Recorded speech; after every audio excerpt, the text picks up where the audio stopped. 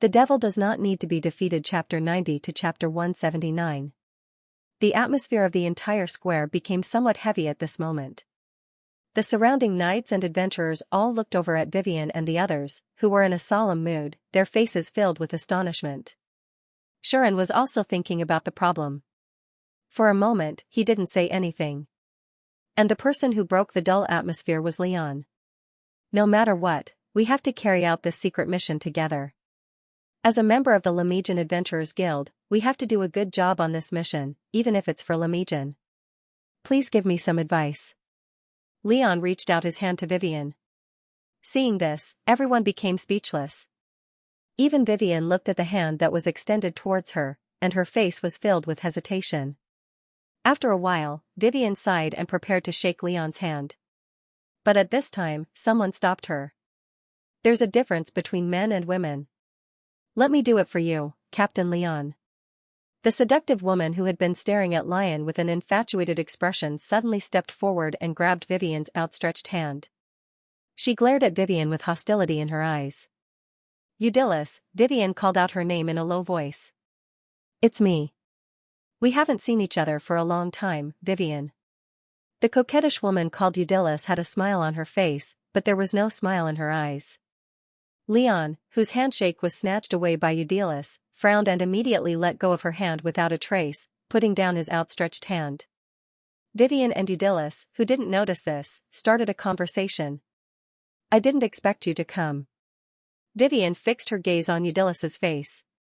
Since Captain is here, I will naturally come as well. Eudilis said with a matter-of-fact expression. Is that so? Vivian seemed to sigh again, but then she showed her signature gentle smile and said, it's still the same. No matter where Leon appears, you will be there. That's a compliment to me. Eudilis smiled and said, I didn't want to come, but I knew you would. The meaning behind his words was quite clear. What Eudilis was trying to say was that Vivian was here, and that was why she had appeared. So?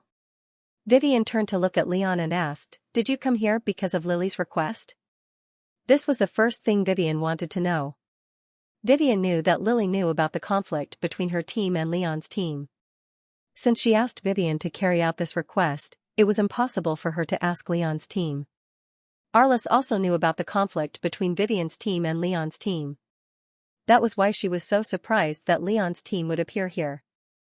Although there was no enmity between Vivian's team and Leon's team, there was indeed a conflict between the two teams.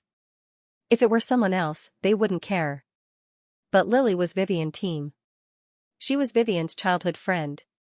She would never ask Leon's team to come here knowing about this.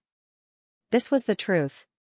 Originally, President Lily had entrusted the task to another team. Leon didn't hide it. He smiled and said, however, that team had some problems, so we came here on their behalf. President Lily should have received the news soon, right? His words didn't ease the atmosphere. Instead, it made it more and more dangerous. In other words, you acted first and reported later? If I remember correctly, the secret mission this time isn't allowed to be disclosed, right? Arliss said nonchalantly. In other words, the person who received the request couldn't reveal the inside information to others. So, where did Leon and the others get such secret information and execute this plan of killing first and reporting later? The answer was quickly revealed. Of course, this is the information I received. Margrave, who had been staring at Marika, finally retracted his gaze and said proudly. To others, this mission is naturally extremely secretive, but my father is one of the decision-makers. As his son, is it strange for me to know about this? Hearing this, Arliss was speechless. Not to mention. Arliss, even Xianxia, who was watching the situation from the side, was speechless. This guy called Margrave's identity wasn't simple. His father seemed to be one of the decision-makers of Lemegin, so it wasn't surprising that he knew about this secret mission. However, as one of the decision-makers of the town, he actually told such an important mission to his own son, and even allowed his own son to spread the news. This kind of behavior really made people wonder if there was something wrong with his head. Surely, Lily, who had received this news, would be hopping mad in the guild. And these uninvited fellows seemed to want to use their status to forcefully interfere with this mission. No wonder Arliss was speechless. He even said something about how their team was so outstanding that it was impossible for them not to be chosen.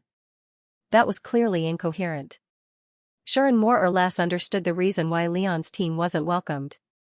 Vivian took a deep breath and said, I think I'll have to wait for President Lily's decision before I can cooperate with all of you. It was obvious that Vivian was waiting for Lily to come and stop Leon's team. However, there's no need for that. When such a voice rang out, everyone was startled. That was because the voice did not come from any one of the people present. Instead, it came from a young man who was surrounded by many knights. Although he looked young, he was fully armed and dignified, and his face was filled with solemnity.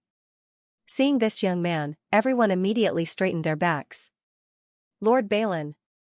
Everyone present, including the domineering Margrave, bowed to the other party, and told the clueless Sean who the other party was. The person who came was the son of Marquis Moreau, the leader of the knights, and the highest decision-maker of Limoges, Balin Moreau. Leon's team's interference was approved by me. Balin looked around at everyone and said calmly, I know there's a gap between you all, but you are all outstanding talents. I hope to use the best in Limoges for this mission. Please look at the bigger picture. I believe President Lily will understand. I understand. Vivian was silent for a long time. Then she said expressionlessly, since Lord Balin has said so, we will do our best. Yes, Leon said respectfully, in the face of the bigger picture, we can't afford to have a personal fight. It's good that you all understand. Balin's stern face relaxed a little. Let's not delay any further. Prepare to depart now. Everyone immediately bowed their heads in acknowledgement. Sean stood aside as if it had nothing to do with him. He witnessed the whole process and cursed in his heart. Although he didn't know what exactly happened, there was one thing he was sure of. This journey was going to be much more troublesome than he had imagined. Are you all right, Marika? When everyone dispersed and began to prepare for their departure, Vivian and her team gathered at the side of a carriage and greeted Marika in a gentle voice. I'm fine. Thank you, Sister Vivian. Marika shook her head and smiled at everyone. However, that smile seemed a little forced. I didn't expect things to turn out like this. Tyr's tone was filled with displeasure. One could imagine that she was absolutely disgusted by the arrival of Leon's team.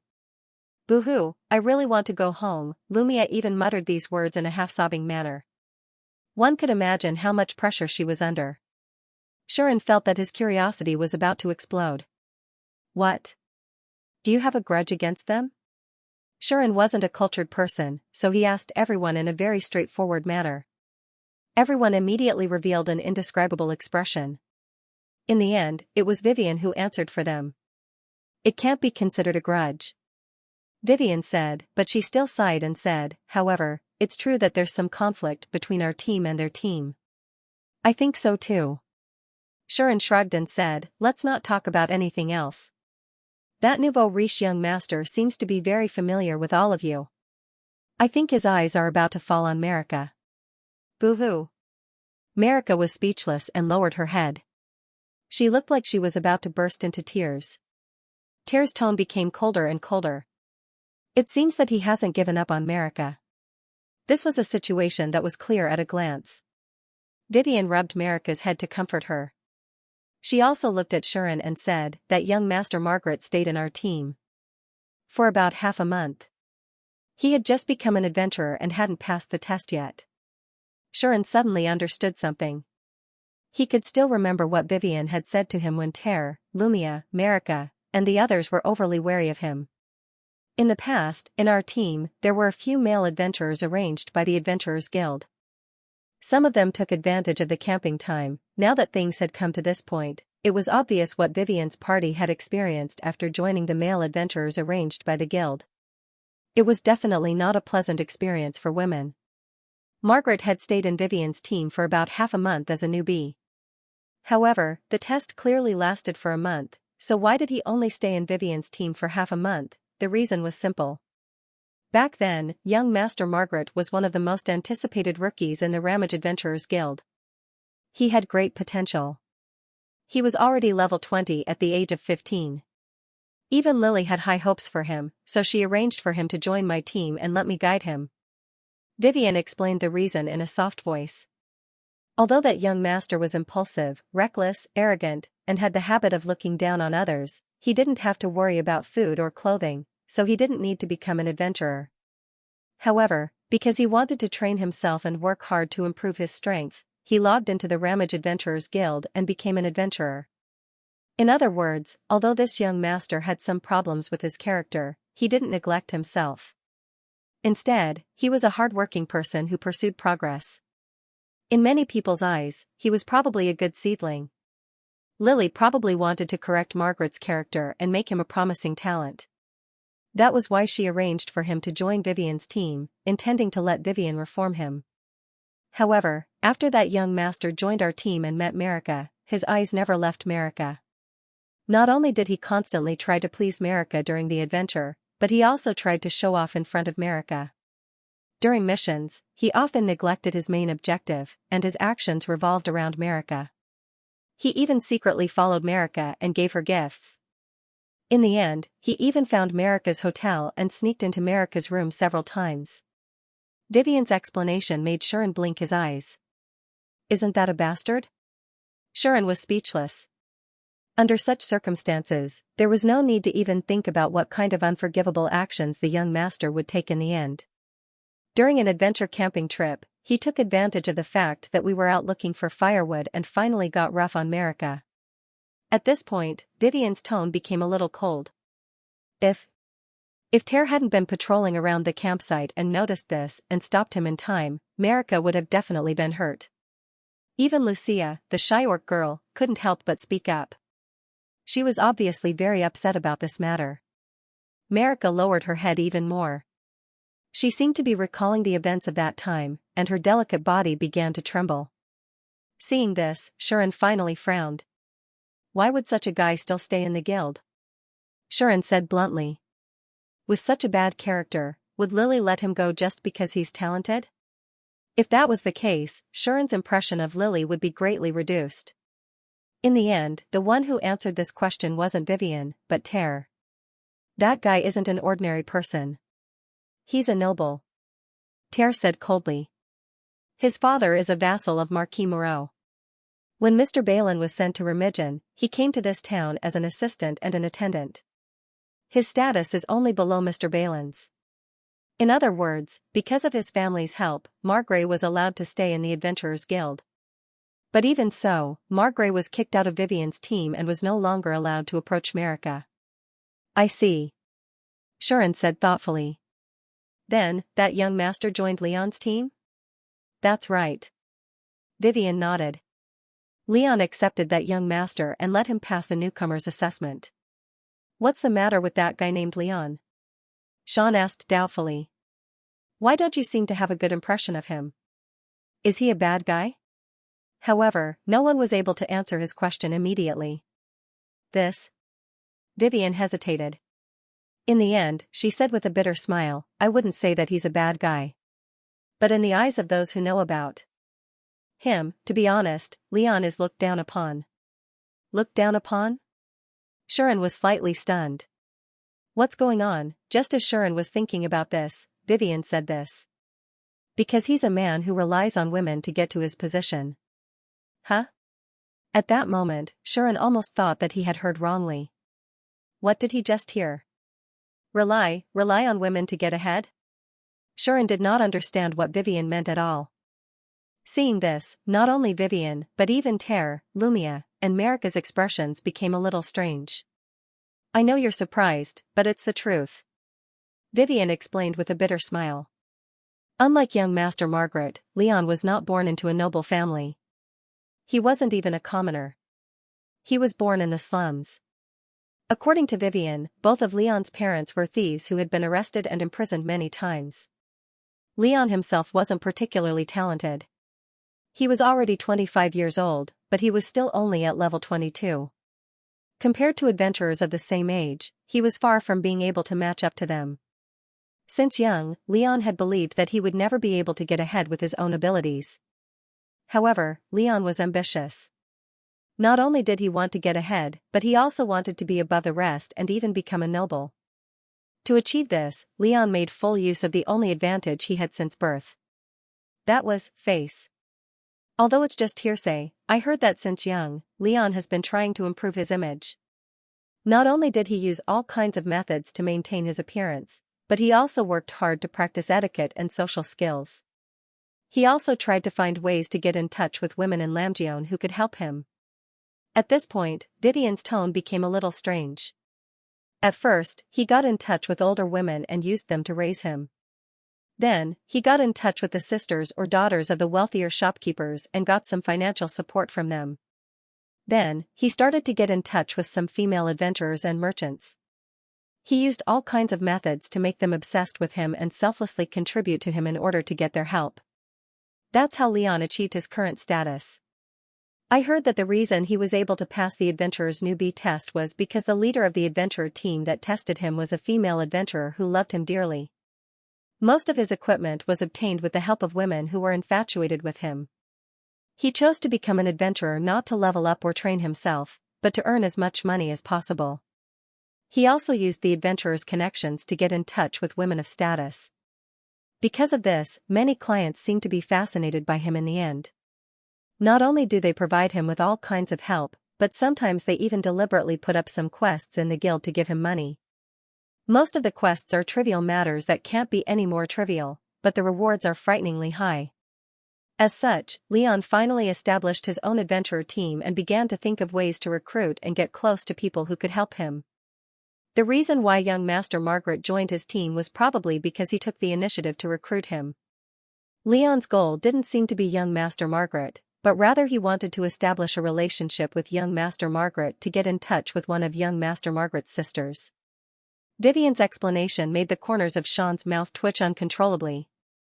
Not to mention Sean, even Lucia and Marika, who had long heard of Leon's deeds, were speechless. The expressions on their faces were, in the words of Sean's previous life, long live, long see. But that wasn't the end. Do you see the woman called Eudelis beside that guy? She's the only daughter of the largest magical equipment merchant in Lamjeon. She's had a crush on that fellow since 2 years ago. She even came here to be an adventurer just to be with that man. Ter chimed in from the side, she's the only daughter of the largest magical equipment merchant in Lamjeon. She's had a crush on that fellow since 2 years ago. She even came here as an adventurer just to stay by his side. This time, Shuren's eyelids twitched. That's all there is to it, right? In that team, there are either sightseeing fans, pretty boys, or naive girls? Sean felt that the image of the adventurer team in his head was crumbling. Especially when he thought of Leon's elegant and handsome face, Xianxia didn't expect this leader, no, this big boss, to have such a trick up his sleeve. Compared to him, those little fresh meats who were kept as mistresses by rich women in his previous life were so weak, okay? Don't tell me he's also eyeing you guys? Xianxia looked at Vivian and the others in disbelief. The expressions of Vivian and the others became even more subtle. Vivian even said hesitantly, "After all, I'm Lily's childhood friend. It's normal for him to want to get in touch with Lily through me. Ter is one of the kingdom's top geniuses, and he's very optimistic about her future. That's why he's been trying to cultivate a good relationship with her. Even Lumia and Marika are valued by him to a certain extent. He's probably trying to cast a wide net and invest in them, who have the potential to make a name for themselves in the future." These words almost made Xianxia vomit blood. Now, Xianxia only wanted to say one thing. What is a hero? That's a hero. Moreover, he was the hero of the trash style. It was truly admirable. At least, Xianxia was starting to feel that he, the current hero, was just as weak as Leon. However, compared to this, Xianxia wanted to say something more. Is it really alright to let such a team participate in this mission? Even if the nouveau riche young master had some talent, his level shouldn't be low. However, the pretty boy leader's level was much lower than the rest of the team. Since the naive girl was a merchant's daughter who became an adventurer for that ridiculous reason, her level shouldn't be that high, right? Vivian naturally didn't think that it was alright. She was extremely worried. I'm afraid the highest level in Leon's team is young Master Margrave. However, there aren't just the 3 of them in Leon's team. Based on Leon's abilities, there are at least a dozen others in his team. That's why they're one of the famous adventurer teams in Ramjan and are acknowledged by Mr. Balin. Although she said that, Vivian couldn't seem to get over it. This mission involves many parties. Leon and his team probably used some tricks to force their way in. They're probably trying to get credit, right? The person they were escorting this time was a major criminal who had murdered countless nobles and members of the royal family 10 years ago. If they successfully delivered him to the royal capital, the nobles and the royal family would definitely reward him handsomely. I think it's because of this that young Master Margray's father arranged for his son to participate in this mission. Leon wouldn't let go of such a good opportunity. If he could make use of this opportunity to have a relationship with the noble's daughter in the royal capital, he would be reborn. Vivian's words made Xiran speak without hesitation. Sorry, I want to go back. There was no way to complete this mission. Originally, Xiran thought that since this secret mission was so important, Lemijin would definitely send out all his elites and prepare for a showdown with the old demons. However, Xiran had to admit that reality was cruel. Now, after Vivian's explanation, Xiran basically understood that this mission wasn't a showdown between the gods. Instead, it was a mix of crooks and honest folk. All sorts of dirty tricks and schemes would be involved. Due to the fact that escorting Killian, who was a major criminal, would be rewarded handsomely by the nobles and the royal family, many people weren't doing this to prevent the old demons from rescuing them. Instead, they were doing this for their own benefits. Leon wanted to make use of this opportunity to meet new people in the royal city and take his life to the next level. Margray's father wanted to fight for the rewards of the royal city, so he placed his son's team into this mission. In fact, even Balin admitted the involvement of the Leon team because Margray's father was a close vassal of the Leon team. Otherwise, she wouldn't have tried to persuade the Leon team to make peace with the Leon team even though she knew that there was a grudge between the Leon team and the Vivian team. It wasn't like she didn't want to use this opportunity to stand out in the royal capital and gain the recognition of the royal family and the big nobles. That was why all these problems had led to the current situation. This confirmed Xiran's previous argument. In reality, everyone had their own thoughts and standpoint. Everyone had their own standards and judgment. That was why every seemingly ordinary result was actually the result of many people's thoughts and actions. Rather, it could be said that the appearance of this result seemed to be inevitable. After all, this was what the so-called nobles were like. Not everyone's starting point was for the sake of the world and society. Most people would only do these things for their own benefits. However, this was undoubtedly a porridge that was spoiled by rat droppings, and it wasn't just a problem of 1 or 2 droppings. Then, according to this situation, Sean could figure out what would happen next even if he used a peach to think. First of all, there will definitely be internal problems. Then, there will be endless internal strife and conflicts until one party slaps the other in the face. That party will hate one another and want to take revenge at all costs. Then, this party will want more benefits, and that party will want more benefits. Finally, one of the villains will suddenly lose their minds and contact the old demons to expose the secret mission's route. Then, the old demons will start a massacre and the mission will fail. Then, in order to turn the tide, the main character will show up in a domineering manner. Not only will he be a nanny for a bunch of idiotic teammates, but he will also expose his identity in exchange for the shock and admiration of a bunch of minor characters. Then, he will use this opportunity to enter the eyes of the major forces and be targeted by many evil forces. This will arouse the curiosity of many beautiful big shots. In the end, they will all come to pay for nothing. This plot is definitely not a problem for millions of words. At the thought of this, Xiran had the urge to curse, completely forgetting that he was actually in the position of the main character. How could Sean not have the urge to turn around and leave when it was so vulgar? At least, Xiran could not see a future in which this mission could be completed smoothly. Of course, that was what Vivian said. They just want to fight for fame and fortune. They don't want the mission to fail. Lion, young Master Margaret, and even Mr. Balin probably think that this mission isn't that dangerous, right? In theory, failure of this mission would be very serious, but the probability of failure was very low. In order to hide from the eyes of the old demons, the nobles of Lemijin have been spreading fake news.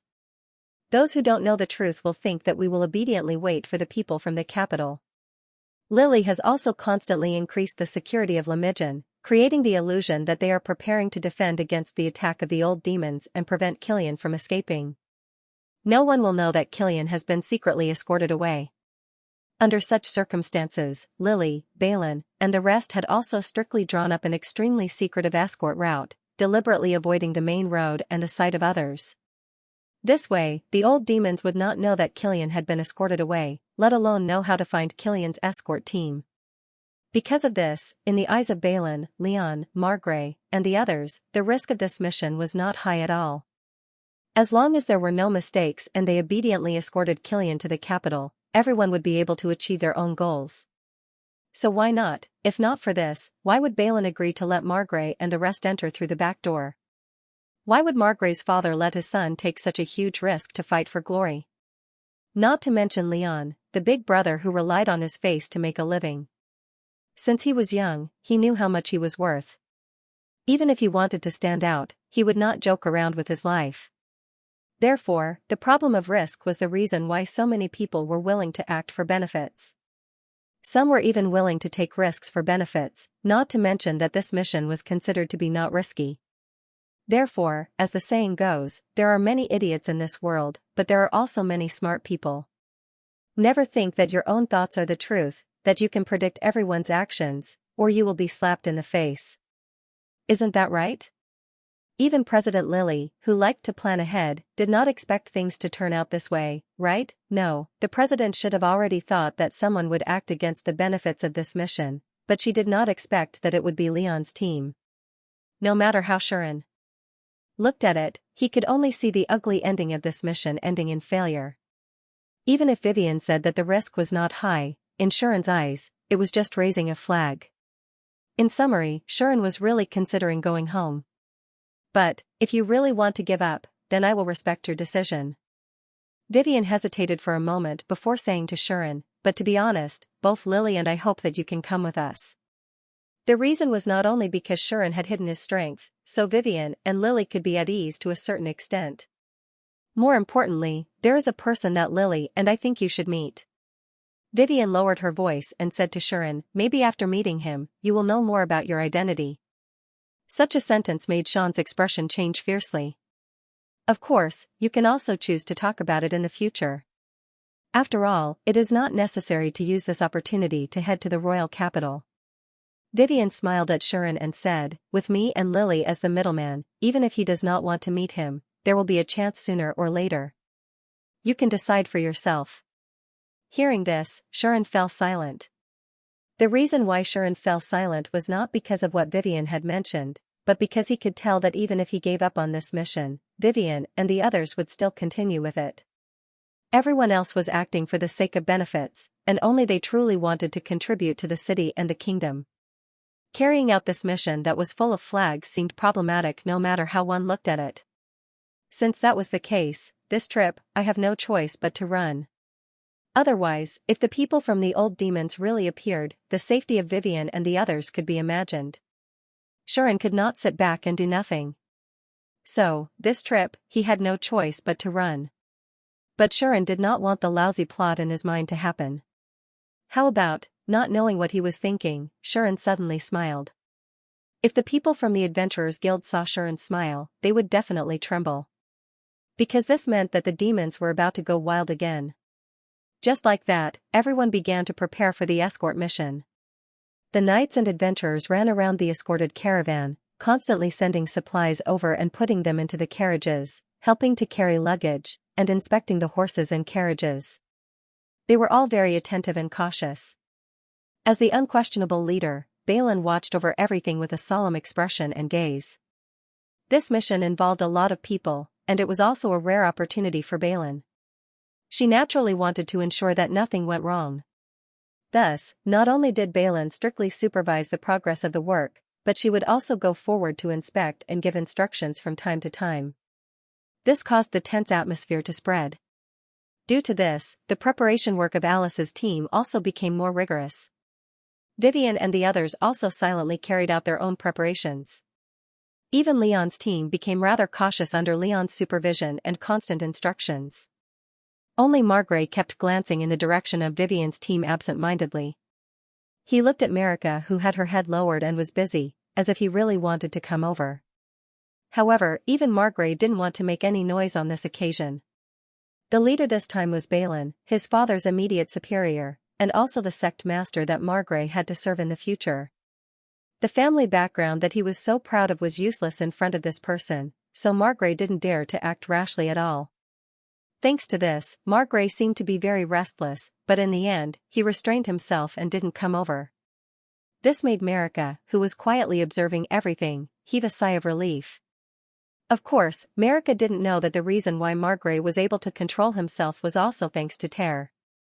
After all, every time Margrave looked over, he could see Ter's cold and piercing gaze, causing his body to tremble and his feet to be unable to move at all. It couldn't be helped. What Margrave was most afraid of wasn't Balin, but Ter. In the past, it was Ter who discovered that he had ill intentions towards Marika and broke all of his limbs mercilessly. If it wasn't for his father inviting the great priest of the shrine to cast a recovery spell on him, Margrave would have been crippled and wouldn't have been able to stand here in one piece. This made Margrave hate and fear Ter, and he didn't dare to act rashly at all. After all, Margrave's family background was also useless in front of Ter. Margrave was in the wrong first, and Ter was the #1 genius in the kingdom, receiving a lot of attention. Furthermore, Lily was supporting her from behind. As long as she didn't directly murder them, even nobles could only admit that they were inferior to her. Under such circumstances, Margrave could only look at Ter with fear. After some hesitation, he gave up on approaching her. Therefore, all the preparations were carried out in an orderly manner, so that the situation was maintained in a delicate balance. Vivian, on the other hand, looked around and muttered to herself in a strange manner. "Where is Xianxia? Where did he go?" Ter said. Ter. Vivian. Vivian, that was that. After handing the decision to Sean, Vivian did not ask for an answer directly. Instead, she felt that she should give Sean some time to think about it, so she led everyone to start making preparations. Ter. T. Re. D. That's good too. Vivian didn't feel regretful. Instead, she felt relieved. If Xianxia had continued to stay here, with the delicate relationship between Vivian's team and Leon's team, he might have been pestered by people like Margrave. Considering this, it was not a bad idea for Xianxia to give up on this mission. As for meeting that person, let's talk about it next time. Thinking of that person, Vivian also smiled helplessly. Although that person was very busy and had a special status, making it difficult to meet him, with Lily's help, there should be a chance. With that in mind, Vivian relaxed and continued to focus on her preparations. It took him quite some time to do so. After all the preparations were done, Balin, who was supervising everything, gave an order. "Bring the criminal over." Instantly, the entire place fell silent. Everyone's faces were taut, and they were ready for battle. Vivian and the others also wore solemn expressions as they looked forward. Not long after, that figure appeared. Under the heavy encirclement of the knights, a feminine man slowly walked over. That was Killian. At this moment, Killian's entire body was tied up with restraining tools. These restraining tools were the highest-level magic tools in Lamijin. Some had the effect of impeding the flow of magic, some were extremely tough, and some were extremely heavy. They restricted the criminal's movement. Killian, a level 77 demon, could only stay there obediently. There was no way he could escape. However, Killian remained expressionless. His eyes were unwavering, giving off a strange sense of calmness that made people feel uneasy. At least, quite a number of knights and adventurers were fearful. "That is so scary," similar whispers could be heard from time to time, causing Balin's expression to turn serious. Lion and Eudilis even started to break out in a cold sweat. Even Margrave was trembling. It was clear how much pressure Killian was putting on them. Vivian and the rest were equally solemn. "That person is very strong." Ter gripped her sword tightly and stared at Killian. That's the mastermind of the old demons faction's large-scale assassination 10 years ago? It's really scary. Lumia and Melika, too, were nervous. Even Vivian took a deep breath in her heart. That kind of guy, how did Sean subdue him and skate? Seeing Killian with her own eyes, Vivian couldn't think of any powerful magic tool that could allow a level 10 new adventurer to accomplish such a feat. It's no wonder the knights have been trying to find out more about the magic tool. Vivian couldn't help but laugh. However, Vivian also knew that Sharon definitely didn't use any magic tool. There are so many secrets. Even I'm curious, not to mention Lily. Vivian murmured in a low voice. Under everyone's watchful eyes, Killian was escorted into the cage-like carriage. All the preparations were completed. Good. Balin nodded and was ready to give the order to set off. However, at this moment, a knight ran over in a panic. Lady Balin. The knight whispered something into Balin's ear with a panicked expression. What? Hearing those words, Balin's expression finally changed. What's wrong? What happened? The others were puzzled. As for Vivian, looking at this scene, she didn't know why, but she had an ominous premonition. Her intuition told her that something bad was going to happen. Moreover, the troublemakers might be on her side. Lamejin, the streets of the East City Gate. Amidst the messy and hurried footsteps, with Balin in the lead, the knights and adventurers who were carrying out the secret escort mission hastened their journey as fast as they could. Vivian, Ter, Lumia, and Marika were among them, but their brows were tightly furrowed, and they wore expressions of bewilderment and surprise. Not only Vivian and the others, but Balin, Leon, Arliss, Eudelis, and Margrave also had the same expression, causing them to rush towards the city gate. When they arrived at the city gate, it was already packed with people and was surrounded by a large number of citizens. The citizens seemed to want to leave the city, sticking their heads out and looking around, as if they were attracted by something. It was very lively. The guards at the gate stopped them, not allowing them to leave the city. Lord Balin! Lord Balin! Seeing that Balin had brought a large group of people over, the guards at the gate finally let out a sigh of relief. But Balin didn't even care. She led everyone through the city gate and out of Lamethien. However, just as they left the city and reached the outskirts, something strange happened. Boom! Accompanied by an earth-shattering roar, a violent explosion occurred in front of them, causing the explosive wind to spread out like a shockwave, striking in all directions. Balin and the others who had rushed out of the city did not even have time to react, and were directly affected by the shockwave. Ah! Ah! Lord Leon! Caught off guard, Lumia, Marika, and Eudelis were blown away by the shockwave, causing them to cry out in alarm. The others were the same. They seemed as if they'd encountered a sudden typhoon, and they cried out repeatedly in alarm. Some of them were even blown to the point they swayed from side to side and almost fell to the ground. No, Leon and Margrave had already fallen to the ground, one covered in dust, the other screaming in pain. Those who did not know better would have thought that they had been treated inhumanely. Only Balin, a level 68 knight, reflexively unsheathed the long sword at his waist and held it in front of him. Vivian immediately unsheathed her shield and placed it in front of Lumia and Marika, blocking the incoming shockwave for them. Ter was even more decisive. With a flash of her sharp blade, the shockwave was sliced apart, turning into a gentle breeze that dissipated. Be careful. Apart from the three of them, the only one who could react to the sudden shockwave was Arliss. He pressed down on the shoulders of his teammates, bracing against the wind and stabilizing everyone.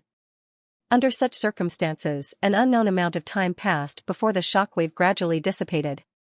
Only then did everyone see the scene in front of them clearly, and one after another, they were all dumbfounded. On the plains in front of them, a shocking scene was imprinted in everyone's eyes. Over there, what should have been an ordinary plain had turned into a scorched land. Not only was everything scorched black, but there were also huge pits in the ground. It was extremely terrifying. And in front of this shocking scene, there was a young man with a long bundle on his shoulder, holding something in his hand. Why are you guys here? As if surprised, the young man turned his head as if he had heard the commotion behind him. While speaking in a surprised tone, for some reason, there was a hint of a smile in his eyes. Sharon. Vivian could not help but murmur his name. It was Sharon who had suddenly disappeared. Looking at Sharon standing in front of the shocking scene, the group of knights and adventurers finally reacted, and a commotion broke out. What? What's going on? Oh God, how did it become like this? So scary, the knights and adventurers all began to talk in panic. Not to mention the ordinary knights and adventurers, even Leon, Arliss, Margrave, and Eudelis felt their hearts racing because of the scene in front of them. Ter couldn't help but mutter under her breath. What is this man planning to do now? Obviously, Ter was starting to have a headache. Even Ter was in such a state, not to mention Lucia and Marika. They looked at each other, trembling with fear. Balin was also trembling with fear. It was not that he was timid, but the scene in front of him was indeed a little frightening, and he almost thought that the old demons had sent people to attack ahead of time. However, Shuren looked refreshed and even a little happy, and Balin could not help but speak. What are you doing here? Balin's tone was a little interrogative. It had to be said that it was indeed very dignified, and it also brought a great sense of oppression to others. However, not only did Shuren not feel afraid, but he even scratched his head in embarrassment. Sorry for scaring you. I'm just experimenting with a new magic tool. I'm really sorry if I scared you all. Shuren said. Experimenting with a new magic tool? Everyone's attention was immediately attracted by Shuren's words, especially Vivian and Ter. It was especially so for Vivian and Ter, who were staring at Sean in astonishment. Shuren ignored them as if he really felt embarrassed. He scratched his head and laughed. You all should know, right? Last time, it was all thanks to the powerful magical tools that I was able to take down the person from the old demon's faction in a sneak attack. So, since then, I've been a little interested in powerful magical tools. Shuren's words attracted many people's attention, especially Balin, who seemed to have only just realized Shuren's existence. So you're the newbie adventurer who subdued Killian and was valued by President Lily? Balin said in a daze, as if she had just realized Shuren's existence. That's right. Shuren said with a smile, I'm really sorry to have disturbed you all. Although that was what he said, Shuren's face did not show the slightest bit of embarrassment. However, the crowd could no longer care about that. Because everyone's attention had been completely attracted by Shuren's words just now. You said you were experimenting with a new magic tool here, right? Balin glanced at the horrifying scene of scorched earth in front of her. Her eyes moved, and she looked at Shuren. She said in a deep voice, could it be that everything here was caused by your experiments with magic tools? Well, that's what happened. Shuren admitted it openly and said, the magic tool that I used on Killian was really too powerful. It left a deep impression on me. I really couldn't help but want to recreate that tool, so I asked someone to help me make it. Although the result was a little unsatisfactory, it was barely acceptable. Hearing that, there was only one sentence in everyone's mind. That was, if this was barely satisfactory, what kind of magical equipment could be considered satisfactory? But gradually, they realized what Shuren meant, and their eyes lit up. For example, Lion. For example, Margrave. And Balin.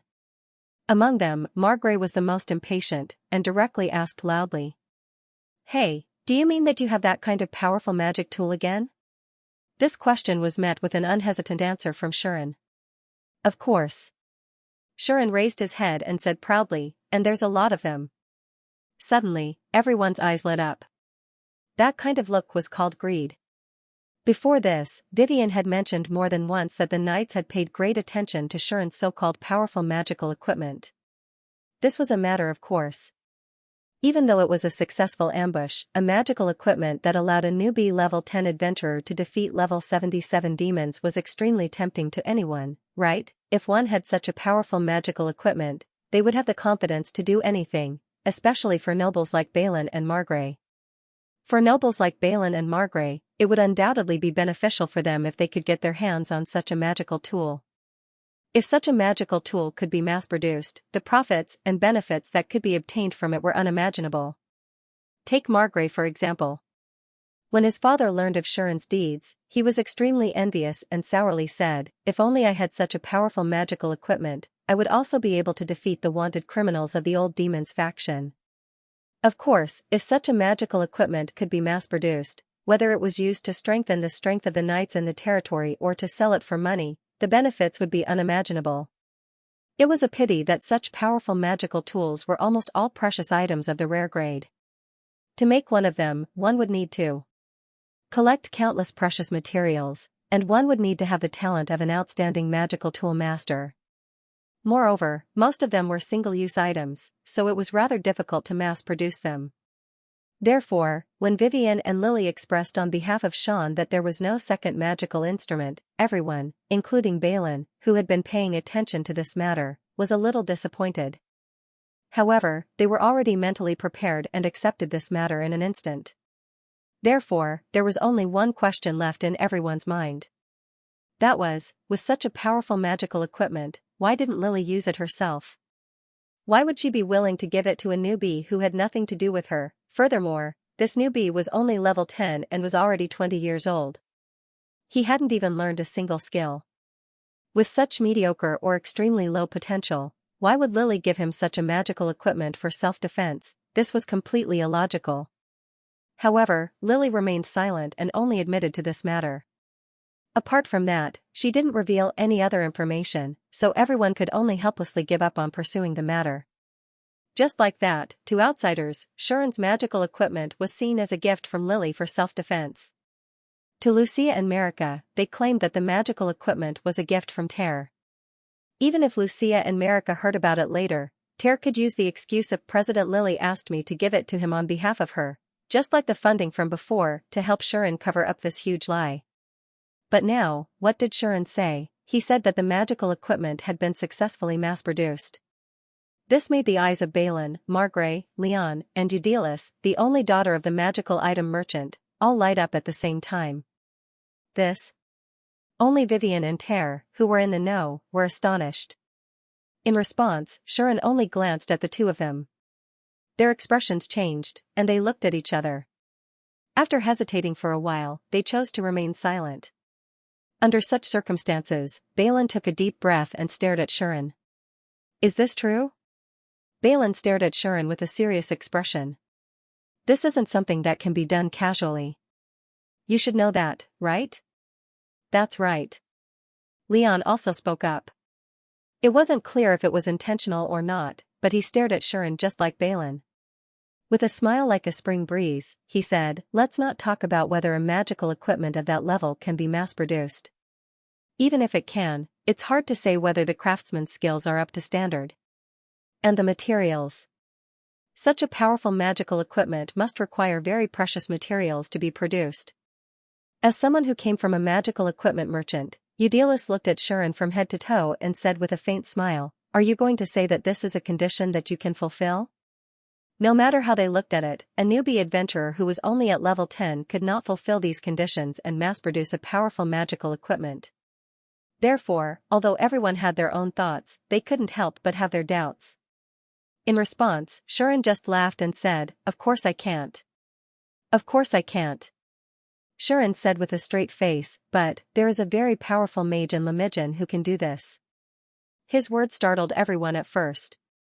Then, a few people's expressions changed at the same time. Are you talking about that person?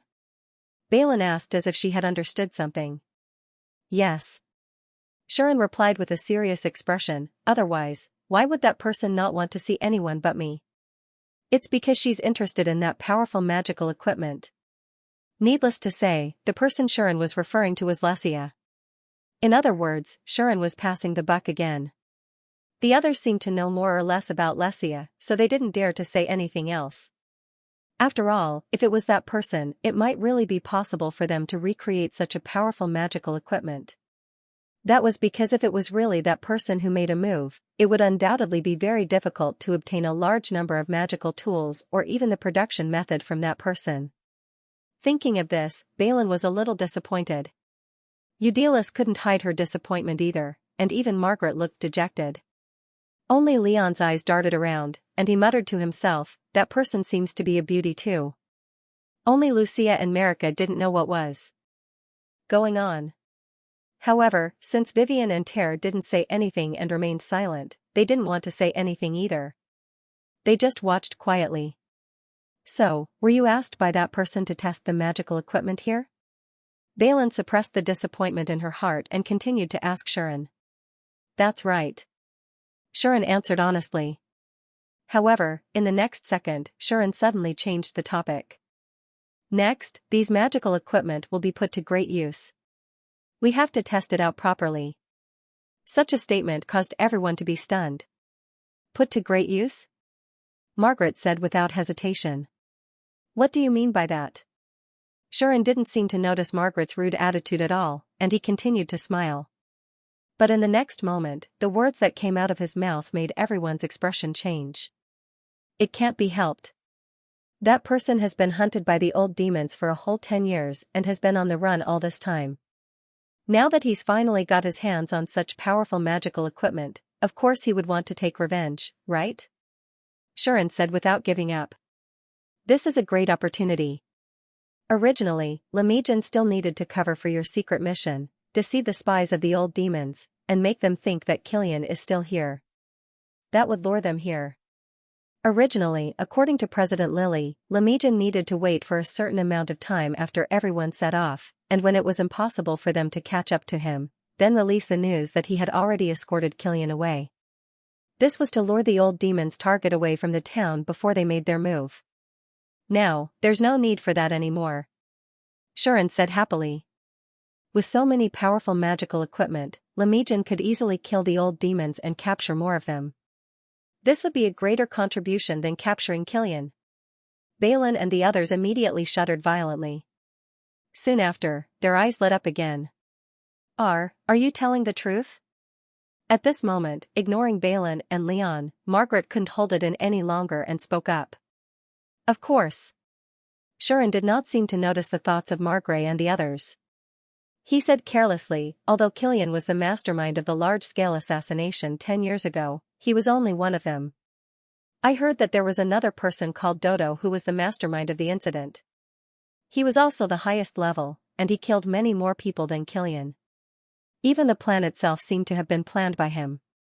If he appeared to rescue Killian and brought along the rest of the old demon's faction, then killing them all in one fell swoop, this merit, even if Shuren did not say it, everyone understood what he meant. If that was the case, then the merit would definitely be much greater than capturing Killian. If even a single Killian could bring so many benefits, what would happen if there was an even greater contribution? Will I be conferred a noble? Leon's heart was burning with passion. Will I be valued by the royal family, and be promoted along with my family? Margaret could not help but feel excited. Will my father's trading company gain more benefits, and even get the royal family to bestow marriage on my behalf, and become Lord Leon's wife? Eudilis's imagination also began to run wild. As for Balin, she could not help but feel the same way. Originally, the other knight commanders, vassals, and vassal noble families were quite dissatisfied with me becoming a knight commander in the territory before I even reached level 70. They used this reason to give me trouble more than once, causing me to be unable to gain the recognition of most of the public, except for Lemijin.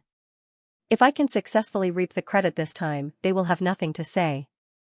I might even be able to replace my eldest brother as the heir of the Moreau family in the future, becoming the next Marquis Moreau. Thinking of this, Balin could not help but feel tempted. Only Arliss raised an objection at this time. Has President Lily agreed to this matter? Arliss frowned and said bluntly to Shuren, "Are you sure you can succeed? Don't harm Ramiro when the time comes." Arliss's words brought everyone back to reality. It was not just Arliss, even Vivian could not help but interject. Beto is stronger than Killian and the demons that are still in Ramiro. Even if we can subdue Killian, we might not be able to subdue Beto. If we fail, Ramiro will have to bear the consequences. The risk is too great. Vivian did not know what Shuren was planning, so she used this method to remind him, just in case Shuren really decided to take action. Don't worry. Sean did not care at all, and said, "There's nothing that a magical tool can't solve. If there's one, then two." This extremely arrogant statement left everyone speechless. But that was the truth.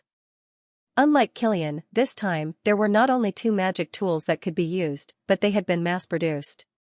In that case, if one disregarded the losses and used a large number of such magic tools, not to mention the demons that were harder to deal with than the level 77 demons, even the level 90 super experts would be in trouble, wouldn't they? In other words, it could work, everyone could not sit still anymore. You are Shuren, right? Balin finally spoke. She looked at Shuren and said, "Thank you for your hard work. In that case, this matter, let me support you on this matter." Balin intended to say this. From Balin's point of view, since they could wait for the old demons to fall into their trap and catch them all in one fell swoop, there was no need for them to carry out any secret missions. They could just wait here and finish them off in one fell swoop. That way, they would be able to earn more and more merits. But at this moment, Shuren changed the topic and interrupted Balin. "Speaking of which, I haven't thanked everyone yet." Shuren seemed to be extremely grateful to everyone. "In order to help me escort Killian to the royal city, you have mobilized so many people. I am really sorry." As soon as this was said, everyone, including Balin, was stunned. "Help you?" Balin, Leon, Margrave, Eudelis, and Arliss were all puzzled. What did this mean? Everyone was puzzled. But in the next second, Shuren's words made everyone's expression change. And it was unprecedented. "Because, although I successfully subdued Killian with the help of magic tools, I think the kingdom will not be stingy to reward me for subduing such a heavyweight criminal and escorting him to the royal city, right? Just thinking about it makes me look forward to it." Shuren's excited words made everyone's heart skip a beat. They finally realized that things were bad. That's right, the one who subdued Killian was Shuren, not them. In other words, Shuren was the real hero, and they were just a little bit involved. It was not that everyone had forgotten about this, but usually, in a territory, if someone made a great contribution, then unless it was something that could shock the whole kingdom and bring great contribution to the kingdom, the reward system was usually implemented in the form of class. For example, if a commoner accidentally discovered a relic that was so valuable that even the kingdom could not ignore it, then he would not be directly rewarded by the kingdom, but by the nobles in the territory who got the news. Then, after the noble rewarded the commoner, he would report this matter to the lord of the territory. The lord would regard it as the noble's contribution and reward him instead of directly rewarding the commoner.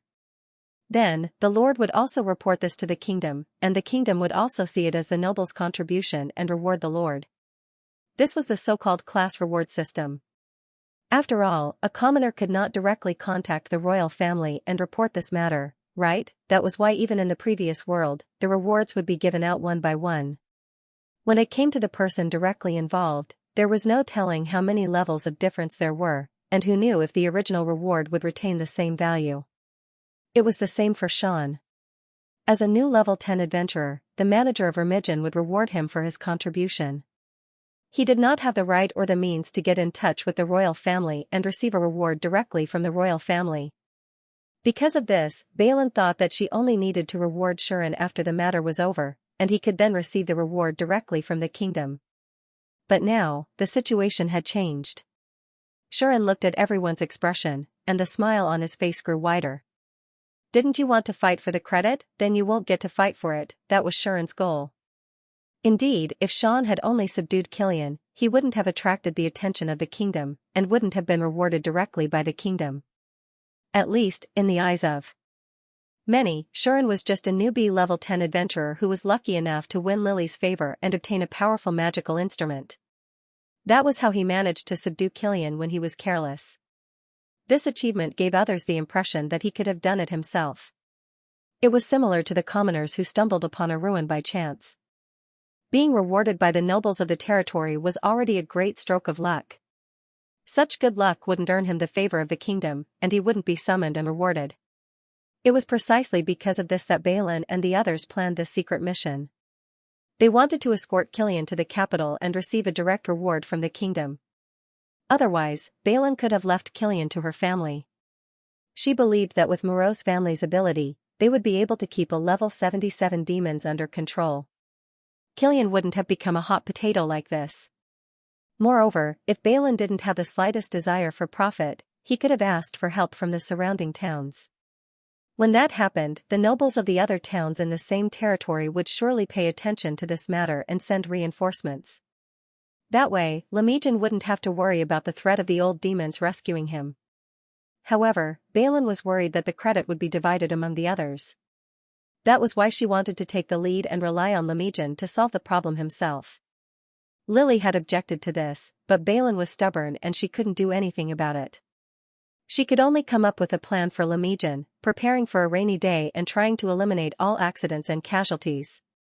But now, the situation had changed. Everyone else's efforts would be in vain, and the credit would go to Shuren alone.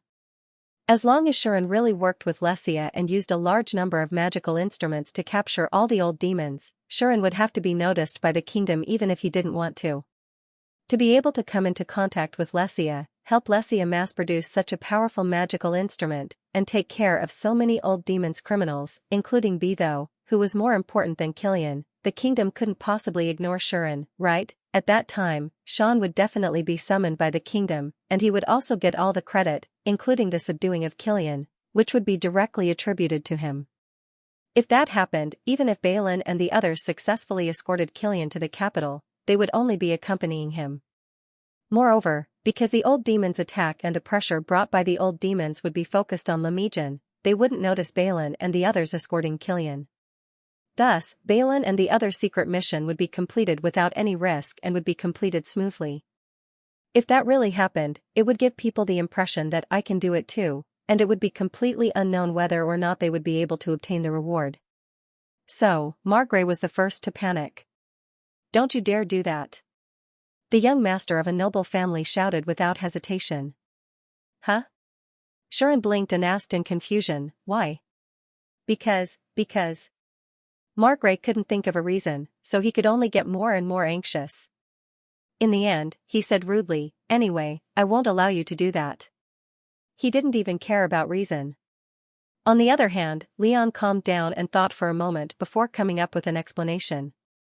Just like what Arliss and Vivian said just now, the risk is still too great. Leon seemed to be thinking for Shuren's sake, and said earnestly, "No one can be sure that these magic tools will be able to deal with Beidou and the rest of the old demons. What if it really doesn't work?" That's right. Eudelia quickly agreed, "What Lord Leon said makes too much sense." Rather than saying that she agreed, it would be more accurate to say that she was infatuated with Leon. As long as it was Leon who said it, this sweet and naive young lady would agree without hesitation. "I also don't think it's appropriate." Balin was silent for a moment, then looked at Shuren and said, "We can forget about it, but we can't let the citizens of Lemijin take the risk with us. If something really happens, we will be the ones to blame. So, I don't agree to do this." It seemed that this knight leader was going to do everything in his power to deny this matter from happening. What should we do?" Shuren seemed very disappointed. "Then won't my magic tools be completely useless?" "How can that be?" Balin's heart skipped a beat, and she immediately said, "Actually, you can hand over the magic tools to us, and we will continue carrying out the secret mission according to the original plan.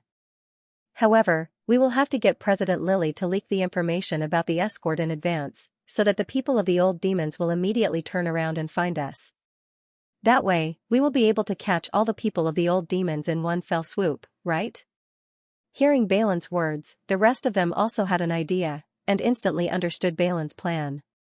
This, Vivian, Ter, Lumia, Marika, and the others frowned. They could also see that Balin and the others were ready to fight for credit again, so that the mission that was supposed to be Shuren's glory would be shared by everyone. Although if they stayed in Lamajin and waited for the people of the old demons to walk into the trap, they would still be able to share the credit. But if they did that, the incident would become an anecdote of Shuren and Xianxia working together to mass-produce powerful magic tools, distribute them to everyone in Lamajin, and gather the power of the entire town to resist the attack of the old demons. And if they continued according to the original plan, it would become an incident of the secret mission team led by Balin Moreau lured the people of the old demons away, and gathered the power of everyone in the team to resist the old demons. Comparing the two, there was no doubt that the latter was more outstanding.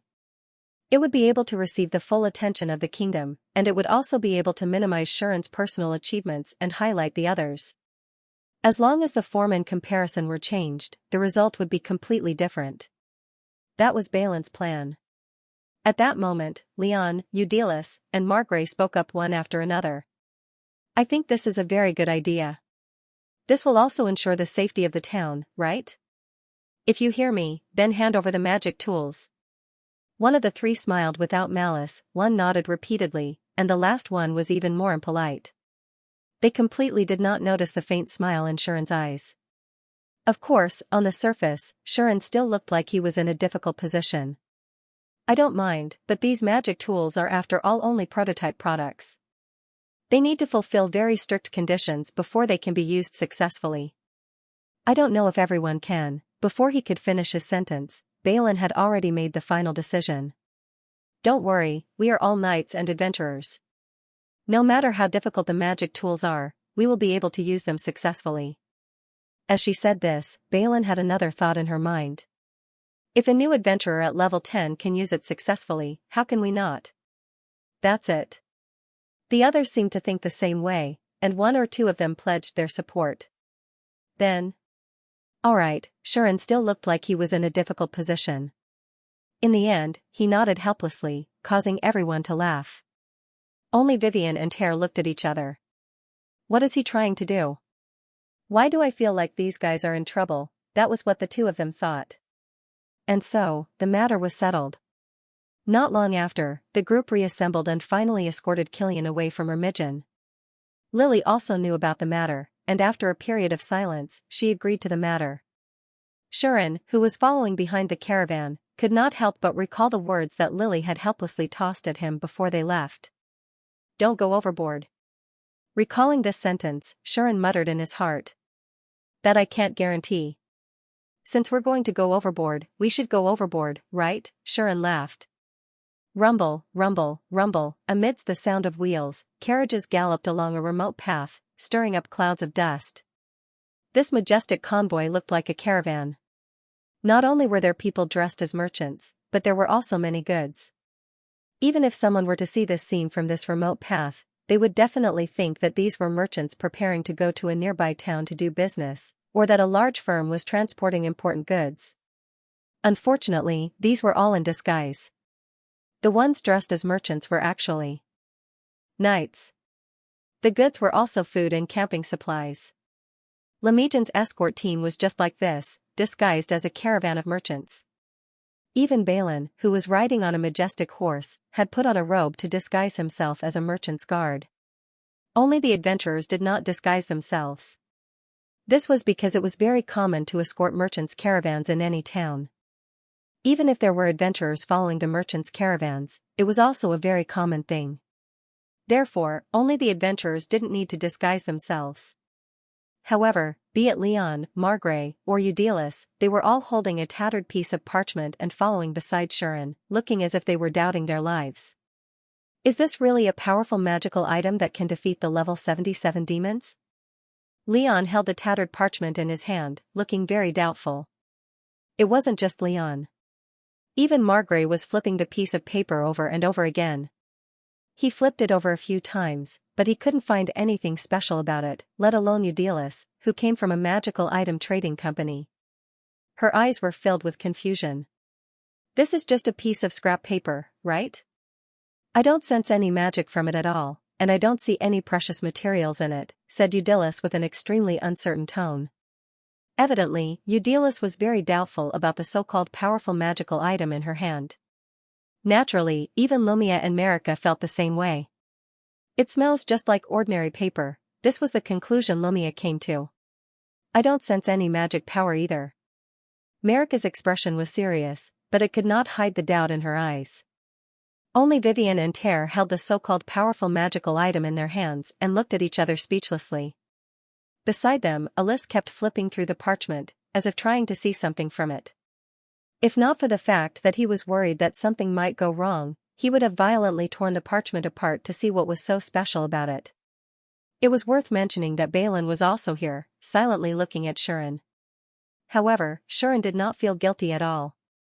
Instead, he looked at them with a straight face. Even if you ask me that, I can't answer your question. Sean said frankly, I also got them from someone else. If even you can't detect anything extraordinary about them, then I'm even less capable. No one refuted this. Some even nodded in agreement. Perhaps, there really is a way that we can't see through. That up, bellowed Leon. That was what Belen and Lion said. Indeed. Although Eudelis was a little reluctant, she still said, at least, I don't understand the magic words on it at all, but they look very mysterious and extraordinary. Maybe the secret lies in these magic words. The only extraordinary thing about the paper-like magical tool in everyone's hands was that it was engraved with mysterious characters that no one could understand. This was the only extraordinary thing about this so-called magical item. But why do I feel that the ink on it is still wet? Vivian, let's not talk too much. Vivian and Ter wanted to say something, but in the end, they chose to remain silent. Everyone gathered around Shuren again to confirm the conditions of using this magical item. As long as you chant the magic words engraved on it, you will be able to activate this magic tool. Are you sure? Balin looked at Shuren. Yes. Shuren nodded and said, you must chant it accurately without any deviation, or else you won't be able to activate it. This is the condition that person told me, and I only succeeded a few times after practicing for a long time. Otherwise, I wouldn't have to go outside the city to test it. As he said this, Shuren put on a look of someone who had gone through a lot of hardships, as if he was reminiscing about the hard and fulfilling days of his life. He looked at the distant horizon. Seeing this scene, everyone began to believe it a little. Can I give it a try? Balin thought for a while and then decided to give it a try. Of course. Shuren still did not feel guilty, as if he had been waiting for this moment for a long time. He put on a serious face again and said, remember to chant it according to the accent I taught you, and loudly, understand? Yes. Yes. Balin seemed to be shocked by Shuren's serious look. Her mood became solemn, and she could not help but tighten her face. She said, then, I will begin. Everyone's eyes were immediately focused on Balin. Under such a situation, Balin took in a deep breath and raised the magical tool in her hand high up in the air. I am a pig. A pig with dreams. If you have the guts, come and kill me. Come. Come. This so-called magic incantation was chanted by Balin. No one knew the meaning of this sentence. Because this was not the language of this world, but from the world of a hero's previous life. Pfft. Shuren couldn't help but spit. The rest of the people's face darkened. Because even though Balin used the powerful magic tool, nothing happened. Did I make a mistake somewhere? Balin frowned, and her eyes were filled with doubt. Shuren immediately stopped smiling. Probably not loud enough. Shuren's expression changed in a second, and he was still as serious as ever. You must chant it loudly, without any deviation. Come, Lady Balin, try again. Hearing this, Balin nodded heavily, took a deep breath, and raised the magic tool again. I am a pig. A pig with dreams. If you have the guts, come and kill me. Come. Come. This time, Balin used all her strength, and her voice was incomparably loud, like a broken dam, resounding through the wilderness. Therefore, no one, including himself, heard a small chant that rang out at the same time. Fire, tinder, and so, at this moment, an astonishing amount of magic power exploded. Boom! Accompanied by a violent explosion, a distance away from the convoy, a wave of fire rolled wantonly, and the shockwave and explosive wind blew up. It's a success. Balin was overjoyed. The others took a deep breath, and even Vivian and Ter were surprised. What a terrifying power. Even a high-level magic spell might not have this power, right? No wonder even the level 77 demons couldn't resist it. This is too amazing. Everyone was surprised and excited one after another. Especially Eudelis, the daughter of the magic tool merchant, and Melika, the magician, their eyes lit up, and they looked at the parchment in their hands as if they were looking at a treasure. Of course, the others were the same. Because of this, they didn't notice that beside them, Shuren had been trying very hard to hold back his laughter. None of the people present noticed the abnormality on Shuren's side. Everyone was immersed in excitement as they looked at the parchment in their hands, their eyes shining with excitement. Even Lucia and Marika were no exception. In the end, even Arliss no longer doubted the power of the magic tool in his hand. He put it away with a solemn expression, as if he had obtained a priceless treasure. Even Vivian and Tier weren't sure if the parchment in their hands was a powerful magic tool. In other words, no one present realized that the magic just now did not come from the parchment, but from Shuren. There was nothing they could do about it. With the max level, mana manipulation, Shuren's control over magic could be said to be amazing. It was a piece of cake for him to hide the fluctuations of magic. Under such circumstances, unless someone had the mana perception skill to the maximum level, it would be impossible to detect the mana that was deliberately controlled by Xian. Otherwise, even an elf like Marika, who was a natural mage, would not be able to detect the source of the mana. Would anyone here have the magic sense skill at the maximum level? The answer was naturally no. Therefore, everyone began to get excited and eager to give it a try. Let me try too. Margrave didn't have any patience.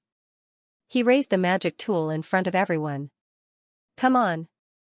Use more force. Remembering Shuren's instructions, Margrave did not hesitate to use his loudest voice. Coupled with his smug tone and extremely arrogant attitude, he was simply asking for a beating. Lightning, at this moment, a small chant was mixed in with the loud and clear voice, causing a huge burst of magic to transform into a dazzling lightning bolt that shot out at an astonishing speed. Everyone only saw a blur before their eyes. Then, the lightning struck the ground in the distance. It was as if a bolt of lightning had fallen, bringing with it a dazzling flash as it exploded. Thus, a charred pit appeared on the ground in the distance, and smoke continued to rise from it. Haha! So powerful! So powerful! Margrave was already extremely excited. It was as if he was the one who had displayed such power. His nose was in the air, and he almost wanted everyone to kneel down and shout "Long live for him." Let me try too. Seeing this, Eudelis, the daughter of the magic tool store, could not wait any longer. She could not wait to raise the magic tool. Let me try too. Leon still had a handsome smile on his face, but he could not hide the excitement in his eyes. Just like that, the two of them also tried to use the magic tool. Yamit! Yamit! Eudelis loudly shouted the shortest but also the most shocking magic spell in the crowd. Come on me if you are a man. Come on. On the other hand, Leon shouted out words that could terrify the women he had spent his entire life trying to woo. Unfortunately, no one at the scene understood the meaning of these two sentences. However, as the only one who could understand, Xian finally couldn't help but burst into laughter. Shuren? Vivian and Ter were startled by Shuren's sudden laughter. Vivian and Ter were both startled by Xian's sudden laughter. On the other hand, Leon and Eudelis could not help but become more serious when they saw that nothing happened after they shouted the magic spell. It seems that we did not shout loudly enough, or our chanting was not very accurate. We still need to practice, Lord Leon. The two of them exchanged opinions, and then began to practice as if they were determined to improve themselves. Come on me if you are a man. Yamit. Come on me if you are a man. Yamit. At that moment, Leon and Eudelis kept practicing the magic incantation, and the more they practiced, the louder they shouted. Their voices were so loud that they were almost echoing. Pfft! Ha ha ha ha ha! Shuren laughed so hard that his stomach hurt. He could not help but cry, and he felt that his abdominal muscles were almost cramping. Seeing Shuren like this, Lucia and Marika were a little worried. They did not know if he was sick. Vivian and Ter seemed to have sensed that something was wrong, and the corners of their eyes twitched. Ter. I know, what kind of spell is this? I won't chant it even if I die. The two of them silently made up their minds. Of course, the rest of the people who did not know about this seemed to be infected by Leon and Eudelis. One by one, they began to practice, and the magic spell that made Shuren laugh kept echoing. As for Lucia and Marika, they were stopped by Vivian and Ter when they were about to practice. After that, for the sake of his own life, Xian did not want to die of laughter in this wilderness, so he used magic a few times to let everyone think that his practice had finally paid off. Satisfied, he put away the magic tool that he regarded as a treasure. The sky gradually darkened, and the mighty fleet of carriages gradually slowed down. They stopped on the outskirts of the city and prepared to camp for the night. When the night sky was full of stars, the convoy had already set up the camp. Tents of various sizes were erected here and there, and bonfires burned under the moonlight, illuminating the surroundings. The knights and adventurers began to get busy. Some were preparing dinner, some were patrolling around, and some were guarding in front of a tent with a serious and vigilant face. They looked like they were guarding some kind of treasure house, and did not dare to relax. However, the one in this tent was not a treasure, nor was it an important person. It was Killian. At this time, Killian was still in a state of being heavily restrained by a restraining tool. He was even chained to a pillar. His eyes were cold, and his expression was gloomy. "Haven't those fellows come to save me yet?" Killian's face was cold, but his heart was filled with uncontrollable anger and humiliation. During this period of time, Killian felt like he was in hell, and he was in pain all the time. It wasn't because someone was interrogating him, nor was it because someone was torturing him. Instead, it was because to Killian, being imprisoned by inferior humans like this and being escorted as they pleased was more painful than death. Humiliation, humiliation, humiliation, these words kept appearing in Killian's mind, deeply stimulating his heart. If he could commit suicide, he would definitely not hesitate. This was how he felt deeply humiliated. That being said, there was a reason why Killian was able to endure the humiliation until now. There was only one thing that Killian wanted to do. And that was revenge. Recalling the faint smile on the face of the man who caused him to fall into such a nightmare, the humiliation in Killian's heart turned into hatred. Therefore, after knowing that he fell into the hands of that man and ended up in such a state, Killian swore in his heart that he would take revenge in the cruelest way possible. "Now, I can't die, that's right, I can't die." Killian told himself that in his heart as he prepared to close his eyes and quietly wait for the right time to come. However, Killian didn't know that although he, the villain, had such patience, the protagonist might not have the same. Therefore, "Hey, long time no see. You look like you're having a good time. Free food and drinks, isn't it comfortable?"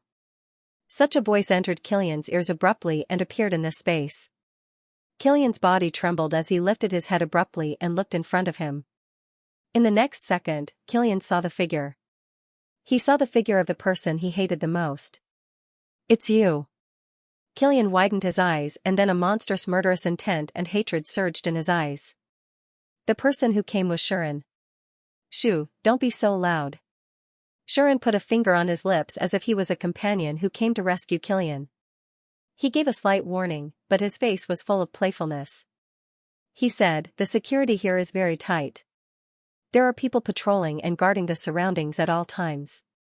There's also a barrier for alarms. If it wasn't for the high-level, conceal, skill, I wouldn't be able to sneak in. Once you make a sound and attract attention, I can only turn around and leave." Hearing that, Killian didn't make any response. He just continued to stare at Shuren with murderous intent and hatred in his eyes as if he wanted to cut him into 1,000 pieces. He clenched his fists tightly, and the veins on them popped one after another. One could imagine how intense the emotions in his heart were at this moment. If it were someone else, even Balin wouldn't be able to remain calm after being stared at by Killian in such a terrifying manner. But Shuren turned a blind eye to it. Not only was he not afraid at all, but he even took the initiative to approach. "Alright, I'll cut to the chase." Shuren looked at Killian and said bluntly, "Do you want to go out?" This was really a question that couldn't be any more direct. However, Killian still did not reply. He was still glaring at Sean, his eyes filled with ruthlessness. Seeing this, Shuren couldn't help but let out a sigh. Sean said helplessly, "Whether it's the last time or this time, you seem to have chosen to turn a blind eye to what I said, and only respond to what you want to hear. You're indeed a level 77 demon master, the subordinate of one of the 6 great demons. You're really arrogant." Then, Shuren smiled. "But you should know very well what happened to you last time, right?" Hearing this, Killian's expression turned angry, and he was finally ready to react. But this time, before Killian could speak, a fist enlarged in his eye sockets. Bang! The heavy force exploded on Killian's face. Ugh! Killian felt a sharp pain and screamed on the spot, but his scream was covered up. Don't scream, don't scream. If you scream, I'll be exposed." Shuren clenched one fist and covered Killian's mouth with the other. He said with a smile, "But why do you have to do this? Isn't it good to be obedient?" Do you have to make me so unhappy that I'll hit you? Although villains are always asking for a beating, you taking the initiative to ask for a beating, as an adventurer full of positive energy, I'm very troubled. As soon as he finished speaking, Shuren's fist turned into a gust of wind and smashed down repeatedly. Bang! Bang! Bang! Bang! Amidst the muffled sounds, Shuren's fist landed on Killian's head one after another, causing Killian to cry out in pain. Inside the tent, the heavily bound demon expert was continuously punched by an unknown rookie adventurer. He couldn't even put up the slightest bit of resistance and could only passively take the beating. It was impossible to tell which side was the protagonist and which side was the villain. But one thing was certain. That was, with Shuren's beating, Killian didn't compromise at all. Instead, he became more and more angry and humiliated. In the end, he even screamed crazily. I'm going to kill you. Kill you. Killian's hatred completely exploded. Of course, these words, which were accompanied by monstrous hatred, could only turn into a series of whimpers under Shuren's cover. Xianxia also had a sense of propriety. He seemed to be extremely violent, but in fact, he was very good at controlling his movements so that no one would notice anything unusual in the tent. As a result, as time went by, Xianxia actually got high from the beating. I have nothing to say about this feeling. I say, don't be a teenager of the old demons. Go straight to being a professional sparring partner. With your qualities, you're definitely a sandbag that's guaranteed to make a profit. As Xianxia said this, his hand movements became faster and heavier. Until, acquired skill, empty-handed combat, learn? Without any warning, this message appeared in Xianxia's mind. Only then did he stop. I can get a skill like this? Xianxia was stunned. He subconsciously learned the newly acquired skill and did not hesitate to raise it to the maximum level. If Xianxia remembered correctly, Lumia seemed to have learned this skill as well. It seemed to be a skill that specialized in improving skills and abilities in empty-handed combat. If I'd known that I could learn skills by hitting people until I was satisfied, I would have given you 2 more punches last time. Xian, who was in a good mood, finally stopped and released his hand that was covering Killian's wound. Huff. Huff, Killian was instantly unrecognizable as he panted heavily. There were bloodstains in his eyes, nose, and the corner of his mouth. He looked extremely pathetic. Even so, Killian still glared at Xianxia. The murderous intent and hatred in his eyes did not diminish at all. Instead, it became more frenzied. Xianxia was sure that if he let go of Killian's hand, he would definitely pounce on him and die together with him. What a pity, what a pity. This is not what I need.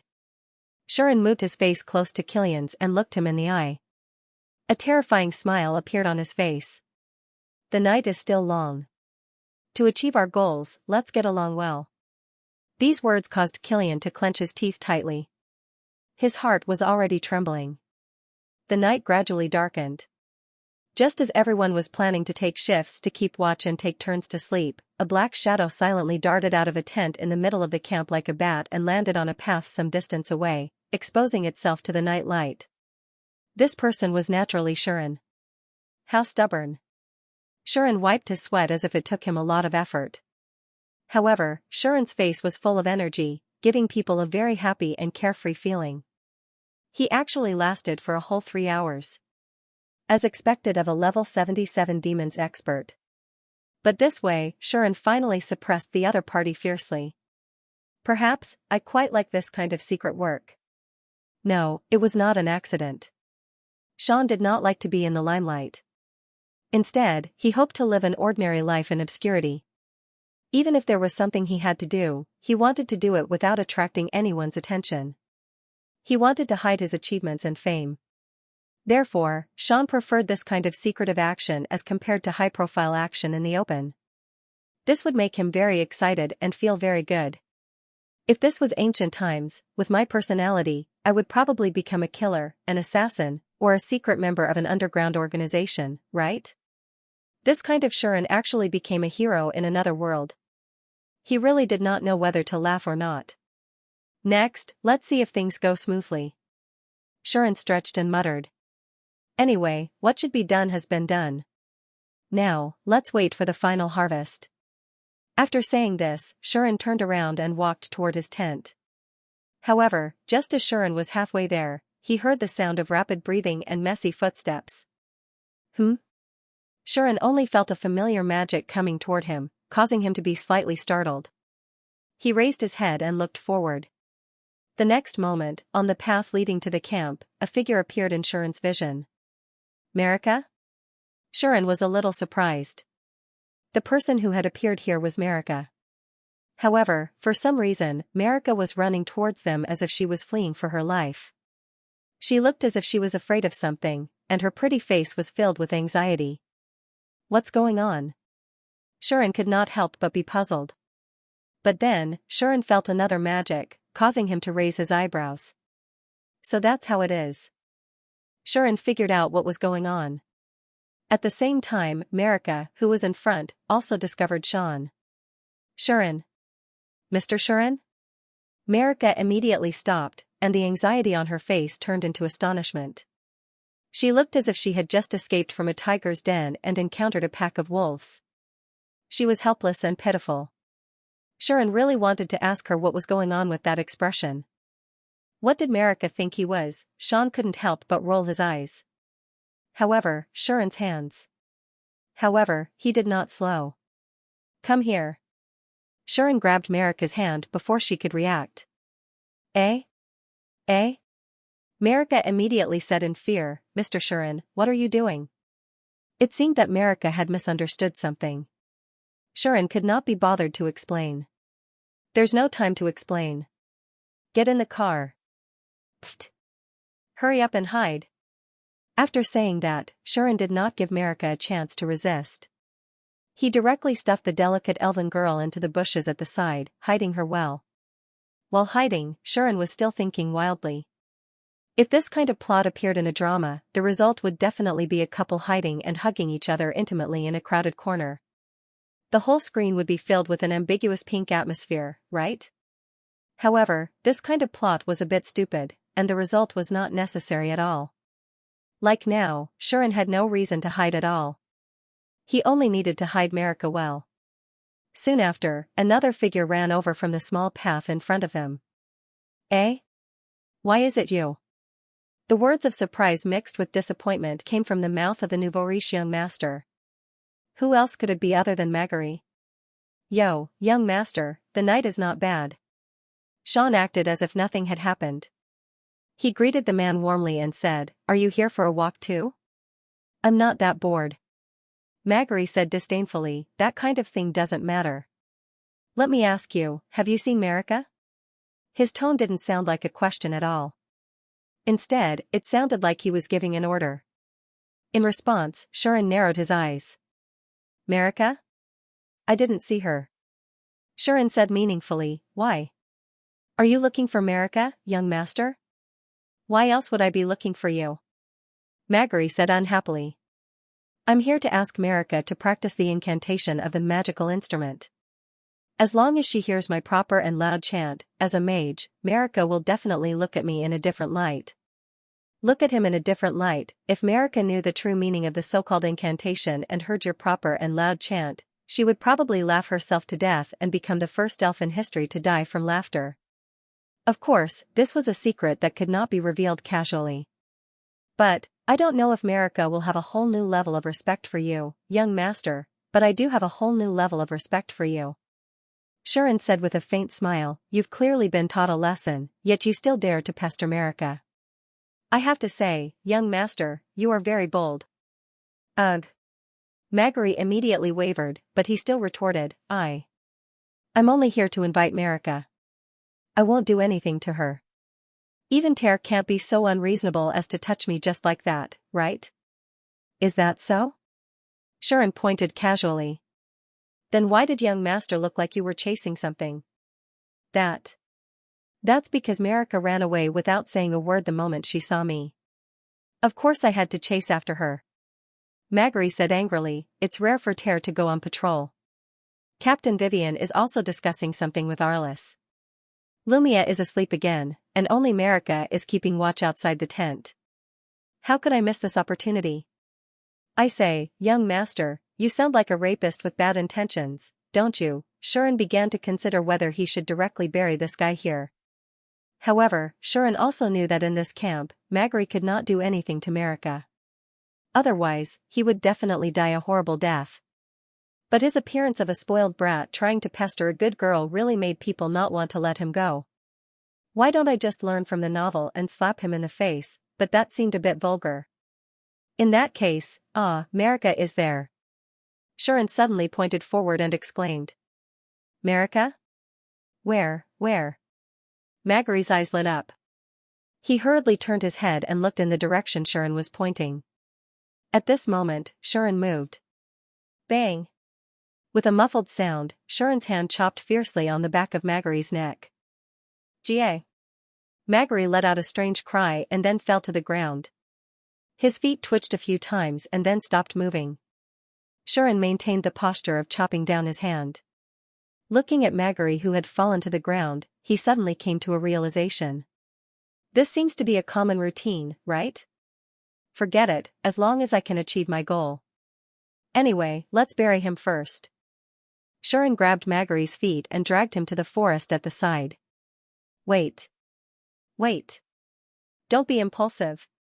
Marika, who had seen this scene with her own eyes, finally could not hide anymore and rushed out. Under Marika's desperate attempts to stop him, in the end, Margrave narrowly escaped being buried alive. Of course, Shuren did not really want to bury him to death. He just wanted to be a man of his word. He was prepared to bury this nouveau riche young master until only his head was left breathing. If he was lucky, he would be found the next day. If he was unlucky, he would become a midnight snack for some passing monster. It all depended on his luck. Now that Marika was desperately trying to stop him, Shuren did not persist and gave up on the idea of burying him. However, even if he did not bury him, he could still hang him, right? Hence, why don't we just let our young master have a good night here? Shuren stood under a tree and patted the dust off his hands in satisfaction while immersing himself in his masterpiece. Is this really okay? On the other hand, Marika did not know what to say when she saw the scene in front of her. Upon a closer look, Margrave was tied up and hung on the tree, swaying like a caterpillar. He had not woken up yet.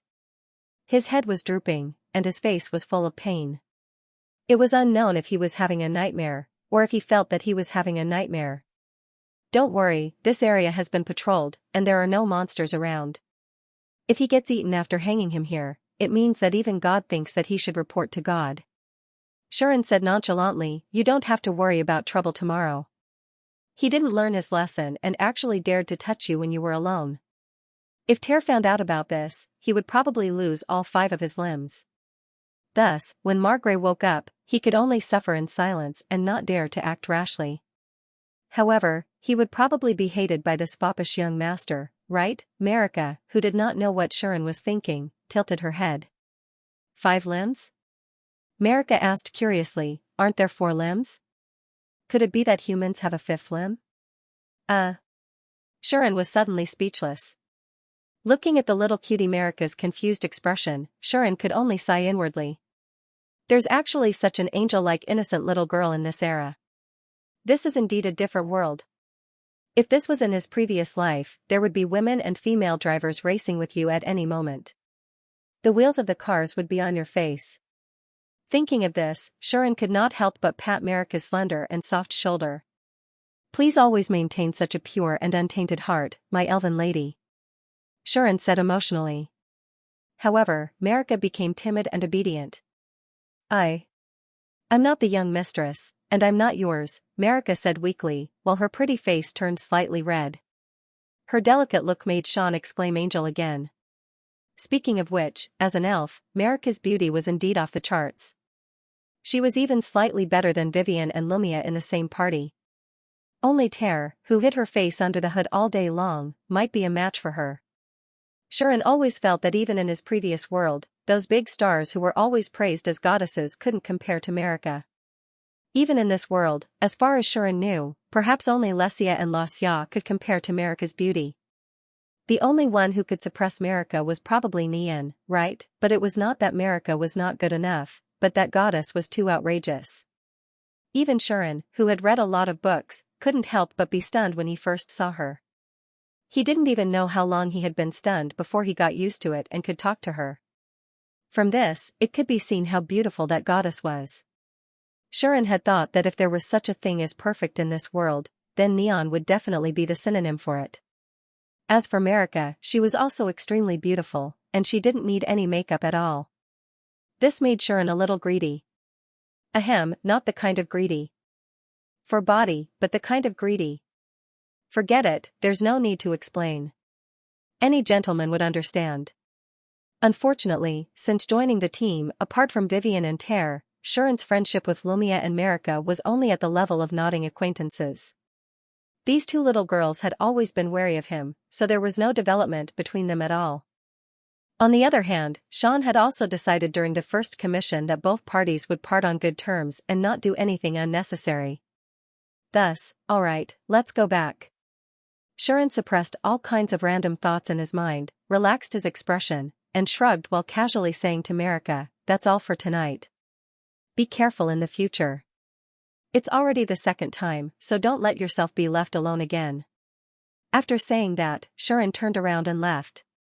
Seeing this scene, Marika was slightly taken aback. She was somewhat surprised.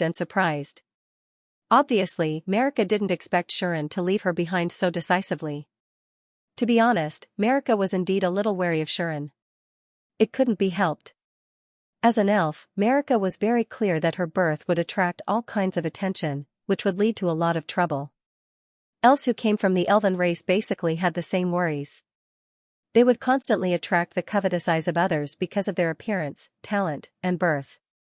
Furthermore, there were only females in the elven race, and there were no males. They were born from nature, so they attached great importance to their own purity and even had self-defense instincts. Thus, as long as one was an elf, they would be overly wary of males from other races. However, Marika's wariness of Sharon was not because of this. As mentioned earlier, the bigger reason why Marika was wary of Sharon was because she had developed a sense of closeness to him. The other party was clearly a male, and was undoubtedly a stranger. As an elf who valued her own purity, it was impossible for her to develop a sense of closeness to him on their first meeting. Basically, other than the creator's Protoss, elves would never get close to anyone for no reason. If Sharon knew about this situation, he would definitely ridicule her. This kind of setting is really everywhere. Simply ridiculous. However, that was a novel, not reality. In reality, wouldn't she feel afraid when she developed this kind of inexplicable feeling? In any case, Marika was afraid. Because of this, Marika was wary of Sharon, and thus kept a distance from Sharon. On the other side, Sharon did not seem to be obsessed with Marika either. After seeing that she was wary of him, and fully understanding the reason, he straightforwardly distanced himself from her, creating a huge gap between the two of them, and they did not communicate much with each other. If this continued, the two of them would definitely part on good terms, just as Sharon had said, right? Thinking of this, Marika could not help but feel guilty. No, it should be said that she was ashamed. Because when she thought that they would part on good terms, she actually secretly heaved a sigh of relief. Clearly, he did not do anything, and even helped her, at least, that. Marika shouted at Sharon's back. "At least accept my gift of thanks." "Thank you?" Sharon couldn't help but stop in his tracks. It couldn't be helped. "Don't tell me she's going to repay me with her body?" Such a murmur sounded faintly, and it was exceptionally clear on this quiet path. "Eh?" Marika was taken aback at first, and then she said in a panic, "No. No." It seemed that this elven young lady was still very clear about the meaning of repaying him with her body. "Then what are you going to do?" Sharon turned around again, revealing an interested expression. "That." Marika seemed to feel very uncomfortable being stared at by Sharon. She stammered for a while, then pointed to the forest at the side, and said in a low voice, "Can you go with me first?" Hearing this, Sharon overreacted. Small forest? At this moment, Sharon only felt as if hundreds of gigabytes of images flashed through his mind at the speed of light. Marika, who didn't know that Sharon's thoughts were on the verge of going berserk, was preparing to head towards the forest, while her gaze couldn't help but drift towards Margray's direction. "Can we really just leave him here?" Marika seemed to be a little worried. "Sure." Sharon rolled his eyes and said, "Don't worry about him anymore. He is someone who has always wanted to hurt you. Why worry about the safety of this kind of person?" If it was in a book with Long Outyen as the main character, this kind of person would usually be turned into ashes by the main character and used to gain the favor of beautiful girls. The standard supporting characters usually wouldn't survive more than 10 chapters. Shuren only wanted to teach him a lesson. Compared to the previous main characters, he was simply being merciful. Of course, this was also because the relationship between Shuren and Marika wasn't very good, and they couldn't even be considered friends. At most, they were teammates, and teammates with a time limit. Marika also didn't take care of Shuren like Vivian and Lily, so Shuren could only bear to see Margrave as an eyesore and only teach him a lesson. If the target of Margrave's attack was Sean's lover or even wife, in an instant, hundreds of gigabytes of images flashed through Shuren's mind at the speed of light. But this time, these images weren't pink, but blood red. Margrave, who was hanging on the tree, unknowingly shivered and let out an indistinct cry, perhaps because he was tormented by a nightmare, or perhaps because he felt a chill. Although Melika was a little worried about Margrave's condition, she didn't know if it was because she remembered the incident with Margrave last time. In the end, she lowered her head and left without a word, burrowing into the bushes. Shuren immediately followed unhurriedly. Margrave was the only one left at the scene. He was swaying and looked a little demonic. On the other side, Shuren followed Marika into the small forest. However, not long after entering the small forest, Marika stopped and squatted on the ground. No, rather than squatting, it would be better to say that she was kneeling on the ground. She was like a small animal, and even her hands were on the ground. Shuren, who was walking behind, froze in his tracks. He watched as Marika suddenly got on all fours and pointed the cute peach in his direction. His face twitched.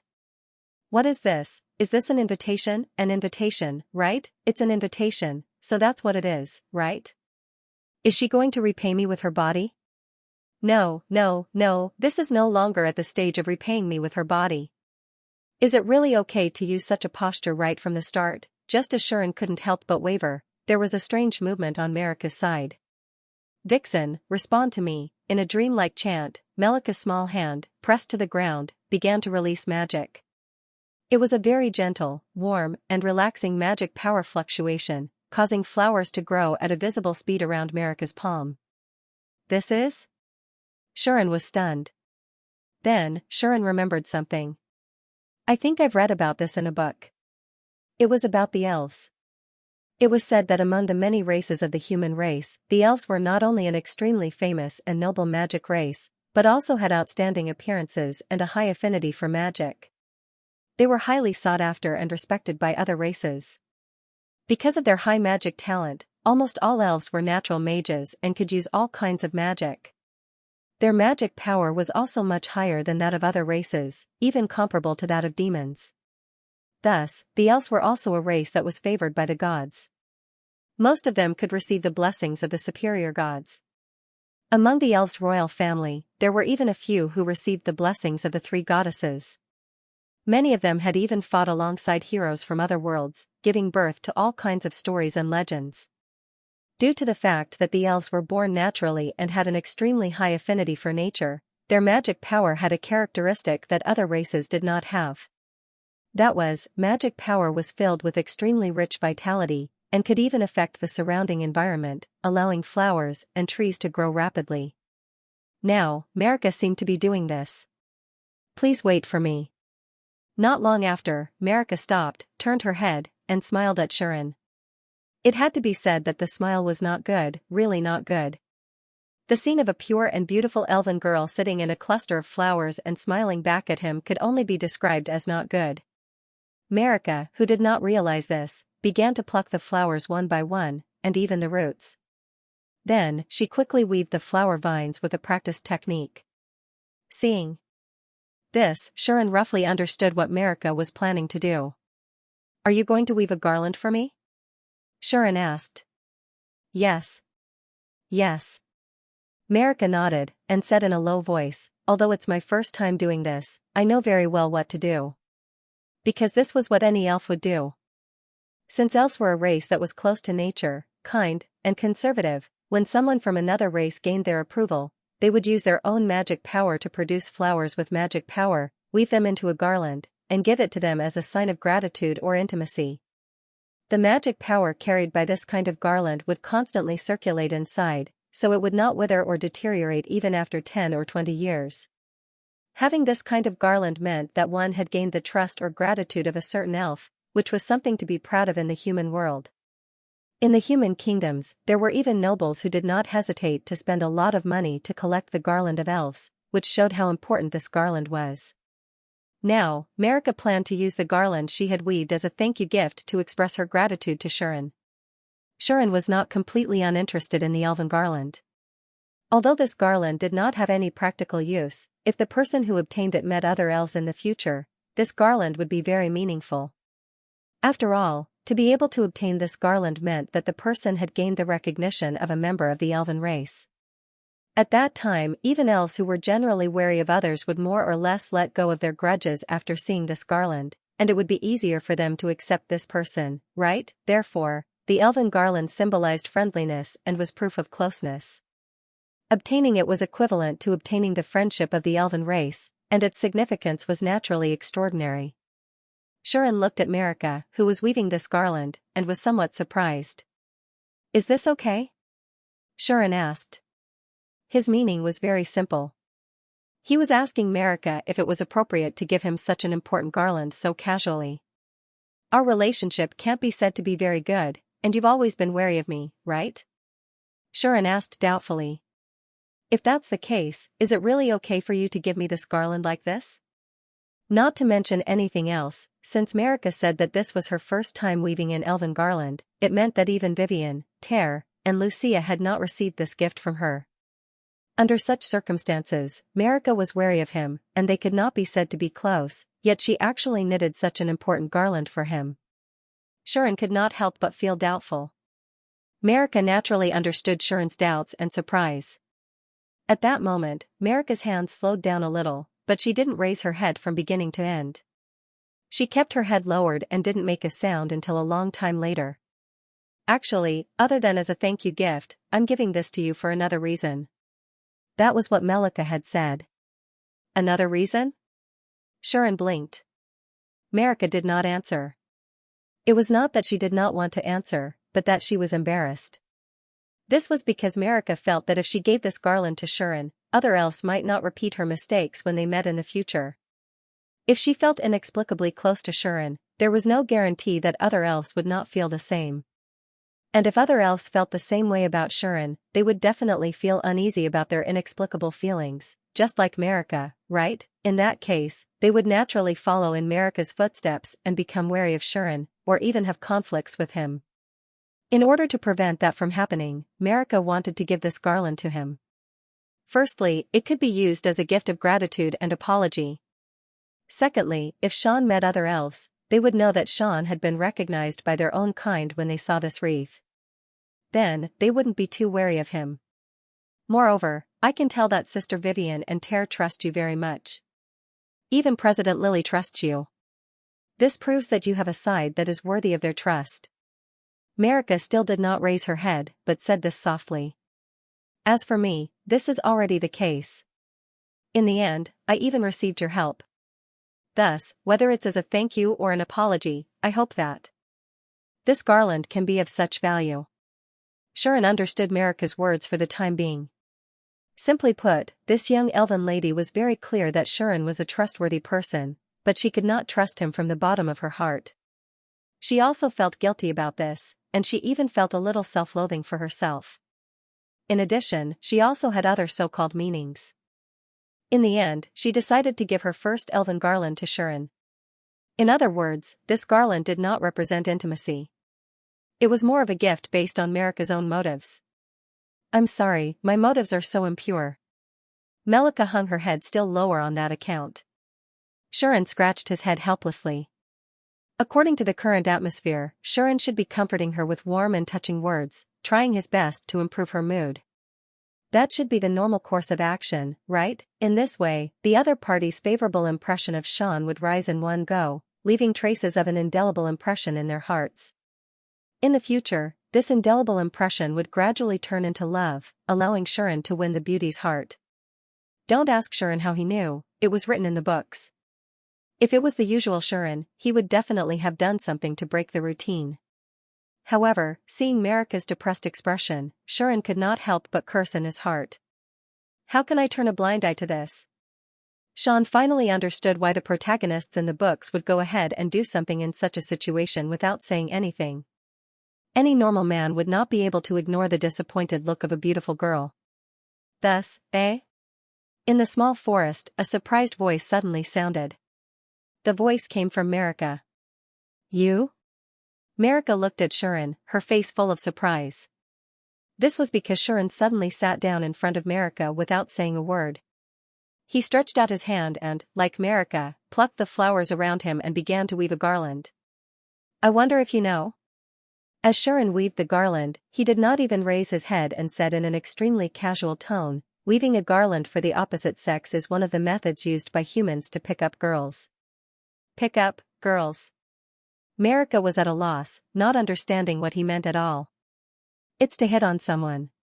Shuren suddenly laughed and said, if a boy personally weaves a garland for you, as a girl, you would definitely feel that it's a bit romantic, right? This? Marika did not refute. Evidently, Marika had given him a positive answer. As elves who were close to nature, this would indeed be effective on elves like Marika. Otherwise, if it was in his previous life, Shuren would probably not care about this. The reason was very simple. Compared to a garland, women in his previous life would definitely want branded bags and Ferrari keys more. Of course, right now, Shuren would not go so far as to ruin this rare atmosphere. Thus, this was what Shuren wanted to say. When men weave garlands, most of them have impure motives, right? Shuren smiled mischievously at Marika. Soon after, he finished weaving the garland and put it on Marika's head. Then, Shuren took away the garland that Marika had weaved. Both of us have impure motives, so we're even. With that, Shuren took the garland, turned around, and left. Wait, only then did Marika react. She wanted to call out to Shuren, but it was too late. Marika could only watch as Shuren's figure disappeared into the forest. After a long while, she finally touched the garland on her head. I didn't expect elves to receive garlands from other people. Marika murmured, her face unconsciously turning red.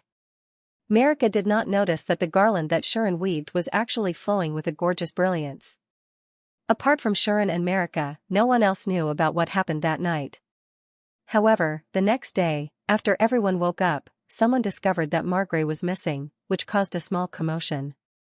After some searching, they found Margrey hanging on a tree. He had already woken up, but because he had been hanging for an entire night, he was a little exhausted. After that, just as Shuren had expected, everyone worked together to save Margrey and asked him why he was hanging on the tree. However, Margrey did not dare to tell the truth at all. He stammered and stammered, covering up the truth in a very lame way.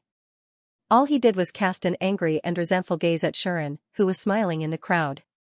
It seemed that this young master hated Shuren completely. It was not at all out of Shuren's expectations. In the end, this matter was naturally left unsettled. However, there was another matter that caused an even greater commotion. Someone had discovered that Killian, who had been imprisoned, was actually covered in injuries. His face was bruised and swollen as if he had been tortured. He was no longer as cold and gloomy as before. Instead, he was like a puppet with a lifeless expression. He even needed to be fed by others before he could eat. This situation alarmed Balin, and she hurried over to take a look. It seemed like she was going to investigate this matter seriously. However, it was a pity that this matter was destined to be left unsettled. Apart from Shuren, no one else knew what this demons of the old demons faction had experienced last night. Killian's face was lifeless, and he did not respond at all. Compared to his domineering appearance yesterday, it was like heaven and earth. Balin and the others tried their best to make him speak, but they could not. In the end, they could only leave the matter unsettled. Vivian and Ter, on the other hand, looked suspiciously at Shuren, who was like an obedient child, after learning about this matter. Could it be? You did something again, right? Both of them looked at Shuren suspiciously. Obviously, in their hearts, Shuren was already equivalent to the word troublemaker. I didn't. Don't talk nonsense. Naturally, Shuren would not admit to it. He still behaved like an obedient child. Naturally, Vivian and Ter didn't believe him. Putting Killian's situation aside, both of them felt that the matter with Margrave had something to do with Shuren. There was no other reason than that the young master was just too lame. Although he refused to say what had happened last night, he kept looking at Shuren with anger and resentment, as if he could not wait to pounce on him and bite him. No matter how one looked at it, it did not seem to have anything to do with Shuren. However, Shuren would not admit it, and the two could not do anything. Only Marika had been secretly glancing in Sean's direction since she got up in the morning. When Sean looked at her, she hurriedly looked away and even lowered her head. She did not dare to look at Sean at all. Marika? Lucia noticed Marika's behavior and seemed to be a little worried, which attracted the attention of Vivian and Ter. The two looked at the unnatural Marika, the flustered and exasperated Margrave, and then at the calm Shuren, and suddenly understood something. The two of them looked at the unnatural Marika, then at the flustered and exasperated Margrave, and then at the unperturbed Sean. They suddenly understood something and came to a sudden realization. Looks like that trash really can't learn his lesson. I thought that with so many people in this camp, even young Master Margrave would not dare to do anything so brazenly. Now it seems that I did not think it through. Vivian reflected on her actions, and then said to the others, in the future, whether it's patrolling or keeping watch, everyone will have to send someone to accompany Marika. Is that all right? Vivian reflected on herself, and then said to the others, in the future, whether it's patrolling or keeping watch, everyone will have to send someone to accompany Marika. Is that all right? Naturally, Ter and Lumia had no objections and nodded in agreement. No. There's no need to go through so much trouble. Everyone. Melika hurriedly spoke up, feeling a little apologetic. Do I have to do it too? Shuren asked from the side, causing Marika to fall silent on the spot. What does Marika think? Vivian pondered for a moment, and then turned to Marika, asking for her opinion. After all, Vivian knew about Marika's situation, and knew why she was wary of Shuren, so she decided to ask for Marika's opinion. Of course, Vivian did not think that Marika would agree to it. Letting Shuren be alone with her did not seem like something that Marika would agree to.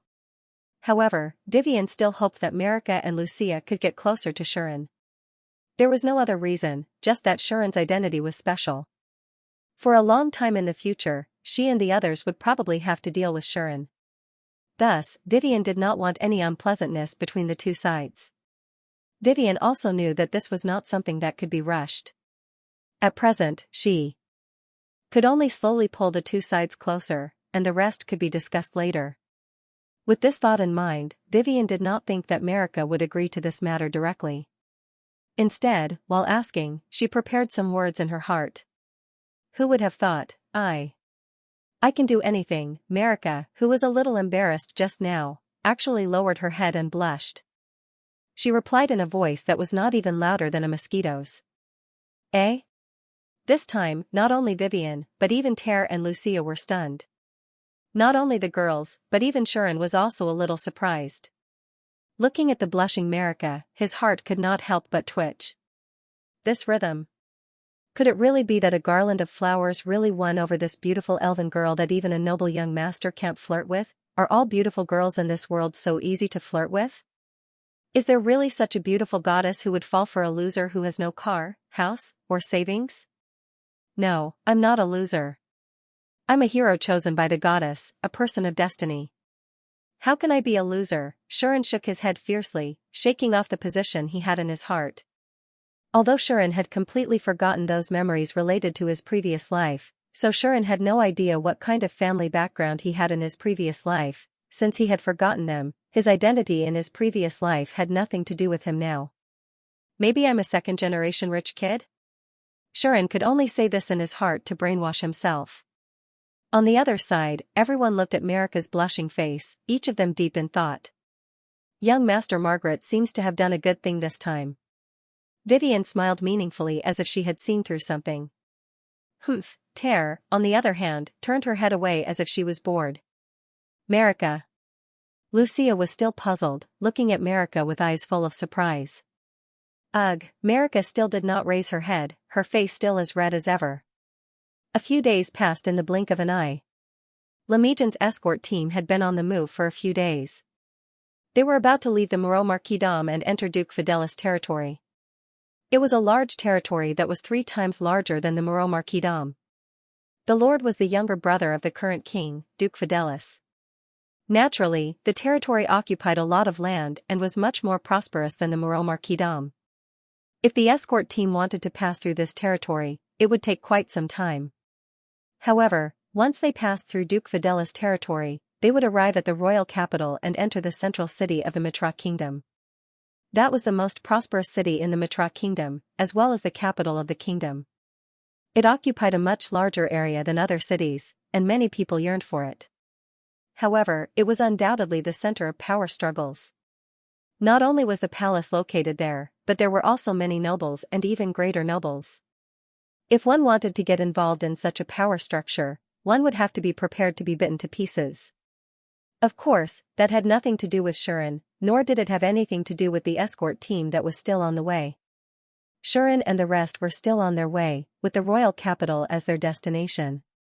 They were now preparing to leave the Moreau Marquis-Dame and enter Duke Fidelis territory. At the same time, in a dark corner of the Moreau Marquis-Dame, black figures appeared one after another. These black figures had just come out of a temple. They were all holding weapons or wands in their hands, and their bodies were covered in blood. This was especially so for an old man, who was almost covered in blood from head to toe. In the temple behind these people, countless clergymen were lying on the ground, lifeless. The temple was completely dyed red with blood, and even the statue of the goddess had fallen to the ground, crushed to pieces. Such behavior should never have occurred in this world. Because all life in the human world were the children of the Protoss. They saw God as their creator and received God's blessings. Their faith in God's authority was greater than that of the kings. Therefore, even the king of a kingdom would not dare to commit such treacherous and evil acts. Not to mention humans, even the demons would not do such a thing. Otherwise, it would be destroying the rare peace. However, these people had done such a thing without any scruples. Because they were the old demons. They saw God as their enemy and humans as ants. They even viewed the peaceful demons as traitors. They were recognized as terrorists and cancer in the 3 realms. Under the leadership of the old man, this group of people from the old demon sect killed their way over. Whenever they saw a temple or a clergyman, they didn't show any mercy. God knew how many people they had killed. This was not the first time they did such a thing, and they believed it would not be the last. That is, if they can continue to survive. We're almost at Rampage now, right? The old man muttered. Yes, Lord Beto. One of the demons lowered his head and responded to the old man, calling out his name. This old man was Beto, the mastermind of the large-scale assassination in the capital 10 years ago. He was also the leader and the strongest of the 3 masterminds of the old demons. Beto asked the old demons who seemed to be his subordinates as he wiped his blood-stained hands. Yes, Beto asked the old demons who seemed to be his subordinates expressionlessly as he wiped his blood-stained hands. Yes, the subordinate replied respectfully. The subordinate replied respectfully, according to our men, it seems that Lord Killian has been escorted away by Lemegion's men. Escorted away? Beto's hands paused for a moment before he said in relief, I see. Since they couldn't wait for the men from the royal city to escort him, they escorted him there themselves? After all, it's just a small town under the jurisdiction of a marquis. The strongest person in the town is only level 68. With such strength, they must be worried that they won't be able to stop us from rescuing them, right? The subordinate said disdainfully. Compared to the royal city, the people there are too weak. The old demons nodded in agreement. It seemed that they were very confident in their own strength. Even though the old demons were not as high as Balem, they did not think that they would lose to Balem. Their thinking was not that blind. Demons were generally strong enough to overwhelm Protoss. Even though the Demon King was dead, the demons were still far superior to the other races in terms of race strength. Therefore, even if the demons were of the same or higher level, the other races might not be able to defeat the old demons. There was a high chance that they would lose. Although the old demons were not of the same level, they were stronger than most people of the same level in terms of strength. In Vivian's words, the growth potential of the demon tribe was extremely high. Every time they leveled up, the improvement they would receive would be greater than that of the other races. Furthermore, they had learned all sorts of skills exclusive to the demon tribe, so they definitely couldn't be underestimated just because their levels were higher than theirs. However, they're so weak. Killian actually failed in such a place. I'm afraid he's so humiliated that he wants to commit suicide. Beto smiled eerily. His words showed how deep the relationship between him and Killian was. We've received a lot of investigation reports about this, the subordinate said. The subordinate said, it is said that the reason why Lord Killian failed was because someone had a very powerful magic tool. Oh? Beto raised an eyebrow and looked at the subordinate. What kind of magical instrument is it? A contraband left behind from the war 1,000 years ago? Or a rare legendary item? We're not sure yet. The subordinate lowered his head and said in shame, we don't have much information about that magical instrument, but it's definitely something big. There have been many strange phenomena around Lamidjan recently. Sometimes the wilderness and mountains were cut open, and sometimes the outskirts of the town were burnt black. Lord Killian also failed in that place. I think that there might be something shocking hidden in Lamidjan. Is that so? Beto narrowed his eyes and muttered to himself, no wonder the traitor who only cared about escaping would stay there, leading to us finding her traces and finding her location. Looks like that thing should have attracted the traitor. Then what should we do? The subordinate asked. Should we attack Lamidjan and snatch that treasure? Beto was tempted. If he could get his hands on that treasure, it would definitely be of great use. But, we're not sure what it is yet. If we attack it recklessly and end up like Killian, it won't be worth it, Beto said after some thought. Beto pondered and said, let's save Killian first and ask him what that thing is. Then, we can make a proper plan. The subordinate and the surrounding demons immediately obeyed the order. Beto glanced at the temple behind him, and magic power erupted from his body. Boom! The temple was immediately blasted away by a burst of fierce flames, and slowly began to burn. Only then did the old devils disappear without a trace, disappearing without a trace. Roar! Ka! In a vast and desolate wilderness, monsters that looked like ogres let out deafening roars as they charged at a convoy that had been forced to a halt, instantly surrounding it. Balin sat on the back of her horse, her sword unsheathed. However, she didn't participate in the battle, and instead gave orders to the people around her. The vanguard will be the knights. Stop the ogres and don't let them charge into the defensive circle.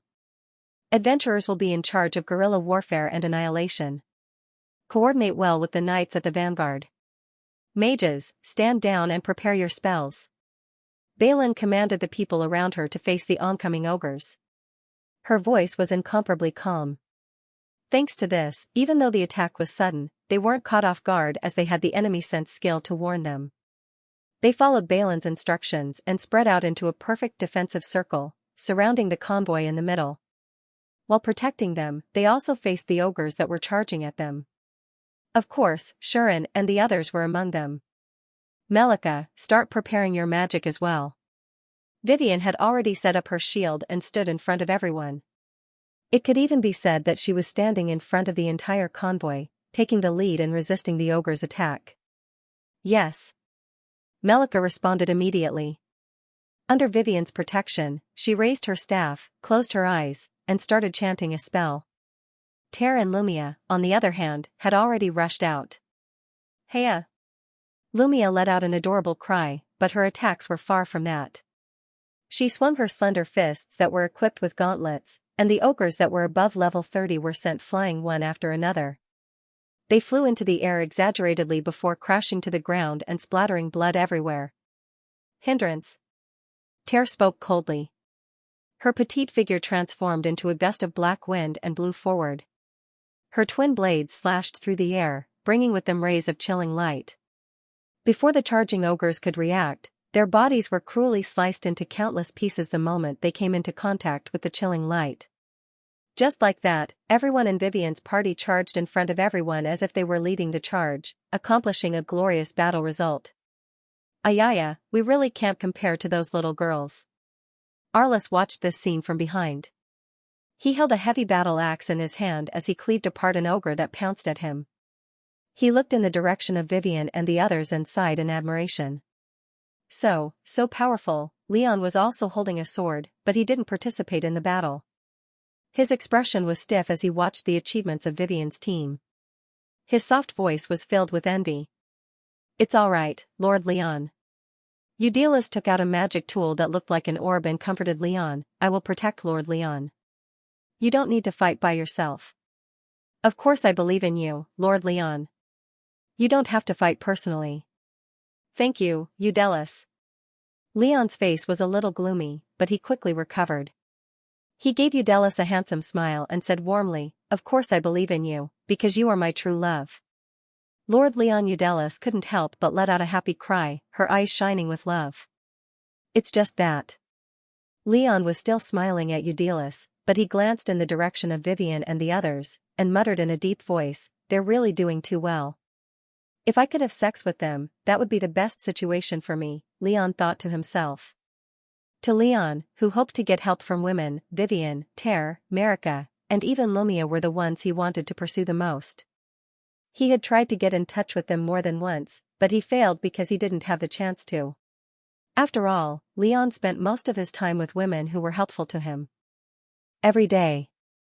Most of the commissions he accepted were from women who wanted to give him money. Since that was the case, Leon didn't have many chances to leave Lamajijin. Most of the commissions he accepted could be completed in the town, unlike Vivian's team. They would take a few days at a time, and they had to leave the town every time. That was why they didn't have much contact. This is a good opportunity. Leon made up his mind to take advantage of this mission to get closer to the girls in Vivian's team. "Although I feel sorry for Margrey, I can't help it. They don't like you, young master." Leon looked in Margrey's direction sympathetically. In Leon's team, Margrey was the only one with the ability to charge and break through enemy lines. So, as soon as the battle began, Margaret charged out on his own. "Die! Die! Die!" Margrey violently and ruthlessly chopped off the heads of the ogres. His body was already covered in blood, and his gaze and expression became extremely dangerous. Obviously, this young master was preparing to vent the grievances he had suffered a while ago. Like this, Margaret cast his murderous gaze in one direction.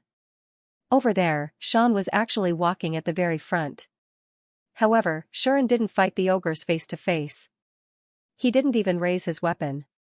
Instead, he smiled at the ogres charging at him, holding a tattered piece of parchment in his hand. Then, Shuren's lips moved a few times, and an astonishing wave of mana surged out like an erupting volcano. It turned into raging flames and blew up a large group of ogres. The explosion was shocking in both momentum and power. It wasn't inferior to a high-level spell cast by a high-level magician. Not only did it blow up countless ogres, it also blew up the surrounding land, scorching it black. The horrifying scene made Margrey envious and resentful. If it weren't for the magic tool to protect himself, Margrey would have looked for Sean and caused trouble for him. Although he also had the magical tool, he was different from Shuren, who could use it as he pleased. Most people, including Balin, could not fully familiarize themselves with the use of the magical tool. They could only successfully use it when Shuren was guiding them. If Shuren wasn't around, they wouldn't be able to use it no matter what. To be honest, even Balin didn't expect things to turn out this way. Now, Balin was already worried about what they should do if the people sent by the old demons attacked and they still couldn't use this magic tool as they wished. Margrey was very dissatisfied with this situation.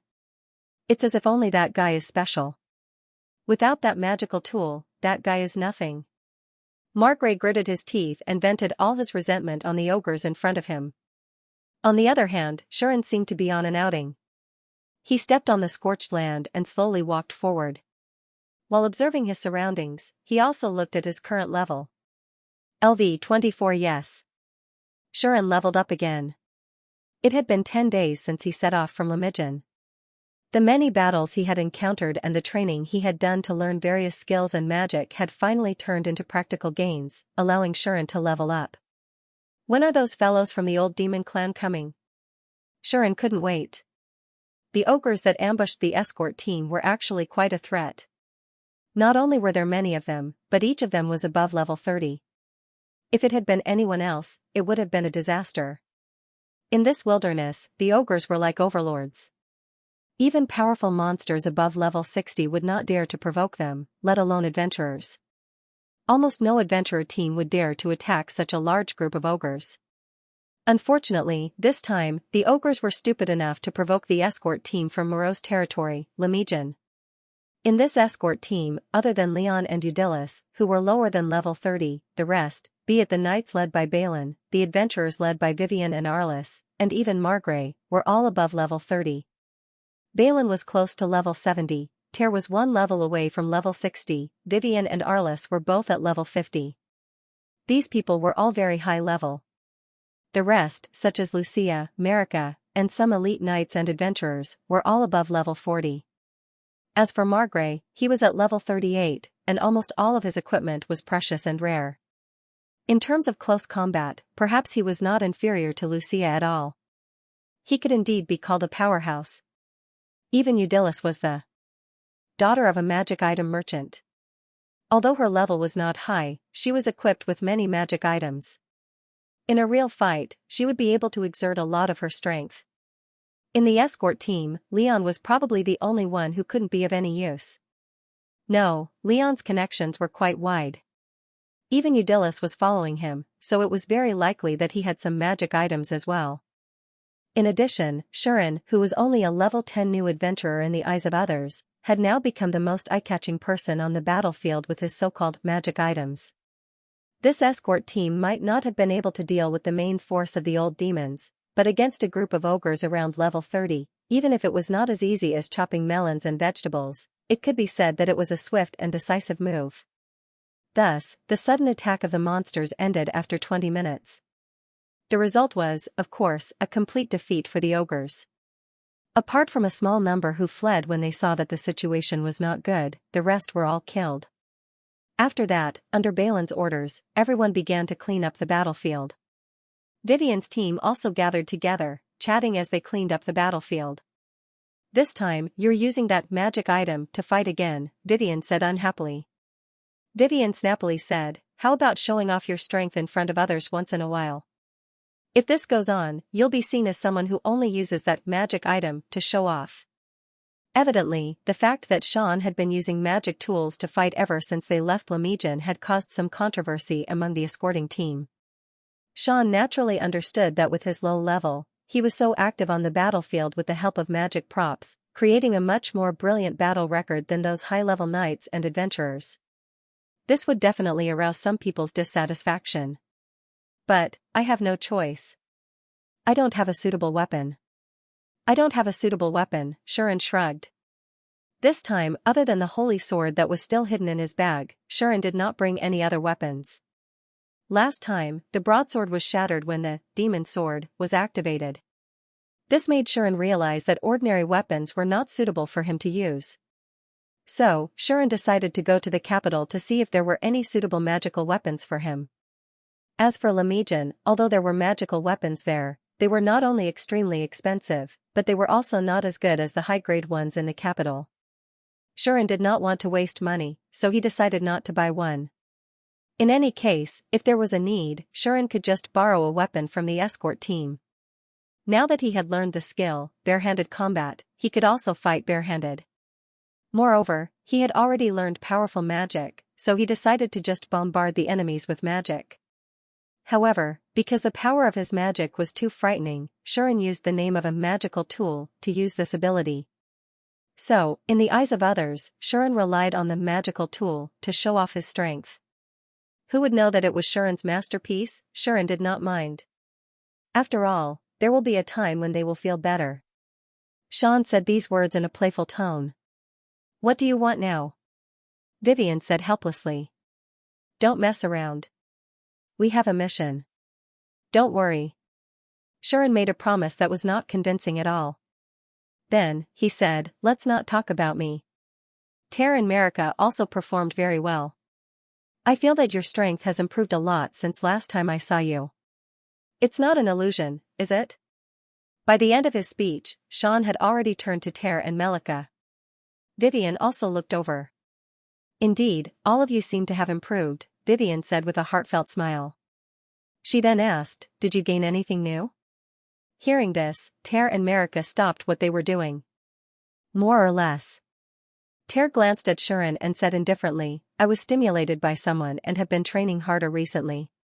If there are no accidents, I should be leveling up soon. This sentence attracted everyone's attention. Ter is leveling up? Lucia was both surprised and excited. Does that mean that Ter is almost at level 60? She asked. Yes. Ter nodded as if she was not talking about her own matters. She said calmly, I can feel that it's close. I will be able to reach level 60 in a few days or a month. This was not a small matter. When you reach level 60, you can become a level 6 adventurer, only one step away from the highest level, level 7 adventurer. Vivian sighed and said, at that time, a 16-year-old level 6 adventurer will definitely cause a sensation in the entire kingdom, right?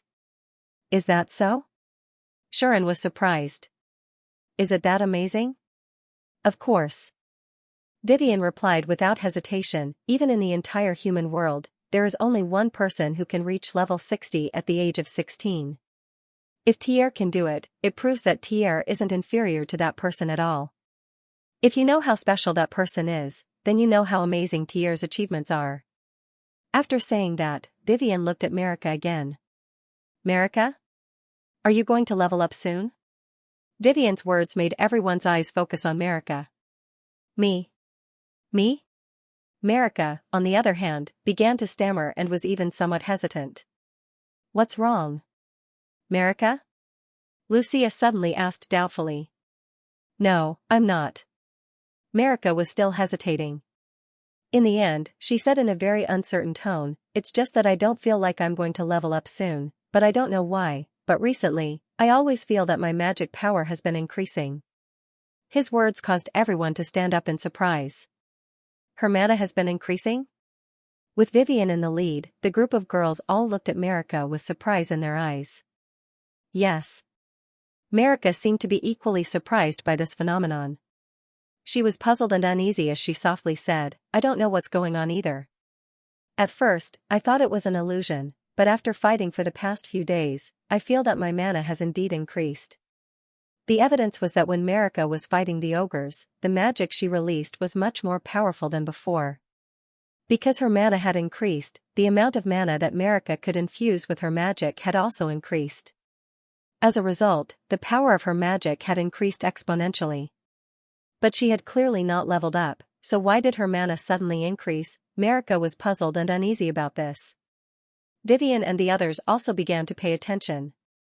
Generally speaking, the growth of abilities such as magic power is usually either increased with the increase of level, acquired skills to obtain more magic power, or due to external factors, such as taking magic potions that can increase magic power or using treasures. Vivian asked Marika, Marika, did you acquire any new skills or use any treasures or potions? And no. Marika shook her head, and hurriedly said, if I did, I wouldn't be surprised. Indeed, if even Vivian knew about it, it was impossible for an elven mage like Marika not to know about it. The fact that Melika did not notice the problem at all meant that the increase in her magic power was different from what she could think of. Then, Marika. Lumia was also a little worried, and said, do you feel uncomfortable anywhere? Yes, if there's an abnormality in the body that affects the flow of life force, then it wouldn't be strange for the mana that is converted from life force to have an abnormality, Vivian said seriously. Marika, do you feel any abnormality in your body? It doesn't matter how small the abnormality is. Think about it carefully. Ugh. Marika immediately furrowed her pretty brows, looking somewhat distressed. Vivian and Lumia both looked at Marika. They did not rush her, and slowly waited for her to think about it herself. On the other hand, Shuren did not say anything from the start. He quietly waited at the back, watching Marika with flickering eyes. At this moment, do you have any thoughts about Marika's condition? A voice came from the side, and Shuren came back to his senses. Only then did Shuren realize that Ter had unknowingly come to his side. Speak. Ter did not look at Shuren, but said, what do you think? Think. Shuren scratched his cheek, and said, "It's not really a thought. I just noticed something." "What is it?" Ter asked bluntly. Xian, on the other hand, looked at Marika again and narrowed his eyes. In fact, as early as a few days ago, Xian had discovered some abnormalities in Marika's body. It was due to the reaction of the skill mana sense. Mana sense of magic. Xian said in a low voice, "Now, there is a very weak magic lingering around Marika, and even flowing into her body." Ter frowned, and said in a low voice, "Are you saying that the reason why Marika's mana suddenly increased is because there is a weak mana flowing into her body?" "I can't guarantee that." Ter frowned, and said in surprise, "Are you saying that the reason why Marika's mana suddenly increased is because there is a weak mana flowing into her body?" "I can't guarantee that." Shuren shook his head, and said, "But if you ask me if I have any clues, this is the only discovery I have." Hearing this, Ter maintained her furrowed brows and remained silent. After a while, Ter spoke. "Marika is an elf, and elves are creatures born from nature. If there is really mana flowing around her, or even flowing into her body, then it wouldn't be strange for Marika's mana to increase." Ter said calmly, "That is to say, this situation is essentially the same as the existence of the source of mana." "The source of mana?" Shuren was startled at first, but then he reacted, and said, "Are you saying that the mana is the mana of the world itself flowing in the atmosphere?" The source of mana was formed when a large amount of the world's mana gathered in one place, turning the mana into spring water. As an elf born from nature, Marika was close to nature and the world. Since that was the case, if the mana in the atmosphere flowed into her body, it wouldn't be strange for her, as a natural elf, to absorb the mana and grow. The problem is, why would the mana of the world itself suddenly gather around Marika? Ter asked. This time even Shuren frowned and fell silent. Xian didn't notice that Marika was secretly looking at him at this moment. Looking at Shuren, who was deep in thought, Marika's eyes flickered. She could only think of one thing that had happened to her during this period of time. Moreover, it was related to Shuren. "Ever since that night, I feel that Mr. Shuren is giving me more and more of a sense of closeness." This made Marika's wariness towards Xian lessen bit by bit. Previously, Marika had agreed to let Xian accompany her so that she would not be left alone. This was also the reason why she had agreed to let Xian accompany her. Even now, Marika would sometimes want to get close to Shuren, and her eyes would uncontrollably turn to look at Shuren. Once, Lucia even told her that she had unconsciously called out Shuren's name in her sleep, which made her feel so ashamed that she couldn't show her face. How did I end up like this? Marika was distressed by this, and her hands subconsciously touched her clothes. Inside, the garland that Shuren had given to Marika was quietly lying there, undiscovered by anyone. Then, even Xian himself did not realize that the mana that lingered around Marika was actually targeting the garland, but was absorbed by Marika, who was a nature elf, when it approached the garland. Ugh, I feel like I'm becoming less and less like myself. Marika, who didn't know about this, was crying inwardly. In the end, Marika didn't choose to say anything, and instead claimed that she didn't feel anything. In this way, this question naturally couldn't be answered. Helpless, they could only give up and continue to clean up the battlefield. Not long after, the escort team set off again. At present, they had already entered Duke Ferdinand's territory and were close to the capital. However, someone was also chasing after them, and they weren't far away. Following that, the escorting team passed through their journey peacefully, and no more monsters came to attack them. Everyone followed the predetermined route, and just like that, they hurried on their way for 10 days, finishing today's journey. When dusk fell and the night was about to replace the day, everyone stopped and began to set up camp. They started a fire to cook and set up tents one after another. There were still no problems in the middle of the journey. After enjoying dinner, the people who should be patrolling patrolled and those who should be keeping vigil were keeping watch. It really seemed to be an ordinary and warm scene. This night, it was Shuren and Marika's turn to keep watch together. Just like before, Marika did not refuse Shuren's company, so the two of them stayed together and kept watch in front of the bonfire. However, Xian and Marika sat opposite each other, but neither of them said a word. They both fell into silence. This scene lasted for nearly half an hour. So awkward, Shuren felt very uncomfortable. He wanted to break this awkward atmosphere, but he did not know what to say. Before this, Shuren had already said that he would keep his distance from Marika and the others.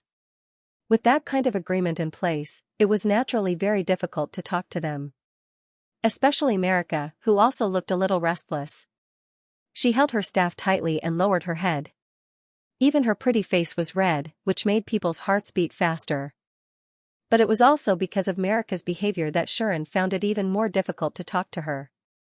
She's making it seem like she's here on a blind date. What should I say? Shuren was speechless. On the other side, Marika was getting more and more nervous. She held her staff tightly, and even her knees were pressed together. She unconsciously rubbed them as if she was very anxious. As expected, it wasn't an illusion. At this time, Marika could feel an inexplicable urge to get closer to Shuren. What's wrong with me? Marika was a little anxious, which made her very restless. If possible, Marika also wanted to break the awkward atmosphere and take the initiative to talk to Shuren. However, just like Shuren, Marika was too embarrassed to speak due to the previous incident. I showed my wariness earlier, and I even admitted that I had an ulterior motive for giving out the wreath. Mr. Shuren probably doesn't want to talk to me now, right? Marika could only think this way, and her mood became gloomy. But Marika still could not control herself. She kept glancing in the direction of Shuren, and only then did she realize that she was peeking at him. Her pretty face immediately turned red, and she quickly lowered her head. But after a while, she could not help but raise her eyes again. She fell into an endless cycle. It had to be said that this behavior of a young girl in love made Sean more and more uncomfortable, and it became more and more difficult for him to break the current atmosphere. In the end, he fell into an endless loop like Marika. The two awkwardly maintained each other in silence. Little did they know that this scene had already fallen into the eyes of some people with ulterior motives. Unbeknownst to them, this scene had already fallen into the eyes of some observant people. Marika. Lucia, who had not fallen asleep because she was a little worried about Marika's condition, saw the blushing elven girl who kept peeking at Shuren. Her eyes were filled with confusion and doubt. What's going on? Vivian, who was about to find Balin and confirm the next route, came out of the tent and saw this scene. She was also surprised. Ter happened to be patrolling nearby and observed this scene. After a while, she left thoughtfully. Then, in a hidden corner, Margrave trembled all over and glared at the red-faced Marika. He clenched his hand into a fist and tore the bark of a tree beside him. Why are you looking at that guy like that? Why are you looking at that guy like that? Marika. Margrave gritted his teeth. In the past few days, Margrave had been looking for a chance to get close to Marika, but because Marika was always accompanied by people, he finally gave up on the idea and returned dejectedly. However, Margrave's feelings for Marika were undeniable. Even if he couldn't find a chance, he would still come every night, hoping to find a chance to get close to Marika. Margrave believed that his sincerity would move Marika one day. It couldn't be helped. From the moment he saw Marika in Vivian's party, this pure and untainted elven girl had deeply moved his heart, causing him to completely fall for her. Speaking of which, although Margrave was impulsive and arrogant, and could even be said to be naive and stupid, he wasn't without merits. Firstly, Margrave had good talent and potential, and was willing to train hard. Just now, he had reached level 38 at the age of 16. In the Ramjan, even if he couldn't compare to Ter, he was still a rather famous genius. Secondly, Margrave didn't have promiscuous relationships like Leon, nor was he like some young masters of noble families who had countless lovers outside. His arrogance made him treat women equally, without any discrimination. For someone like Margrave, he always believed that ordinary women were not worthy of him. He couldn't even be bothered to look at them. So, even though Vivian and Lumia were very beautiful, Margrave didn't treat them differently because of that. At least, in Margrave's eyes, Lumia was no different from other women. Due to her timid personality, he even looked down on her. Only Vivian's character and connections made Margrave curb his arrogance and treat her with respect. But according to Malika, she had stolen all of Margrave's attention the first time he met her. That pure, holy, and untainted figure and temperament made Margrave completely irresistible. It was only at that moment that Margrave realized that he had always looked down on secular women. Only pure and untainted elven women could move him and make him infatuated with them. Hence, Margray's gaze could no longer leave Marika. He crazily wanted to get close to Marika, and even wanted her. That was why he couldn't resist the impulse in his heart and attacked Marika, who was alone. Unfortunately, at that time, Ter seemed to have seen through his thoughts. She had been nearby all along, which was why she mercilessly chopped up Margray's limbs. Whenever Margray thought of that, the fear in his heart never disappeared. Even so, Margray still wanted Marika and wanted to get close to her. His obsession with Marika was enough to make him disregard everything else. If he could get Marika, Margray felt that he would be willing to give up his identity as a noble. This man, who was proud of his bloodline and identity, was actually willing to go this far for Marika. From this, one could see the depth of his obsession, as well as the difference between him and other nobles. It was because of this that Margray couldn't control himself when he saw the scene. Margray's eyes reddened. In his uncontrollable anger, he took out a tattered piece of parchment. He was actually going to use Shuren's magic tool to plot against him. In front of the bonfire, Shuren, who was immersed in the awkward atmosphere, suddenly raised his head and raised his eyebrows slightly. At this moment, Sean's enemy sense skill reacted, telling him that someone around him had developed hostility towards him, even murderous intent. Shuren glanced in that direction and seemed to have understood something, and a mocking expression appeared on his face. This made Marika, who had been secretly watching Shuren, a little startled. After hesitating for a moment, she spoke in a trembling voice. What's wrong? After half an hour, someone finally broke the awkward silence. Nothing. Shuren shook his head and smiled meaningfully. I'm just lamenting that some young masters aren't as patient as I thought they were. I'm even more lamenting how possessive they are. As expected of a medieval-style hedonistic noble. Young master? A medieval-style hedonistic noble? Marika did not seem to understand. However, the words young master and young noble still made Marika nervous. Could it be? Marika had already guessed something, and her expression became one of bewilderment. Seeing this, Shuren could not help but roll his eyes. Are you that afraid of him? Shuren was extremely puzzled. Although he is a noble, you are also an elf, a race that is said to be blessed by the gods, and your level is much higher than that hedonistic young master's. Yet, you are being bullied by him like this. Can't you just blast him with a spell?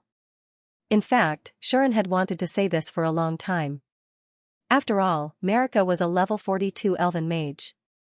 If they really fought, even if that upstart young master had a full set of high-quality equipment, he would not be able to one-sidedly bully Marika as a level 38 mage, right? But Marika could not do anything to him time and time again. This was really unimaginable. After thinking about it, Shuren could only think of one possibility that could lead to this situation. That was, Marika did not want to fight at all, or rather, did not dare to fight. No. I can't. Melika forcefully shook her head and hurriedly said, magic is a very dangerous power.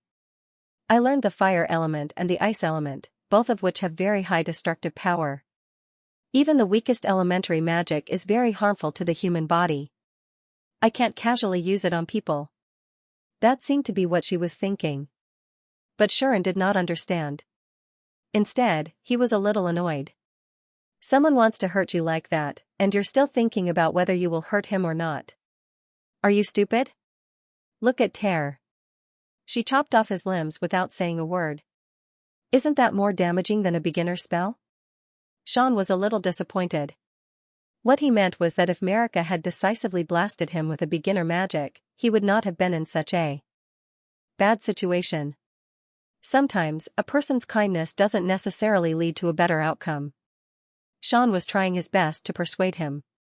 Shuren wanted to say in this. In. Marika. Marika, in. In. It was not that Marika did not understand this. It was just that. I was actually too nervous and scared, so I forgot to chant the incantation. If I were to say this, it would be really embarrassing. Marika's face turned red, and she almost wanted to hide in a hole. This was actually one of Marika's weaknesses. As a natural mage, Marika's qualities were very high. When the enemy was a monster or demons, even if there was danger in front of her, she would still be able to finish chanting the incantation and calmly blast the enemy away. However, when the enemy was a human, for some reason, Marika would be overly nervous, causing her chanting and meditation to become intermittent, and she would not be able to successfully cast the spell. This was a rather common situation among the elves. Because elves were naturally kind, when the enemy was a human, they would often show mercy out of instinct. Even if they had to use heavy blows, most elves would not be able to help but hesitate for a moment. Marika, on the other hand, had a very serious problem in this aspect. It was not just because of her kind nature, but also because she was easily nervous and clumsy in battle. She could not even compare to the timid Lucia. Although Lucia was timid, she was always able to muster up her courage to fight when she had to. Otherwise, she would not have rushed up to the monsters without hesitation and sent them flying with one punch. On the other hand, Marika was not timid, nor was she afraid of strangers. However, because she was too wary of others, she was easily nervous, which led to this problem. Vivian, Ter, and Lucia all knew about this problem, except for Shuren. Marika did not want Shuren to know. There was no other reason than that she did not want Shuren to look down on her. At that moment, Marika could only lower her head and remain silent. Shuren did not want to lecture her like a high and mighty life teacher. Seeing that Marika had fallen into silence, he did not want to say anything more. He shrugged and turned back to the direction of the hostility, his eyes full of ridicule. There, with the tattered parchment in her hand, Margrave growled all the while. "Come on. Harder. Come on. Harder. Come on. Harder. Why can't it be activated? Why?" Margrave was almost in a state of frenzy. He kept chanting the so-called magic spell at the magic tool in his hand, but because the magic tool did not activate, he was trembling with anger. Is it really impossible to activate this magic tool without that guy? I don't believe it. Margrave did not want to admit this fact. My chanting method is definitely correct. I am a genius, there is no reason that I can't chant a mere magic spell after so long. Is it because I'm too quiet? I do need to be loud to activate it, right? But if I'm too loud, I'll be discovered. Margrave fell into distress. Under such circumstances, Margrave inadvertently glanced in the direction of Shuren and Marika. The next second, Margrave saw a scene that almost made him go berserk. Shuren. Mr. Shuren. In front of the bonfire, Marika's voice suddenly sounded, and it was a little flustered and out of tune. This was because Shuren actually sat next to Marika. Not only did he no longer feel uncomfortable and awkward, but he also became more enthusiastic. Sorry, I went a little overboard just now. I didn't mean to criticize you. Shuren showed a big smile to Marika, as if his teeth were shining, and said, even if you can't do it, it doesn't matter, okay? Is that so? Marika had already smelled Shuren's scent, causing her pretty face to turn red. Her pointy ears also turned red, and even her eyes became moist. It couldn't be helped. Originally, Marika already had the urge to get close to Shuren. Now that Shuren took the initiative to approach her, the urge in her heart completely turned into satisfaction, causing her whole body to become soft, and her heart to beat crazily. However, Shuren still said such a sentence. Of course. Shuren looked at Marika and said affectionately, because I will protect you. At this moment, Marika's heart completely skipped a beat. Then, meow, Marika finally couldn't bear the embarrassment in her heart. Her eyes rolled back, and with a moan, she actually collapsed. Ugh, Shuren subconsciously hugged Marika, finally realizing that he had gone too far. Meanwhile, Margrave finally lost control. I'll kill you. In the corner, Margrave angrily rushed out. Bam! A muffled thunder-like sound rang out, and a figure immediately flew out like a kite with its string cut, smashing heavily onto the ground. Ah! Accompanied by a painful scream, Margrave lay there with a footprint on his face. Aya, I was wondering who it was. So it's you, young master. Shuren said with a smile that didn't seem like a smile. As he laughed, he walked towards Margrave. In his arms was the blushing Melika, who had already fainted. Seeing this scene, Margrave was enraged. Let go of your dirty hands. Don't touch her. Margrave shouted angrily, forgetting the pain in his body, and once again rushed towards Shuren. But, bam! Ah! There was another muffled sound and a blood-curdling scream. Margrave was once again sent flying, crashing back to his original position. There was an additional footprint on his face, telling everyone what had just happened. You really scared me to death. Shuren patted his chest, as if he was really frightened. However, his expression was calm, making his actions seem like he was fooling around. In addition, he had brazenly retracted his leg. Needless to say, it was obvious where the two footprints on Margrave's face came from. You, Margrave pointed at Shuren in anger and shock, as if he couldn't believe that he was sent flying by Shuren twice in a row. Aren't you only level 10? Didn't you not even learn a single skill? Could such a person have the ability to send him, who was level 38, flying twice in a row? The answer was definitely no. In response, Shuren's expression was normal, and he could even be said to be mischievous as he spoke to Margrave. I'm sorry, young master. I accidentally leveled up a few times, and my strength increased a little too quickly. Moreover, the magic tools I received from that person were not only powerful offensive magic tools, but also strengthening magic tools that targeted my own body. If you couldn't help but rush over because you think I'm easy to bully, then I can only say sorry to you. Sean's speech was half true and half false, causing Margrave's face to twitch several times. Do you only dare to rely on those magic tools to show off? Margrave roared with hatred. That's not your own strength at all. If you still have the dignity of an adventurer, then put down those magic tools and duel with me. Is that so? Sean said playfully, then you don't have to use those high-level equipment. Just rely on your own strength and try to rush over again. If not for those high-grade equipment, Margrave's strength would probably not be on par with adventurers above level 40. Shuren made fun of him, but he didn't expect that not only did Margrave not feel ashamed, but he also looked over with a burning gaze. If I don't use equipment, then you won't use magic tools? Margrave stared at Shuren. Shuren was stunned at first, but he immediately understood Margrave's plan, and the playful look on his face became even more intense. Sure. Thus, Shuren readily agreed. This made Margrave's eyes light up, and he immediately took off his high-grade equipment without hesitation. With a belly full of anger, he charged at Shuren again. Half a second later, bang! Ah! The third blow and blood-curdling scream echoed in the moonlit night. Margrave used his anger to exchange for the third footprint on his face. For the third time, his face was smashed back to its original position, and he couldn't help but wail in pain. You didn't keep your word. Margrave's hand that was pointing at Shuren trembled. In addition to anger, there was also grief and indignation in his voice, which made people feel pity and wronged. Sean, on the other hand, was still standing where he was, holding Marika with an innocent look on his face. How did I not keep my word? Shuren asked in confusion. This time, I didn't use any magic tools. You're lying.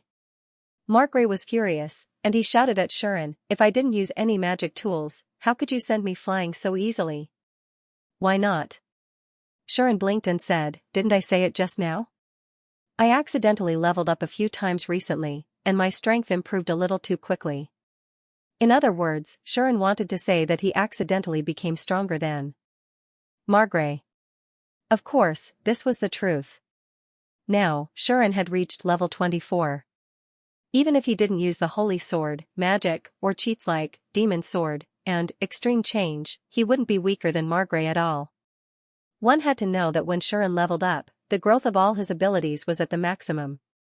Under such circumstances, even if Shuren didn't use any cheats, he would still be stronger than the level 38 Margrave with his own abilities. In addition, Sean had the assistance of God of War, empty-handed combat, and other skills that had been upgraded to the maximum level. Not to mention the level 38 Margrave, even if the level 68 Balin came, it was still unknown whether or not he would be able to win against Sean. In view of this, Shuren could crush Margrave in his normal state, and there was no doubt at all. But Margrave naturally didn't know this. He only thought that Shuren was playing with him, and the humiliation and anger in his heart rose. Do you think you're the only one with magic tools? In his anger, Margrave took out the tattered parchment and aimed it at Shuren. Come on. Use more strength. Just like this, Margrave desperately chanted the incantation to use magic tools loudly. Pfft. Shuren suddenly burst out laughing, and then became serious again. Since you said so, then I'll do as you wish. As soon as he finished speaking, Sean's figure suddenly appeared in front of Margrave like a ghost. He aimed at Margrave's face and kicked him hard with the sole of his foot. Bang! Ah! This was the fourth smothering blow and a blood-curdling cry. Margrave fell to the ground, howling in pain as he continued to chant, unwilling to give up. Come on. Use more strength. Come on. Use more strength. Come on. Use more strength. This young master of a noble family had already thrown caution to the wind. Or it could be said that he used the magic tool in his hand as his last straw, chanting the incantation again and again. As expected of the young master, you're so fearless. I'm almost moved. Then I'll do as you said and use a bit more force on you. Shuren held back his laughter and mercilessly kicked Margrave, who was lying on the ground, repeatedly, until Margrave howled. When Margrave's face finally became black and blue, he was about to cry. Why didn't you do it? I've already shouted loudly enough. Margrave really cried. Poor guy, he was just a 16-year-old hedonistic young master. This time, he was bullied to this extent. It would probably leave a psychological scar. Stop hitting. Stop hitting. Margrave cried and shouted, if you dare to do this to me, my Fritt family will never let you off. Is that so? Then I'm so scared. Although Shuren said this, his feet didn't stop at all. As he kicked, he leisurely said, but, don't forget, young master, it was you who suddenly attacked us for no reason. Come to think of it, if President Lily knew about this, she would also uphold justice for me. Look, even Marika fainted because of you. I've really offended you. Huh? Margrave was dumbfounded. This? How did this become him fainting because of me? Margrave, who was thinking like this, didn't know that he had provoked a deceiving hero who had long since reached the max level in the skill of throwing the blame. If he didn't kill him, then Shuren wouldn't be surnamed she. Laughing emoji, ugh. After a few minutes, Margrave was no longer subjected to violence, but he was lying on the ground, unable to get up. He seemed to be on the verge of death. Not only was his face swollen, but he was also holding his head and trembling all over. Stop hitting me. Stop hitting me. Ugh, as if he didn't notice that Shuren had stopped, Margrave continued to mutter these words, like a pitiful child who was being abused. Isn't this a little too much? Seeing this scene, Shuren seemed to feel a little sorry for him. However, Shuren didn't realize that his face was actually filled with joy and even a little refreshed. Under such circumstances, Shuren squatted down and patted Margrave. Margrave immediately let out an extremely humiliating cry, and his entire body trembled even more violently. Obviously, after terror, Shuren had also become a target of fear in Margrave's heart. Shuren smiled in response and spoke gently and amiably. Come, tell me, why does the so-called Flitter family not want to let me go? Shuren was like a big brother next door with a gentle smile on his face. However, in Margrave's eyes, this smile was no different from the sinister face of a demon. No. Nothing will happen. Nothing will happen. Margrave admitted defeat on the spot. Is that so? Shuren continued to smile gently and said, you won't find trouble with me in the future? No. No. Margrave cried as he shook his head. That's good. Shuren nodded in satisfaction and said, then you won't find trouble with Marika in the future, right? This? Margrave stopped crying. The smile on Shuren's face instantly disappeared. It had to be said that seeing Shuren's behavior, Margrave was so afraid that his heart trembled. However, this was the only thing that Margrave couldn't compromise on no matter what. Marika is mine. Mine. I definitely won't give up, the foppish noble young master muttered like this. Even though his body was trembling, he didn't beg for mercy. This was quite surprising to Shuren. I didn't expect a nouveau riche like you to be so infatuated. Shuren patted Margrave's arm, ignoring his trembling body. He shook his head and said, "But you have to know, young master, a forceful melon won't be sweet. Marika really doesn't like you, so why do you have to be so unrequited in love with this flower? Use your identity and status well. At least, in Lamidjan, you can have as many of them as you want, right?" Hearing this, Margrave retorted. "I'm not interested in those vulgar women." Margrave mustered up his courage and said, "They don't even have the qualifications to serve as a foil for Marika." "Oh?" Sean raised his eyebrows and said with great interest, "Don't you want to start a big harem, get dozens of beautiful wives, and have fun every night?" Shuren raised his eyebrows and said with interest, "Don't you want to start a big harem, get dozens of beautiful wives, and have fun every night?" "No." Margrave replied without hesitation, "I only want Marika. I don't want any other woman." Shuren was also shocked by Margrave's unhesitating attitude. He scratched his head and spread his hands. "This doesn't fit your character at all. As a foppish second generation, shouldn't you keep mistresses everywhere? Once you see a beautiful woman, your mind will immediately be filled with lust, and you won't even be able to move your legs. Your IQ will plummet, and you will use any means to have fun. Even if it's in broad daylight, you will still put on a show to kidnap them or threaten them. Is this your role? You're talking about those useless nobles who only know how to play with women, right?" Margrave said disdainfully. "Don't compare me with those kinds of people. That's an insult to me. Those parasites who only know how to corrupt their families have no right to be called nobles." Hearing this, Shuren was really surprised. This foppish young master actually had such thoughts. It seemed that he wasn't completely useless. "But, if I remember correctly, you once tried to force yourself on Marika, right?" Shuren said with a smile that didn't seem like a smile. "In the end, not only were you discovered by Terror, but you were also broken by her. Don't tell me that what you've done has not ruined your family?" Shuren's words got Margrave's reply without hesitation. "As long as it's for Marika, even if I have to ruin my family, get kicked out, and no longer be a noble, I am willing." Margrave didn't reflect on his actions at all. Instead, he stared at Marika, who was in Shuren's arms, with a face full of determination and fanaticism. His eyes were filled with infatuation. This time, Shuren understood. "So that's how it is. As long as it's for Marika, you are willing to pay any price and use any means?" The smile in Shuren's eyes finally disappeared. "It couldn't be helped. You ignored Marika's will and only did things for your own desires.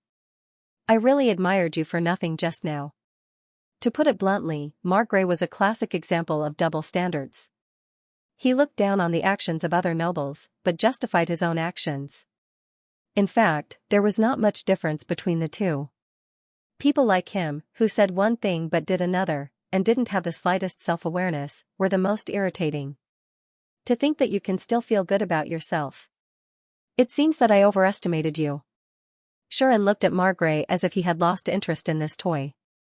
"From now on, don't have any ideas about Marika." These words made Margrave's eyes widen. He couldn't help but become agitated, and wanted to object on the spot. Unfortunately, Shuren didn't give Margrave the chance. "This is not advice, but a warning." Shuren stretched out his hand and placed it on Margrave's neck, as if he wanted to cut it with a knife. He slowly slid his finger down as he spoke. "I'm not as gentle as Vivian, nor am I like Terre and the others who care about the noble family behind you. If I really want to play you to death, I have 100 ways. Do you want to try them?" Sean's words caused Margrave's entire body to tremble once more. He felt as if his body had turned ice cold. Margrave even had a feeling that if it wasn't for the fact that killing him here would attract too much trouble, Shuren definitely wouldn't mind cutting his neck. "You only have one chance. Cherish it, my young master." With that, Shuren patted Margrave for the umpteenth time. Margrave trembled in fear and horror as he stood up with Marika in his arms. Then, Shuren turned around and left without hesitation. Ugh. Ugh. Ugh. Only then did Margaret break down completely, rolling and crawling away. At the same time, Terre also sheathed her sharp blade in a corner. "You got your life back." Terre glanced in the direction that Margrave had left, then turned around and left as well. Naturally, Vivian also saw the scene. She watched as Shuren carried Marika to Lucia's tent, and a helpless smile appeared on her face. He's quite reliable, this newbie in our team. After saying that, Vivian turned around and left. Boo-hoo. Boo-hoo. In the forest not far from the camp, Margrave was crying like a bullied child. His crying was very sad. My Marika. My Marika. At the thought of the only woman he loved lying in the arms of another man, and the other party even threatened him to never pester her again, Margaret's tears couldn't be stopped no matter how hard he tried. That should be mine. It's mine. The more Margrave thought about it, the sadder and more unwilling he became. More and more tears flowed out, and even snot flowed out of his nose. Margrave had not been in such a sorry state since he was 7 years old. This showed how sad he was. I won't give up. I definitely won't give up, Margrave kept convincing himself like this. There must be a chance, although Margrave had the urge to collapse to the ground at the thought of Shuren's threat, he really could not give up on Marika. After all, no matter what, this man's obsession with Marika was so high that he was willing to give up his status as a noble to get what he wanted. No matter how much he feared Shuren, Margrave did not want to give up. Of course, Margrave was really afraid of Shuren, and did not dare to think of revenge. If not for this, perhaps Shuren would not have let Margrave go. Even if he did not kill him in the camp, he would think of a way to get rid of Margrave to avoid trouble in the future. Now, Margrave really hated and feared Shuren. On one hand, he had lost the will to resist, but on the other hand, he was not willing to give up on Marika. So, Margrave could only mumble. It's impossible for him to stay by Marika's side forever. Sooner or later, Marika will be left alone. When that time came, he would take Marika away and find a place where no one could find him to spend the rest of his life. As long as he could get Marika, Margrave felt that he could live a good life no matter how hard it was. That guy is not a god, he can't possibly know where Marika and I went, that was what Margrave thought. As for whether Marika was willing or not, it was not within Margrave's consideration. Just as Shuren had said, Margrave had ignored Marika's wishes from beginning to end. It could be said that he was extremely selfish, but it could also be said that he felt extremely good about himself. Margrave was living in his own script and world. Even Marika was just a character in his script and world. Even if she was the female lead, it was something that should be decided according to his heart. That was why Shuren said that Margrave was essentially no different from the other nobles. It was just that others were aware, but he was not. He did not realize that he was doing something bad, and instead felt that what he was doing was right. All right. It's decided. Margrave, who had made up her mind, wiped away her snot and tears, and rallied herself. I will wait until the moment when the opportunity comes, no matter how long it takes. Margrave made up her mind. And turned around, preparing to return to the camp. However, Margrave never thought that this would be the last thing he would do in his life. This was because the moment he turned around, a black shadow appeared behind him without a sound or presence. Poochie! The sharp blade pierced through Margrave's body, piercing through his back and coming out from his chest, causing a large amount of blood to spurt out. Ugh, Margrave froze there. After a long while, he slowly lowered his head and looked at the sharp blade that had pierced through his chest. His eyes were filled with disbelief. At this moment, another hand reached out from the side and pressed down on Margrave's head. Bang! With a flash of fire, raging flames wrapped around Margrave's body and burned him to ashes. Margaret didn't even have the time to scream. He didn't even have the time to realize that he had lost his life. Just like that, not even the slightest bit of remains was left behind. He was completely destroyed, leaving no traces behind. Only then did the hand that pressed down on Margrave's head retract, and the figure of an old man appeared in this space. I finally made it. The old man looked at the campsite in the distance and smiled sinisterly. As for the people he had just killed, they were no longer in his memory. Lord be though. The black shadow that had pierced through Margrave's body with a sharp blade also revealed itself. It was actually a large group of people, and they were all surrounding the old man. These people were the executioners of the old demon's faction. They finally caught up with the escort team.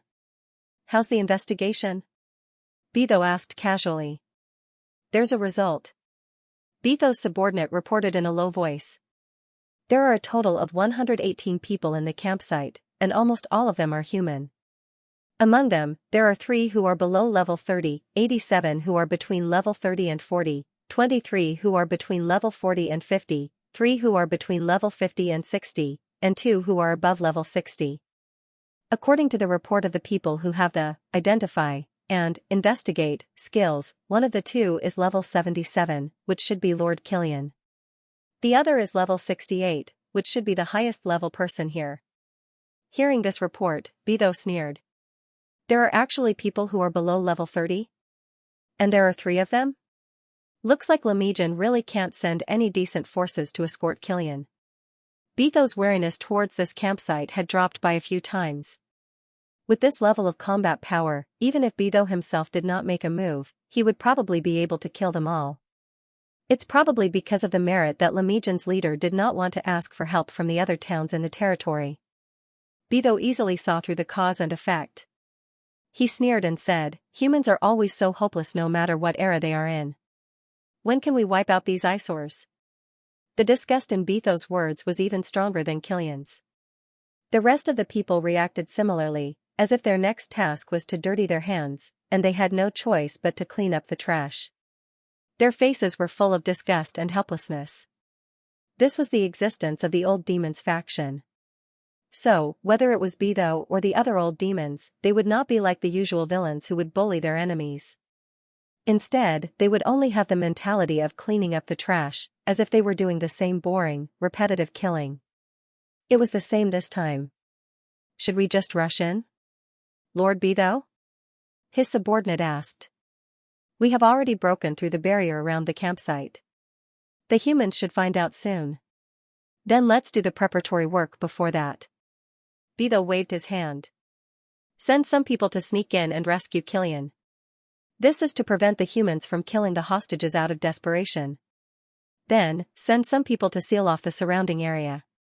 Whether it's setting up barriers or destroying roads, we must make sure that none of the humans can escape. As he said this, Beidou licked his blood-stained fingers. This time, it's the same rule. Once the preparatory work is done, we'll start the killing.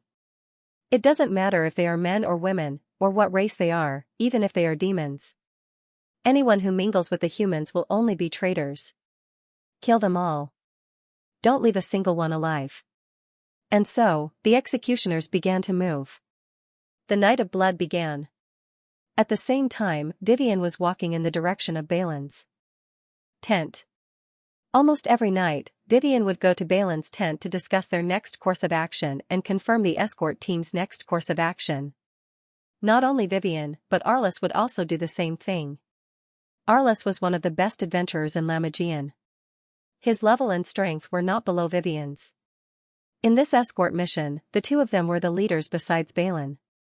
They each led their own team of adventurers and cooperated with the knights. Although they seemed to obey Balin's orders on the surface, they were actually independent of the system of the knights. There were many things that needed to be discussed with Balin in advance. Originally, as the leader of the remaining adventurer team, Leon, like Vivian and Arliss, was supposed to discuss the various important matters along the way with Balin. But unfortunately, Leon was really a person who was good at nothing in this area. Except for playing some tricks on things that were beneficial to him, he was basically not good at anything serious. He did not care about these trivial matters at all. He just wanted to participate in things that would benefit him. Other than that, he did not care about anything else. Due to this problem, Leon only said at the beginning, "You guys can decide, I have no objections." Since then, he did not attend any similar discussions. It was only natural that Leon would be looked down upon by others in the adventurers' circle. However, he did not care about it at all. Vivian knew that this was because Leon's target was the nobility. Becoming an adventurer was just a way for him to expand his network and get more opportunities to interact with others. Hence, he did not care about how the adventurers viewed him. In Leon's mind, he would become a noble sooner or later, and he would never continue to be an adventurer. Hence, to Leon, the identity of an adventurer and the evaluation of the adventurers was really not important. In this way, it was naturally impossible for Leon to be more dedicated to his work. Frankly speaking, Vivian did not intend to express any opinion on this. As the saying goes, everyone has their own aspirations. Even if Leon's starting point was not pure, as long as it did not affect others, why should he care so much? Vivian was a very opinionated person. She looked at things differently from others. To a certain extent, she was very detached. Because of this, Vivian rarely judged a matter or a person from her own point of view. Instead, she cared about the overall situation and everyone's feelings. She also liked to reduce her own subjective views and not let her own preferences affect her view of the outside world. That was why Vivian could tell Sean the objective fact that heroes can't appear based on the relationship between the three races. She could also decide to lend a helping hand to Sean based on the objective fact that they were not familiar with each other.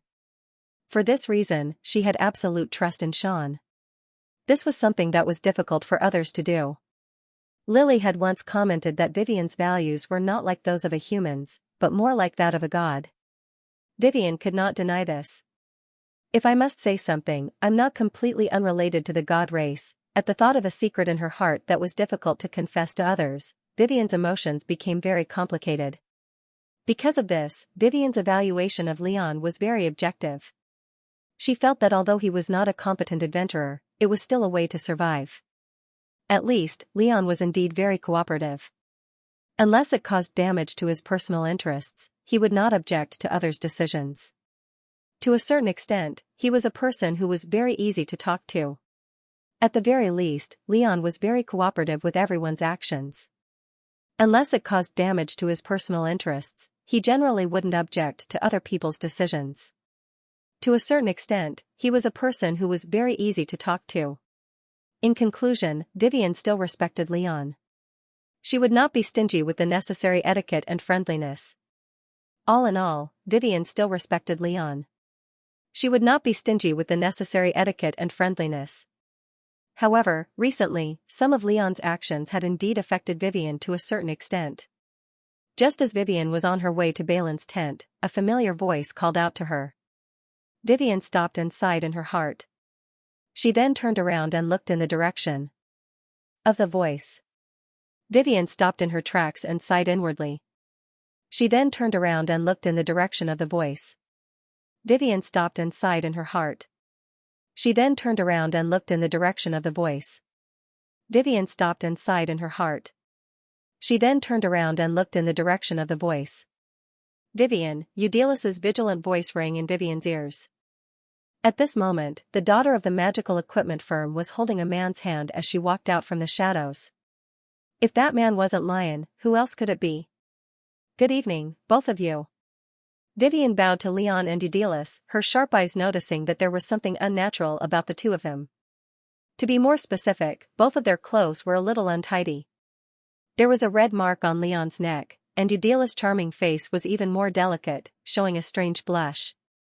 Coupled with the intimate atmosphere between the two of them, it was easy to tell at a glance what the two of them had done in the shadows. Vivian sighed inwardly once again. On the other hand, Leon acted as if nothing had happened.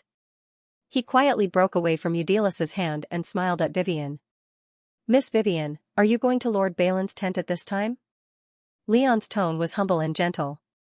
His every move was filled with an inexplicable elegance that made one feel good about him. It was a pity that Vivian knew that Leon's actions were intentional. Yes. Vivian didn't look at Leon. She lowered her eyes and said politely, there was an unexpected attack by ogres on the route today. Perhaps the same thing will happen tomorrow. Just in case, I think it's better to discuss with Mr. Balin and RC to see if we should change our route and avoid some dangerous areas. Thank you for your hard work. Leon said with a pained expression, it's my dereliction of duty to let Miss Vivian, a lady, take on such a task. No, there's no such thing. Vivian shook her head and said, this is my job. How can it be considered Mr. Leon's dereliction of duty? Then let me at least express my gratitude. Leon smiled at Vivian and said, why don't I treat Miss Vivian to a meal when we reach the royal capital? Vivian didn't show it on her face, but in her heart, she thought, here it comes. All this while, Leon had been using different reasons to strike up a conversation with Vivian, and then inviting her in all sorts of ways. There was no need to elaborate on what exactly he was up to. It wasn't just Vivian. Even Lucia and Marika had been approached by Leon a few times. If not for the fact that the two of them were easily timid and nervous, and were very wary of men, they would have been deceived by Leon's honeyed words. Ter was the only exception. When Leon tried to talk to her for the first time, she directly said, "Don't bother me." This made Leon feel awkward for a long time. Only then did Ter stop pestering him. In other words, Leon had struck up a conversation with all the girls in Vivian's team recently. This was especially so for Vivian. Perhaps because she was the team leader, Leon had been the most aggressive towards her. He seemed to think that as long as he could win Vivian over, it wouldn't be difficult for him to get close to the other girls. Vivian had a headache over this. Although Vivian didn't have a negative evaluation of Leon's actions, she didn't support him either. In other words, Vivian didn't have a bad impression of Leon. On the contrary, she didn't have a good impression of him either.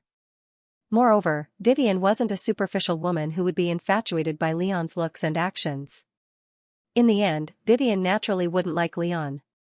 However, as gentle as Vivian was, she couldn't reject Leon directly like Ter. No matter what, one wouldn't slap a smiling person. Leon seemed to have good intentions, and Vivian couldn't deal with him. Hence, Vivian could only tactfully express her rejection. "No need. I still have to meet my friends when we reach the royal capital." Vivian rejected Leon just like that. However, after hearing Vivian's words, Leon didn't give up. Instead, he became even more enthusiastic. Speaking of which, Miss Vivian and President Lily both grew up in the royal capital. "You must know a lot of people, right?" Leon said enthusiastically. "If it's possible, how about introducing one or two to me? I really want to make friends in the royal capital." Vivian immediately smiled bitterly. It wasn't that Vivian couldn't control herself, but Leon's intentions were too obvious. Vivian didn't know what to say. The most troublesome thing was that Vivian and Leon weren't the only ones here. "I think it's better not to trouble them, Lord Leon." Eudelis hugged Leon's arm again and smiled sweetly. "I know people in the royal capital. Why don't I introduce them to you, Lord Leon?" His words caused the atmosphere to become stiff. Leon frowned slightly. Eudelis didn't notice this at all. She was still smiling, but her eyes were filled with hostility when she looked at Vivian. Vivian, on the other hand, almost couldn't help but sigh in her heart. This was something that gave Vivian quite a headache. No, it should be said that Eudelis' hostility towards any woman who tried to approach Leon was obvious. As Leon's partner, Eudelis was quite infatuated with Leon and was very wary of the women around him. This was especially true for Vivian. Perhaps Eudelis knew how much Lion valued Vivian, and was worried that Vivian would take away Lion's love for her, so she was the most hostile towards Vivian. Before the secret mission started, didn't Eudelis say that she knew Vivian would come along because she knew that Vivian would come? It was because of her hostility and wariness towards Vivian that Eudelis said those words. It could be said that Eudelis appeared on this mission to obstruct Leon. Leon seemed to have guessed it, but he couldn't say anything about it. After all, Eudelis was also a great help to Leon. Even if he knew that she was here to obstruct him, he couldn't say anything and could only let her be. It wasn't that Leon couldn't control Eudelis, but Leon didn't expect Eudelis to be so hostile towards Vivian. Leon had more than one woman in Remagen. Eudelis was also very clear about his affairs, but she didn't do anything about it. This gave Leon the feeling that even if Eudelis came along, it wouldn't cause any problems. If Shuren knew about this, he would definitely complain. "If this was in my previous life, it would be a complete mess. Wasn't that right? Leon could pick up girls so openly and unscrupulously. It would be fine if it didn't cause a scene, but he could actually use it to get promoted. If it wasn't for this world where polygamy was allowed, how could this happen? Of course, in this world, the Protoss with special status were all women. Logically speaking, it wouldn't be surprising if this world became female-dominated. But in the end, not only did this not happen, there was a system and culture of polygamy. Shuren couldn't figure out why. In the end, he could only blame it on plot needs. In any case, Vivian was indeed troubled for a while. Leon kept trying to get in touch with her, and because of this, Eudelis became more and more hostile towards her. This made Vivian feel like she didn't know what to do. At that moment, Vivian could only agree with Eudelis. Eudelis is right. She has many friends in the royal capital. Her family's magical equipment store is very famous in the royal capital. Mr. Leon, you can rely on your lover more. After saying that, Vivian didn't give Leon a chance to reply and said, "It's getting late. It's getting late. I have to hurry and find Mr. Balin." Hearing this, Leon knew that he couldn't continue to pester her. "Alright then," Leon said with some regret and unwillingness, "then if there's a chance next time, let's have a meal together." "Okay," Vivian said perfunctorily while secretly letting out a sigh of relief. "Good night, Vivian." Eudelis also relaxed, smiled and waved at Vivian, as if she couldn't wait for Vivian to leave. So, Vivian turned around and prepared to leave. Right at this moment, Vivian's body suddenly paused, and her gaze suddenly turned in a certain direction with a grim expression. "Vivian? What's wrong?" Seeing this scene, Leon and Eudelis were both stunned. Vivian didn't answer, but stared in that direction for a long time before letting out a breath and taking off the shield behind her back. "The two of you," Vivian said in an extremely serious tone, "please don't leave me even half a step." "Huh?" Leon and Eudelis didn't react. But Vivian couldn't give them any more advice. This was because in front of Vivian's vision, there were two black figures rushing over at high speed, emitting a strong smell of blood, telling Vivian that they didn't come with good intentions. At the same time, in Lumia's tent, Marika had already woken up. Knowing that she had fainted because of shyness, Marika kept her head down, looking like she wanted to dig a hole and hide in it. Lumia still didn't know what had happened. While comforting Marika, she couldn't help but glance to the side out of the corner of her eyes, looking uneasy. There, Shuren scratched his face, looking like he didn't know whether he should leave or not. Suddenly, Shuren's expression froze. There was an inexplicable look in his eyes. Swoosh, in the tent, Shuren stood up abruptly, startling Lucia and Marika. "Mr. Shuren? What's wrong?" Both Lucia and Marika felt uneasy as if they had sensed the change in the atmosphere around Shuren. Sean closed his eyes and fully activated his enemy sense and magic sense skills. Under such circumstances, not only did Shuren feel a strong sense of hostility, but he also sensed a strong magic power approaching at high speed. The reaction was quite intense. It was definitely not the reaction of a monster. The hostility and magic of the monsters would not be as subtle and active as this. Therefore, Sean could be sure that the attackers were definitely not magical creatures, but more dangerous, more terrifying, and more evil existences, and there were many of them. Among them, there was even a reaction with magic power that was much stronger than Killian's. "Are they finally here?" Shuren opened his eyes and looked at Lucia and Marika. "Follow me closely. Don't get separated." With these words, Shuren rushed out of the tent. Seeing this, Lucia and Marika did not have time to react. After a while, they looked at each other and seemed to realize that something was wrong. Finally, they followed behind Shuren and rushed out of the tent. As soon as they rushed out of the tent, Lucia and Marika shivered. "There's the smell of blood." Lucia twitched her cute little nose, a look of panic on her face. "Look over there." Marika's sharp eyes saw the strange phenomenon in the camp, and she pointed in that direction and shouted loudly. In the direction that Marika pointed, several tents were set ablaze, and thick black smoke rose from them as they burned fiercely. Then, in all directions of the campsite, a series of explosions occurred one after another. Seeing this, how could Lumia and Marika not know what was going on? Enemy attack. How can it be? The two girls exclaimed in shock. Sean was right in front of the two of them. He narrowed his eyes as he watched this scene. As expected of the old demons who once planned the large-scale assassinations in the royal capital. They are very good at infiltration and sneak attacks. Sean's enemy sense and mana sense only reacted after the other party had made a move. Obviously, the other party had also come prepared, or at least prepared a countermeasure against the skills of perception. Ter probably didn't notice anyone sneaking in, right? Even Shuren, who had maxed out his skills, had not noticed anything until now, let alone Ter. But, even so, it's not like I didn't notice you at this distance. With these words, Shuren suddenly turned around and kicked behind Lucia and Marika. Bam! Amidst the loud collision, Sean's kick landed squarely on a black shadow behind Lumia and Marika, sending it flying with a heavy kick. Ah! Only then did Lucia and Marika realize that someone was about to ambush them. Only then did Lucia and Marika realize that someone was about to attack them, and they both let out a small cry. At this moment, the attacker seemed to have not expected to be discovered, nor did he expect to be kicked away. After being stunned for a while, he immediately became angry. At this moment, the attacker didn't seem to think that he would be discovered, nor did he think that he would be kicked away. After being stunned for a while, he immediately became angry. At this moment, the attacker did not seem to think that he would be discovered, nor did he think that he would be kicked away.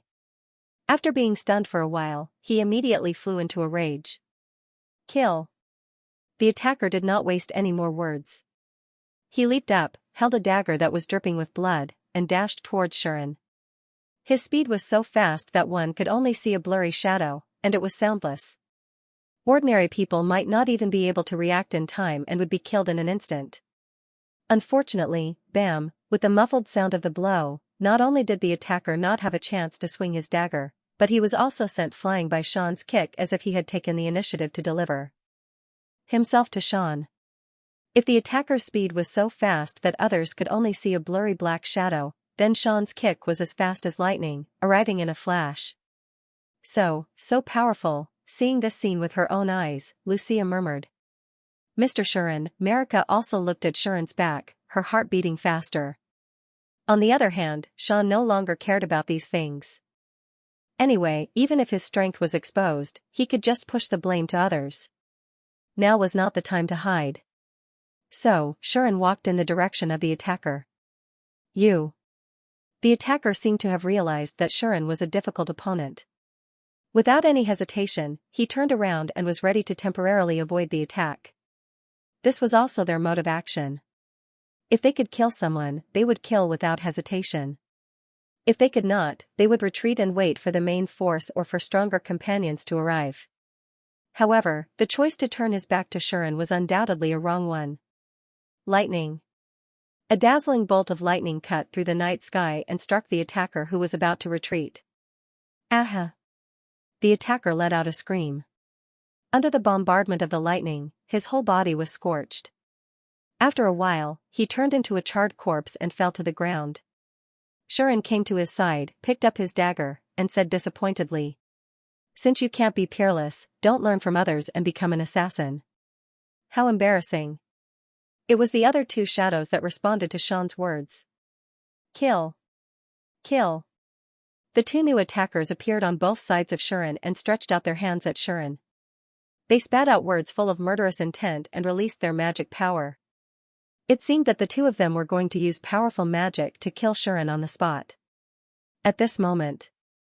Hey! Lucia rushed toward one of the attackers and threw a punch that carried a strong wind, forcing the attacker to retreat. Burn off! Melika also cast a spell that she had unknowingly prepared towards the other attacker, causing the flames to suddenly explode towards the attacker's position, forcing him to give up on his attack and dodge. One of the attackers was speechless. He raised his hand again and seemed to turn his target to the girls. This was another wrong decision. Poochie! When the sound of tearing rang out, a dagger nailed into the attacker's chest and pierced through his body. Ugh! The assailant let out a stiff groan and immediately fell to the ground. Shuren maintained the posture of throwing the dagger, and a familiar message appeared in his mind. Obtain skill, throw, do you wish to learn?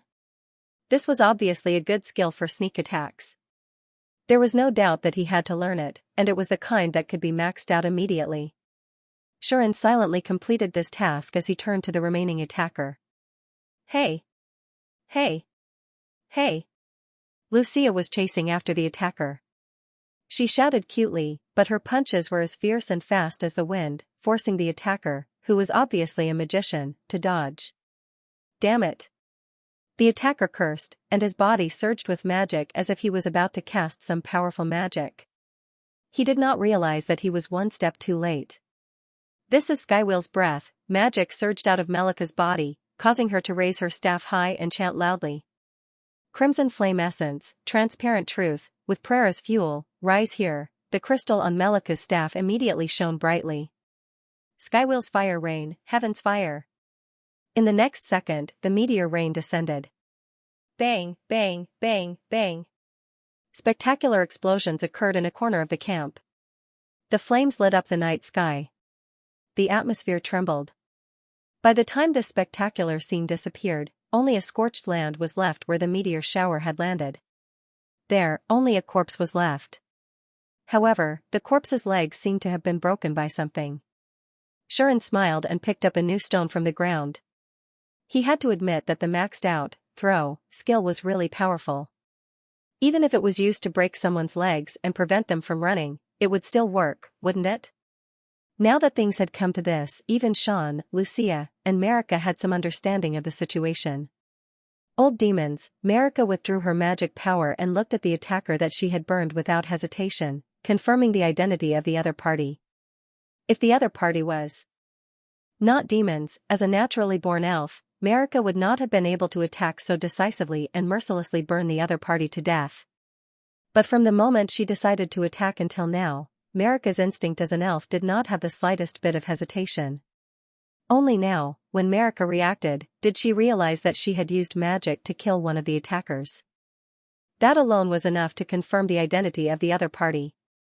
And since she could confirm that the other party was demons, then it was not difficult to guess who attacked the camp and the escort team. Not to mention Marika, even Lucia had guessed it. What should we do? Lucia was a little flustered. Marika was not much better. Usually, the two of them were led by Vivian and Terre. Now that Vivian and Terre were not around, the two of them naturally did not know what to do. Fortunately, Lucia and Marika were not the only ones here. Don't panic, Xianxia said to Lucia and Marika. This is not the time to panic. Be more vigilant around. We don't know when new attackers will jump out. Xianxia's words made Lucia and Marika calm down a little. However, the two of them were still very worried. Where is Sister Vivian now? Lucia murmured helplessly. Where's Terre? Is she okay? Marika also gripped her staff tightly, her expression full of worry. On the other hand, Xianxia did not feel worried at all. Don't worry, they're fine, Xianxia said with certainty. There was no other reason than that mana sense allowed Xianxia to clearly sense Vivian's and Terre's magic power and know their current situation. Now, Vivian was fighting with a few old demons some distance away from Balin's tent. The magic power of those attackers was fluctuating so violently, but Vivian's magic power was so calm. Thinking about it, Vivian should have resisted their attack and even had the strength to protect the two weaker magic reactions. She should not have any problems for the time being. As for Terre, this girl was now rushing here at full speed. On the way, she was attacked by several old demons, but not only was she unharmed, she even killed a few of them. Even Balin seemed to have rushed out of her tent and was now dealing with the attacks of several old demons. Her performance was not as outstanding as Terre's. Obviously, compared to Terre, who was able to combine all her skills in a scientific manner and had a clear position, and had also learned, Demon Sword, Balin's lethality and threat level were a notch lower. He believed that the people of the old demons faction wouldn't have expected such an accident. Of course, the rest of the people in the camp were miserable. At least, from what Xianxia noticed, people's magic power had been disappearing since the beginning. What exactly happened to those people? It would be obvious if one thought about it. In this regard, although Xianxia was a little sympathetic, he did not feel guilty. Even though the appearance of the old demons could be said to be partly due to Xianxia, as mentioned before, even without Xianxia, with a series of tricks that Balin and the others had done in order to fight for credit, this situation would have happened sooner or later. Even if Balin and the others were lucky enough to escort Killian to the royal capital safely, with the style of the old demons, they dared to slaughter their way into the royal capital in a dignified manner 10 years ago. Now, 10 years later, would they not be able to do the same? In other words, this matter was destined to be bloody from the beginning. Xianxia couldn't see any signs of this mission ending peacefully at all. Moreover, Balin and the others were a little unsightly, so Xianxia would be a little displeased if they didn't act recklessly. Not to mention, Killian was captured by Xianxia himself. Balin and the others wanted to take the credit that should have belonged to Shurin. How could they be satisfied if they didn't bleed? Therefore, these innocent knights and adventurers who were implicated could only be said to be unlucky. That may be the case, but I can't escape the fact that I'm partly responsible. Therefore, Shurin didn't feel guilty, but he would also try his best to make the culprits taste the price they deserved. Let's go, Lumia, Marika, Shurin said. Go? Where? Lumia and Marika were stunned and didn't know what to do. Shurin smiled. What's the goal of the old demons? Shurin turned around and said this. Let's go there. So, Shurin, Lumia, and Marika rushed in one direction. Boom, boom, in the camp, there were still bursts of explosions from time to time, igniting tents one after another. This part of the world had turned into a sea of fire, and flames appeared in all directions. The ground was covered with blood and corpses.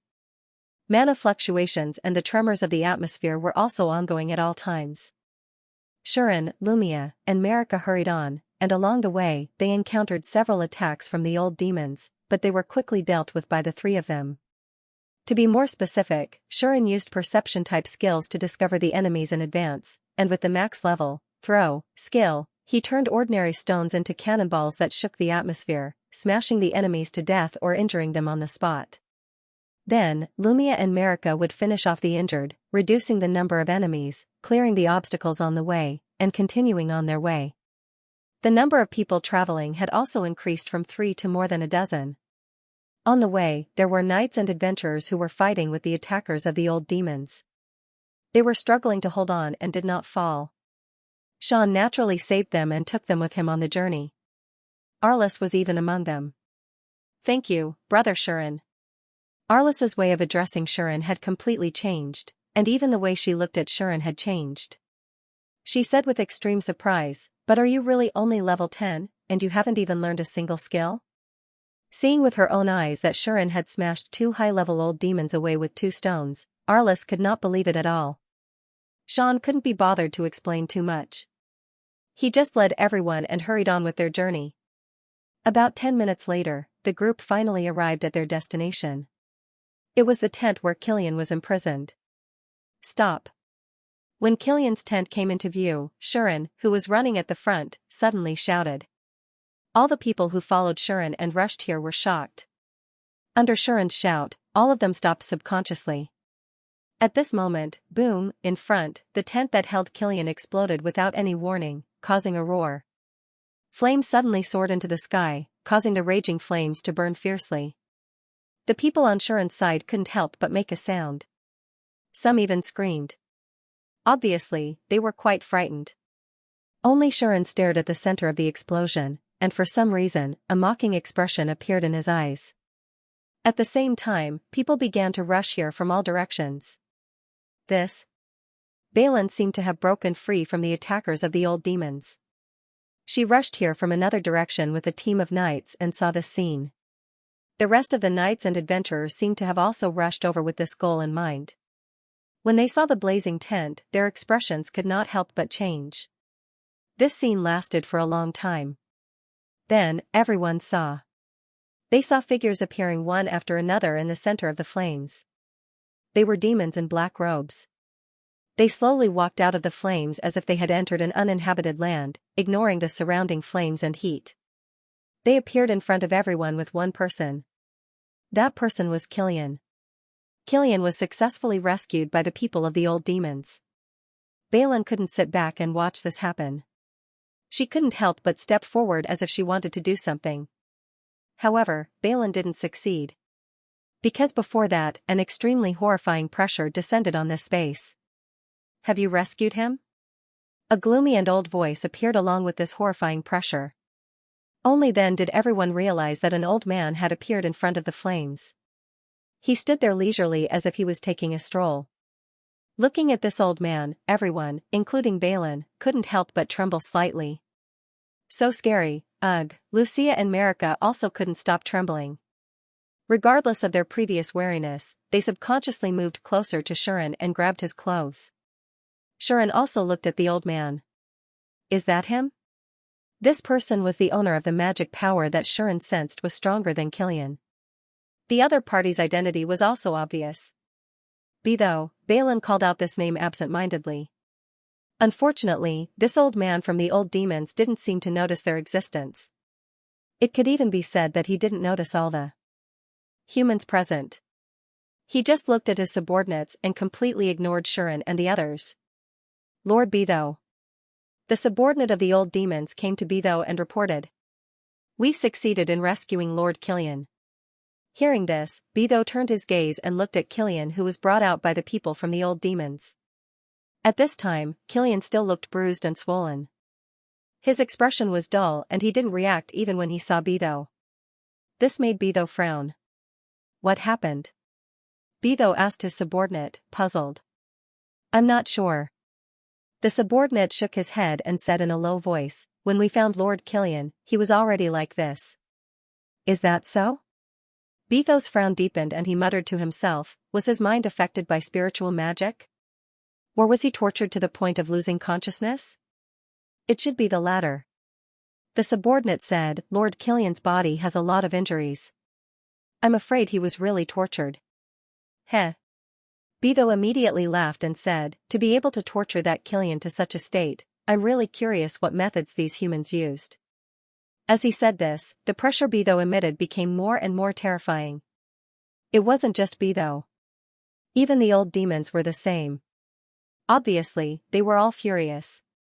They weren't angry at the fact that Killian had been tortured, but at the fact that humans dared to do such a thing to them, who were part of the old demon race. Mere humans, how dare you do such a thing to our old demon compatriots? Bitho muttered. You're clearly just a bunch of filthy trash, why can't you just obediently be killed? Why do you have to provoke us and make us spend unnecessary effort to deal with you? Bitho finally turned his gaze and looked at them. That merciless and cruel gaze caused everyone on this side to tremble. The timid ones had already begun to make unintelligible cries. Plop, someone seemed to have collapsed to the ground due to exhaustion. As for the others, their teeth were either chattering or frozen, not daring to move as if they were being stared at by an extremely ferocious beast, and they almost ran away on the spot. Among the people here, only Shuren could bear Bitho's gaze with his usual expression. Because just now, a strange magic power drilled into Shuren's mind, trying to affect his spirit and will, but it was cancelled out by Shuren's abnormal status resistance skill. Shuren instantly understood what was going on. Without a doubt, Bitho had used the spirit magic he had just mentioned to destroy the will of everyone here. If that was the case, courtesy demands reciprocity. I'll also give you a greeting gift. Shuren's eyes flashed. From his body, an extremely horrifying aura blasted out, and invisible shock waves spread to the surroundings. Ugh. Bitho's expression instantly changed. What? The expressions of the people from the old demon clan sect all changed drastically. At this moment, Shuren activated the oppression skill that he had learned in Lessia's flower house, causing the world to buzz as if it was suppressed by an amazing gravity. Therefore, in a series of crackling sounds, the people of the old demon's faction, who were caught off guard, all knelt to the ground under the suppression of Shuren's aura. On the other hand, Bitho's spiritual magic collapsed under this imposing aura and dissipated completely. This made Bitho's expression extremely ugly, and his eyes were filled with astonishment. On the contrary, the people on Shuren's side only felt their bodies lighten, and their consciousness became clear. Finally, they were no longer afraid and trembling. Only then did Shuren withdraw his aura and cancel the use of the oppression skill. The whole place suddenly fell silent. Whether it was Balin and the others or the people of the old demon's faction, they didn't seem to realize what had happened, and they all looked shocked and confused. Only Bitho's gaze was already on Shuren. Who are you? A cold voice was spat out from his mouth. In the campsite that was filled with the light of fire, both the enemy and his side cast their gazes in the same direction. Bitho stared at the other party with murderous eyes.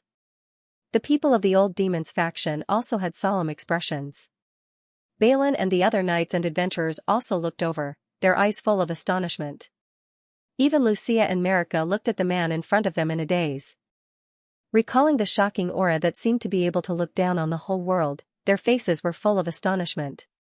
Under the gaze of everyone present, Shuren did not respond immediately, but instead glanced at Killian. Killian seemed to have seen Shuren as well. His body suddenly trembled, and the dullness on his face turned into fear, causing him to tremble. This scene was not noticed by anyone. Shuren suddenly grinned, and in front of everyone, he finally spoke. "And who are you?" Shuren actually retorted to Beidou with such a question. "You don't know me?" Beidou narrowed his eyes. "Why?" Shuren pretended to be surprised. "Should I know you?" "Shouldn't you?" Beidou smiled sinisterly. "At least, your eyes tell me that you don't really not know who I am, human boy." It seemed that although Beidou looked down on humans, he did not lack observational skills because of his arrogance. Of course, there was still a long way to go if he wanted to bluff Sean. "I really don't know who you are," Shuren said innocently. "My captain did tell me something about the mastermind of the assassination, but that was only a few days ago. Before that, I had never heard of your name, nor did I deliberately try to remember it. Plus, I'm illiterate, so I don't know much about common sense. So, I'm sorry, can you introduce yourself?" These words sounded so sincere, but in the ears of others, they all sounded like a provocation. Beidou's subordinates were provoked. Magic surged out of their bodies, shaking the atmosphere while preparing to attack Shuren. However, Beidou stretched out a hand and stopped him. He. Beidou let out a somewhat ear-piercing and unpleasant laugh, and said to Shuren. "It seems that I haven't appeared under the sun for too long, so the little ones nowadays can't even remember my name. But it doesn't matter if you can't remember it." Beidou's gaze swept across everyone present as if he was looking at a corpse. "Taking this opportunity, I will take your heads and hang them in front of the capital's gate. I believe that by then, many people will remember my name again." His words caused everyone's faces to turn pale. Balin and Arla's faces were also quite ugly, while Lumia and Marika grabbed onto Sean's clothes tightly, not daring to let go. On the other hand, Sean shook his head decisively. "I'm afraid." Sean did not hesitate to say such a thing. "No?" Beidou sneered. "Do you think I can't do it?" Beidou. "That's not what I mean." Shuren shook his head, looked at Beidou, and then revealed a bright smile. "What I mean is, if you want to be famous, you don't have to go through so much trouble. I can help you." "What method?" "It was very simple. Just hang your head on the gate of the capital's gate. By then, you won't be able to not be famous even if you want to." The easy-to-understand words made the smile on Beidou's face disappear completely. "Kill them." Without any delay, Beidou gave an extremely simple and cruel order in a calm tone. Yes. All the old demons immediately responded and turned to Shuren and the others, releasing a terrible murderous aura and magic. Seeing this, Balin, Arlis, Lumia, Marika, and the others all realized that the most dangerous battle of their lives was about to unfold. However, before they could react, Shuren suddenly spoke. "Kill him." Almost the same order came out of Shuren's mouth. Balin and the others were stunned. The old demons thought that Shuren was giving orders to Balin and the others. Even Beidou thought that Shuren was giving orders to Balin and the others, so his face was still calm. However, the people who reacted to Shuren's order were beyond everyone's expectations. Poochie. Along with the sound of flesh being torn apart, a hand covered in boiling blood pierced through a body. What? Balin and the others widened their eyes. Lord Beidou. The group of people from the old demon faction also turned around abruptly and looked at Beidou, their faces filled with disbelief. Even Beidou's expression froze. Feeling the sharp pain in his body, as if he couldn't believe it, he turned his head stiffly and looked behind him. Beidou's eyes were full of shock. Killian stood behind Beidou, one hand piercing through Beidou's body. His whole body was covered with Beidou's blood, and his expression was dull. No one expected such a thing to happen. No one had expected such a scene to occur. Among all the people present, only one person was not surprised. At all. That person was Shuren. "Come, what should I say at this time?" Shuren grinned and spoke to Killian in a gentle tone. Killian's body trembled, as if he had recalled some horrifying scene. The dull expression on his face turned into a breakdown, causing him to mutter crazily. "Sorry, I'm a spy, I also want to be a good person. So, I have no choice, really no choice. Killian said these words as if he was reading a script. It was as if someone was holding a knife to his neck and forcing him to say such lines. Balin and the others were dumbfounded. The people of the Old Devil faction were dumbfounded. Shuren was the only one who was extremely satisfied. After all, in order to make this turn, Shuren had punished Killian for 3 whole hours.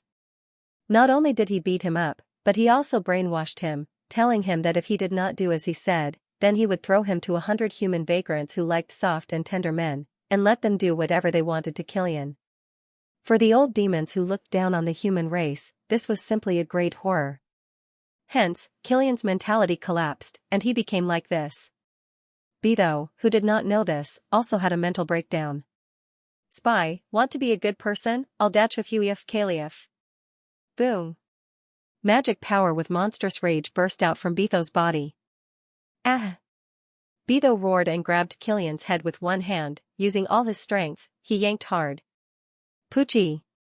Blood spurted out like a fountain.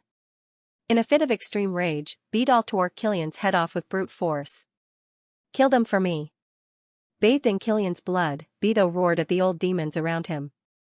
The old demons immediately rolled up their magic power and rushed toward Shuren and the others. They're coming. Be careful. Seeing the people of the old demon clan rushing over with a murderous aura, both the knights and the adventurers panicked a little. It wasn't that the knights and adventurers were lacking in quality, but the magic power that the old demons emitted was too terrifying. Although demons were a race with superior strength, and their magic power was generally much higher than other races of the same level, at this stage, the old demons would definitely not be of low level. In fact, that was the case. The old demons led by Betho were at least level 40, and in terms of strength, they could even fight against level 50 humans without being at a disadvantage. In other words, almost every one of the executioners charging at them was equivalent to a level 50 expert. Experts of this level were second to none in Lemegin, and were comparable to Vivian and Arliss. Now that they were all charging towards them, how could they not panic? Moreover, the old demons of this level were only the weakest existences under Betho's command. There were even first-rate experts above level 60 among them, and ordinary knights and adventurers couldn't deal with them at all. Therefore, not only were the knights and adventurers panicking, but even Balin was a little regretful. She wondered if she should not have provoked the people sent by the old demons. Mr. Shuren. Mr. Shuren. Lumia and Marika were also panicking. Calm down, it's fine. Shuren had to reach out and hold the little girl's hand.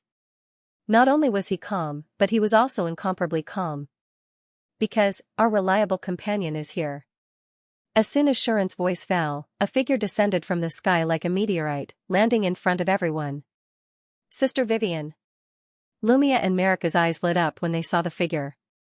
Everyone saw the scene in front of them, and they were all overjoyed. It's Miss Vivian. Great! Everyone began to shout. Vivian, on the other hand, faced forward, raised her shield high, and slammed it down heavily. Provoke, decoy. When Vivian chanted this incantation, a magical power spread out from her body in a magical form, like a net, and spread out in all directions. All of the elder demons that were charging toward Vivian came into contact with the net of magic power, and all of them turned around involuntarily and rushed toward Vivian as if they had been caught in an invisible net.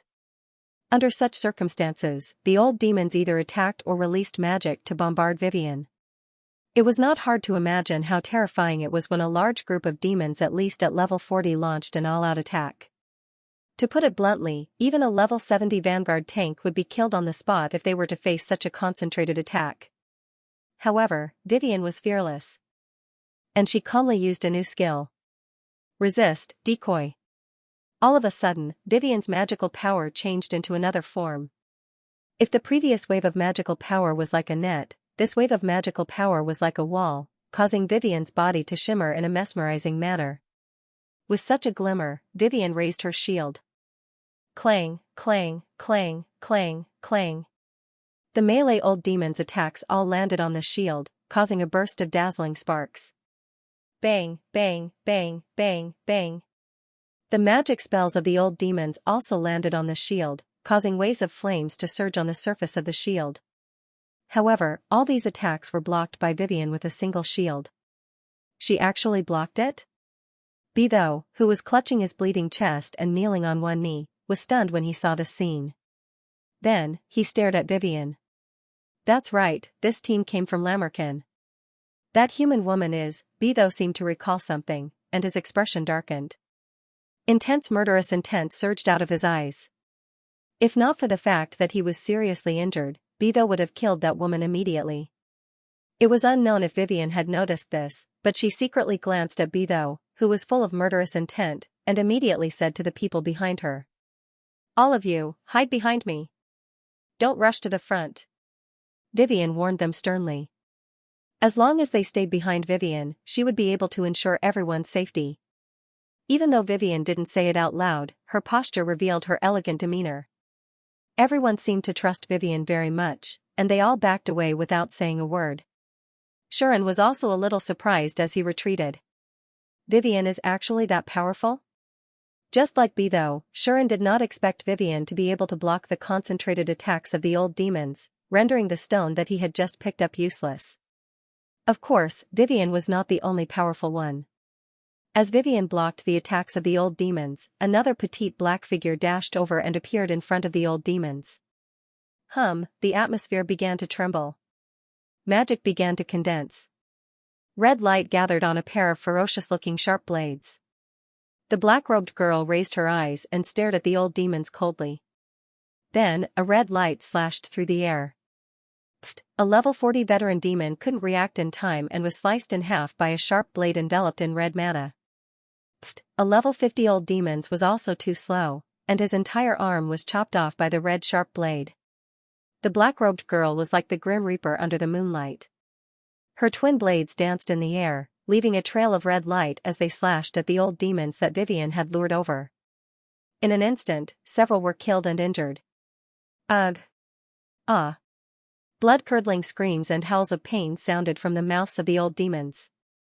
Is that the demonic sword? This time, even Beidou was stunned. Didn't they say that the highest level in the Lamajijin is only level 68? How could someone learn the skill, Demon Sword, that even a level 70 melee player would find difficult to learn? Beidou's expression darkened. Originally, the shield-wielding woman was already troublesome enough, but now there was such a variable that Beidou didn't expect. However, at the same time, Beidou's mind became active.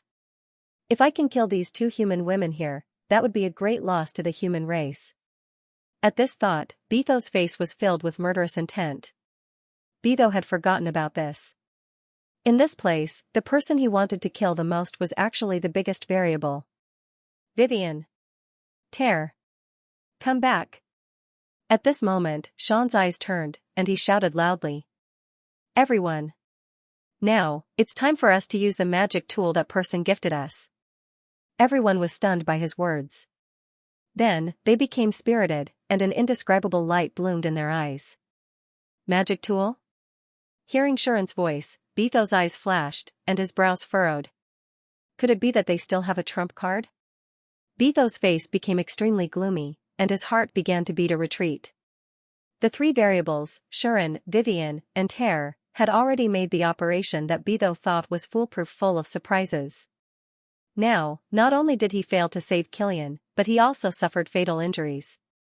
If the other party still had any tricks up their sleeves, no matter how resentful he was, he didn't want to stay here any longer. Anyway, there was still a long way to go. Once he recovered from his injuries, he would find a chance to kill his way back and make everyone pay for what they did today. Especially Shuren. Killian's betrayal must have something to do with him. Therefore, Beidou's resentment towards Shuren was imaginable. It was impossible for him not to take revenge. Therefore, Beidou already had the idea of retreating. However, what happened next made Beidou a little stunned. It's finally time. Balin, the level 68 knight commander who hadn't been of much use since the start of the battle, finally found an opportunity and recalled her trump card. She glared at the old demon's faction with hatred in her eyes and took out a tattered piece of parchment. Not only Balin, but the others also hurriedly took out the tattered parchment and aimed it at the old demons. Tear. I know. Seeing this scene, Vivian and Ter exchanged glances. Then, one put away her shield, and the other put away her sharp sword, and began to retreat. This scene made Beidou vigilant. "Be on guard." Beidou immediately ordered the old demons who were about to chase after Vivian and Ter to stop and start to be on guard. Both sides suddenly fell into a strange standoff. They glared at each other without saying a word, and the atmosphere was filled with the feeling of a storm brewing. Until Balin couldn't hold it in anymore and raised the magic tool in her hand. "I'm a pig. A pig with dreams. Come and kill me if you dare. Come and kill me. Come on." A loud and clear chant resounded throughout the camp that was in a sea of fire. "Defend." As Beidou's direct subordinate, the leader of the old demons reacted. He shouted in a low voice, and all the old demons chanted defensive spells in unison, setting off waves of magic fluctuations, forming a barrier or a magic barrier in front of everyone. This reaction could not be said to be slow. But, whoosh! When everyone thought there would be an earth-shattering collision, there was only a gust of wind that blew past sand and dust. What? Beidou and the other demons were instantly filled with question marks. Balin's face turned red, and she felt a little embarrassed. But nothing happened. Just as Beidou was feeling puzzled, two more people walked out from behind Balin. They were none other than Leon and Eudelis, who happened to be with Vivian during the attack of the Old Devil sect. Therefore, they were protected from being killed. At the same time that Vivian arrived, the two of them had also caught up from behind and blended into the crowd. Only now did they emerge. "Let me do it. Mr. Balin." "Yes. How dare they attack our camp? Let me and Lord Lion make them pay the price." Lion and Eudelis shouted with righteous indignation, holding their magic tools in their hands. "Then, come and get me if you are a man." "Yamit." The two of them shouted loudly, their voices incomparably loud. "Defend." The old demon subordinate also issued another order, ordering the surrounding old demons to chant defensive magic incantations and activate defensive magic in an attempt to block the next attack. But, this time, nothing happened.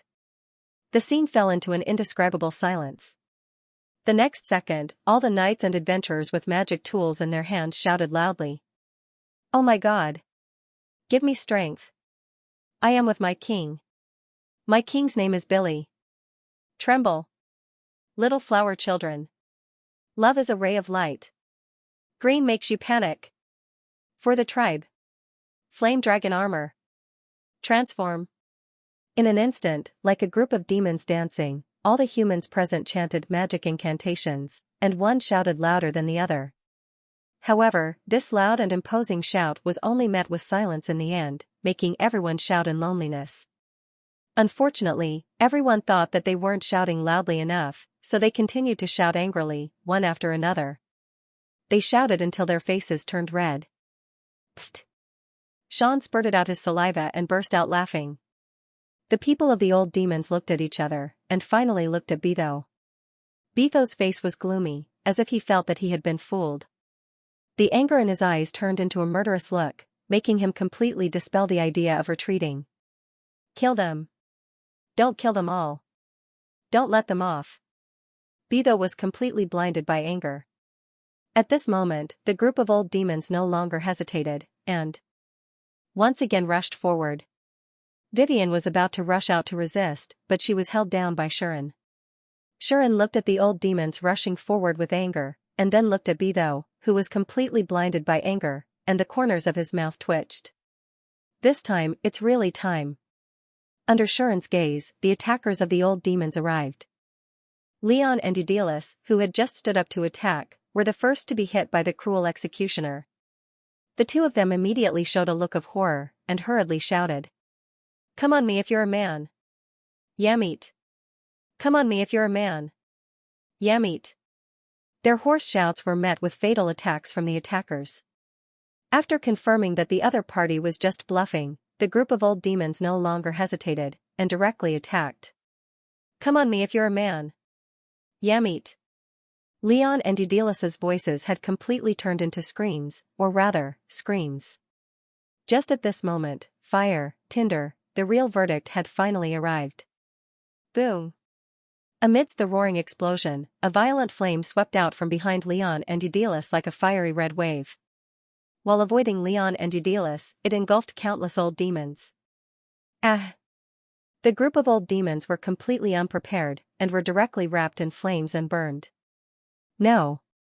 Betho's face finally revealed a terrified expression as he cried out. But this time it was Betho who shouted loneliness, and the result was completely useless. If the group of old demons remained vigilant, launched defensive magic, and dispersed from each other, it would really be impossible to kill all of them with one magic. However, the other party was completely unprepared, and the distance was so close, and the timing was so good. Naturally, the only result was total annihilation. And this was Shuren's purpose. In order to prevent any of the old demons from escaping, and in order to prevent Betho from retreating, Shuren put on such a show. In the end, the old demons all turned into charcoal and fell to the ground. We did it. That's great. Seeing the pawns of the old demons turn into charcoal in the flames, Leon and Eudelis were overjoyed. Not to mention Leon and Eudelis, even Balin and the others were overjoyed. It really worked. As expected, our magic tools are the real trump cards. Haha. We've won this time. The knights and adventurers were overjoyed, and even Balin could not help but clench her fists. Arliss, who had been suspicious of the magic tools, was also overwhelmed with joy. Sister Vivian. Sister. Lucia and Marika were also overjoyed, jumping around Vivian. Phew, Vivian could not help but heave a sigh of relief, and a smile appeared on her face. This way, there's much less pressure. Ter also glanced in Shuren's direction and murmured softly. Shuren withdrew his magic power and looked at the charred corpses on the ground. Well, this is just the appetizer. This was because the truly troublesome person was about to explode. Just as everyone was cheering, a terrifying pressure and monstrous magic power swept through the space. How dare you? How dare you? As Betho let out a low roar that was filled with uncontrollable rage and madness, his eyes turned completely red at the back. I want all of you dead. Finally, Betho exploded. The old demons, who had become a single commander, took out a bottle of magic potion and poured it into his mouth. Clang, a rich light shone from Betho's body, causing him to stand up and stare at them with eyes filled with violence. On Betho's chest, the serious injury that had been almost fatal was rapidly recovering at a speed visible to the naked eye. This caused the magic power and pressure on Betho to become more and more terrifying, causing the originally overjoyed crowd to look horrified. This is troublesome, Vivian's expression darkened. This Betho, Ter's voice also became solemn. Even Shuren raised his eyebrows. His gaze on Betho became scrutinizing again. It wasn't because Beethoven's injury had been cured. Although he didn't expect Betho to have a magical potion that could heal such a serious injury in one go, Shuren didn't think that this guy could be defeated so easily. Therefore, his outburst was within Shuren's expectations. However, Shuren did not expect Betho to be even scarier than the rumors. Shuren concentrated and stared at Betho, who was in a frenzy. He activated Enemy Sense and Mana Sense, peeking at Betho's hostility and magic power, trying to see through his current strength. In the end, obtained skill, Identify. Do you wish to learn? The new skill appeared while Shuren was concentrating on observing Beethoven. This skill caused Shuren's eyes to light up involuntarily. There was no other reason than that it was one of the skills that Shuren wanted the most at the moment. It could appraise people, monsters, and even items, allowing the appraiser to obtain accurate information about the target.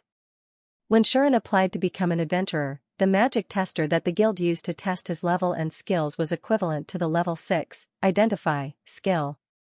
Now that Shuren had obtained the skill, he naturally did not hesitate to learn it, and instantly leveled it to the maximum. Thanks to this, Shuren finally saw through Betho's level, LV84. Yes. Betho's level was actually as high as 84, which was difficult for even Killian to reach. Moreover, Betho also learned Magic Fire, Magic Darkness, and Magic Spirit, which were all level 7 and above. He even learned Sharp Claws, a close-range skill that could tear enemies to pieces with bare hands, which was also level 6. It was very terrifying. All of you, don't even think of escaping. Beidou, whose mind was dominated by anger, did not hesitate to release powerful magic at everyone. Hellfire! With Beidou's shout, the ground where everyone was began to tremble. Shuren, Vivian, and Ter all reacted to this. Retreat! Vivian shouted anxiously. TSK. Ter even grabbed Lumia and Marika, and before the two could react, they quickly fled to the back. As for Shuren, he threw the stone in his hand at Beidou without any hesitation. Bang! Instantly, the stone turned into a powerful cannonball, setting off a terrifying sonic boom as it blasted in Beidou's direction. Although Beidou was in a rage, it was not to the extent that he did not notice the enemy's attack. At that moment, he dodged to the side without thinking. Bang! The incoming stone cannon hit Beidou's shoulder as he hurriedly dodged, smashing it into pieces. Aha! Beidou howled in pain. He probably didn't expect that he wouldn't be able to dodge a mere stone, right? The max level, throwing, skill gave Shuren more than just accuracy. When he used throwing items, the power and speed of the throwing items would also skyrocket as his level increased. If not for the fact that Shuren's level was too low compared to Beidou's, Beidou might not even be able to dodge it. However, Beidou's howl of pain turned into a roar in the next second. Then, his smashed shoulder rapidly recovered at a speed visible to the naked eye. This scene surprised even Shuren. Shuren did not know that the magical potion that Beidou had just used was still in effect. It was a relatively precious mana potion, a rare item that even level 90 experts could only dream of. Once consumed, the potion would continuously repair the user's body and heal any injuries before the potion's effects wore off. The potion would even boost the user's mana. When casting a spell, not only would the user's mana skyrocket, but the user could also ignore chanting to a certain extent and cast a spell directly. Therefore, Beidou did not hesitate to use the most powerful spell that he could use, the superior dark magic. Repent in hell! In Beidou's furious roar, the trembling ground shattered. Boom! Waves of violent pitch-black flames surged out from the ground as if the flames of hell had really sprung out. As it broke through the ground, it enveloped the entire campsite. No! A few knights and adventurers were unlucky enough to be touched by the black flames. They could only let out miserable cries before they were burned to ashes. Run! No! The rest of the people either fell into panic or wailed. Although they were not directly hit by the black flames, they seemed to be affected, and some even had their hands and feet burned. In an instant, the entire campsite turned into hell. Until, breeze. A gust of strong wind blew from the sea of hell without warning. Whoosh! In the center of the pitch-black sea of fire, a storm suddenly rose up like a tornado. It first broke through the restraints of the pitch-black sea of fire, and then swept out in all directions. Under the attack of the violent wind, the pitch-black hellfire was moved. Although it was not extinguished, it was blown away as though it had been scattered. The many knights and adventurers who were surrounded by the pitch-black sea of fire were immediately able to see the light of day again, and avoided further destruction. Damn it! Beidou was infuriated, and a large amount of mana surged out of his body again. He seemed to be preparing to cast a second spell. However, this time, Shuren did not give him the chance to do so. I'd like to see how you're going to dodge it. Shuren, who was standing in front of everyone, grabbed a handful of stones, and continuously threw them in Beidou's direction with all his might. The stones turned into cannonballs that shook the atmosphere. They broke through the sound barrier, and brought about bursts of sonic booms as they shot towards Beidou with great momentum. Naturally, Beidou dared not underestimate these ordinary stones anymore. Black curtain. Immediately, Beidou chanted a new spell, and a layer of pitch-black magic curtain unfolded around him, turning into a barrier. When the incoming stone cannonballs came into contact with the black magic curtain, they were instantly sucked into it as though they were swallowed by a black hole. They only stirred up layers of ripples on the barrier, and then disappeared without a trace. A defensive spell? Shuren stopped throwing the stones in his hand, and threw them away cleanly. However, Shuren stopped attacking, and this gave Beidou a chance. Looking at the man who stood in front of all the knights and adventurers, the hatred in Beidou's heart was rising like a flame. After all, Shuren was the person Beidou wanted to kill the most. Be it Killian's matter or the mysterious magic tool that caused the death of all his men, it seemed to be related to this man in front of him. Now that this man had stood out, Beidou naturally would not let him go back. Enmity lightning. Without any further words, Beidou released the fastest spell he knew at Shuren. In a split second, countless pitch-black lightning bolts suddenly descended from midair like a bolt from the blue, blasting towards Xian. There was an extremely large number of lightning bolts, and they descended at an extraordinary speed. Everyone only saw a blur before Shuren was struck by countless pitch-black lightning bolts. Shuren! Mr. Shuren! When Vivian, who was dragging the injured to the rear to take refuge, saw this scene, her expression changed, and even Marika could not help but cry out in alarm. However, Xian, who was bathed in the pitch-black lightning, looked as usual. Not only was he unscathed, but he was also staring at Beethoven with a faint smile. She was the same as saying, "Didn't you eat? Use more strength." How? Beidou could not believe the scene in front of him. That was Beidou's proudest spell. Although it was not as powerful as Hellfire, it was still a high-level dark magic. Ordinary people would be cursed if they touched it, and die instantly, let alone withstand it. If it was Vivian, she might be able to completely withstand this spell, but that was because of Vivian's uniqueness. She was probably the only one in the entire human world who could do that. How could Shuren do that? Enmity lightning. Beidou, who was unwilling to believe the scene in front of him, clenched his teeth, and used the same spell again. More pitch-black lightning bolts descended from mid-air, and struck Shuren one after another. Unfortunately, it was all in vain. Lightning. Shuren, who was bathed in the lightning, suddenly released a spell. A bolt of lightning that was different from the pitch-black lightning bolts, but with a bright and dazzling color, streaked across the sky, and struck towards Beidou. Black curtain. Beidou reacted very quickly. Almost reflexively, he cast a defensive spell, and the pitch-black curtain rose around him, firmly protecting him. The lightning that Shuren released touched the pitch-black curtain. Just like the stone earlier, it stirred up a layer of ripples, and then disappeared without a trace. Looks like long-range attacks won't be effective. Xian was not frustrated by this. Instead, he calmly came to such a conclusion. Of course, Shuren was not the only one who came to this conclusion. Use this. Not far away, Ter appeared soundlessly, and she tossed a sword to Shuren. Thanks. Without hesitation, Shuren reached out and caught the sword that Ter tossed to him. After catching it, Shuren realized that this sword was not an ordinary weapon. Its blade was as dazzling as platinum, and its hilt was as clear as crystal. There was even magic power flowing on it, and it was obvious that it was a very precious item. My sword.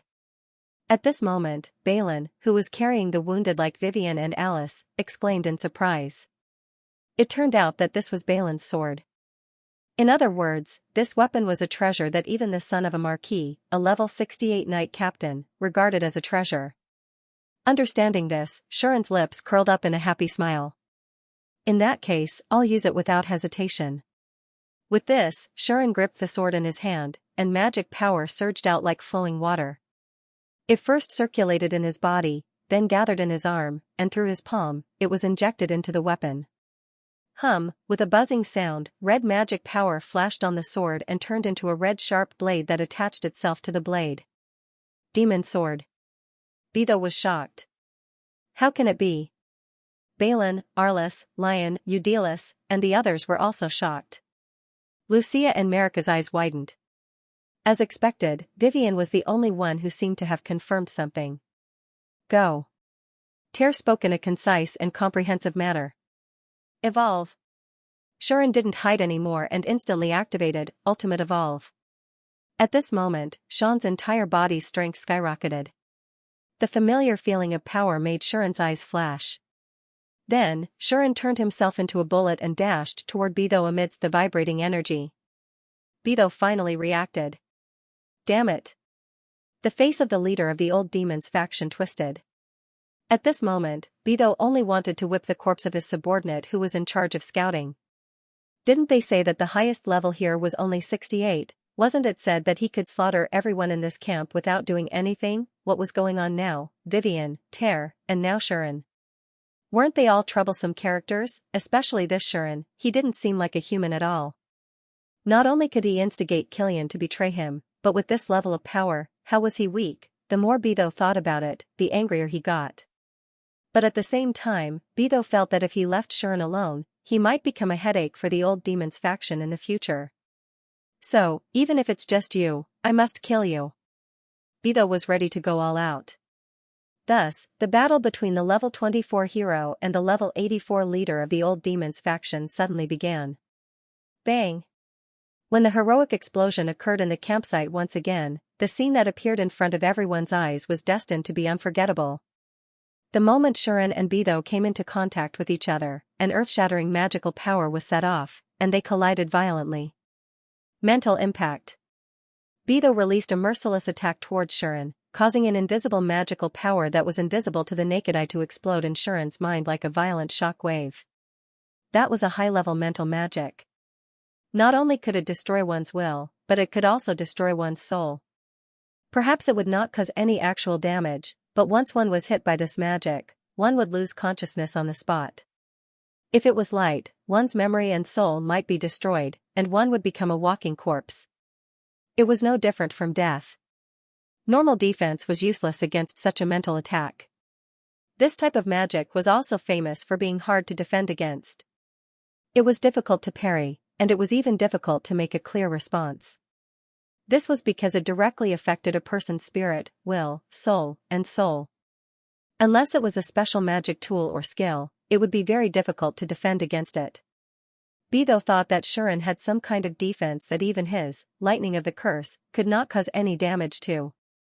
In that case, he could only attack Shuren's will and spirit.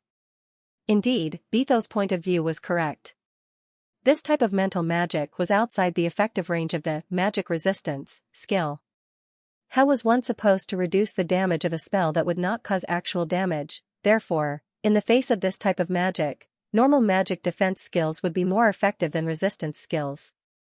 However, this kind of magic that did not cause any definite damage was usually classified as an abnormal state. In other words, although magic resistance could not affect mental magic, abnormal status. Resistance could defend against mental magic and attacks. Therefore, Shuren only felt a sudden roar in his head, and then his mind cleared up. Not only did he not lose consciousness, but he also took the opportunity to speed up. He approached Beidou, who had just finished casting his magic, at an almost perfect time. This was the effect of close-distance evasion. While dodging an attack, he used all the factors to approach the enemy in the fastest, best, and most effective way. Therefore, Shuren slashed Beidou before he could react. Puff! As if cutting through a black curtain of water, the magic weapon that Shuren cast with the magic sword cleanly cut through the magic curtain around Beidou.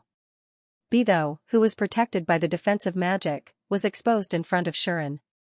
Ah! Beidou immediately made a sound of agitation, but he did not lose his composure. Instead, after realizing that magic would not work on Shan, he decisively chose to engage in close combat.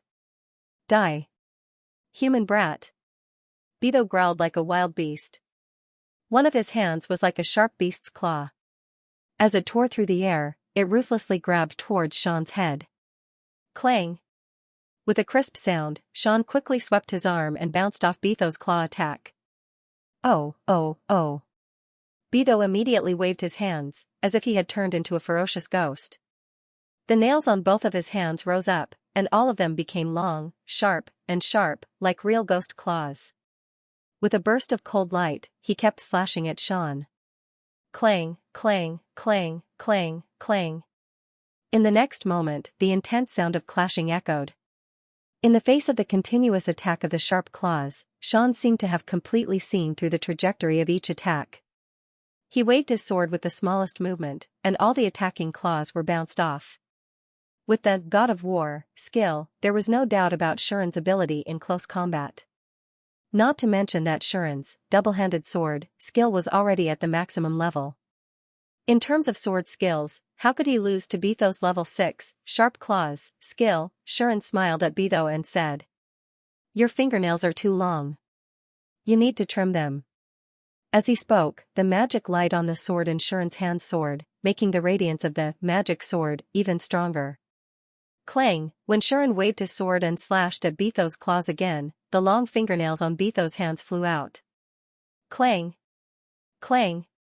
Clang! Clang! With a thought, Shuren's sword moved with his mind. With extremely elegant and casual movements, he slashed repeatedly as if he was lifting something heavy. Amidst the sounds of metal breaking, he cut off all the sharp claws on Bitho's hands. Only then did Bitho realize that his hands had become bare, and his fingernails had become thin, tender, and smooth. A sexy manicurist doing an online manicure. Not bad, right?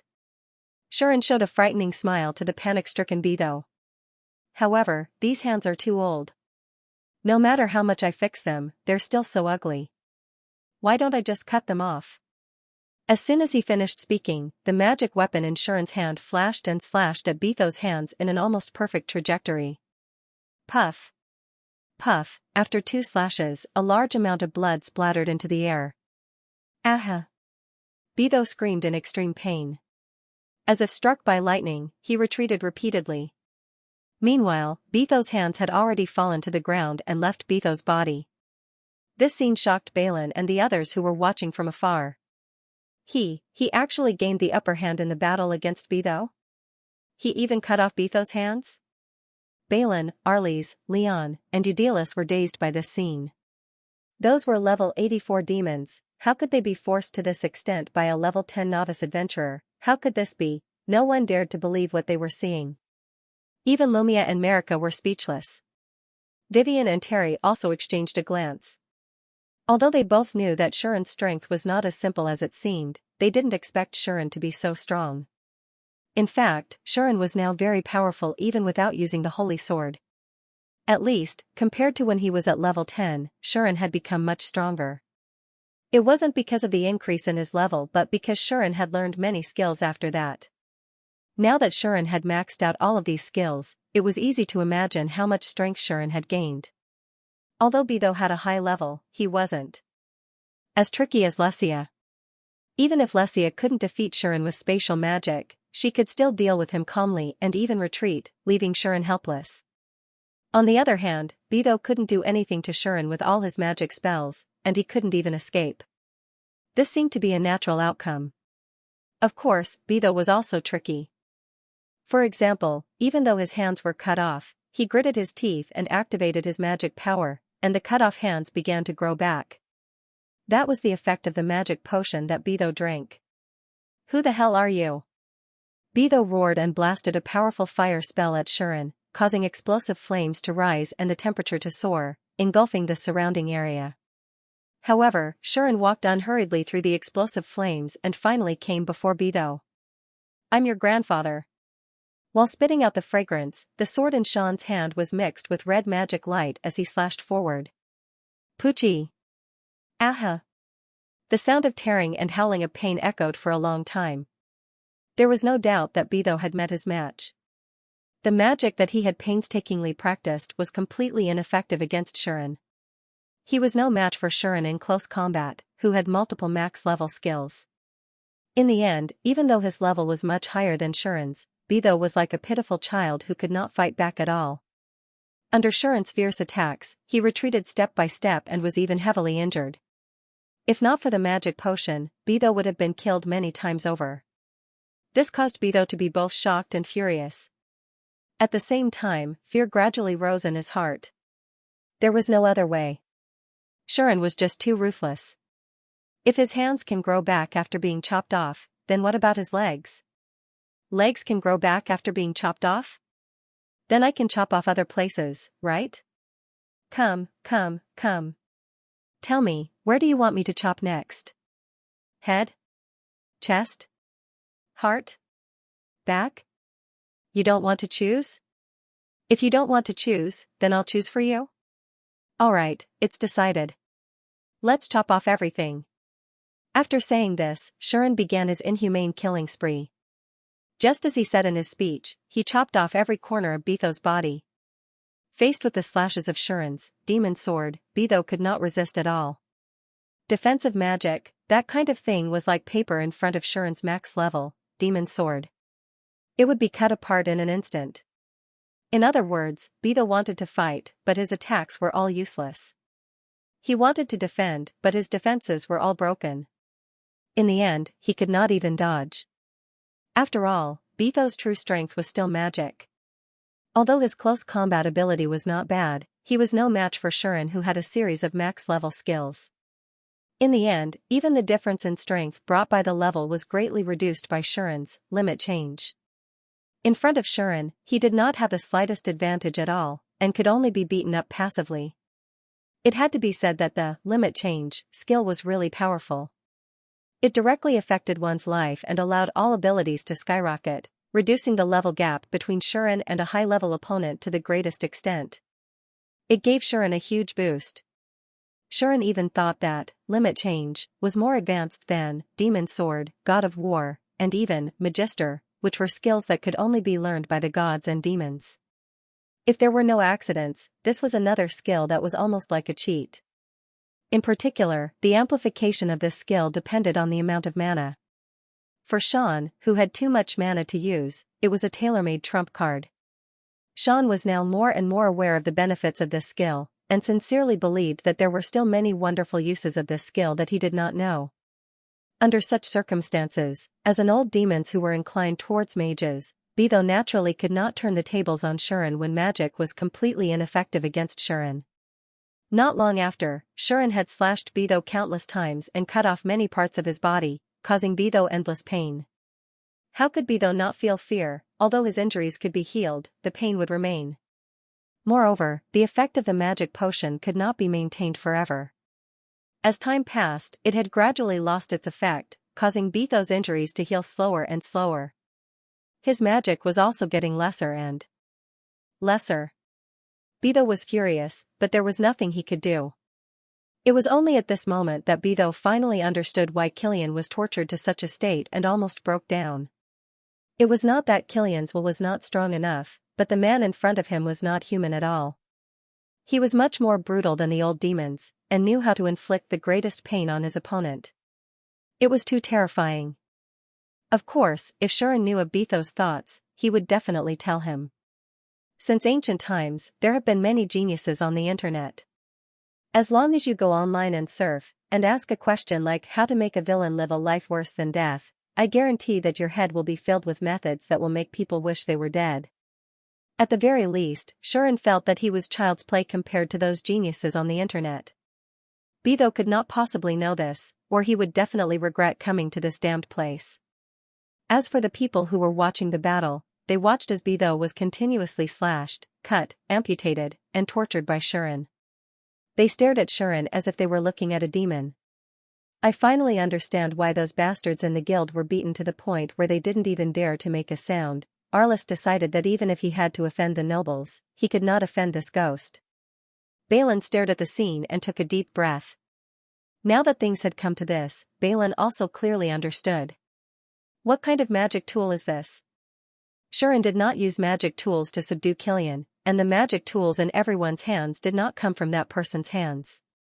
All of this was just to show that Shuren directed and acted out. No wonder this magic tool doesn't work at all. It can only be used successfully when he's around. Balin's expression was complicated. At the same time, she understood that it was stupid of her to want to compete with Shuren for the credit. With Kieran's strength, he could attract the attention of the kingdom at any time, and the kingdom would reward him generously. The kingdom would not let go of such a talent just because they were stingy with their rewards. In the end, they would definitely return all the credit to Shuren. Class reward system, that only applied to commoners. If the one who discovered the ruins was not a commoner, but a researcher who had the ability to make great contributions to the kingdom, then the commoners wouldn't even have the right to reward him, right? In other words, Balin and the others' wishful thinking was wrong from the start. Leon and Udila seemed to have thought of this as well, and they both looked unwilling and helpless. Even if they knew that they had been fooled by Shuren, what could they do? Nothing. At most, they could only ask one question. And that was, why is he so strong? Leon asked in a low voice, isn't he a newbie? I heard that the magic tester clearly showed that he was level 10, right? And he didn't even have any skills. What is going on? Eudelis looked at Vivian and questioned, are you hiding something from us? Hearing this, Vivian did not answer. Because she knew that since Shuren chose to reveal his strength, he must have his own reasons. Therefore, Vivian didn't say anything and just remained silent. But, I was a little worried that Shuren would reveal his identity, but since he can have this level of strength without revealing his identity, maybe, Vivian probably had some ideas. However, she would have to discuss it with Shuren first before making a decision. At the moment, she just needed to watch over him and help him gain a foothold in this world. Just as Vivian was thinking about this, the battle in front of them began to end. Bam, as he slowly fell to the ground, Beidou, the only survivor of the old demon sect, finally could not hold on any longer. Ugh. Arg, Beidou's body was covered in wounds, and there was not a single piece of his skin that was unscathed. He lay on the ground in such a state, barely breathing. Only a few muffled sounds could be heard from his throat, telling everyone what kind of torture he had been through. The effects of the magic potion had long passed. There was not even a trace of mana left in him. Right now, Beidou was truly at his wit's end. He didn't have the slightest bit of strength left, and was only hanging on with his last breath. And this breath of air was specially left for him by his opponent. Xian stood in front of Beidou, with a magic sword in his hand. As he converged the mana on his body, he spoke with concern. How are you? Can you still stand up? His words scared not only Beidou, but also the onlooking knights and adventurers. Who asked Xian's tone to sound so caring, but his face was full of the feeling of wanting to continue. It was as if he was saying, I haven't had enough fun yet. Demon, the surrounding knights and adventurers were filled with fear. They did not look like they were facing their companions, but more like they were facing an old demon that was scarier than Beidou. In fact, in their hearts, Shuren had undoubtedly become a more terrifying existence than Beidou. He might even be the scariest person in their life. He believed that after today, Xian's cruelty would spread even further in the region, wouldn't it? But that was a story for another time. As someone who had endured all of Shuren's torture, Beidou only had one thing to say. I beg you, kill me. I beg you. Tears streamed down Beidou's face as if he had seen the real hell. That was because towards the end, Shuren was no longer just cutting off parts of Beidou's body. He was also stuffing things such as stones, daggers, and mud into Beidou's wounds. Beidou could only watch as his wounds healed quickly. The things that were stuffed into his wounds became a part of his body, and he could no longer take them out. That kind of feeling would definitely drive one completely crazy. Now, not only did Beidou look scarred on the surface, there was not a single inch of his skin that was unscathed. Even his insides were riddled with injuries. Shuren was impressed. He's not dead yet. As expected of the demons. Their vitality is so tenacious. If I had known, I would have stuffed more fun things like bugs. Hearing this, Beidou's face was filled with horror, and his body trembled uncontrollably. Demon, even the knights and adventurers who were watching from the side were trembling. This was especially so for Leon and Eudelis. These two did not have much ability to begin with. Now that they had witnessed Shuren's brutality, their faces were as pale as a sheet of paper. This Shuren, Vivian did not know whether to laugh or cry. What a bad taste. Tear furrowed her brows. So scary, Lumia's eyes were filled with tears. Mr. Shuren, Marika, on the other hand, had a conflicted look on her face. As a kind-hearted elf, she was quite fearful of Xian's brutality. Of course, Shuren was just joking. No matter what, Shuren would not do such a thing. After all, bugs were so disgusting. Even if Beidou was willing, Shuren had to be willing to touch them first. Shuren would never admit that he was actually very afraid of bugs. Laughing emoji, Beidou, who did not know this, only wanted to be freed. Just kill me. Just give me a quick death. Beidou begged. Otherwise, I'll be like Killian and stab someone on your side. I'm not begging you to let me go, but I'm begging you to free me. What a pitiful child, to be forced to this point. But now, Beidou completely understood why Killian did not dodge when he grabbed his head. With Killian's level and strength, even if his opponent was Beidou, it should be easy for him to dodge his attack when Beidou was heavily injured. However, Killian did not dodge at all, and his head was torn off by Beidou just like that. It could be seen that he was also prepared to die. Beidou suddenly remembered a detail. That was, when he was about to pull off Killian's head, there seemed to be a trace of relief on Killian's dull face. Thinking of this, Beidou felt his heart tremble like a persimmon because of fear. "Kill me, please, please." Beidou almost ignored the fact that he could not move, and knelt down and kowtowed to Shuren. "However, you said that you also want to stab someone on your side?" Sean seemed to have thought of something, and he suddenly asked such a question.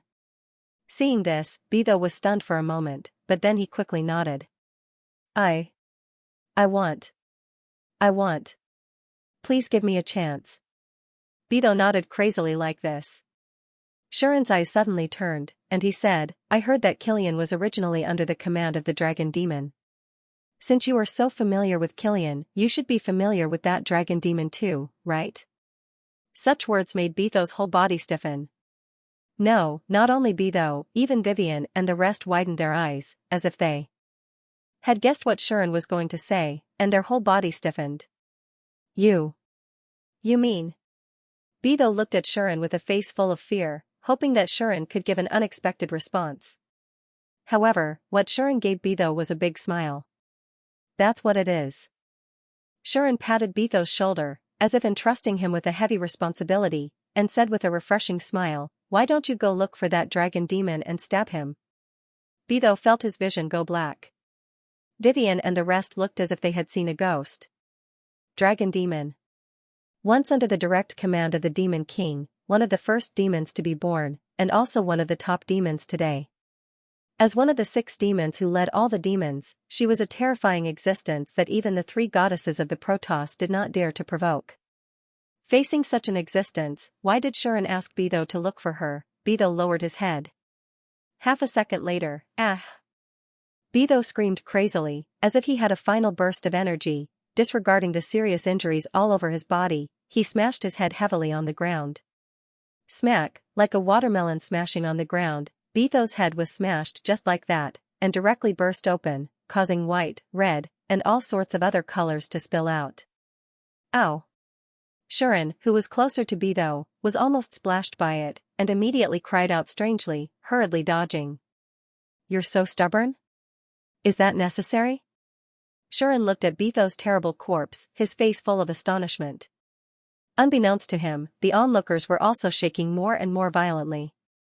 Looking at the innocent face of Shuren, the crowd swore in their hearts. They could not offend him. Not even in death. With Beidou's suicide, the escort team's disaster finally came to an end. In the end, the old demons were completely wiped out, Beidou died, and even Killian was killed. In addition, many knights and adventurers were assassinated. Although the escort team survived, it was undoubtedly a heavy loss. After the incident, everyone cleaned up the battlefield and counted the casualties. This time, we have a total of 117 people, and we lost a total of 84 people. Among the 84 people, 79 were knights from the Knights Division, and the remaining 5 were adventurers. Excluding the knights, 4 of them were adventurers from Alice's team, and 1 was from Leon's team. It's a pity that Margrave is dead. Although we didn't find his body, if I'm not mistaken, his body was destroyed, and he didn't escape by a fluke. In the center of the camp, Balin presided over such a discussion in a low voice. Everyone from Vivian's team, a few from Alice's team, as well as Leon and Eudelis, came along with them. Of course, Shuren was here as well. However, he didn't know if it was an illusion, but Shuren always felt that there was a rather subtle distance between him and the rest of the people. Shuren really wanted to bring this up, but he didn't have the chance. He could only silently complain and quietly wait for the discussion to proceed. After hearing Balin's words, Leon and Eudelis's faces were full of solemnity. Margrave, that guy is actually already, Lion and Eudelis's expressions were quite ugly. But shouldn't they be gloating instead, because the reason why Leon and Eudelis looked so ugly was because they had underestimated this mission. Including Margrave and his father, the relevant members of Leon's team all thought that this mission was a daunting one, but not a dangerous one. As long as they escorted Killian to the capital, they would be able to safely obtain credit. In their eyes, this mission was full of benefits. There wouldn't be too much risk, and instead, there would be a lot of rewards. Who would have thought that under the attack of the old demons, not only would the escort team suffer such casualties, but even Margrave wouldn't be able to return? How could Leon and Eudelus's expressions be good, especially Leon, who originally wanted to use Margrave's ship to hitch a ride on this mission and gain huge benefits? He even wanted to use Margrave as a channel to get in touch with Margrave's sister to achieve his own ulterior motives. But now, Margrave was dead. Not only did Leon not get any benefits, but he might also be pursued by the Flitter family. Things were not going to be good for him in the future. Of course, Balin wouldn't have it either. Part of this mission had been planned by him. Now that it had failed and suffered such a loss, Balin would not be able to escape the blame. At the very least, the nobles of the territories who knew about this would definitely target this matter. In order to prevent the credit from being taken away by other towns, Balin did not request for external support. She had planned this operation on her own. Originally, she wanted to turn the tide and use this opportunity to dispel the rumors that she was unfit to be the leader of the Night Riders. Now, however, she had given others something to talk about. It was impossible for her not to be targeted. He believed that the nobles in Moreau's territory would start to clamor about Balin's incompetence to be the leader of the Knights of the Moreau family. This put Balin in a very bad mood, and her expression was not much better than Leon and Eudelus's. Immediately, Balin, Leon, and Eudelus all secretly looked at Shurin. Sean noticed that the three of them were looking at him and returned a smile. "Is there a problem?" Shurin asked kindly. No, Balin, Leon, and Eudelus' faces turned green when they saw Shurin's kind smile. Obviously, the three of them thought of Bethos' fate, and even more so of Killian's fate. They were completely afraid of Sean, the culprit. However, the reason why the three of them looked at Shurin wasn't without reason. "The three of you are probably trying to say that if I didn't suggest to wipe out the old demon's faction in one fell swoop, you wouldn't have suffered such a huge loss, right?" Shurin revealed the thoughts of Balin and the others with a faint smile, rendering them speechless. In other words, the three of them did think so. "But, if you say so, then I have something to say as well," Shurin said casually. "If I hadn't subdued Killian, you wouldn't have had the chance to fight for credit. Since that's the case, shouldn't you blame me? Tell me, I shouldn't have subdued Killian. That way, you wouldn't have been blinded by benefits and planned this operation, right?" These words caused Balin and the other two to be speechless again. The meaning of Shurin's words was obvious. He wanted to tell Balin and the others that it was all because of their greed. Shurin only attacked Killian because of his mood at first. After that, he never thought about claiming any credit. In the end, it was Balin and the others who dragged him into the incident. There were many appropriate ways to deal with this incident, but you refused to use any of them. You just wanted to take some risk-free action for your own benefit. You're like a criminal who wants to rob but doesn't want to be wanted. How can there be such a good thing in this world?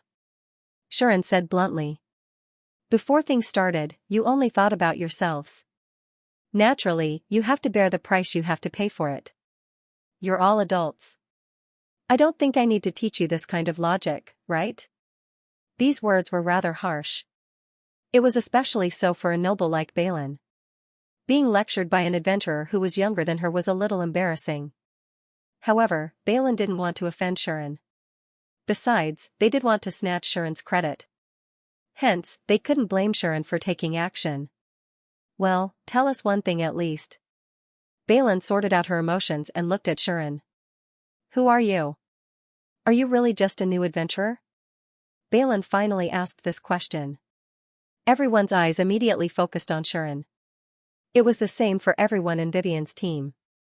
However, Shurin was very calm. I'm really just a newbie adventurer. I'm not lying, Shurin said with certainty. This was indeed the truth.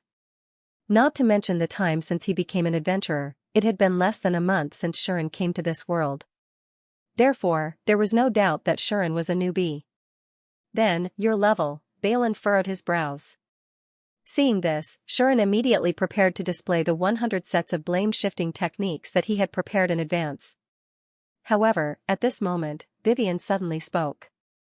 Sometimes, it's also necessary to properly display part of one's strength to survive in this world, Shuren. Vivian made such a statement and stared at Shuren. Shuren immediately stopped speaking and looked at Vivian's gaze. He was startled at first and then fell silent. After a while, Shuren sighed. All right. It's decided. This time I won't shift the blame. With the strength that Shuren had displayed, it was normal for him to be suspected. If the results of the magic test conducted in the Adventurers Guild didn't match the truth, there was a high chance that he would be suspected of infiltration. He might even be suspected of being a spy from other countries or demons. Therefore, Shuren was prepared to shift the blame to others. He didn't want to completely eliminate the suspicion, but at least he didn't want to give others a chance to find trouble with him. That was also to prevent himself from getting involved in meaningless matters. Anyway, Shuren was already very familiar with shifting the blame to others. He didn't feel any psychological burden when using it, so naturally, the more the better, right? But since Vivian said so, Shuren felt that it might not be a bad thing for him to expose some of his abilities. However, Shuren was very clear about what he should expose and what he shouldn't. Didn't Vivian say that he should display a portion of his strength appropriately? Then, actually, it's natural for you to be doubtful. Shuren spread his hands and said. But didn't the Adventurers Guild mention that the magic testing machine can't detect skills above level 7, 70, and above? It can't even detect unique skills and special skills, right? Shuren made a fuss here. It's just like what you think. It's impossible that I'm only level 10, and it's impossible that I don't even have a single skill. Let's not talk about what happened before. Now, Shuren was indeed like that. Shuren said so. The reason why the magic testing machine only detected my level 10 is because of the effect of my unique skill. Shuren explained. Unique skill? Balin took a deep breath and said to Sean, you mean, you have a unique skill? That's right. Shuren nodded and admitted while saying, the effect of my unique skill is to adjust my level or skill level to a certain extent. This is why the magic testing machine detected that I'm only level 10 and that I don't have any skills. After hearing Shuren's explanation, everyone couldn't help but be shocked. Adjust your level and skill? Leon was extremely shocked. Don't tell me you can decide your level and skill? Isn't this a little too overpowered? Of course not. Shuren immediately denied. I said it's a certain degree of adjustment, so there are restrictions and conditions. Shuren didn't even blink when he told such a lie. But now, it shouldn't be a problem for Shuren to tell such a lie. Sean had learned a lot of the common knowledge of this world through the library of the Adventurers Guild, so he could fabricate to a certain extent without leaving a trace. Now, in order to prevent others from suspecting his level and skill information, Shuren simply made up his unique skill. As long as certain restrictions and conditions are met, then I can adjust my level and skill if they are met. This is the reason why I was able to defeat Beto so easily. Sean explained in a tone that mimicked an ambiguous answer. Don't ask me what kind of restrictions and conditions I have to meet, or how wide of a range I can adjust my level and skill. These are the important secrets of my unique skill. If they are exposed, it won't do me any good, and I might even be targeted. All you need to know is that I have a unique skill with this effect. This was the excuse Shuren had prepared. If not, Shuren wouldn't be able to explain his strength. At first, Shuren had wanted to simply tell everyone that he only had such strength because his level was higher than Beto's. But after thinking about it carefully, if a 20-year-old youth's level was higher than level 84, who knows what kind of commotion it would cause. It was the same for skills. According to common sense, a 20-year-old youth shouldn't be able to raise the level of his skill that high, or else Ter wouldn't be hailed as a genius. With that in mind, Shuren simply pushed the problem to his unique skill. Since I can't push the blame to others, then I'll just blame it on my unique skill, right? Shuren couldn't help but think so with some malice. But this was indeed the most suitable explanation for Shuren. Without too much explanation, it could perfectly explain the cause of everything. So that's how it is. Balin somewhat accepted this explanation and muttered, if it's a unique skill, then anything can happen. Lesia also once said that in this world, to determine a person's strength, one should first look at the effect of their unique skill, followed by their level and skills. Unique skills could be said to be the most special power in this world. Really, anything could happen because of the appearance of this power. It was precisely because of this that every country and every race paid special attention to people with unique skills. And if Shuren really did have a unique skill that could adjust his own level and skills to a certain extent, then it would not be so hard to accept that he could single-handedly kill Beidou at this age. But, although there are restrictions and conditions, it also means that as long as you can fulfill them, you can become so strong that even the level 84 old demons can't do anything to you, right? Eudelis looked at Shuren with a complicated expression. It was the same for Leon. His eyes were filled with admiration and even a little jealousy that could be clearly sensed by others. If he had such a unique skill, then he wouldn't need to rely on women to get to the top. Unfortunately, not everyone could have unique skills. Even across the 3 realms, only a very small number of people had unique skills. Even among the Protoss and demons, there were a large number of people who did not have unique skills. Whether or not one could obtain a unique skill was not dependent on talent, nor was it purely luck. Some people were born with it, while others could awaken it through various methods. There were many factors involved, and no one could figure out the rules. Because of this, people who had unique skills were also known as the favorites of the times. Even if they had unique skills that could not be used in battle, they would still be envied by others. Now, Shuren had become one of them. And this was the part of strength he chose to reveal. This way, no one would look down on him in the future, and it would not let Shuren receive too much attention. At least, this compromise is better than exposing my identity as a hero, right?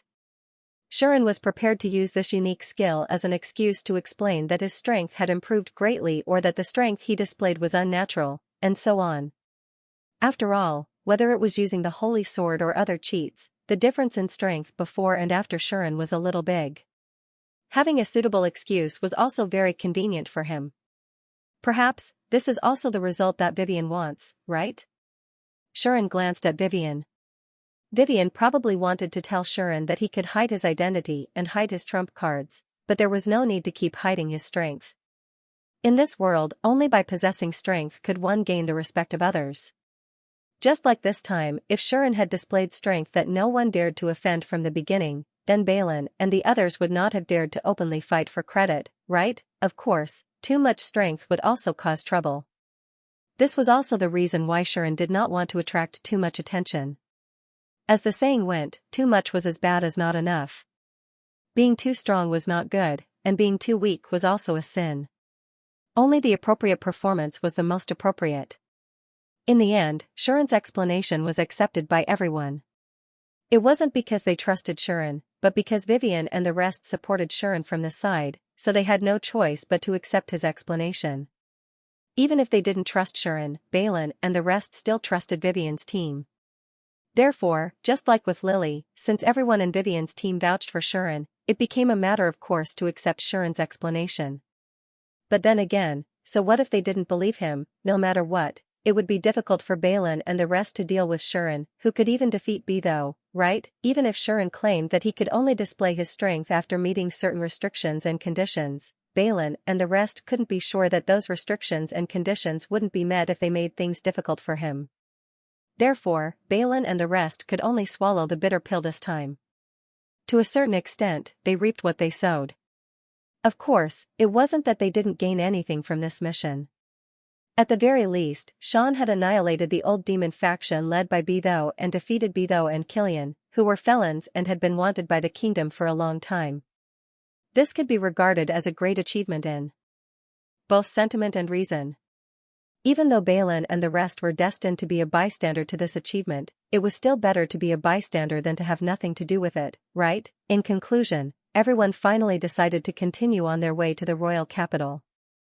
Firstly, they had to report what happened here, and secondly, the royal capital was just around the corner. Instead of turning back and spending another 10 days rushing back to Lemidjan, they might as well head straight to the royal capital. This made Shuren want to complain. Since the plan isn't going to change, why don't we just get rid of Killian from the start? Wouldn't that save us a lot of trouble? If they had executed Killian from the start, Beidou wouldn't have wanted to rescue him, and Balin wouldn't have needed to escort him to the royal capital, which would have led to so many troublesome things later on, right? However, even though that was what he said, Shuren was very clear that things weren't that simple. Just like the police in his previous life, even though they could kill criminals, they weren't allowed to execute all criminals on the spot. If they could capture Killian alive, the kingdom naturally hoped to escort him to the royal capital for public execution. The difference was that this wasn't just to create an image for the people and display the kingdom's power and authority. More importantly, it was to vent their anger by executing the mastermind of the old demons in front of the nobles who had caused them to suffer huge losses 10 years ago. This involved the thoughts and calculations of many nobles. Even Vivian herself claimed that it was complicated and couldn't be explained in a moment, so Shuren didn't bother to pursue it. In short, although the mission had failed, Sean and the rest still needed to head to the capital and report everything that had happened here. Hence, after cleaning up the battlefield and taking a short break, they hurriedly continued their journey. However, before leaving, Shuren glanced at the campsite that had almost been reduced to ruins. He pursed his lips, then retracted his gaze and left with Vivian and the rest. The battlefield that had just gone through a massacre fell into dead silence. Then, a figure appeared out of nowhere. "It's over," the young lady said, not knowing if she was lonely or emotional. She had long, silky black hair that reached her waist, a tall, graceful, and perfect figure, red eyes, and an incredible temperament. Impressively, it was Xianxia. "I seem to have been discovered in the end." Xianxia gazed at the direction where Shuren had left and sighed helplessly. "If I had known, I wouldn't have stayed by the side to watch the show. Now I'm probably being targeted by that vengeful little man. The next time I see him, I'm afraid I'll have to suffer again." Thinking of Shuren's impolite attitude towards her, Xianxia felt a headache coming on, but for some reason, there was a hint of a smile at the corner of her mouth. "After all, it's been a long time since I've met such an interesting person." With that said, Xianxia shifted her gaze and looked at a corpse on the ground. That was Bitho's corpse. "I didn't expect this to happen to you." Xianxia's gaze was slightly cold, and her gaze towards Bitho was filled with coldness. "I wanted to get rid of you personally, but I didn't get to do so." "What a pity." Xianxia's tone was so cold that it didn't seem like she knew Bitho at all. Logically speaking, Xianxia, Bitho, and Killian were all the masterminds of the large-scale assassination in the capital 10 years ago. To a certain extent, the three of them should be considered as companions. It was just that Xianxia betrayed them later on. However, judging from Xianxia's tone, she didn't seem to have the sense of companionship that she once had towards Bitho. Instead, it seemed like she was facing an enemy. In fact, the relationship between the two of them was no different from that of enemies. When it came to Bitho and Killian, Xianxia had the urge to get rid of them as soon as possible. Especially Bitho. This was because Bitho had been a member of the old demons since the beginning. When he was in the demon realm, he often hid his intentions and used all kinds of despicable means to harm the talents of the demons, causing many incidents in the demon realm. Killian was originally not a member of the old demons, but in the end, he was instigated by Bitho and brainwashed by Bitho's theory of the old demons. That was why he left the dragon demon realm and became a member of the old demons. Bitho had done many things in secret that angered the heavens and the people. If it wasn't for Xianxia's betrayal in the end, the capital might not have known that the mastermind of the large-scale assassination 10 years ago was Bitho. As a result, Bitho could only leave the demon realm and come to the human realm to do whatever he wanted. Even in the human realm, Bitho had been constantly killing clergymen and important figures of various races. It could be said that he was a person that all politicians hated. Xianxia also hated Bitho. If it wasn't for Bitho, she would not have been forced to become a member of the old demons. If it wasn't for the discovery of that thing in the capital, perhaps Xianxia would have committed the same unforgivable crime as Killian. She would have done evil and killed countless people in the world as a member of the old demons. At the thought that she might become like that, how could Xianxia not hate Bitho? It was also because of this hatred that Xianxia wanted to cooperate with Shuren to destroy the old demons led by Bitho. Although it didn't go according to plan in the end, it's really satisfying to see you killed like that. When Xianxia thought of Bitho's fate, her face finally looked better. "I have to thank that person properly." After saying that, Xianxia was ready to leave. However, at this moment, about that person, why don't you tell me about it? When this voice entered Lexia's ears, Lexia stopped in her tracks and her face stiffened. At that moment, Lexia's mind went blank. That was because the voice that entered her ears was too familiar. It was so familiar that it made her heart tremble. Of course, Lexia wasn't very familiar with the owner of the voice. However, to all the demons in the devil realm, the owner of the voice couldn't be more familiar. Lexia hoped that she had misheard. However, reality was often cruel. "Turn around, I'm here." Just when Lexia was unwilling to accept the reality and was praying for it, the familiar voice sounded again. However, this time, there was a tinge of dissatisfaction and displeasure in his voice. "Are you going to say that you can't see me? Because I'm too short?" Upon hearing that, Lexia had the urge to cry. Although not many people knew about this, unfortunately, Lexia was one of them. Therefore, Lexia knew that this topic was taboo to the other party. If she were to admit it, the consequences would be unimaginable. At that moment, Lexia could only stiffen her neck and slowly turn her head towards the direction of the voice. Then, Lexia saw it. In the middle of the campsite, there was a second figure that appeared out of nowhere. It was a young girl who looked unusually young. The young girl looked like she was only 11 or 12 years old. She had a childish face and a petite figure. She was wearing a very cute gothic dress and looked like a lost princess. It would make one want to hug her tightly and dote on her. In particular, the young girl was hugging a pillow in her arms and rubbing her eyes with one hand as if she had just woken up. She was a little sleepy and a little sleepy. She was so cute that one would explode on the spot. However, when Lexia saw this extremely cute young girl, cold sweat dripped down her forehead.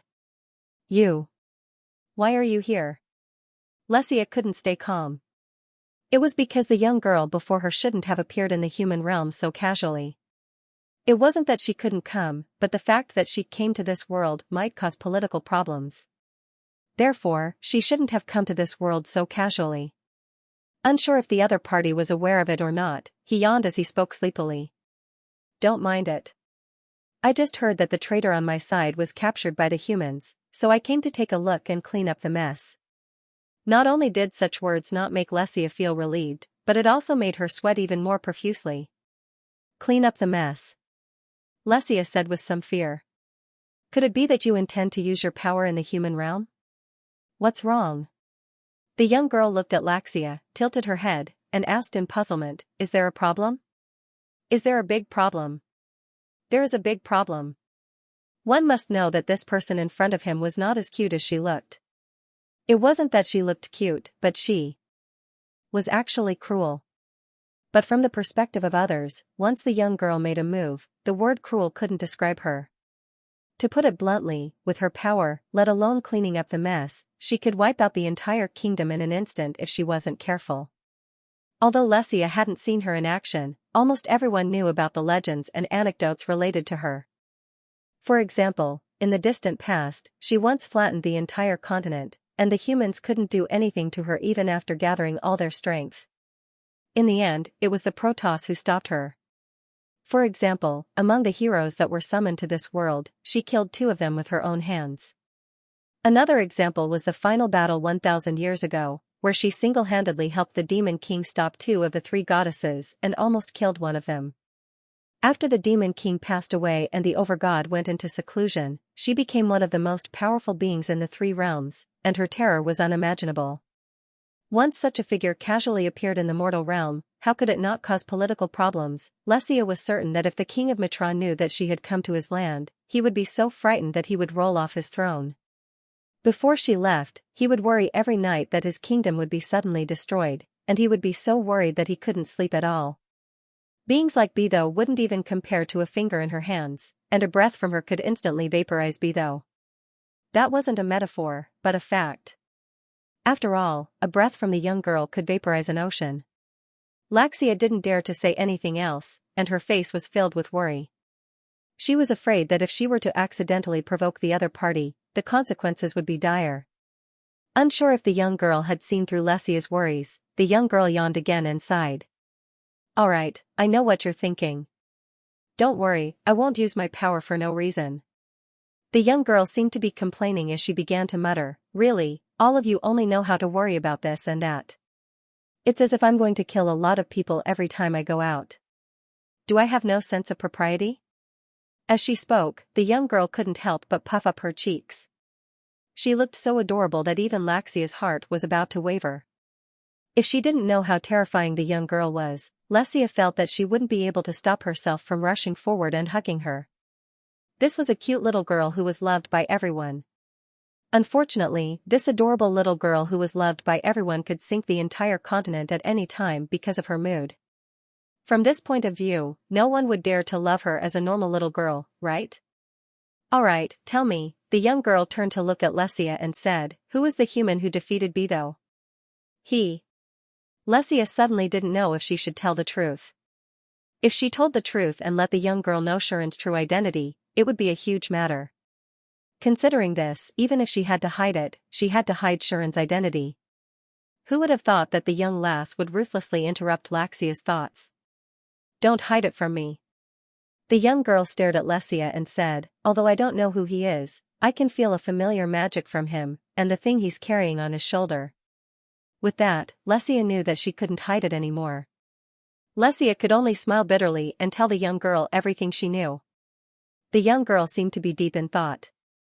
Finally, she turned her head and looked at the direction where Sharon left, thinking about something. Seeing the petite girl holding the pillow staring at the direction where Sharon left, Xianxia hesitated for a while and then spoke tentatively. It couldn't be helped.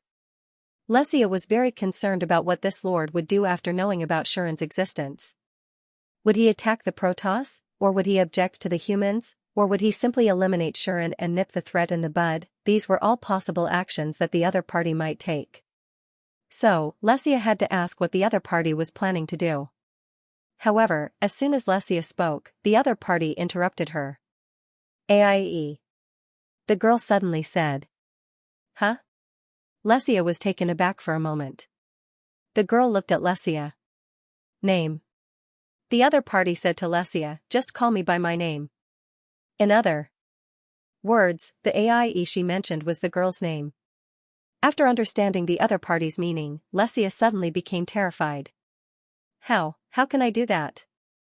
Xianxia felt a little awkward. It wasn't that she was too timid, but directly calling the other party by their name was too much of a test for the demon's heart. Who asked the other party to be one of the top demons? Xianxia couldn't casually call the other party by her name. But the girl AIE didn't seem to care at all. It's okay, I'll allow it. AIE looked deeply at Xianxia and said, now that you have become independent from the demons and obtained that thing, the right to call me by my name must be given to you no matter what. Laxia's heart skipped a beat, and she was rendered speechless. Are you worried that I will bring you back to the demons and ask you to hand over that thing? AIE seemed to be able to see through Xianxia's worries and said, then you don't have to worry. We will let you go. This is the unanimous decision of the 6 of us. The demons won't make things difficult for you. The 6 of us? Xianxia was startled at first, then she took a deep breath in shock. If it was really as AIE said, and the 6 of them unanimously agreed to Xianxia's freedom, then the demons really wouldn't do anything to Xianxia. No, it should be said that not only the demons, but even the Protoss would do the same. Why do you think you have been chased by the old demons for the past 10 years, but not the demons and the Protoss? AIE revealed a secret that others didn't know and said, because the 6 of us vouched for you and helped you restrain the Protoss, the gods and demons didn't do anything to you. Otherwise, do you think you can escape unscathed for 10 years with that thing? Xianxia was completely speechless. But if it was really as AIE said, then Xianxia could be considered to have solved a mystery that had been bothering her for many years. After stealing that thing from King City's palace, Xianxia had been on tenterhooks, fearing that the god race and the devil race would come after her. In fact, it was not impossible for the 3 goddesses and the 6 great demons to be mobilized for this. Xianxia had always been worried that she would encounter this level of existence. Once she encountered an existence of this level, no matter how exquisite her spatial magic was, she probably wouldn't be able to escape from their grasp. But after 10 years, the 3 goddesses and the 6 demons still hadn't found her. Even the Protoss and the demons didn't openly attack her, which made Xianxia feel very strange. Today, this question was finally answered. Of course, the humans will probably still want to take that thing back from you. Whether that thing falls into the hands of the Protoss or the demons, it will lead to bad consequences. Only when it's in the hands of the humans can many people feel at ease. AIE glanced at Xianxia and said, originally, it was also not allowed to fall into your hands, but your situation is special, so you can more or less do something about it. It's also fortunate that you were originally a member of the old demons, but ultimately chose to betray the old demons, leaving yourself isolated and helpless. Otherwise, your situation would definitely be much worse than it is now. AIE seemed to be talking to herself as she said to Xianxia, now, you can rest assured for the time being. The Protoss and the demons won't come after you because of this, and the humans will also stay on the sidelines out of fear. You can still get away with it for a while. Hearing this, Xianxia didn't feel the slightest bit happy. For the time being. Xianxia murmured in a self-deprecating manner. That's right, for the time being. AIE responded to Xianxia's self-deprecation and said expressionlessly, as long as the status quo is maintained, then there's no problem. But if you want to use that thing for something else, that's another matter. That's it. Then you can rest assured.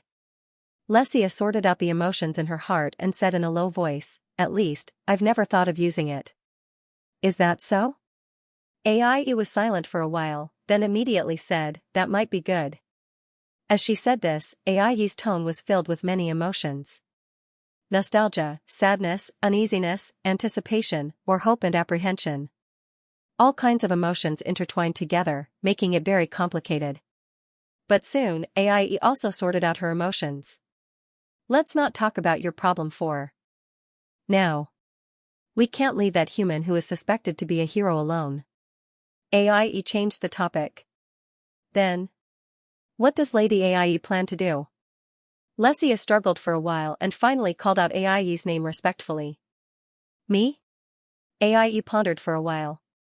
Looking at AIE like this, Xianxia felt an impulse in her heart again. In front of her, AIE used one hand to support her chin. Her childish face was filled with a serious expression. It didn't feel like she was thinking about something important at all. Instead, it felt like she was seriously considering whether to eat ice cream or not, and if she ate it, would it cause tooth decay? After thinking about it, AIE even clapped her little hands, like a little girl who thought of something happy and cheered. Is this lady made out of cuteness? It must be, right? What should I do? I really want to take her home. When Xianxia was almost lost in this indescribable path, AIE finally spoke. No matter what, let's observe first. AIE said, what does that human want to do in the future? What is the god race planning? We have to figure out all of these. The meaning behind his words was already very clear. Is Lady AIE going to send someone to monitor him? Xianxia seemed to understand something and asked. In the end, Xianxia didn't notice that AIE's eyes were moving. Yes. AIE smiled. Her smile made people's eyes couldn't help but be filled with love. Let's monitor him. And so, AIE made this decision. Xianxia didn't have any objections. It should be said that it was useless to have objections. She could only look at the direction sure and left like AIE. It seems that it will be difficult for you to calm down in the future. I hope you won't become like me, reduced to a life of fleeing. The royal capital of the Mitra kingdom. This was the most prosperous city in the Mitra kingdom, as well as the capital of the kingdom and the headquarters of the Adventurers Guild. 1,000 years ago, the brave who had defeated the Demon King had established the kingdom here. After the war, he had proposed the concept of adventurers, which led to the emergence of adventurers and the establishment of the Adventurers Guild. Hence, this place was known as the home of the brave and the birthplace of adventurers. It attracted people from all over the world and formed a very popular industry.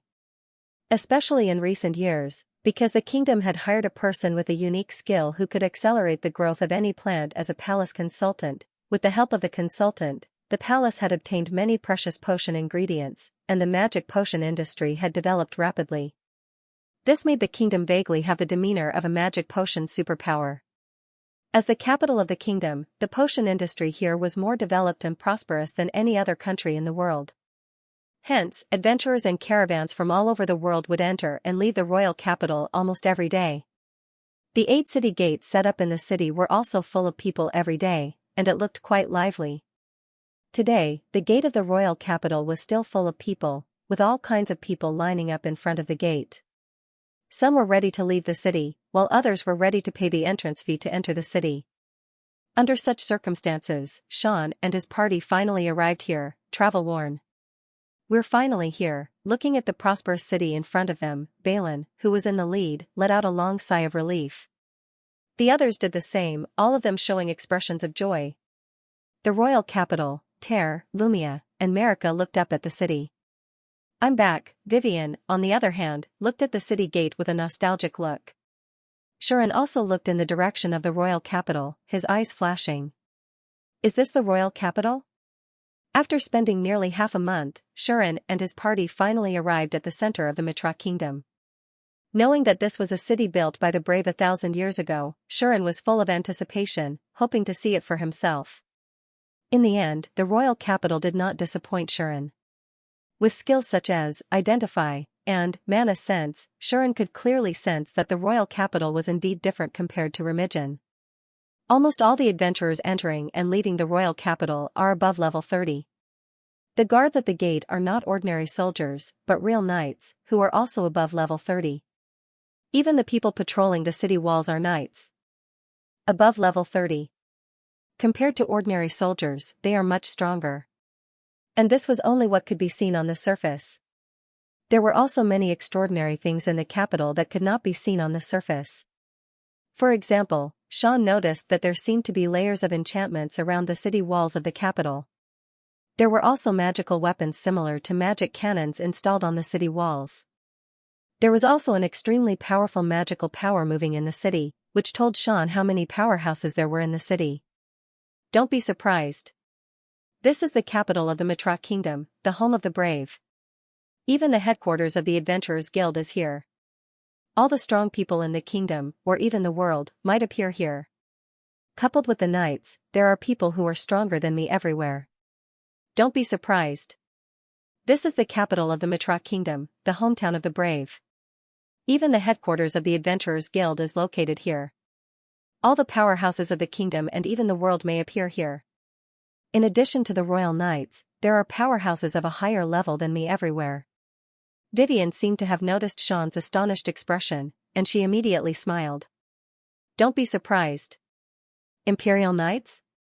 Xian looked at Vivian and asked, That's Knights? Xian looked at Vivian and asked, That's It's the strongest knight order in the Mitra Kingdom.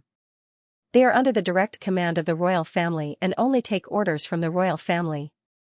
They are considered the highest-ranked knight order in the world. Ter said. The one who established this order was the brave 1,000 years ago, the founding king of the kingdom. In the beginning, those who joined the order were people who fought alongside the brave. They were the brave's companions. That was amazing. Since they were the companions of a hero, this knight order must have been incredibly powerful at the very beginning. After 1,000 years of development, just how powerful would they have become? Just thinking about it made one's heart tremble. Vivian said. If you want to join the Imperial Knights, you either have to be directly invited by the royal family, or you have to be level 70 and above and have been recommended by the nobles. Otherwise, even the sons of nobles who are important ministers of the country will not be allowed to join. Thus, there are only 77 people in the Imperial Knights. However, these 77 people are enough to protect the country's last line of defense, and are known as the Iron Wall of the Kingdom. In other words, there were 77 people who were at least level 70 in the capital. The leader of the knights is the most famous knight family in the Mitra Kingdom, the head of the Elbeck family, Vivian said. Vivian said, that's a level 98 legendary level knight. He's also the strongest person in the Mitra Kingdom and even the strongest person in the human race. People say that his strength is only below the 3 goddesses and the 6 demons. He's very powerful. For some reason, Vivian glanced at Ter with an ambiguous gaze. Ter, on the other hand, gave off a cold aura and did not react to this at all. On the other hand, Xian blinked. Level 98? What kind of terrifying knight was that? How could there be such a powerful person in the capital? Xian wanted to ask. How did Bitho and Killian manage to kill so many people in a place like this without being killed? Xian's question was met with Vivian's helpless expression. That's why they can only assassinate. Vivian summed it all up in one sentence. Well, that's true. Sharon understood. Trying to cause trouble in such a place was undoubtedly a dead end. The old demons could only do it through assassinations. Moreover, Xianxia seemed to be among them at that time.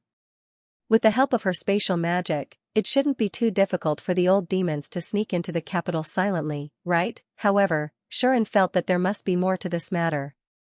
Otherwise, Vivian wouldn't have summarized it in one sentence. It was obvious that there was something that couldn't be said clearly.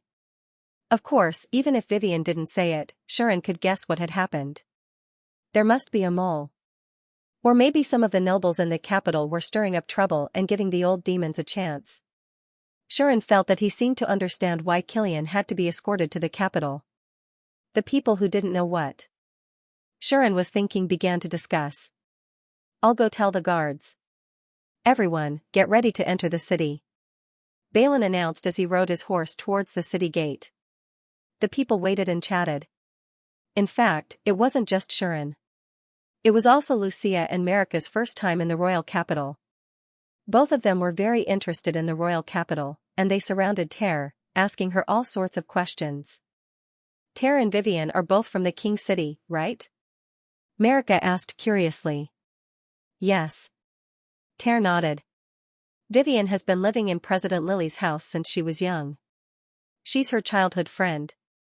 I'm 2 years younger than the two of them, but I've interacted with them since I was young. So, no wonder. Xianxia seemed to understand. Back then, when Vivian said that there would be a newcomer joining our party and that she would be staying for a long time, I was wondering what was going on. So it turns out that you've known each other for a long time? You can put it that way, Ter replied indifferently. After coming of age, President Lily was sent to Lamajan by her family to become the leader of the Adventurers Guild. Vivian was her childhood friend, and they both came of age at the same time. I came of age 2 years after them, and I wanted to become an adventurer as well. So, Vivian and President Lily invited me to Lamajan. This was the reason why Vivian's party was established in Lamajan. As for Xianxia and Marika, the reason why they chose to become adventurers in Lamajan was simpler. Lumia had grown up in Lamajan, so she naturally chose to become an adventurer in Lamajan. She could earn money while raising her 7 sisters. Marika wanted to train her magic, so she went to Lamajan to consult an elf elder who owned an elven inn in Lamajan. In the end, under the elder's encouragement, she chose to become an adventurer and continue to train herself. Xianxia and Marika both happened to be exceptionally good-looking, and their talents weren't weak either. If they continued to stay in the Adventurers Guild, there was no guarantee that they wouldn't run into trouble. Hence, Lily, who had been paying attention to these 2 newbies with good potential, recommended Vivian to recruit them and form an adventurer party with them. This way, they could protect them in disguise. After that, Ter also received Vivian's invitation to come to Lamajan and join the party. This was how Vivian's party came to be. So that's how it is. Sharon, who had been listening quietly from the side, understood more or less what was going on in the party. However, Sharon didn't interrupt. The reason was simple. He could tell from the expressions of the knights and adventurers around them. The knights and adventurers who were traveling with Sean, including Leon and Eudelis, still kept a rather subtle distance from him, and looked at him with a trace of fear in their eyes from time to time. Sean knew that after the last battle with Beetho, these people had developed a fear of him. It wasn't just because of his strength, but also because they were afraid of Sharon's method of torturing and killing Beetho. Sharon had to admit that he was indeed ruthless when dealing with Beetho, and did many things that he wouldn't normally do. Usually, Sharon would at most threaten people verbally, whether it was the adventurers from the Adventurers Guild who came to pick a fight with him or Killian. However, Sharon couldn't help it after that incident with Beetho. It couldn't be helped. Beetho's attitude was just too hateful. Kill when you open your mouth, kill when you close your mouth, and hang your head on the city gate. It's as if you don't see people as people, but as animals that can be slaughtered at any time. This kind of villain is really disgusting. In the past, he felt that this kind of villain was hateful and had no class. However, all of them just had to think that they were high class, as if they were in control of everyone's lives. They didn't even look at people when they were killed, and acted as if they were heroes who could decide the life and death of others without batting an eyelid. Who were they trying to show to? In any case, Shuren was very unhappy. He couldn't wait to give him a good slap in the face and let him have a taste of falling from the clouds. And basically, this was the attitude that Shuren had towards these so-called villains. Since ancient times, villains had always wanted to see their enemies in pain, so they would do anything to achieve it. For example, they would hurt the people around them, or take someone as a hostage, or use other people's principles and beliefs as a shield. They would act unscrupulously and play around with the protagonists, making them hesitate to take action. Then, they would enjoy the sight of the other party running around and running around. Every time he saw a plot like this, seeing the protagonists obediently submit to the threat of the villains and act according to the other party's requirements, Sean would feel very unhappy. Even if the righteous side usually won after the incident, and the people around the protagonist would be safe. As long as the author didn't want to poison the plot, then it wouldn't become a poison plot.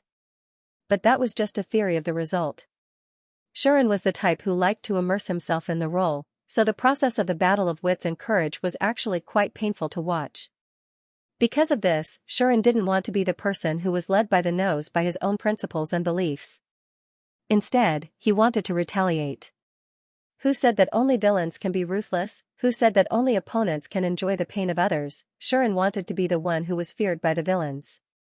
He was so afraid that he didn't dare to touch the people around him, and he didn't dare to use any means to threaten him.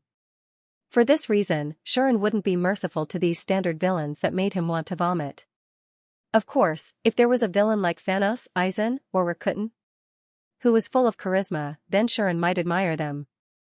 From this point of view, Shuren was actually poisoned by all kinds of tricks in his previous life, and that's why he became like this.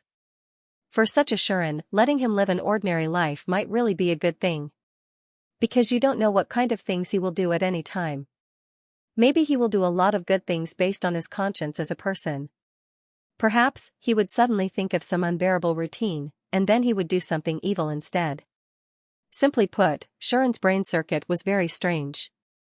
Otherwise, how could he have such a strong ability to accept things and reincarnate into this world? Ordinary people wouldn't want to secretly kill the Demon King, right? Therefore, it was really a good thing that Shuren didn't come out to harm others. Unfortunately, now that Shuren had come to the royal capital, a place that was equivalent to the center of this world, only God knew what would happen next. But no matter what, Sean's evil style had indeed scared the people who were in the same trade.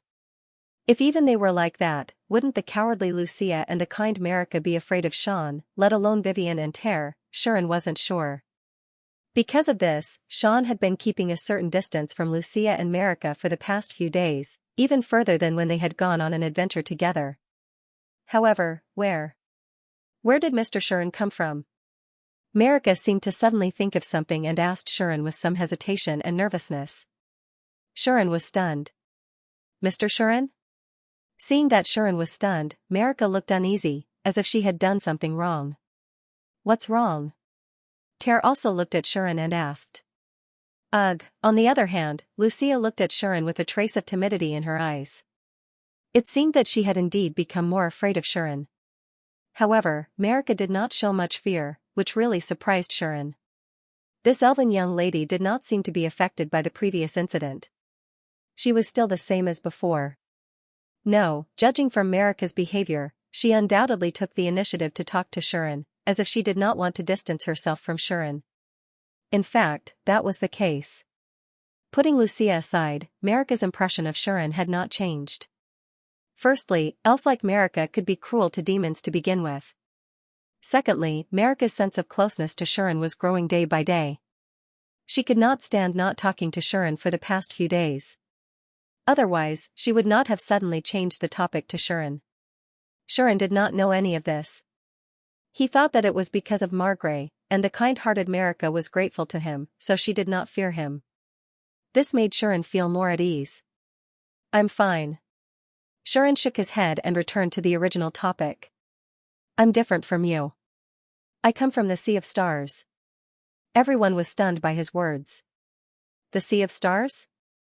Melika was at a loss, and so was Lucia.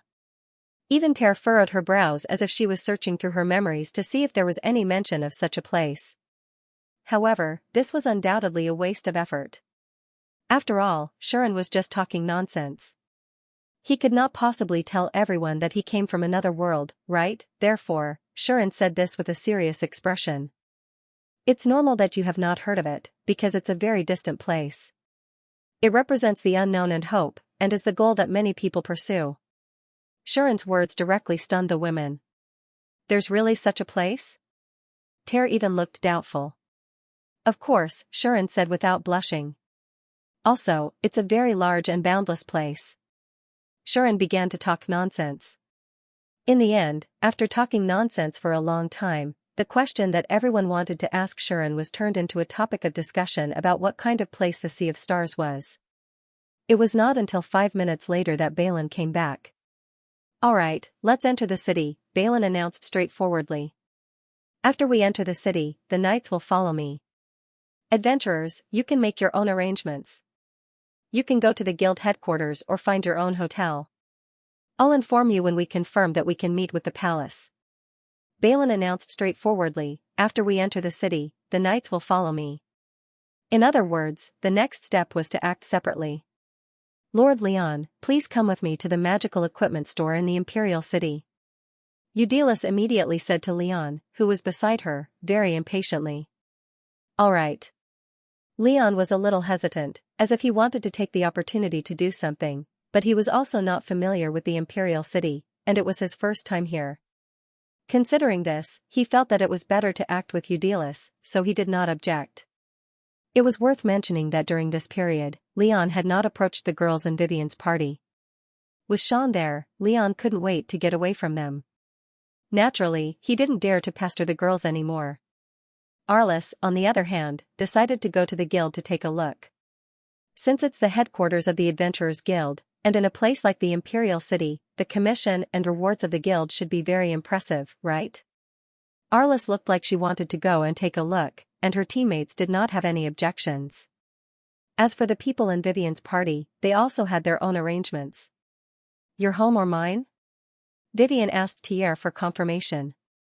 Your home. Tare knew what Vivian was talking about, and said in a rare tone of dissatisfaction, you already know the answer, don't you? You can say that. Vivian couldn't help but laugh, but she still stared at Tare and asked, are you really not going back to take a look? No. Tare replied without hesitation. You know, I wanted to become an adventurer because I wanted to escape from that place. I accepted your invitation to go to Limijan to get away from that place. All right. Vivian was silent for a moment, and then said helplessly, in that case, let's go to my home. Hearing this, Shuren, Lumia, and Marika finally understood what Vivian and Tare were discussing. The two of them were discussing whether they should take everyone to Vivian's house or Tare's house since they were back in the Imperial City. No matter what, as people from the Imperial City, they could not let everyone stay in a hotel, right? Hence, Vivian had already made arrangements. Let's all stay at my place.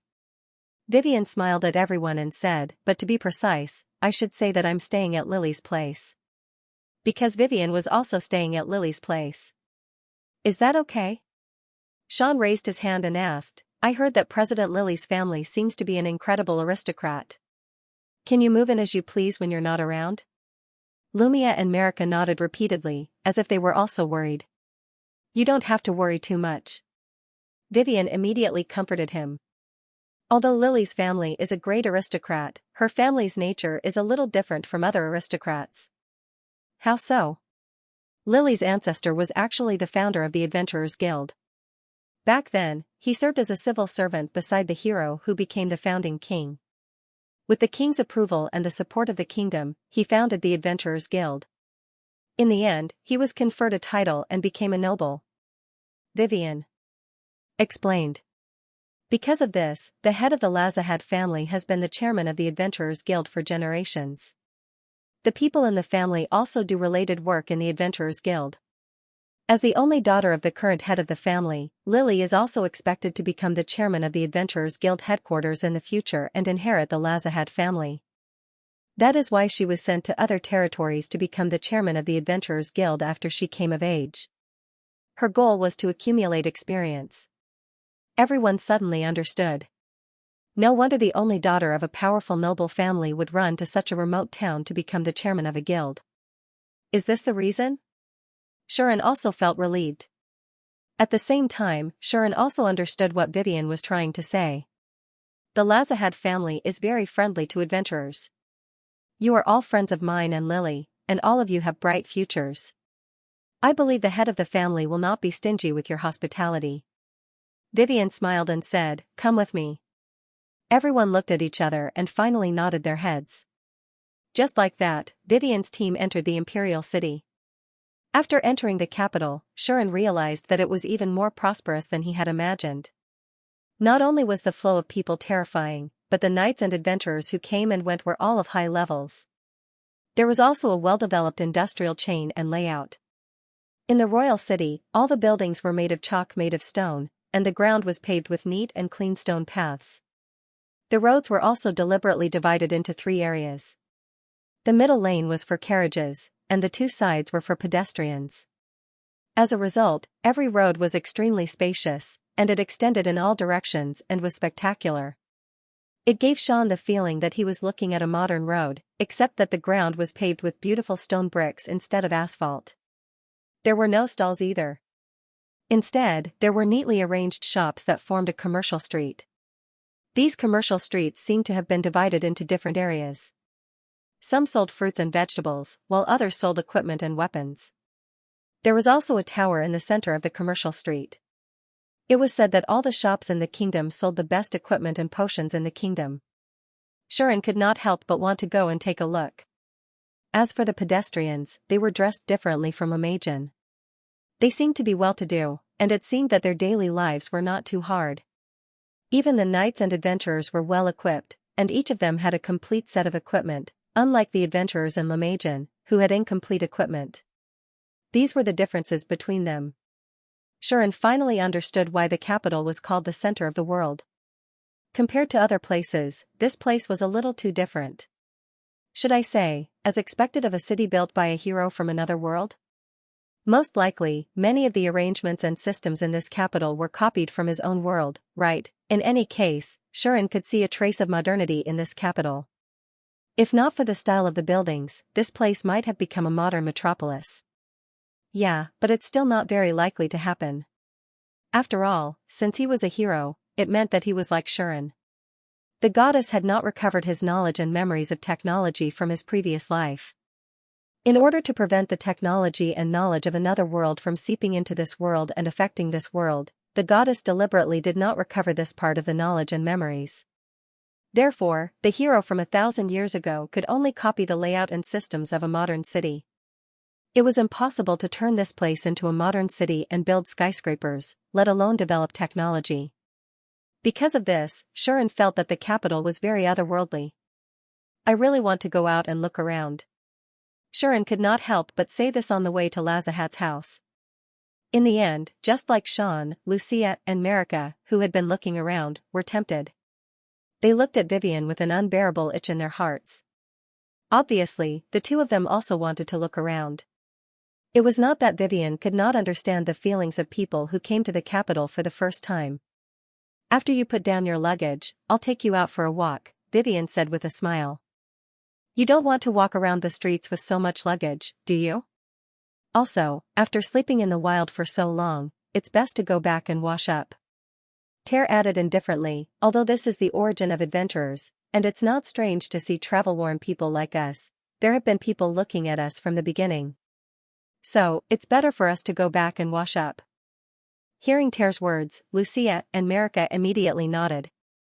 It seemed that they did not care about the fact that they were dirty.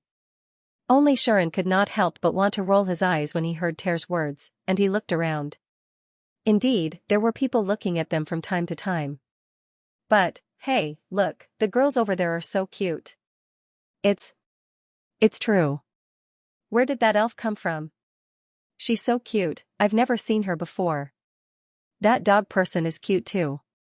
She has small ears and a furry tail. I can't see the face of the one in the black robe, but I can tell that she's very white and cute just by looking at her chin.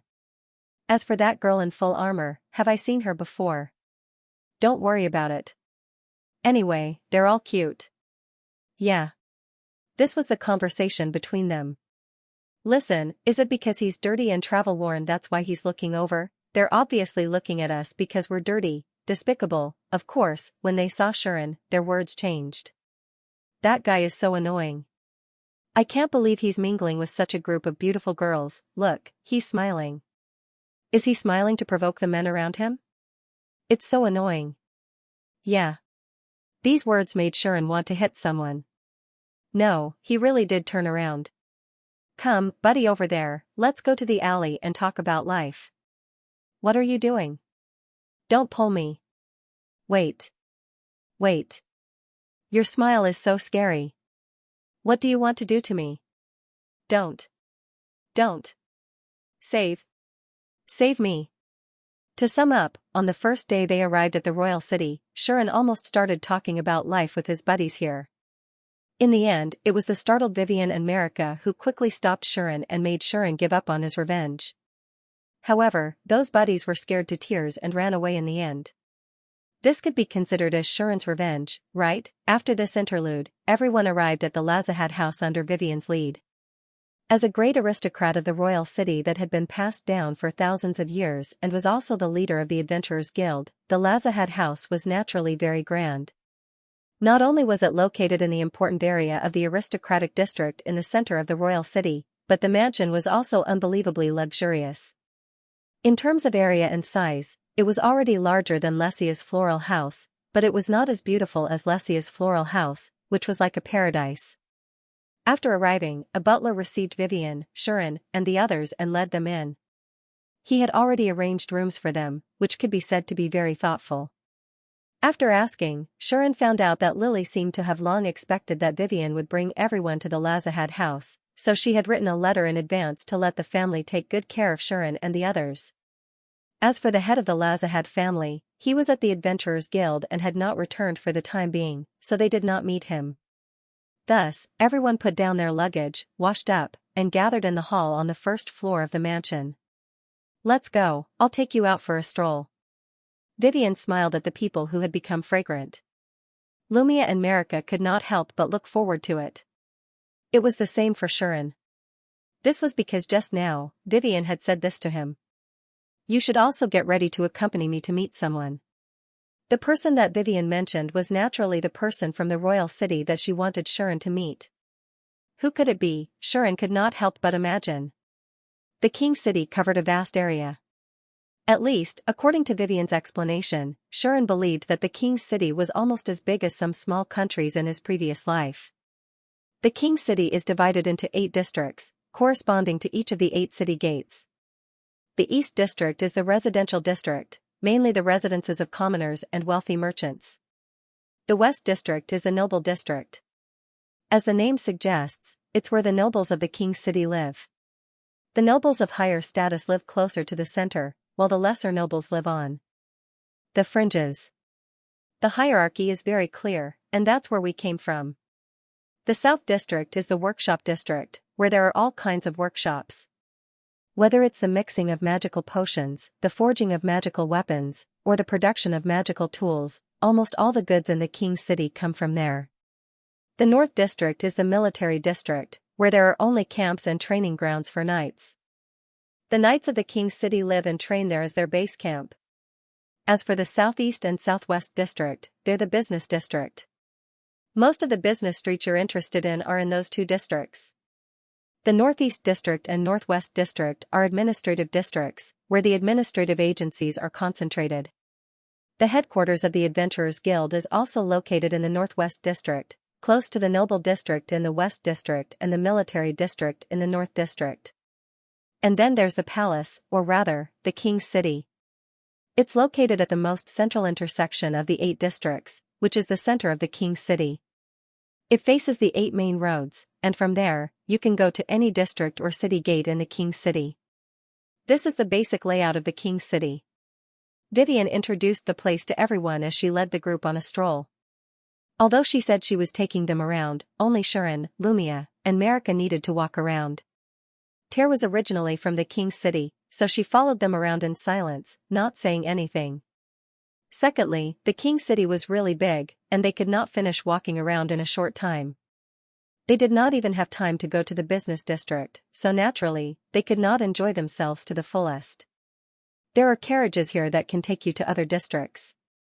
If you really want to go to the business district, that's fine too, Vivian said.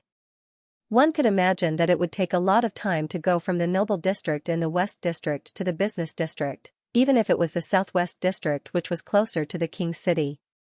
Let's wait until we have the chance. Yes. Yes. After experiencing the vastness and prosperity of the king's city, Lumia and Marika decided to give up. After all, they had just finished their journey. If they had to run around again today, Lucia sighed, Marika, a pure magician, would not be able to bear it. So, today was probably just a casual stroll. If he wanted to do something serious in the capital, he would probably have to wait until tomorrow. Sean felt a little regretful about this. Leyland said with a sigh. Sharon felt that. One had to know that Sean did not have a suitable weapon on hand. Hence, he had wanted to come to the royal capital to pick one out. This thought had become even stronger after the battle with B though. That was because when Sean used Balin's sword, he could feel it vividly and vividly. Not only could he infuse mana into the blade faster, better, and smoother when he used the demon sword, but he also didn't feel like he was being forced in the battle. It fully demonstrated the importance of a good magical weapon to a melee warrior. After that, Sharon found out that the magical weapon was made of precious magical metals. Its effect was to speed up the flow of mana and stabilize it, which was very beneficial for learning the demon sword skill. It seemed that Balin had taken a liking to that sword because she wanted to learn the demon sword skill. As long as she learned the trump card skill, demon sword, even if Balin had yet to reach level 70, there would be no gossip about her. After all, even level 70 experts would find it difficult to learn this skill. Some people could not even reach level 80, which showed how difficult it was to learn. Of course, Sharon had a weapon that was far better than Balin's. The Holy Sword. This sword was a true divine weapon. Balin's sword probably didn't even have the qualifications to carry his shoes in front of it.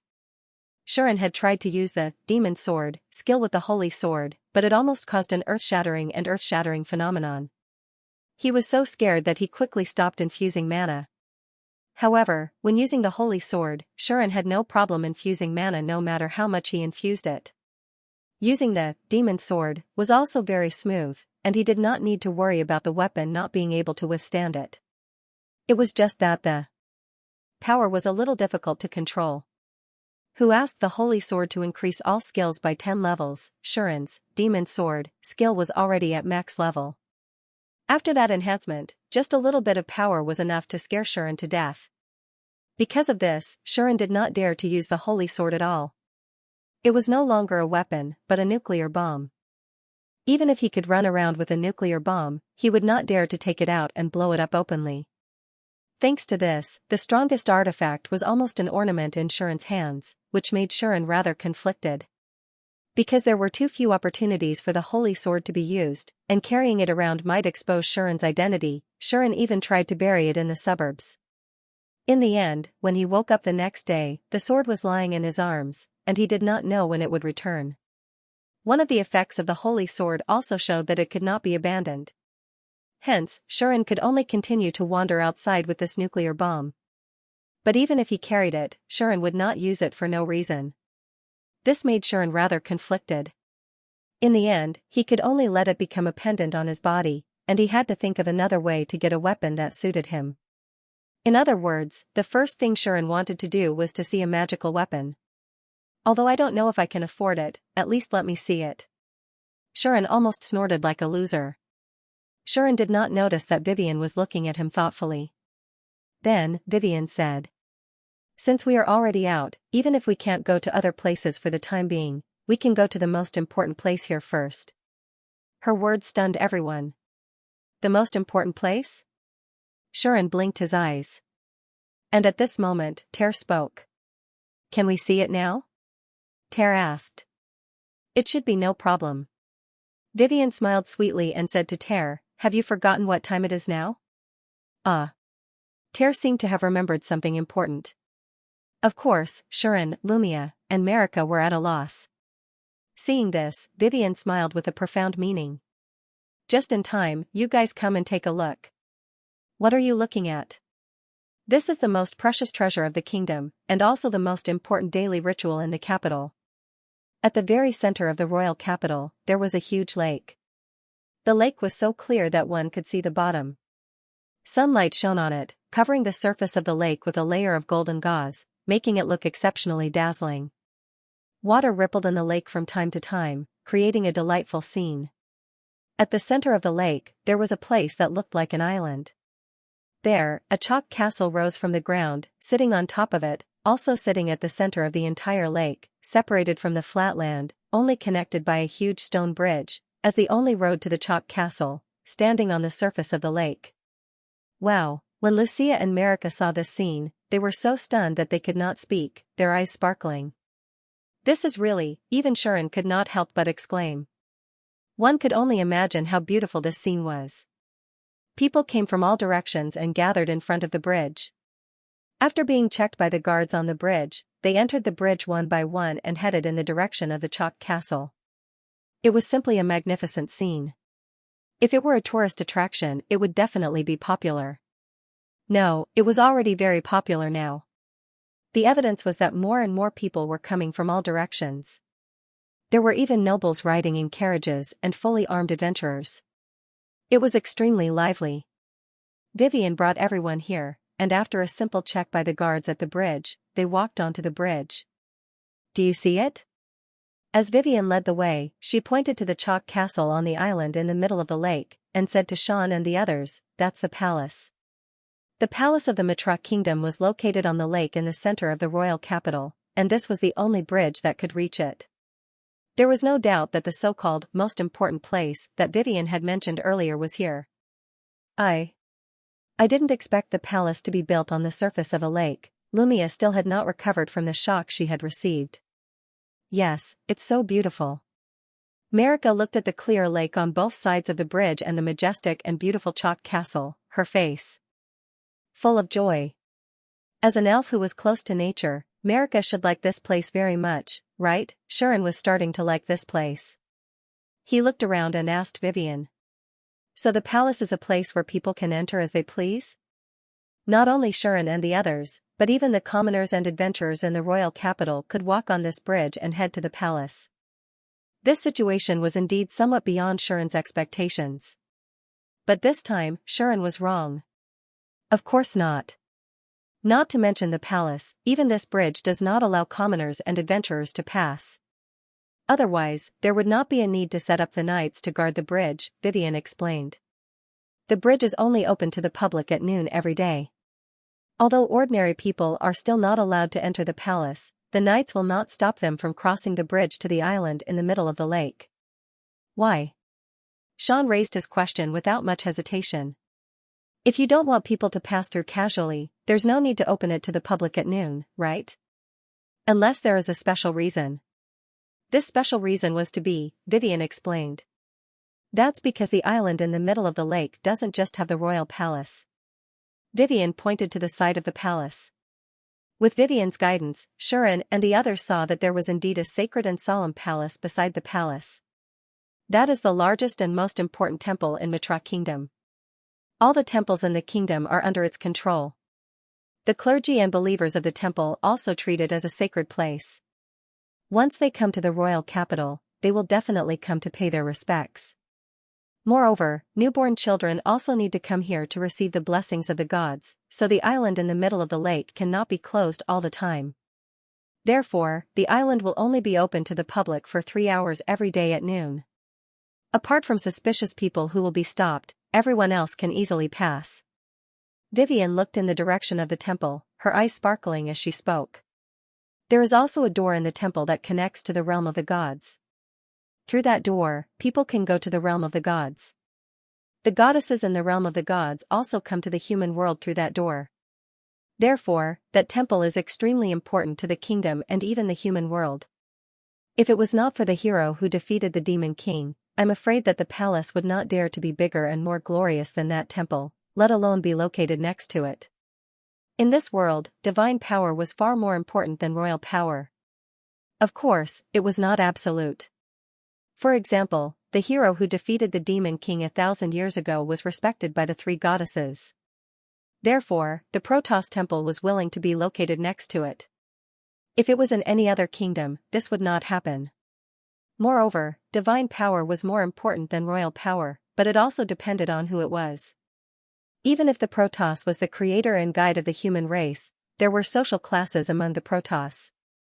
If they were only low-level gods, their status would naturally be more respected than ordinary civilians. However, it was not certain that they would be more respected than nobles or even royalty. Therefore, although the human race followed the teachings of the gods, they did not completely obey the gods. It still depended on their status. Generally speaking, the status of royalty and nobles was no lower than that of a low-level god. For example, the royalty of this kingdom founded by the hero was no different from a high-level god. Only existences at the level of the three goddesses could make the royalty of this kingdom bow down to them. As for the royalty or minor nobles of some small kingdom, their status was not even comparable to that of a low-level god. In view of this, which side had more power, the theocracy or the royal power, depended on different situations and different people. Since this country was built by the brave, the status of the royal family could not be underestimated, and the Protoss had to show enough respect. However, in recent years, there has been another reason for the island to be open to the outside world. Vivian changed the topic and brought up this topic. Shuren's attention was attracted by it. Is that reason the most precious treasure of the kingdom that you mentioned just now? Shuren asked curiously. That's right. Vivian nodded and said. About 17 years ago, an existence known as the most precious treasure was born in the kingdom. Hearing this, Shuren was stunned. Because Vivian's words told Shuren that the most precious treasure of the kingdom seemed to be a person.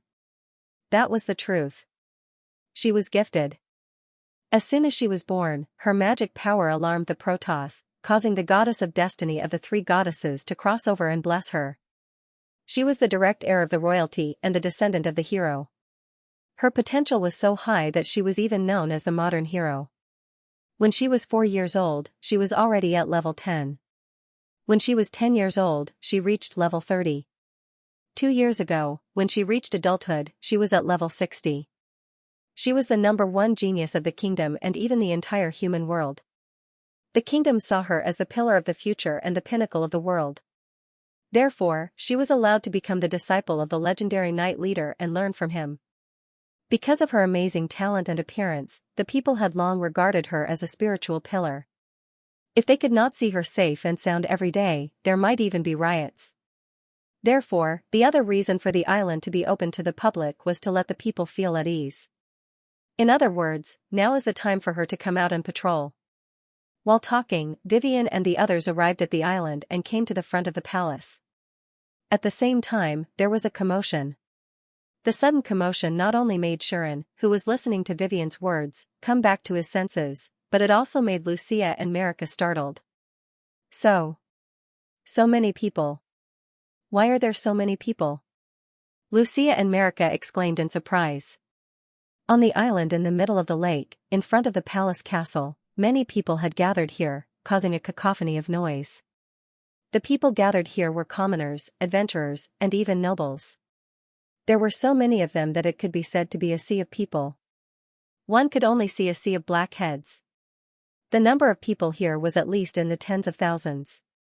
Shuren was already standing at the back, but he could feel the heat coming from the sea of people in front of him. It was easy to imagine how many people there were to create such a scene. And these people seemed to be anticipating something. They whispered to each other while frequently looking at an open-air platform above the palace, as if they were fanatical fans waiting for their idol to appear on the stage. Their gazes and expressions were filled with excitement. If it wasn't for the knights maintaining order in the surroundings, it would be impossible for chaos to break out given how excited these people were and how many people there were. Shuren was already stunned, and Lucia and Marika were not much better. Only Vivian and Ter were conversing with each other calmly. I haven't been back for a while. Did the number of people increase again? How much does Her Royal Highness intend to expand her charm before giving up? Well, I don't think she intends to deliberately expand her charm, right? That's why she's called a woman that even goddesses are jealous of, right? Vivian and Ter were having such a conversation, and the amount of information in it was terrifying. But this seemed to be a very common thing for the two of them. You guys have to watch carefully. Vivian even said to the crowd, the next person to appear is the most precious and dazzling woman of the human race. Following Vivian's words, there was a huge commotion in the sea of people in front of them. This was because, on the open-air platform of the palace, a figure finally walked out slowly as if she had arrived late. Sean had to admit that everything that happened next had left an extremely deep impression on him, even in his lifetime. It was unforgettable. Shuren, who was still unaware of all this, did not raise his head, but he was the first to feel the appearance of an extremely astonishing magical power. That mana was simply like a blazing sun. It was magnificent, resplendent, and unimaginably enormous at the same time. People like Beethoven and Killian could not compare at all. Even Lesia paled in comparison to this magical power. This made Shuren feel that he had finally met a worthy opponent ever since he came to this world. Yes. The strength of this magical power was not inferior to Shuren at all. At that moment, Sean raised his head and looked at the open-air platform of King City. There, a princess appeared in front of the fence, as though she was enjoying the cool air on her own balcony, and looked down. Sean had a clear view of the man's face. The other party was dressed in an unusual palace attire. The style of the attire was somewhat similar to the Hanfu of his previous life. It was not extravagant, but it was unusually ethereal and full of immortal chi. However, even though it was a unique set of court attire, it still felt like it was not worthy of her. There was no other reason than that the princess's appearance was simply too outstanding. Her figure was exquisite and full of unusual charm. Her long hair was like a waterfall, and the ends of her hair were slightly curled. It swayed in the wind, creating circles and circles of delightful waves. Her long hair was like a waterfall, and the ends of her hair were slightly curled. They swayed in the wind, creating pleasing circles of waves. Shuren could not help but be stunned. The entire sea of people at the scene fell into a momentary dead silence. The appearance of the young lady had shaken everyone to the greatest extent. Regardless of whether they had seen her before or not, they were all speechless and even fell into infatuation. Subsequently, earth-shattering cheers resounded in the surroundings. Wow! Ah! Lumia and Marika could not help but be shocked by the sudden and astonishing cheers. Shuren was also forced to come back to his senses, but his eyes were still full of amazement when he looked at the princess. Isn't his appearance a little too much? One could imagine how beautiful she must be for Shuren to say such words. At least, the last time Shuren could not help but stare at a woman like this was when he first met Nian. In other words, the princess had a beauty that was comparable to Nian's. The difference was that Nian's beauty was filled with a dreamy and artistic feeling, while this princess's beauty seemed to be the embodiment of everyone's definition of beauty. One was illusory and aloof, while the other was as dazzling as a star. What was even more ridiculous was that these two people were not just good-looking. As a goddess, Nian was able to resurrect Shuren and awaken his holy sword and unique skills. Her power was evident. As for the princess in front of him, Shuren had already seen through her level through the skill appraisal. LV70, this princess, who was only 17 years old and the same age as Lumia, had already broken through level 70. Shuren could even see a series of high-level skills in her skill bar, including the level 8, two-handed sword, and the level 7, demon sword. With such strength, even Beidou, who was level 84, might not be a match for her. Everyone present cheered excitedly at the princess. Even the young masters of the nobles looked at her with infatuation in their eyes, and they almost pounced on her. At this moment, Vivian's voice also entered Shuren's ears. That is the kingdom's treasure, the second princess of the kingdom with a beauty that even the goddess is ashamed of, and a talent comparable to that of the hero, Rosie Lusty Mitra. Rosie Rusty Mitra. This name was unconsciously remembered by Shuren, and it was deeply engraved in his heart. Shuren looked at her from afar. He was looking down as well. His expression was as calm as an ancient well, but his eyes were filled with bright light. His face revealed extraordinary elegance and indifference, causing the soul-stirring beauty on him to become even denser. After a while, the princess turned around and returned to the palace. Everyone present did not feel regretful. Instead, they were still excited, and the cheers did not stop for a long time. Xianxia quietly stared at the back of the princess as she left, not knowing what he was thinking. But then, Xianxia caught a glimpse of something at the princess' waist. It was a sword. It was a sword that looked ordinary, and there was nothing special about it. But it was this sword that made Xianxia's pupils shrink. Because, holy sword, sealed, exclusive, Mitra. Level +10. All skill levels +1. All types of damage reduced by 10%. All negative statuses reduced to a certain extent. Limited to the user. Cannot be abandoned, cannot be destroyed.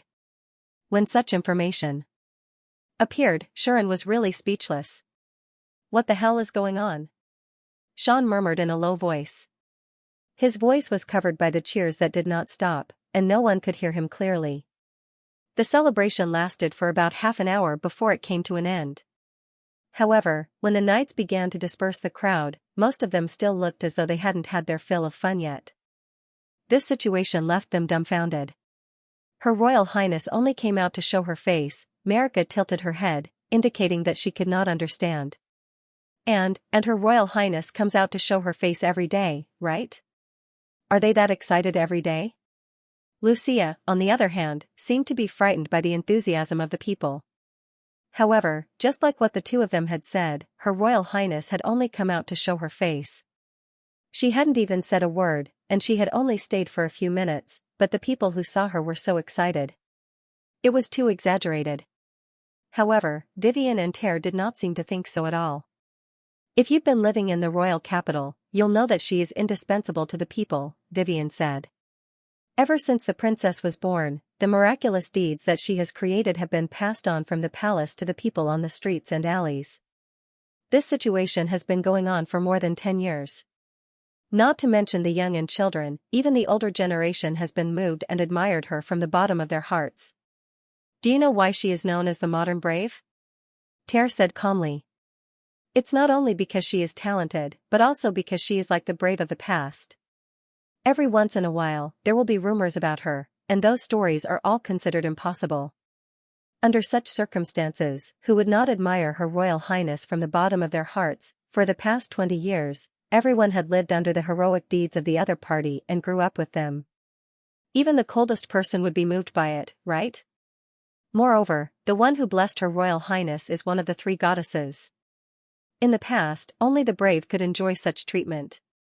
In this way, who wouldn't look at Her Royal Highness in a different light?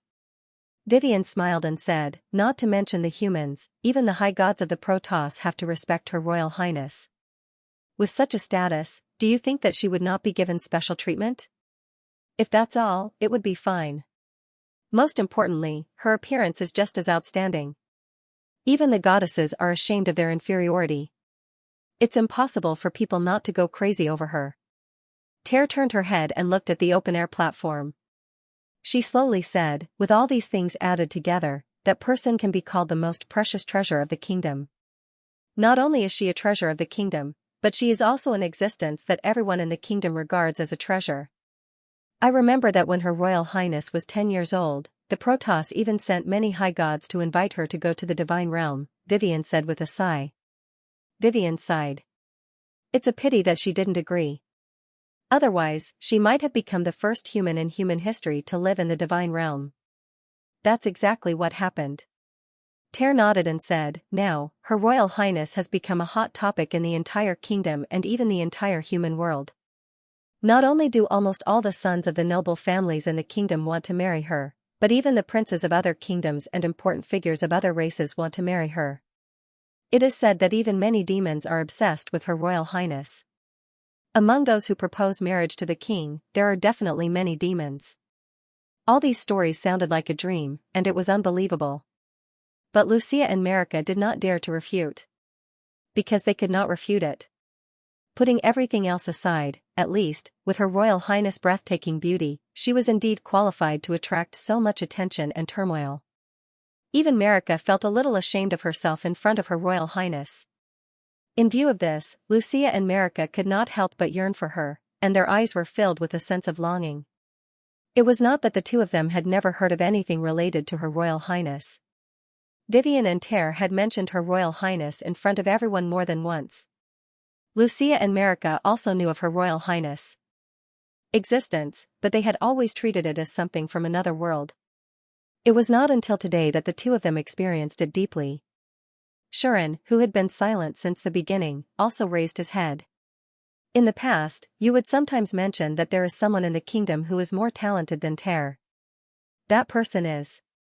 For the time being, Sean asked this question. And this question was naturally met with an answer. That's right, it is that Her Royal Highness, Ter said in a calm tone. Ter said in an indifferent tone, her talent is indeed extraordinary, far beyond what I can compare with. Vivian couldn't help but chuckle at Ter's words. You are being a little too humble, Ter, Vivian said. In the entire kingdom, even in the entire human world, the only one who can be mentioned in the same breath as Her Royal Highness is you. She admitted it herself, didn't she? This was the truth. Putting everything else aside, Her Royal Highness had reached level 60 when she came of age. No one in the human world could achieve this. But what about Ter? Although she did not achieve this, she was now at level 59 and was about to reach level 60. If there were no accidents, she should be able to achieve this achievement this year. How old was Ter this year? 16 years old. This was only 1 year later than Her Royal Highness the Princess. Therefore, in terms of talent and potential, Vivian believed that Ter was not much inferior to Her Royal Highness. However, Ter did not think so. Level is just one of the aspects of strength. Even if I'm not that far behind her in this aspect, it's not necessarily the same in other aspects. Ter shook her head and analyzed calmly. For example, Demon Sword. I have only reached level 2 until now, but Her Royal Highness has learned Demon Sword when she was 13 years old. I reckon that her level is no lower than level 5 now. Hearing this, Shuren didn't say anything. Because he knew that the princess's Demon Sword skill had been upgraded to level 7. In this aspect, Ter could not compare to her. Again, I don't have a unique skill. Ter said. Her Royal Highness was not only born with a unique skill, but it is also so powerful that it is considered to be no less powerful than her ancestor, the brave who defeated the Demon King 1,000 years ago. Hearing this, Sean, who was at the side, had a reaction again. A unique skill no weaker than the hero from 1,000 years ago? Doesn't that mean that if the holy sword I just saw is real, then Her Royal Highness has both the holy sword and a unique skill? That was incredible. Why were the heroes so much stronger than the people of this world, to the point where they were expected to defeat the Demon King? It was because they had powerful holy swords and unique skills at the same time. There was no need to mention the impact of unique skills on one's strength. It had been mentioned many times in the past. Whether one had a unique skill or not, and whether one's unique skill was strong or not, could greatly affect one's strength. It was even more important than one's level and other skills. It could be said that any kind of miracle could happen. Take Shuren for example. If it wasn't for the unique skill, Providence, how could he possibly kill Beidou, a level 84 demons expert, like a monkey when he was only level 24? When Shuren mentioned that he had a unique skill, the other members of the escort team no longer doubted that he had the ability to kill Beidou. It was obvious how great the impact of unique skills on a person was. Although unique skills were usually useless, heroes were different from others. They usually had relatively powerful unique skills, which was one of their advantages. The second advantage was that they all had holy swords. This was a godly weapon born from the concept of heroes.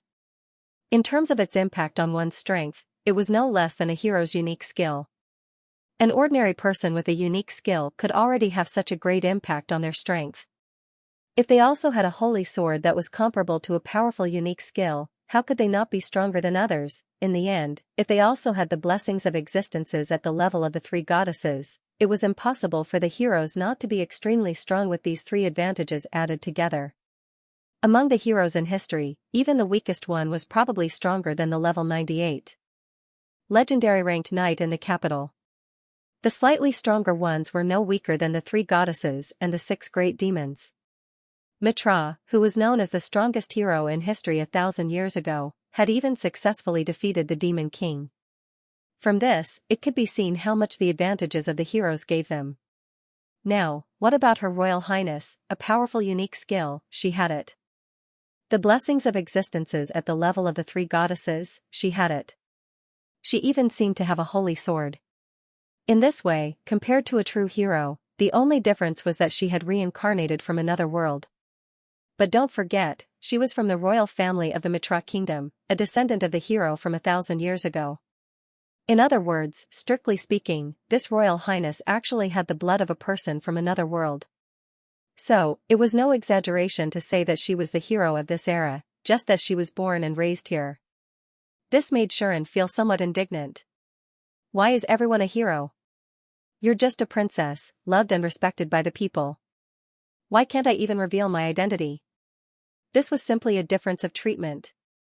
Of course, Xian and Her Royal Highness could not be lumped together. Xian was a hero who had been summoned. Now that the war had ended and the three races had achieved peace, if the demons knew that the Protoss was still using the summoning ceremony of the hero that had been used against them, it would inevitably cause great contradictions and conflicts. On the other hand, Her Royal Highness was just blessed by the heavens. She was born and raised in this world. They couldn't possibly prevent her from being born, right? She was that princess. Xian suddenly remembered something very important. Xian turned to Vivian. After hesitating for a while, he asked, could it be that the reason why Bitho planned the large-scale assassination in the capital 10 years ago was because of the princess? Xian turned to Vivian.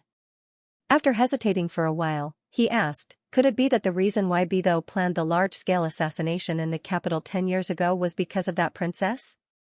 That's right, Xian had thought of this.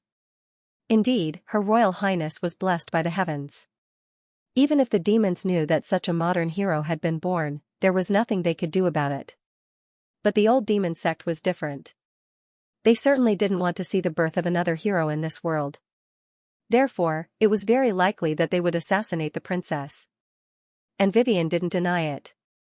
It can't be completely denied that they have no intention in this regard. Vivian pondered for a moment, then said, but, this might not be their direct target, that's not for sure. Xian was silent. Not the direct goal? Then what was the direct goal? Xian recalled the incident with Xianxia. Could it be that the real goal of the old demons was actually the thing in Xianxia's hands? That thing stolen from the palace was actually the real goal of the old demons? Forget it, I don't want to think about it. Anyway, Bethel and Killian were already ashes to ashes, so it was useless to think too much. Compared to this, Xian wanted to know if the holy sword he saw from the princess was real. Logically speaking, it was impossible for the princess to have the holy sword. According to Nian, the holy sword was a power born from the concept of heroes, and heroes only had a very small chance of appearing in other worlds. Even in most worlds, there were no heroes. Only a small number of worlds would give birth to a person with the qualifications to become a hero. In other words, only people from other worlds could become heroes, and only people from other worlds could possess the holy sword. The holy sword of the hero couldn't be abandoned or transferred. For example, even if Xian buried the holy sword, it could come back on its own the next day. Because it was exclusive, others couldn't use the holy sword at all. Therefore, only the brave could use and possess the holy sword. Once the brave died, the holy sword would shatter along with him. This was something recorded in books. So, why did the princess have the holy sword? Could it be that she was actually from another world that was summoned, and wasn't born and raised in this world at all? Xian suspected that the princess was summoned before him, and that she was summoned when she was a baby and was raised by the royal family of this kingdom. But in the past, there had never been two heroes born in the same era, right? The number of heroes was extremely small. Even if one searched all the major worlds, there were probably less than 10 heroes who had appeared so far. With such a number, the probability of two people from another world with the qualifications to be heroes being born at the same time was too low. Moreover, there was something wrong with the holy sword of the princess. Not only was its power too weak, but it also seemed to be in a sealed state. What was going on? I can't figure it out. Xian could not help but mutter this sentence. At this moment, Vivian, who was beside him, spoke up. If you can't figure it out, then don't think about it. Vivian seemed to think that Shirin was thinking about the assassination 10 years ago, so she immediately patted Shirin's shoulder and said, "Anyway, the masterminds are no longer here, so let's leave the complicated matters to the politicians. Let's take this opportunity to enter the palace and meet the person I want you to meet." Hearing this, Shirin came back to his senses. Enter the palace? Can we go in as we please? Lumia and Marika were also in awe and trepidation. If we can, Mr. Balin and the others won't have to dismiss everyone and arrange for an audience with the princess, Ter said indifferently. We're not going to the palace to have an audience, but to have a private meeting. That's right. Vivian nodded and said, I have some friendship with the princess. Now, she should be very happy to meet us. This sentence stunned Shirin. Wait. Shirin reacted and said in shock, you mean, the princess? Could it be that the person I want to meet is? Seeing Shirin's stunned expression, Vivian smiled mischievously. In the palace on the island in the middle of the lake. Shirin and Vivian entered easily. Vivian handed a letter to the knights guarding the door and asked them to pass it to the princess. Then, as Vivian had said before, she told them that they could meet now. However, only Shirin and Vivian entered the palace. Ter, Lumia, and Marika were not allowed in. The reason was that there were too many people. It was indeed inappropriate to bring so many people to see Her Royal Highness in a private meeting. Therefore, Lumia and Marika hurriedly said that they could wait outside. I'm a little scared to meet Her Highness. Yes. It's too sudden. That was how Lucia and Marika expressed themselves.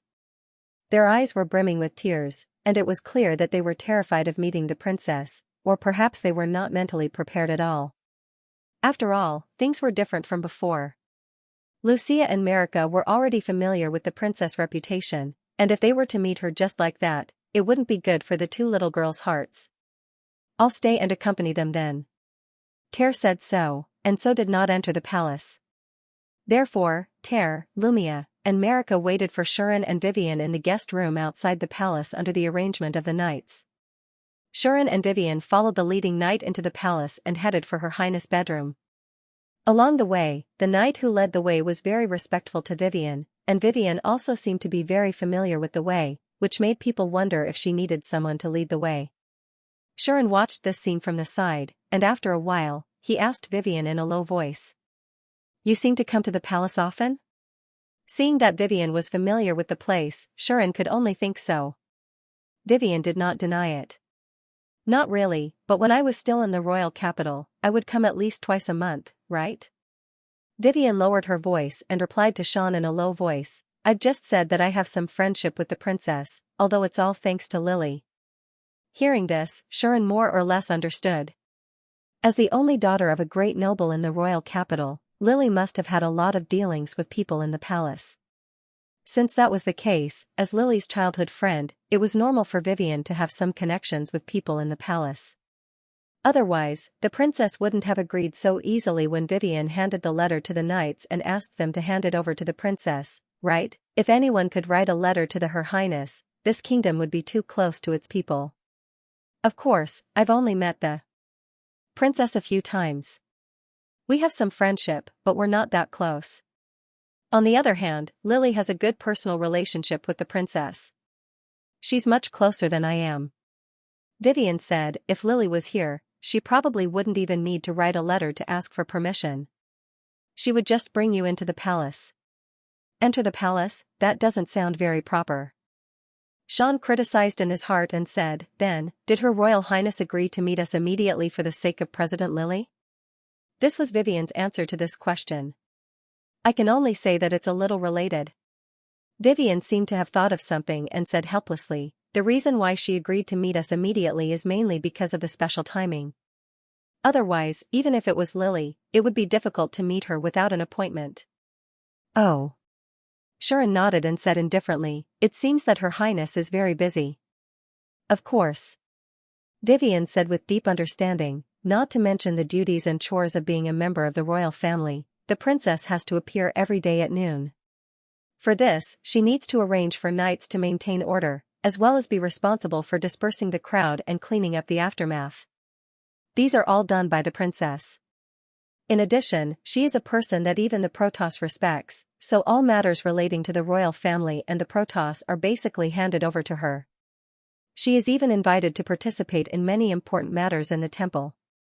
Her schedule is packed every day, and it's probably only during this period that she's relatively free, but she's also entangled with others. Entangled? Shuren was puzzled. What does that mean? You'll know later. Vivian smiled bitterly. I took the opportunity to visit her because I knew about this. I felt that she would be more willing to meet us than deal with those people. I'm really sorry for scheming against her. At the same time, Sean and Vivian had also arrived at the princess's bedchamber. However, as soon as they arrived, Shuren was stunned. Because, in the hall of the palace, there were a lot of people gathered here. These people had two characteristics. 1. All of them were dressed gorgeously and nobly, and one could tell at a glance that they were from a noble family. 2. All of them were men. This is... Shuren was a little confused. Vivian, on the other hand, muttered, as expected. At this time, the arrival of Shuren and Vivian also attracted the attention of those noble young masters. Those young masters first looked at Shuren and sized him up, as if trying to figure out Shuren's background. Their eyes were full of scrutiny and inexplicable hostility. When they realized that Shuren was wearing ordinary clothes, they then looked away disdainfully. That look was simply saying, this person is not a threat. But then, those noble young masters saw Vivian, and their eyes couldn't help but light up. Among them, there were even a few who couldn't wait to run over. Isn't this Miss Vivian? Long time no see, Miss Vivian. I heard that you left the capital to train in other towns. Why are you here? Where's Lady Lily? Didn't she come back with you? You're here to see Princess Rosie, right? If you don't mind, can you let me go with you? No, you should let me go with you. No, you should let me go with you. I'm from the Count's family. I'm from the Marquis family. You should let me go with you. No. Let me go with you. A group of noble young masters gathered around Vivian and began to quarrel. Sean was dumbfounded by what he saw. Later, Shuren found out that these noble young masters gathered here to meet Her Royal Highness. And their purpose was also very simple, to get the favor of Her Royal Highness and propose marriage to her.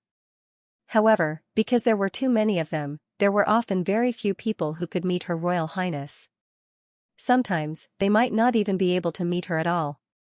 Therefore, these people would patiently wait here every day. Many of them knew that Vivian and Her Royal Highness had a personal relationship, and guessed that she might be able to meet the princess. Of course, these people would, of course, shamelessly stick to Vivian, only hoping that she could bring them along. It was because Vivian knew this that she smiled bitterly. Shuren also understood. Indeed, compared to these idiots, Her Royal Highness would definitely be more willing to meet Vivian. But could it be that they thought that I might be their competitor, and that's why they were hostile to me just now? Thinking of this, Shuren felt uncomfortable.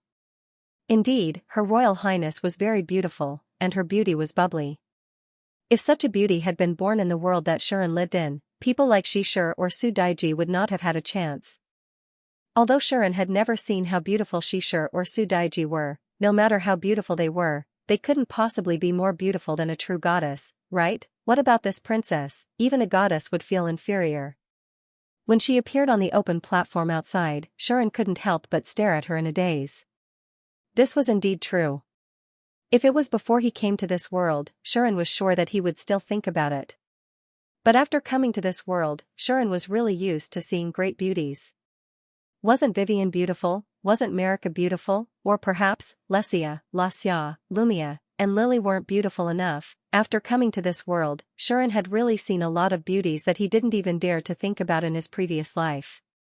It couldn't be said that he was immune, but at least he had some resistance, right? Of course, that wasn't all.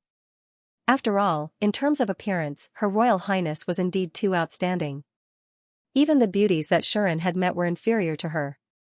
However, Shuren had also seen goddesses that didn't lose to Her Royal Highness at all. Be it looks, temperament, or ability, Nian wasn't inferior to Her Royal Highness at all. She might even be superior. Under such circumstances, although Shirin was stunned by Her Royal Highness' beauty, he was only stunned and didn't really think about doing anything with her.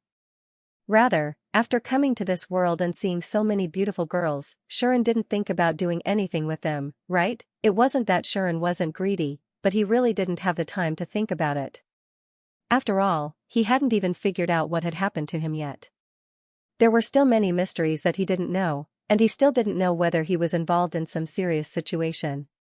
In order to prevent himself from being played by others in the future, Shirin was just thinking about how to solve the mysteries and improve his strength. That was already annoying enough. How could he have the leisure to talk about love? Besides, if there was really no other way, didn't he still have his left and right hands? Goddesses were meant to be used in one's imagination. He actually wanted to lick her in reality. How embarrassing. Of course, it was mainly because he was asking for trouble by getting involved with these troublesome women. That was why Shirin wanted to stay far away from them and didn't want to do anything at all. In the end, he was inexplicably treated as a rival in love. Sean really wanted to say, "You guys have nothing better to do after eating." Compared to being a bootlicker to the goddess, Shirin was more interested in finding out what exactly was going on with the holy sword and how she could help him after he met her. Vivian had said that the person she brought him to meet might let him know some things that happened to him. Because of that, Shirin wanted to meet her, and it had nothing to do with whether she was a beautiful princess or not. Really, while Shirin couldn't help but brainstorm, Vivian was also having a headache dealing with the young masters around her. "I'm sorry, everyone. I'd like to ask for Her Highness' help today because of some personal reasons, so it's not convenient for me to bring all of you along. Please understand." Vivian dismissed the young masters around her just like that, which disappointed the young masters who surrounded her, but also made those who didn't heave a sigh of relief. However, there were also people who saw Shirin beside Vivian, and they spoke up in displeasure. "Since Miss Vivian has personal matters to discuss with Her Highness, why did she bring a man along? Wouldn't it be better to just let this servant wait outside?" That's right. It seemed that these noble young masters didn't want to see Shirin come into contact with their perfect partner, even though they felt that Shirin wasn't a threat as long as he was a male. This made Shirin decide. "Actually, I also have some personal matters to discuss with you. Young masters, why don't you follow me to the corner over there?" With that said, Shirin was ready to make a move. Sean's way of endurance was to act recklessly in the face of trouble. Don't be impulsive." Vivian was startled, and she hurriedly hugged Shirin's arm to stop him. The surrounding young masters were also startled. Although they didn't believe that Shirin would lay a hand on them as nobles, they saw that Shirin didn't seem to be joking at all. Being spoiled, they weren't completely fearless.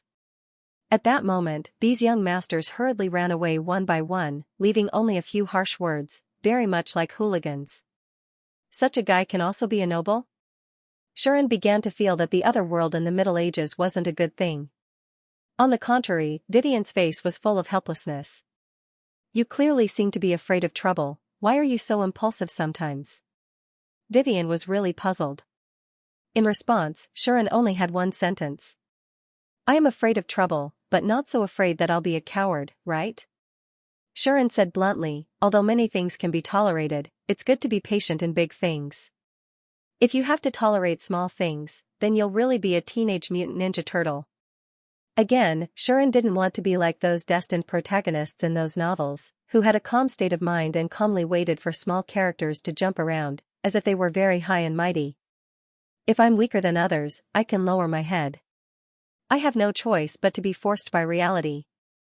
But if I don't have a good time after using a cheat, why would I want this cheat?" It was just that vulgar. What kind of twisted logic is this? And what are Teenage Mutant Ninja Turtles and cheats? Why don't I understand? Vivian couldn't help but roll her eyes and said unhappily, "Anyway, this is the palace, so behave yourself." With that, Vivian was still a little worried. She directly pulled Shirin's hand and walked into the bedroom. Shirin curled his lips, but he didn't really want to continue causing trouble and was pulled away by Vivian just like that. The surrounding young masters naturally saw this scene and couldn't help but feel a little jealous. Vivian was also a great beauty. Seeing her holding a man's hand like that, it was normal for these ignorant and incompetent noble young masters to turn into lemonade spirits. However, some of the more sensible young masters couldn't help but think when they saw the scene. Who is that man? Looking at Miss Vivian's attitude, he doesn't seem to be an ordinary friend or servant. Could it be another strong opponent? I hope not. Amidst such discussions, under everyone's gaze, Shuren and Vivian arrived in front of a room deep in the bedroom.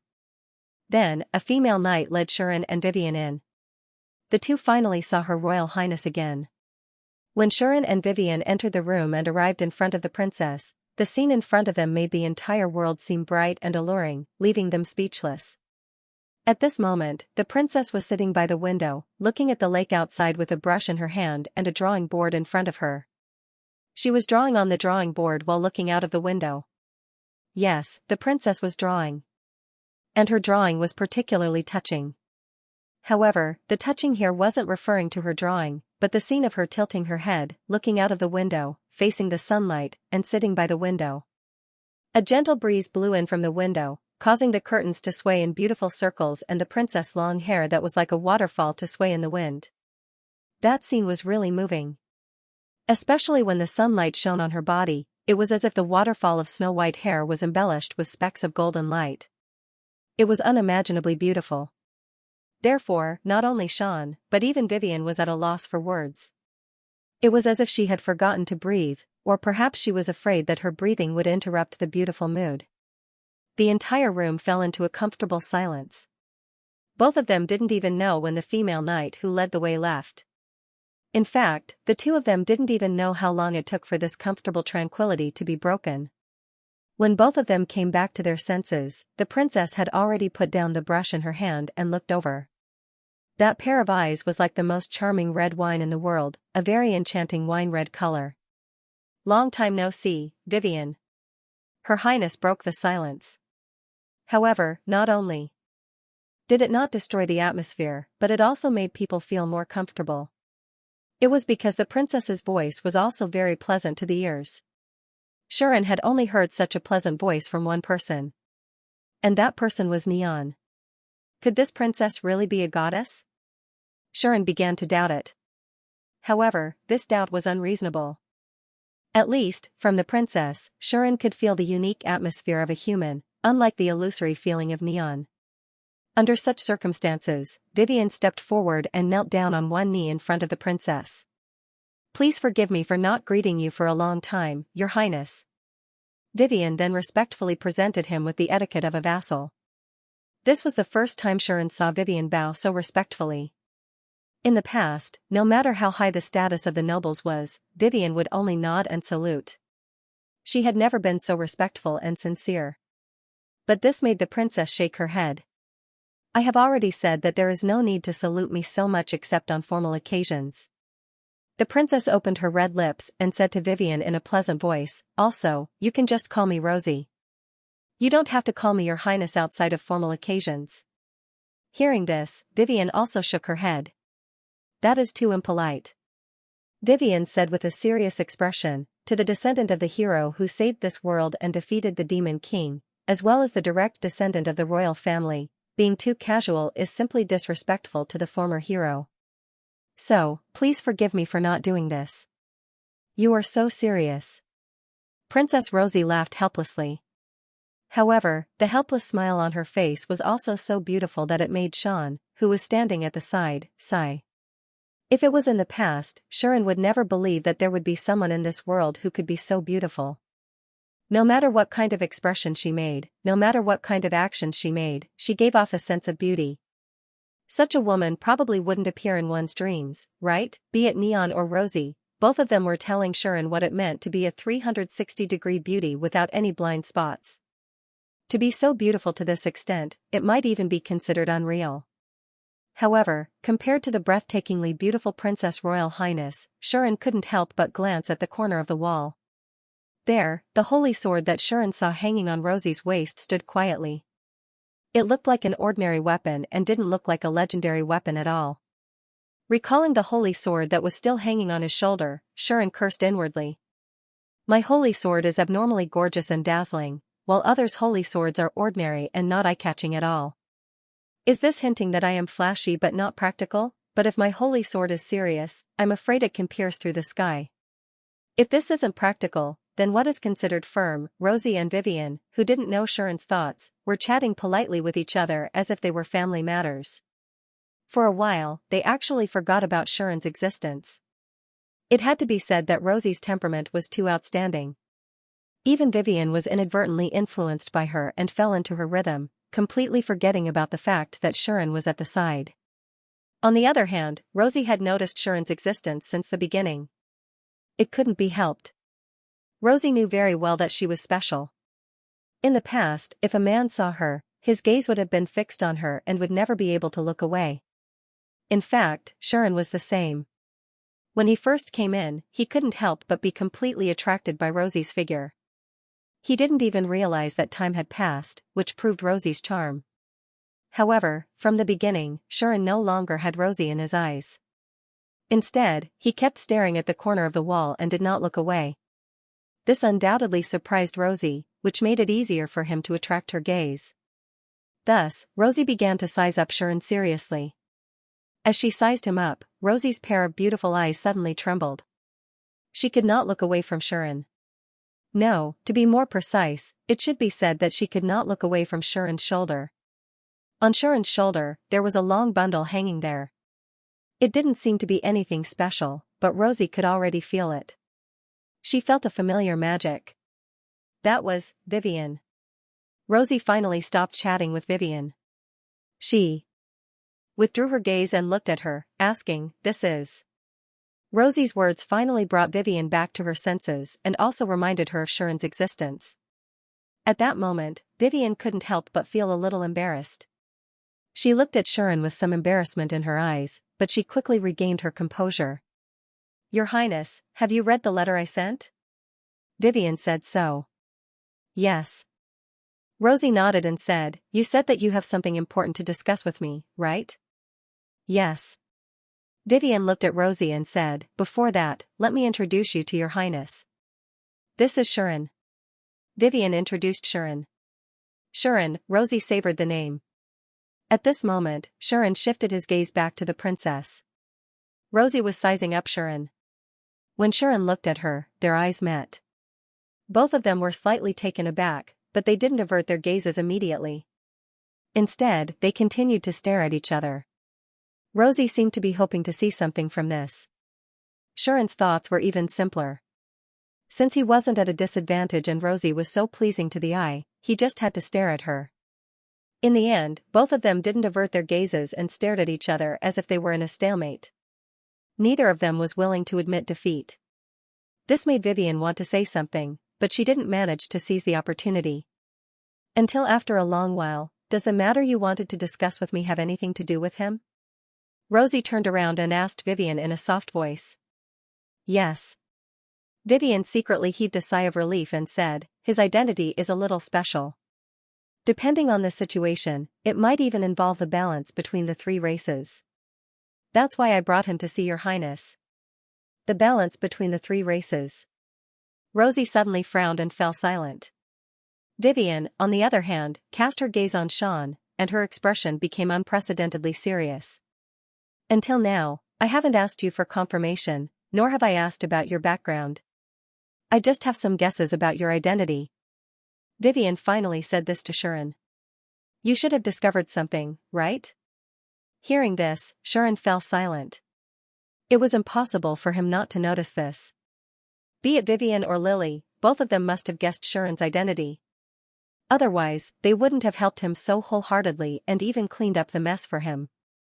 Moreover, both of them deliberately didn't pursue the problems that Sharon had left behind. This was also a disguised proof. Even though Sharon didn't say it out loud, it was impossible for him not to know. Therefore, Sharon already knew that Lily, Vivian, and even Tare might have guessed his identity. "If you don't want to tell us, we won't take the initiative to ask. After all, this is a serious matter and we understand." Vivian's voice was very gentle as she said to Sharon, "But now, I guess we have to be honest with each other. Otherwise, we won't be able to let things develop." There was no way Sean wouldn't understand the meaning of this sentence. "Let me ask you this formally, Sharon." Vivian came in front of Sean, looked him in the eyes, and said word by word. "Are you a hero?" As soon as she said this, the atmosphere in the room changed. It was no longer as tranquil and comfortable as before. Instead, it was filled with tension. Rosie seemed to have realized something, and her eyes were fixed on Sean. Sean fell into silence once again under the gaze of the two men. The room. Rosie and Vivian were waiting for Sharon. Sean, on the other hand, was thinking about all kinds of things with mixed feelings. It was unknown how long the situation lasted. Phew, at a certain moment, Sharon let out a breath. However, Sharon did not answer. Instead, he proved it with his actions. Swoosh! At this moment, Sharon let go of the bag on his shoulder and threw it into his hand. Then, he forcefully opened the bag and revealed the contents in the air. Clang! As a dazzling light flashed, the gorgeous and dazzling holy sword was held tightly in Sharon's hand and presented in front of Rosie and Vivian. At the same time, Sharon's aura, or rather, his aura, skyrocketed at an astonishing speed. Rosie and Vivian both felt a terrifying presence appear in this space, causing their hearts to tighten. They looked at the holy sword in Sharon's hand with different expressions. As expected, Vivian murmured with complicated feelings. Rosie looked at the holy sword and then looked at Sharon, whose aura skyrocketed after holding the holy sword to the point where even she felt pressured. The expression in her burgundy eyes was completely different from before. Now, Rosie finally understood why Vivian had come to find her. Because it was indeed a very difficult matter to deal with. However, Rosie did not say anything. She was silent for a moment before she walked to the wall and held her holy sword. In the next second, something that even Sharon did not expect happened. Unseal, Hirisu. Rosie suddenly chanted a short incantation, causing the holy sword in her hand to suddenly tremble. Immediately afterwards, the surface of the holy sword seemed to be able to move like a mecha. It suddenly began to slide, layer by layer, and finally formed a sword ring on the hilt of the sword. Seeing this, Sharon understood. It turned out that there was a sheath on the holy sword. The scabbard sealed the power and appearance of the holy sword, which was why it looked so ordinary. Now, the holy sword revealed its original appearance. Sharon looked at it. The golden hilt. The top of the hilt was also inlaid with a golden gem. The body of the sword was white and dazzling, and there was always a light flowing around it. That was the true appearance of the holy sword in Rosie's hand. Exactly the same, that's right. That holy sword was exactly the same as Sharon's holy sword. But, holy sword, exclusive, Mitra. Level plus 50. All skill levels plus 5. All types of damage reduced by 50%. All negative statuses greatly reduced.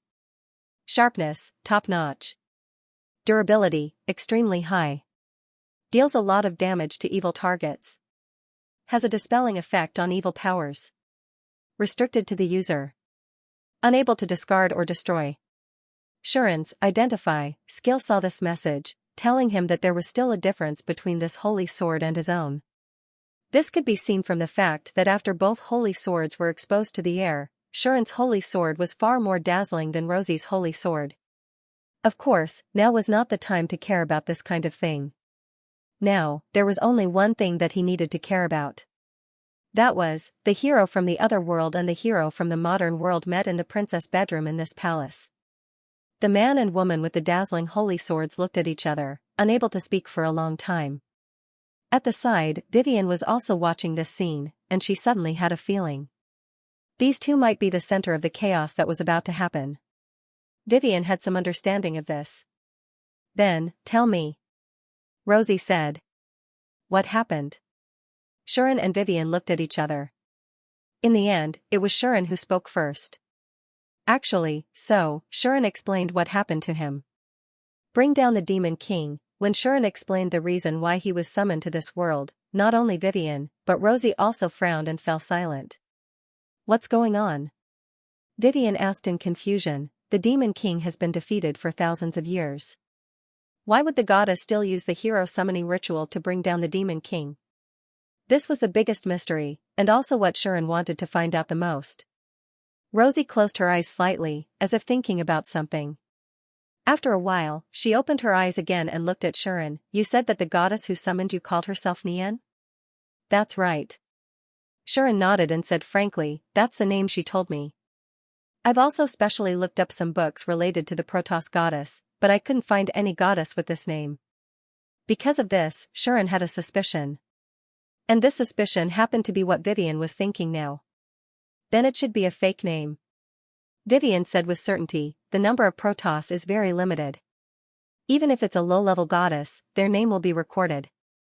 If you can't find the name in the books, it can only mean that the name is not your real name. I've also never heard of a goddess with this name. Rosie seemed to be recalling the list of Protoss goddesses she knew, but she kept frowning, causing her to mutter, besides, I've also never heard of a goddess who can use the hero summoning ritual. Hearing this, Vivian turned to look at Rosie. Your Highness, you are one of the few humans who are recognized and respected by the Protoss, and you have a close relationship with the Protoss. Do you know any secrets about the hero summoning ritual that ordinary people don't? Vivian asked. This made Sharon understand why Vivian brought him to see Rosie. Just like Vivian said, Rosie was one of the few humans who was recognized and even respected by the Protoss. Not only did she receive the blessing of one of the three goddesses, but she was also invited to live in the divine realm and almost became the first human in history to live in the divine realm. Therefore, it was not surprising that she knew some secrets about the Protoss that others didn't. In addition, Rosie had the title of modern hero. Perhaps she was indeed the most suitable person to gather information about this matter. Rosie did not hide anything. I do know some things about the hero summoning ritual that ordinary people don't know, Rosie said. Rosie said, for example, if you want to activate this ritual, not just anyone can do it, but there are conditions. Conditions? Vivian immediately focused her attention. What conditions? Sharon asked directly. Rosie thought for a moment and tried to recall her memories before replying. First of all, the hero summoning ritual has a prerequisite. That is, there must be someone from another world who has the qualifications to become a hero. Only then can the ritual be activated. This was because there were very few otherworld people who had the potential to become heroes. Therefore, before an otherworld person with the potential to become a hero appeared, the hero summoning ritual was equivalent to a worthless collectible. It could only be a decoration. Once an otherworld person with the qualifications to become a hero appeared, the ritual would react and allow the Protoss to use it.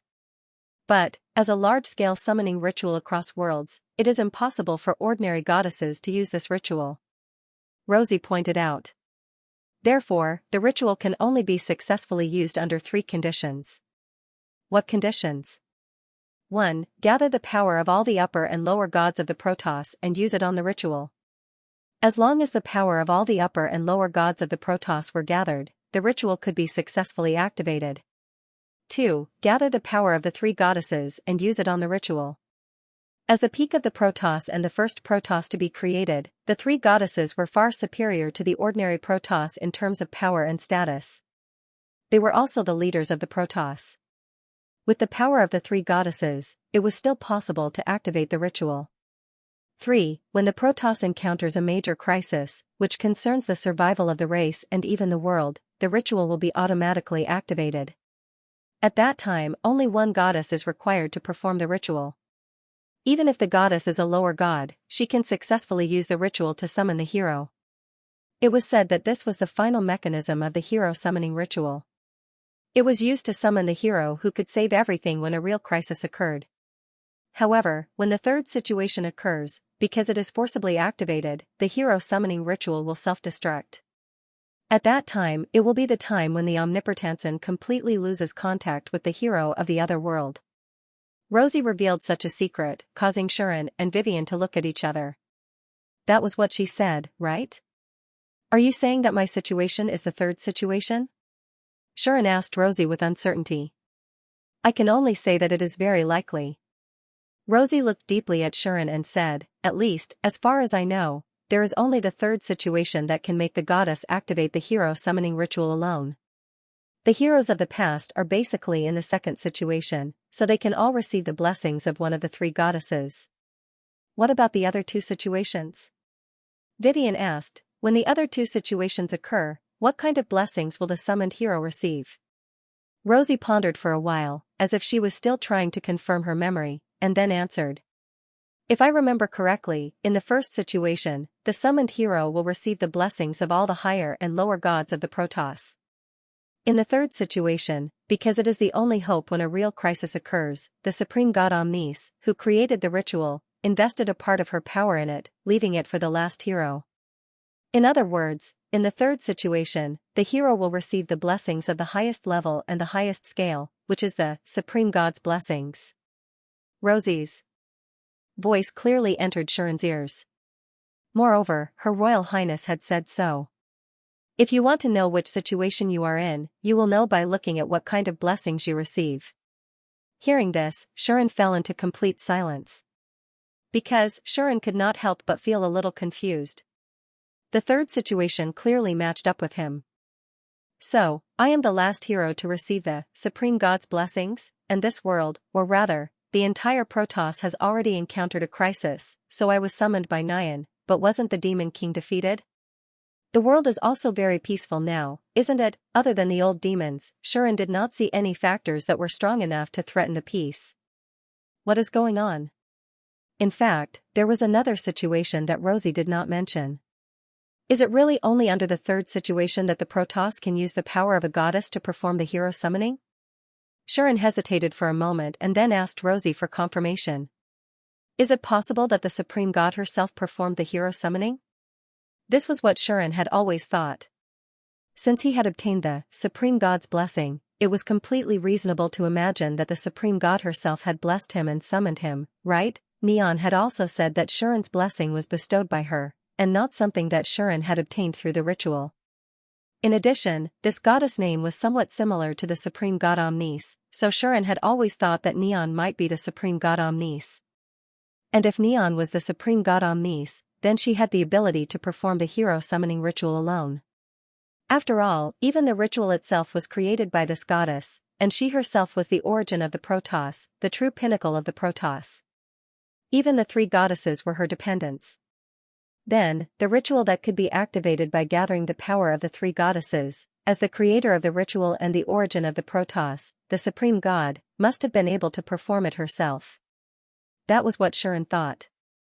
However, no, that's impossible. Yes, it's impossible. Rosie and Vivian actually rejected it without hesitation after hearing Shuren's words. Why? Shuren was slightly startled and surprised.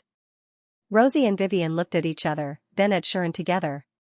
You are from another world, so it's normal that you don't know about this, Vivian said. Vivian said, but in this world, the supreme god Omnis is known for her coldness.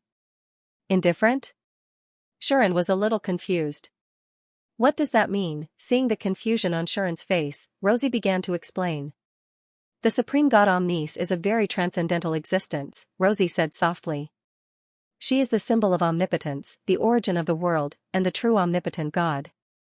Compared to the other goddesses of the Protoss, there is a fundamental difference. At the beginning of the world, there were only two lives in the Omnipotensen, and one of them was the supreme god Omnis, Vivian explained. Vivian also explained, at that time, the world was just an empty void. The supreme god Omnis used her supreme power to develop the void, and thus the world was born. Therefore, Omnis was the goddess who created the world, and the origin of everything in this world. The supreme god was the creation of the world. The supreme god Omnis created the Protoss. The sky and earth were also created by the god race. Therefore, apart from the demons, everything in the world can be traced back to the goddess. Otherwise, the goddess would not be called the origin and beginning of the world. In the eyes of the goddess, everything in this world is her creation. Therefore, no matter what kind of existence it is treated equally and indifferently. Rosie pursed her lips and said, even if everything in this world is destroyed, the goddess probably won't have any emotional fluctuations, because as long as she wants to, she can create another world at any time, or restore everything in this world. Under such circumstances, why would the goddess care whether the world was in danger or not? Even if the Protoss really faced a life and death situation, the goddess probably wouldn't care, right? There is only one thing that the goddess really cares about, Vivian said with a taut face. That is the other life that appeared with the goddess at the beginning of the world. The Demon King, Claudius. That was The only existence that Omnis saw in a different light and distinguished from the rest. If the supreme god Omnis is the omnipotent god who can create everything, then the demon king Claudius is the ultimate demon who can destroy everything. Rosie explained. Her power is even higher than the supreme god Omnis. Although she is not as omnipotent as the supreme god Omnis, the supreme god Omnis' power is also ineffective against her. Therefore, as long as it is destroyed by the demon king, even the supreme god Omnis can't restore it. Such a demon king would naturally be regarded as the only threat by the supreme god. In order to defeat this threat, Omnis created the summoning of the hero's ritual. Apart from defeating the demon king, the supreme god Omnis has no other obsession or desire. After creating the summoning of the hero's ritual, she also handed it to the three goddesses to carry out. From the beginning to the end, she has never cared about the heroes or the battle between the gods and demons, nor has she ever intervened in the war. At this point, Vivian turned to look at Rosie. Rosie nodded, confirming Vivian's statement. In the war between the gods and demons, the supreme god Omnis only took action once. Rosie touched the holy sword in her hand and said in a voice that sounded a little distant, "That was 1,000 years ago, when the ancestor of our royal family, the strongest hero Mitra, won the war and went to fight against the demon king. It was at that time that the supreme god Omnis took action, and it was the only time she took action. With the help of the goddess, the hero Mitra succeeded in defeating the demon king, but the world was also torn apart by the demon king's final power." Vivian continued Rosie's words and said, "Because of the demon king's power, the supreme god Omnis could not restore the world to its original state, so the world was divided into three parts, the human realm, the divine realm, and the demon realm. Since then, the supreme god Omnis no longer appeared and lived in seclusion in the holy realm, the deepest part of the divine realm. Do you understand what I'm trying to say?" Rosie raised her beautiful eyes and looked at Shuren, saying, "What I'm trying to say is that the supreme god Omnis will only take action because of the demon king. Because that was the only threat. Now that the demon king has passed away, there is nothing in this world that can threaten the supreme god, and there is nothing that can make the supreme god lose her power. So, even if the world is destroyed and the Protoss are all killed, the supreme god Omnis will not take action again." Rosie said with great certainty. "I heard that back then, Omnis would add her own power to the summoning ceremony of the hero, so that the Protoss could summon the hero with her blessing in times of crisis, not to save the Protoss and the world, but to summon the last possibility to defeat the demon king when she is killed by the demon king and the world no longer has the power to fight against the demon king. So, that hero is the last hope. So, that hero is the last grace. Do you understand what I'm trying to say?" "Shuren." Rosie's words echoed in Shuren's ears. He lingered for a long time. Unknowingly, Rosie's room once again returned to silence. Rosie and Vivian no longer said anything. They just stared at Shuren, and no one knew what they were thinking. Shuren, on the other hand, had countless complicated emotions in his heart, causing him to have mixed feelings. Although there were still many things that he did not understand, there was one thing that he could be sure of. That was, Nyan was not the supreme god Omnis. According to Rosie and Vivian, the supreme god Omnis, as the omnipotent god of the world, was only obsessed with the demon king Claudius. Apart from that, everything else was equal in her eyes and couldn't attract her attention at all. In that case, Neon obviously didn't fit that description. After all, Nyan was an innocent goddess who would blush when she saw the scene of Shuren galloping on a horse in his mind. But in this case, there was only one possibility left for Shuren to be summoned, which was the third situation mentioned earlier. But if that was the case, another question was born. What about defeating the demon king? According to Nyan, the reason why she summoned Shuren was to defeat the demon king. If this was true, did it mean that this so-called crisis was inseparable from the demon king? Is it possible that the demon king has been resurrected? Shuren raised this possibility to the two girls present. Unfortunately, this possibility was also denied. Since the demon king has been defeated by the hero, it will be very difficult for him to resurrect. Rosie glanced at the holy sword in Shuren's hand and said, "As a hero, you also have a holy sword. Then, you should know that the holy sword has a very strong restraining effect on demons, right?" There was no doubt about it. It could cause additional damage to evil targets. It could expel and even purify evil powers. These two effects indeed existed in the Holy Sword. Not only did Xianxia's Holy Sword have this power, but Rosie's Holy Sword also had this power. It should be said that the Holy Sword of the hero in the past had this power. Even though the damage it could cause depended on the strength of the Holy Sword, it was certain that the Holy Sword had a restraining effect on demons. And Rosie said so. No matter how much power the Holy Sword has, as long as it's used to kill a demon, not a single demon will be able to be resurrected. This was also the reason why the hero was regarded as the trump card to defeat the demons and Demon King. The Demon King can nullify the power of the goddess, but the power of the hero can harm the Demon King, and the goddess can summon the hero. This has always been the established law. The hero, the goddess, and the Demon King. The existence of these three can form a cycle. Because of this, the goddess is seen as the symbol of omnipotence, the Demon King is seen as the embodiment of power, and the hero is seen as the hope bestowed by the heavens. The three of them represent the highest peak of the Protoss, demon, and human races respectively. 1,000 years ago, the Demon King was indeed defeated by our ancestors with the Holy Sword. In addition, the Supreme God Omnis didn't want to see the Demon King Claudius resurrect, so she used her power to completely eliminate the possibility of the Demon King's resurrection. Therefore, the demons gave up resistance and turned to the path of coexistence with the other two races. This is also something that almost everyone knows. 1,000 years ago, the Demon King was indeed defeated by our ancestors with the Holy Sword. In addition, the Supreme God Omnis did not want to see the Demon King Claudius resurrect, so she used her own power to completely eliminate the possibility of the Demon King's resurrection. Therefore, the demon race gave up resistance and turned to the path of coexistence with the other two races.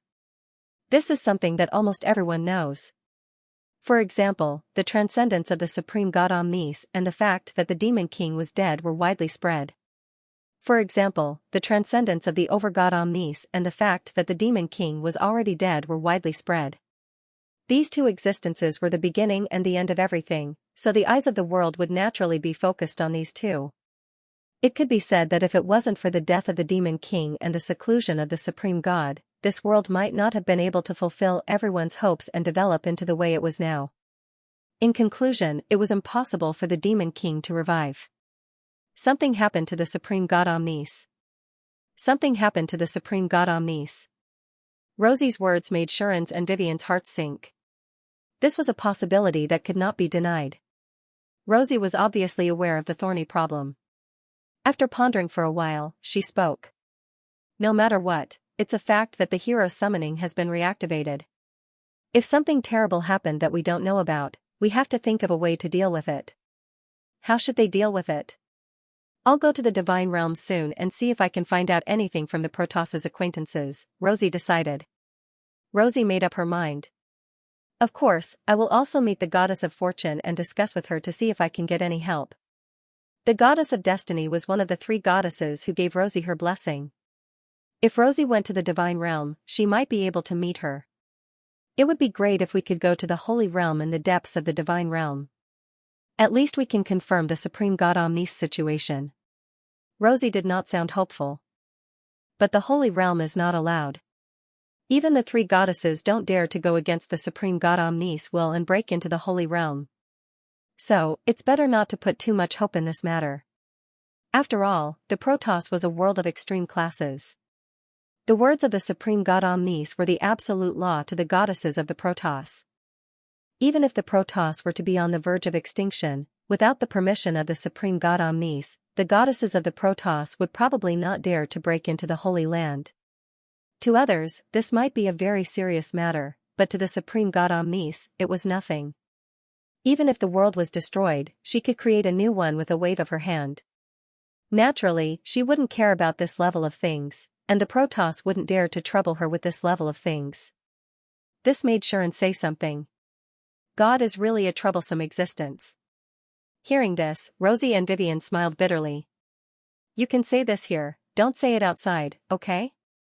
Vivian said helplessly, no matter what, God is our creator, and we are also receiving God's blessing.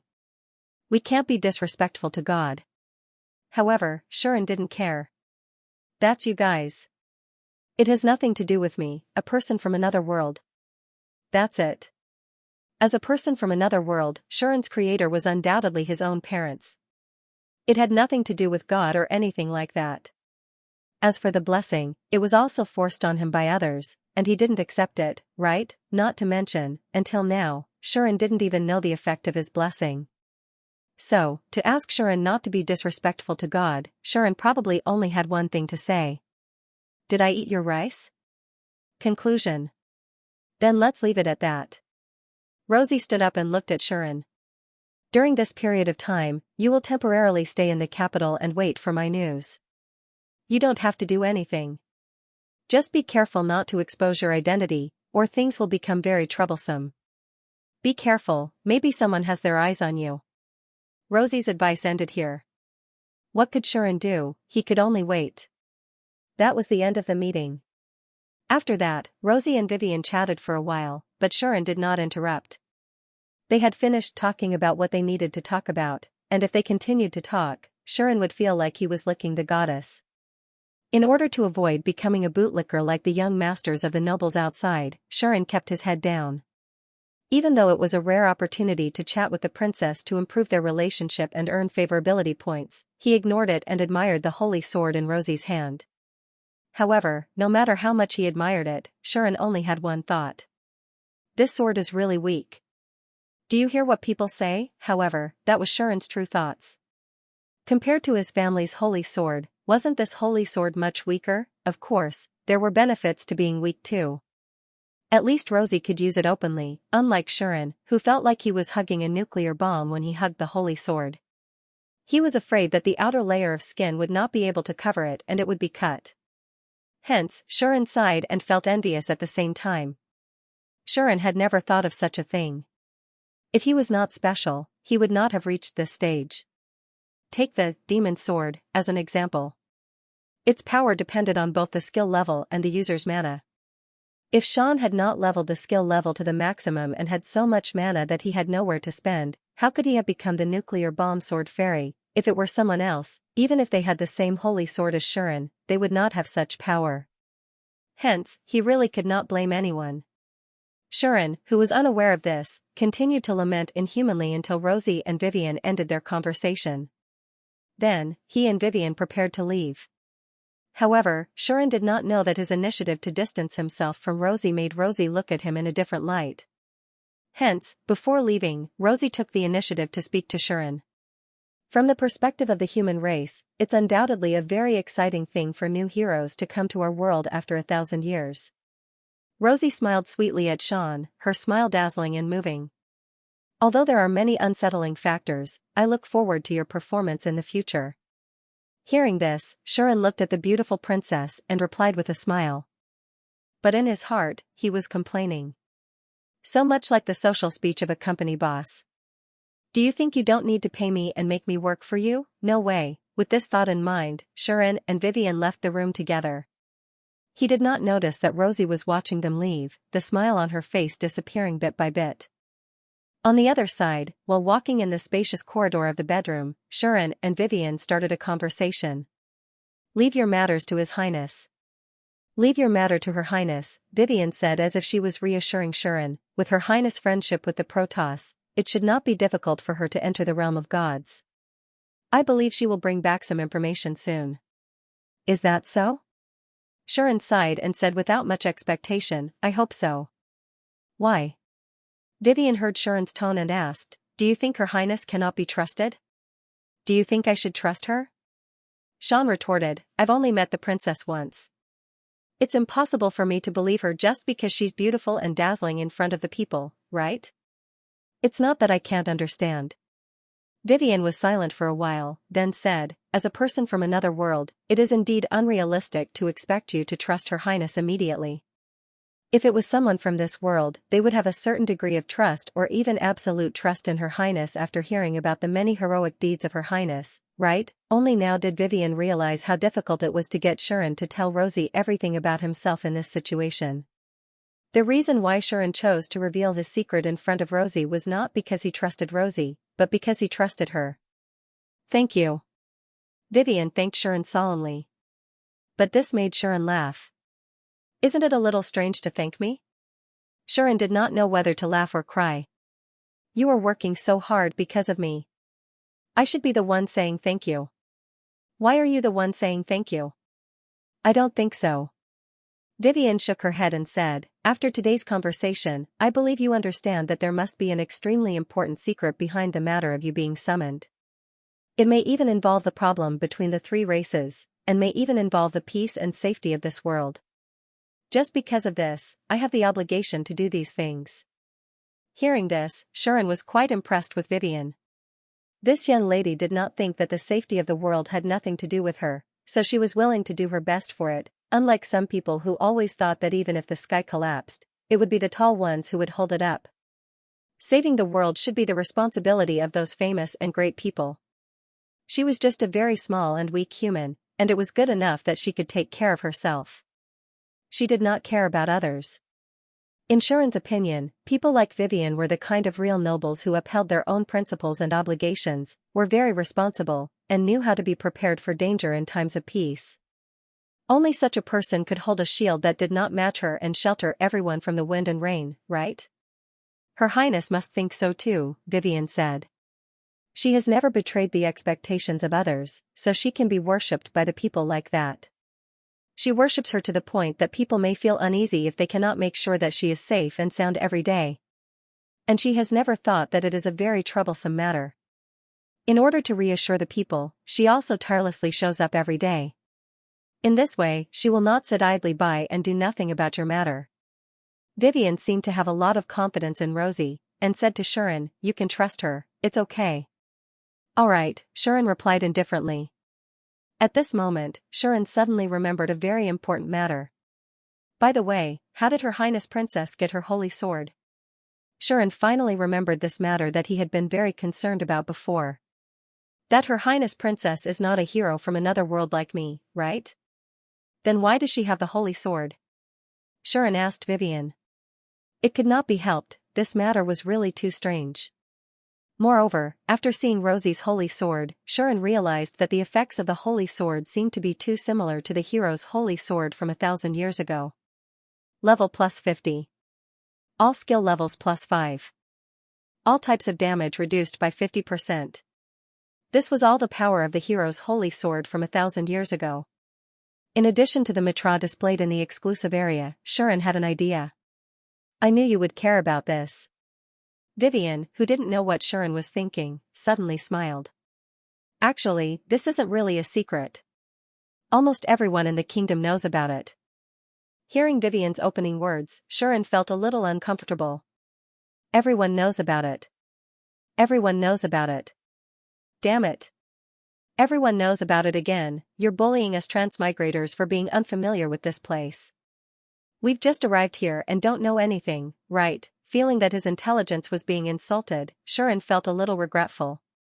Why didn't he read more books in the guild library? If he had read more books, he would definitely know about these so-called things that everyone knows about, right? But now, he was treated as an illiterate, which was really too uncomfortable. At this moment, Sharon deeply experienced the benefits of reading and decided to play a card of advice to everyone to study hard and improve every day. Of course, Vivian couldn't possibly know that Sharon was brainstorming again, so she directly explained. I know what you're thinking. You're thinking that the hero's holy sword should belong to all of you and shouldn't be transferable. Besides, once the hero dies, the holy sword will also disappear, right? Vivian spoke with fervor and assurance. In fact, that's indeed the case. In the past, when the heroes who were summoned to this world died, their holy sword would directly shatter, and not even a fragment would be left behind. However, 1,000 years ago, the hero who founded this kingdom, Mitra, was about to die. In order to leave some power for the royal family and the kingdom, he made a request to the three goddesses. That request was to offer him as a living sacrifice to the holy sword. Hearing this, Sharon's footsteps came to an abrupt halt. Sacrifice? Sharon's face was filled with astonishment. That's right. Vivian nodded in affirmation as she said, the holy sword is a power born from the concept of hero. Once the hero dies, the holy sword will naturally disappear with him. Since that's the case, before the hero dies, the hero's body will be used as a sacrifice and offered to the holy sword through a ritual. In this way, the hero will be equivalent to the holy sword. Without the concept of death, the holy sword will naturally be left behind. This is the theory that the hero Mitra proposed 1,000 years ago. You've seen the results, right? These words made Xian speechless. Is he that stubborn? Xian tried his best not to sound sympathetic, and said, instead of making such a big sacrifice, I think it's better for him to find a way to live forever. Since this was a different world of swords and magic, and there were long-lived races like the god race, the demon race, and even the elf race, then as a hero who could even defeat the demon king, it shouldn't be difficult to find a way to live forever with his own ability, right? At the very least, as the hero who defeated the demon king, could ask the 3 goddesses of the Protoss to live forever. Could.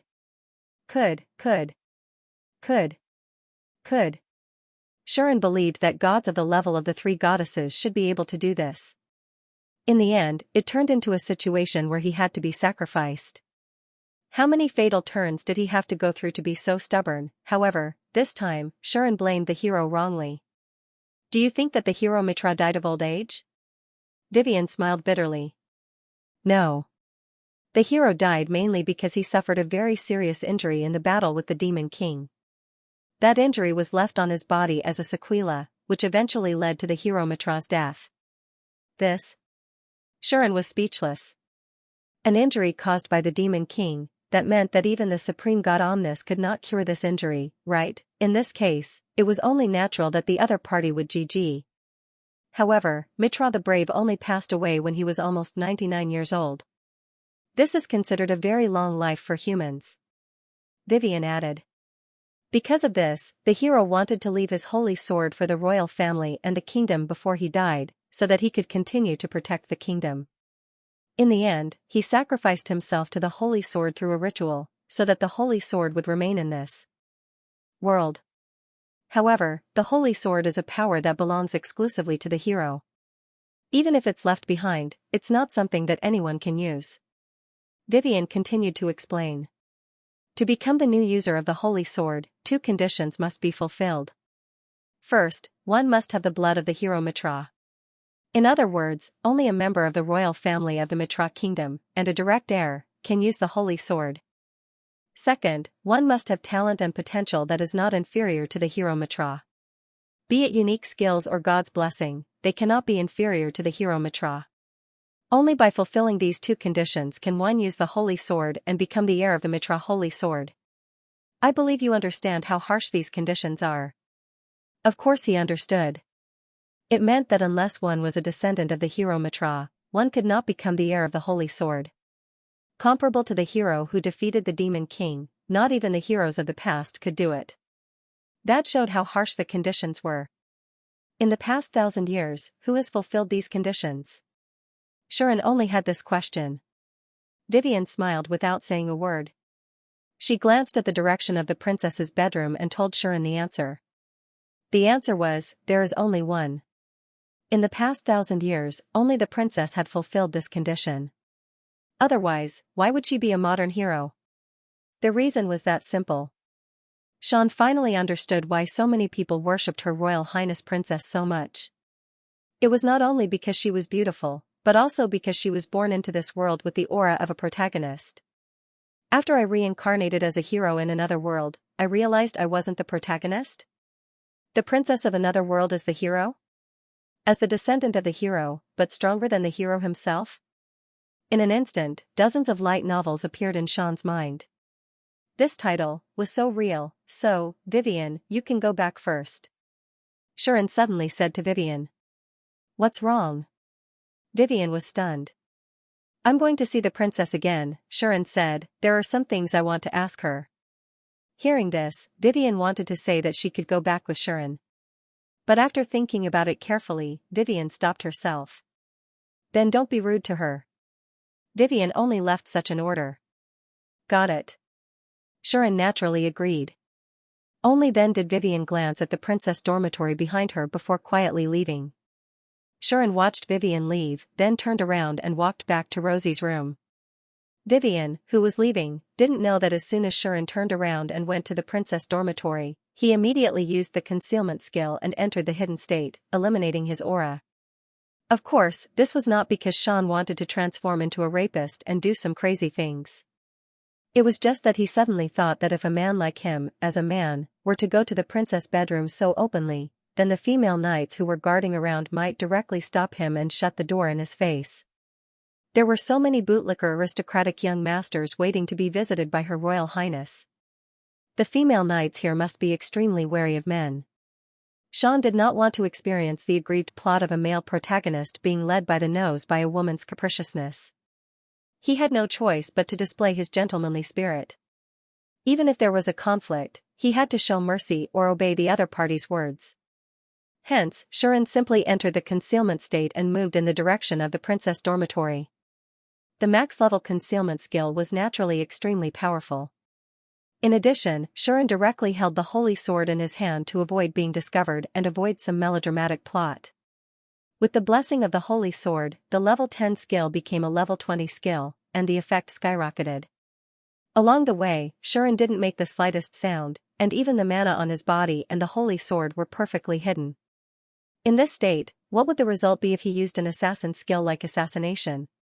I really want to find someone to try it on. Xian always felt that his hands were itchy, and he couldn't help but want to turn into a backstabber. However, Xian still held back, and he went all the way to the princess' room. He held the holy sword in one hand, and opened the door with the other without saying a word. He then flashed in. All of this happened in complete silence. If someone else were to see this scene, they would definitely say out loud, "Why are you so familiar with it?" However, it was precisely because of this skilled skill that Xian saw things that he couldn't see. So troublesome. So troublesome. In a room with no one else around, the beautiful princess was lying on the bed with her back facing the door. She made such a sound. It wasn't the calm and awe-inspiring voice from before. Although the voice was still so pleasant, the tone of the voice had completely changed. It became like a decadent office worker, full of listlessness and frustration. Why did such troublesome things happen again? Can't you let me have a good rest? Rosie's entire body was sprawled on the bed, and even her face was buried in the quilt as she complained. My daily schedule is already packed to the brim. Not only do I have to go out and show my face every day, I also have to deal with those nobles who want to propose. I don't even have time to play. It's not easy for me to stay in the capital for a while. Why does such a world-shaking event have to happen? How much work does God want me to do before he is satisfied? While complaining, Rosie could not help but dance around on the bed, kicking her legs and waving her arms with all her might. I want to go out and play. I want to eat the desserts from Lilith's shop.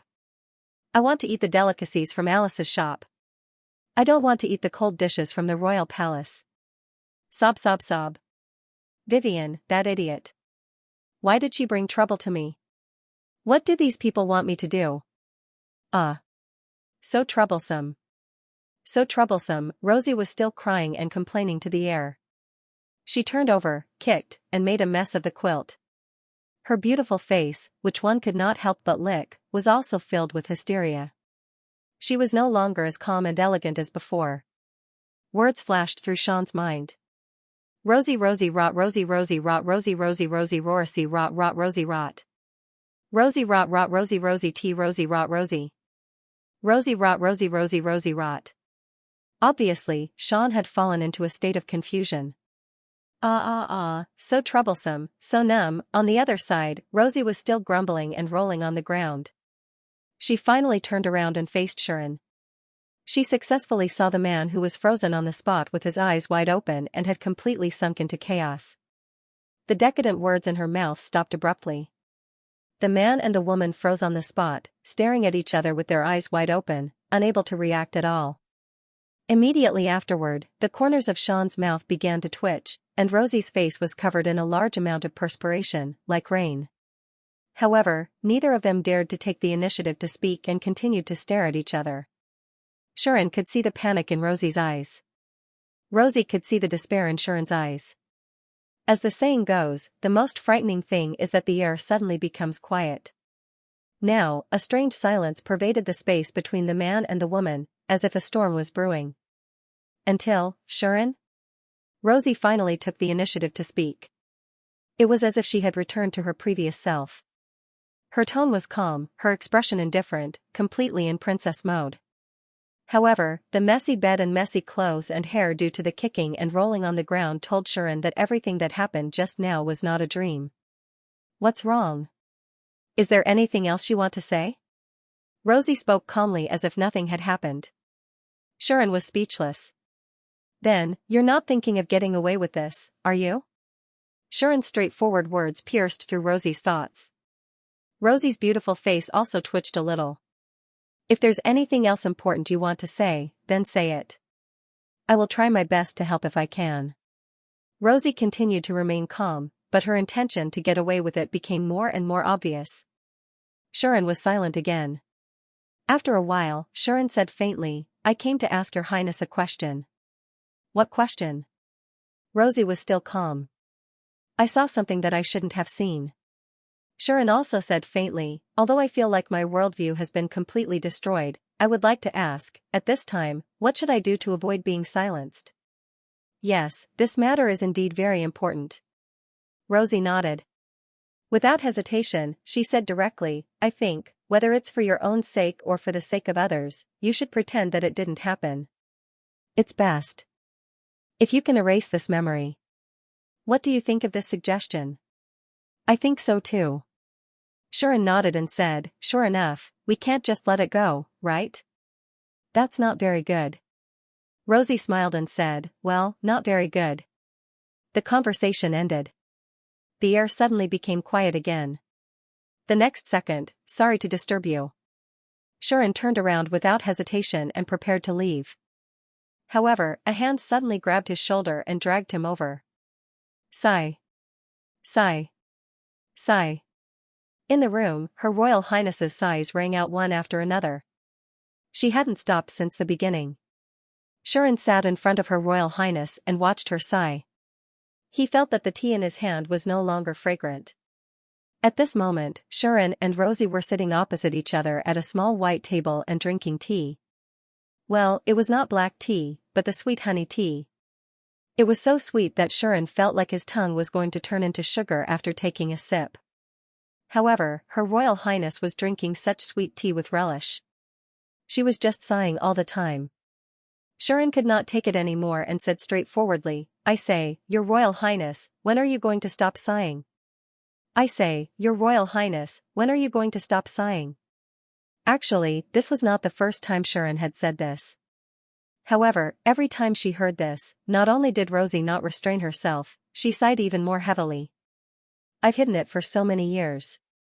Even Lily and my sister have never seen it. Such an important appearance was actually seen by a man I just met today. It's really... Sigh. Rosie kept saying this, which made Sharon have the urge to beat her up. She is so beautiful. If I punch her, she will probably cry for a long time, right? Unfortunately, she wasn't a powerless princess. Once he punched her, he didn't know if he could make her cry, but the female knight outside would definitely rush in. This was something he was sure of. At that moment, Sharon could only say in a bad mood. Since it's so important, then don't show it anymore. Can't you just go back to your princess mode? The current Rosie really gave Sharon a feeling that she was useless, which made Sharon's impression of Her Royal Highness crumble. What was more frightening was that even though it was such a useless feeling, when it fell on Rosie, it had an amazing lazy beauty. Sharon had to say that people with good looks could be willful. No matter what they did, they were beautiful. Rosie, who did not know what Sharon was thinking, had already given up. That's what I did just now. Didn't you say that I managed to get away with it? Rosie said as if she had given up on herself. In that case, I won't care anymore. It's tiring to keep pretending to be an obedient child. Hearing this, Sharon felt that he should give a very mature suggestion as an adult. Then I'll help you spread the news and tell those noble young masters that their goddess is actually a useless person? Sharon tried to show his kindness. How dare you? The ungrateful Princess Royal Highness immediately repaid kindness with ingratitude and slammed the table, trampling on Sean's good intentions. Since you saw it, I'll admit it. But if you spread the news about what happened here, don't blame me for being impolite. Rosie threatened Sharon and even put on a fierce expression. Are you planning to kill me? Sharon could not help but say, I have to say, you chose the most likely way to kill me. The damage caused by this killing method was probably not even the Holy Sword's protection could weaken it, let alone Sharon's resistance skills. Who wants to kill you? Speaking of which, what kind of killing method is this? Why haven't I heard of it? Rosie frowned and looked at Sharon suspiciously. Is this a killing method from another world? Sort of. Sharon said faintly, this is a killing method that only good-looking girls like you can use. It has no effect on the same sex, but it's lethal to the opposite sex.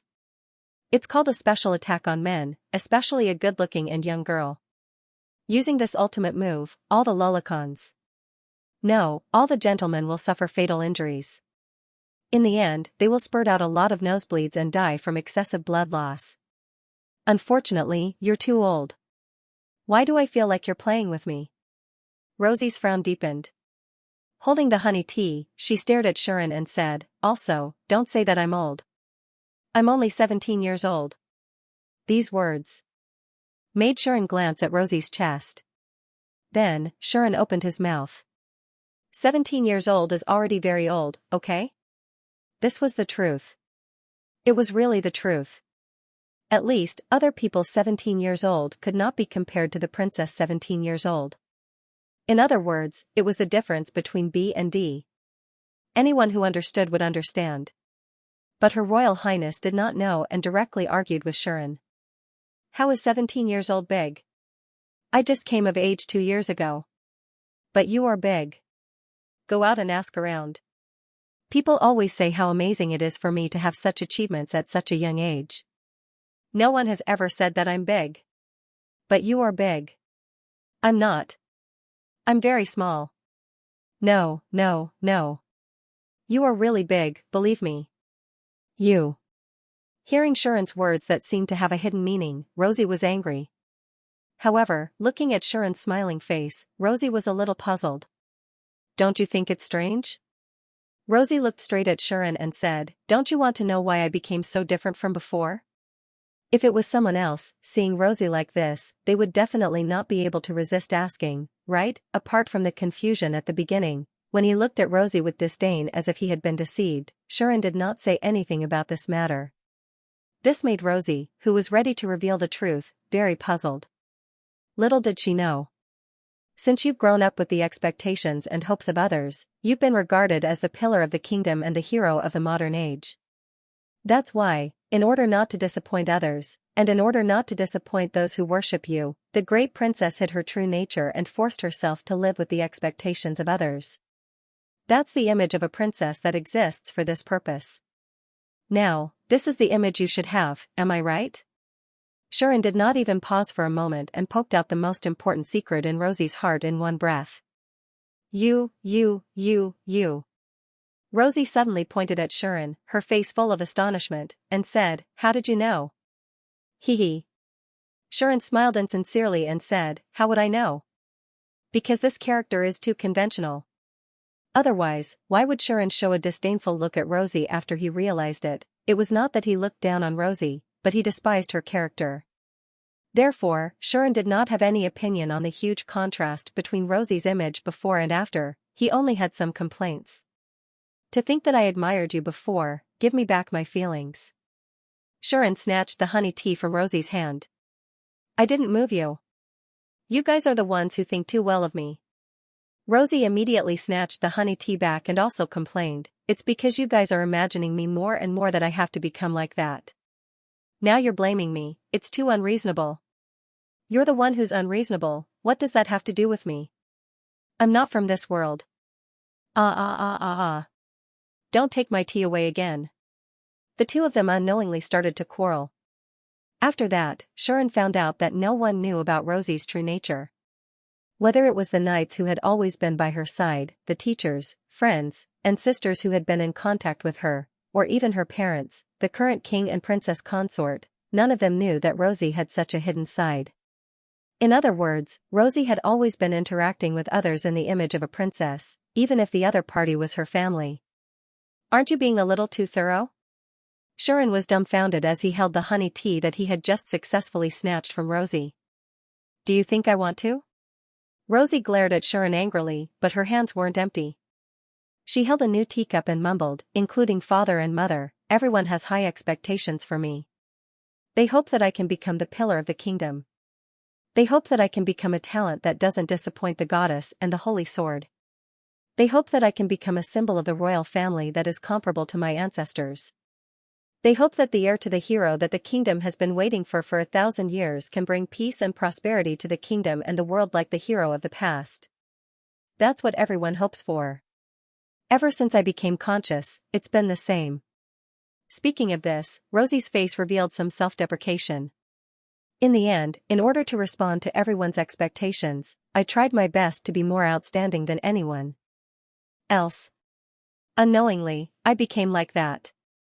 If everyone saw me like this, they would probably faint immediately, right? This wasn't an exaggeration at all. From the fact that the people couldn't wait to see Rosie every day and the noble young masters couldn't wait to have a good relationship with her, one could see how perfect Rosie was in their hearts. Even Vivian and Tare were the same.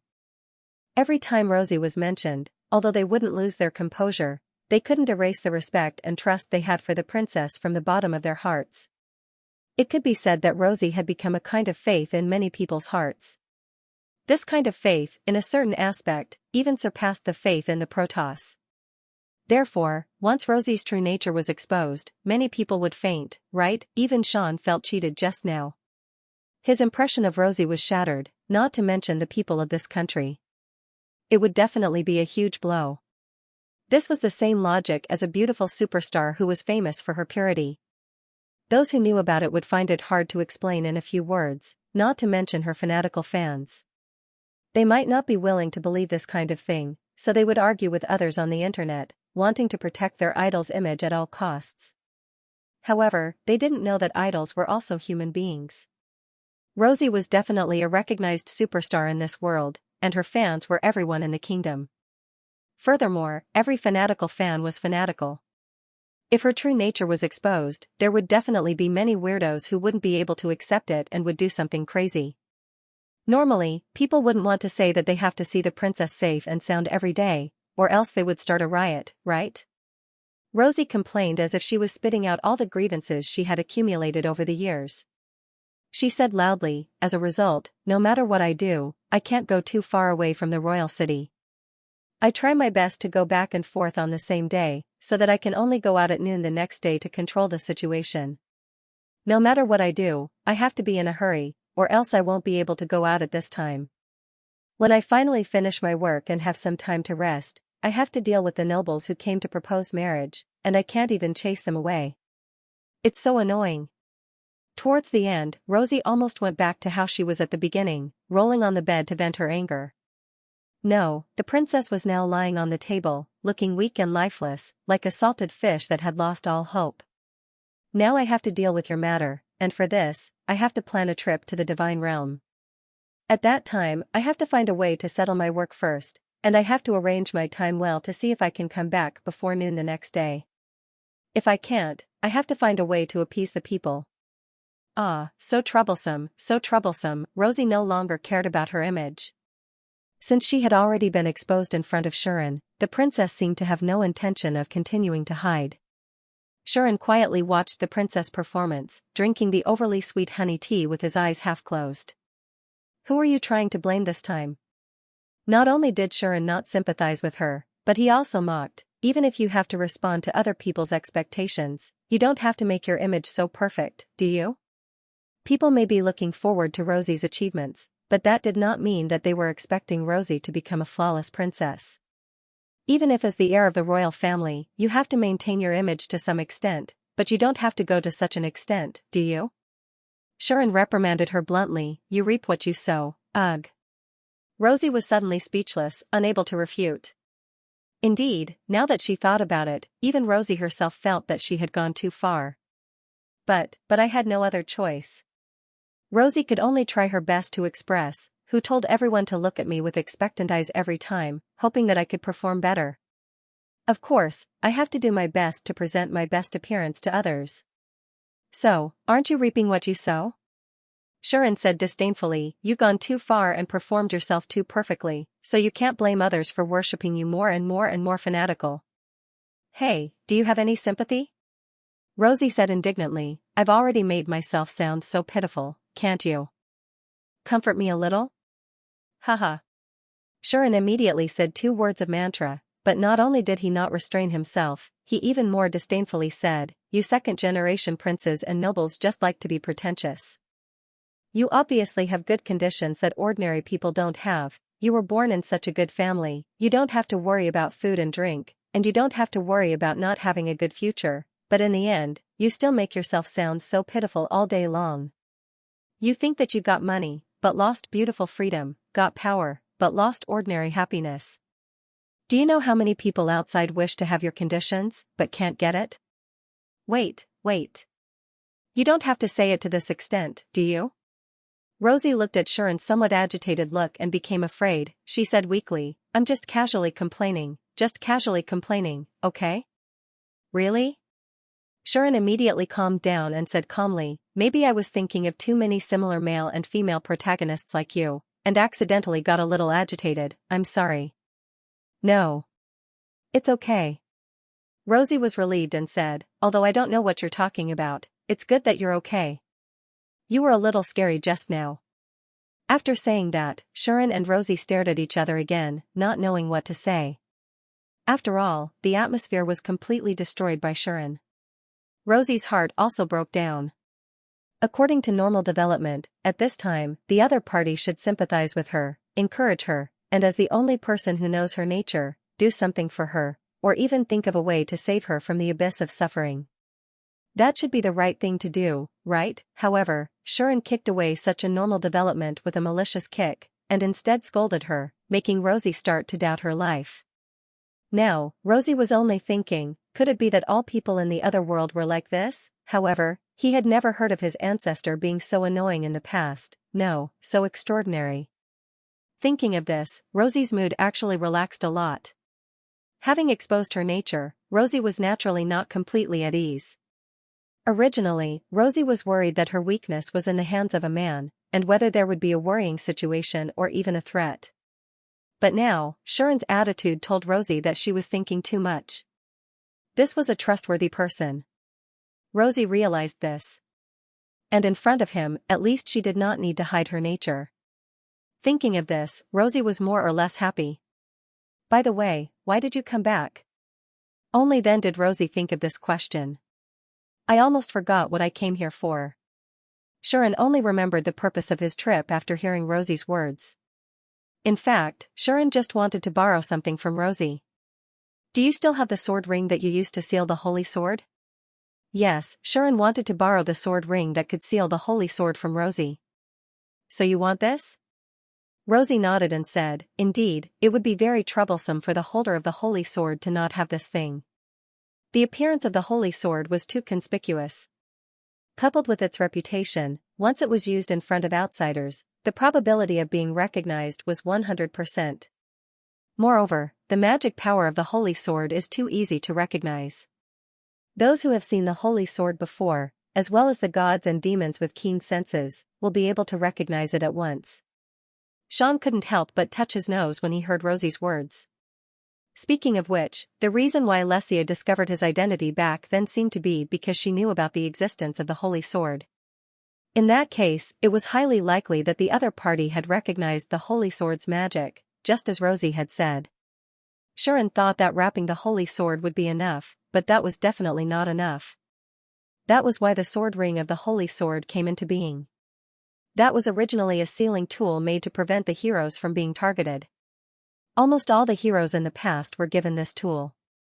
Otherwise, in the era where the war has not ended, once the magic power of the hero's holy sword is discovered, they will definitely be strangled in the growth stage.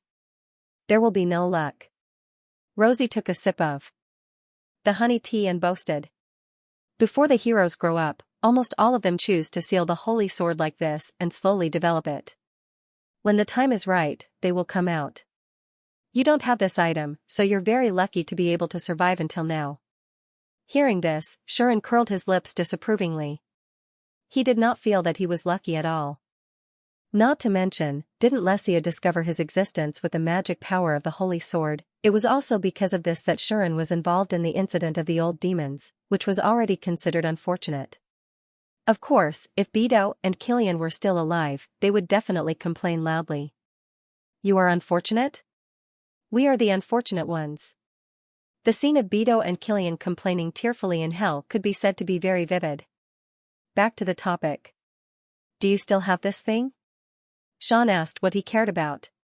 If he could seal his holy sword like Rosie, not only would he not have to worry about the problem of the holy sword being exposed, he would also not have to worry about getting a new weapon. Even if it was sealed, the holy sword was much stronger than most magic weapons. Therefore, Xian really needed this seal. Give me a moment. Rosie did not answer directly. She then stood up and opened the cabinet in the corner of the room. Xian glanced at it, and then his eyes almost couldn't move away. The reason was very simple. It was because the cabinet was too beautiful. Yes, it was too beautiful. After all, there were so many colorful little clothes inside, and each one of them was so pleasing to the eye. She believed that any man who saw it would think it was beautiful. But, this style is so big, and the model is so beautiful. Xian was not stingy with his compliments. The unguarded princess opened her small wardrobe, took out a box, and brought it in front of Xian. Here, for you. Rosie threw the box in front of Xian without any hesitation. Her actions were so careless, but the beautiful princess still looked so beautiful. Xian did not hesitate. He took the box and opened it. In the box, there were 3 sword rings that were exactly the same as the one on Rosie's holy sword. These are the holy sword sealing rings used by the heroes of the past. Rosie said lazily. After every hero is summoned to this world, they will receive a seal ring like this. When they die, the seal ring will not disappear with the holy sword. Over the years, only a few have been accumulated. The royal family has collected them every time they come across them in the past 1,000 years, in case of emergencies. Now, they are all in my hands. After all, other than being in Rosie's hands, this thing only had value as a collection. You pick one. Rosie was very straightforward. Don't they all look the same? Xian rolled his eyes, then picked up one of them and took out his holy sword. Clang, the holy sword was still so dazzling.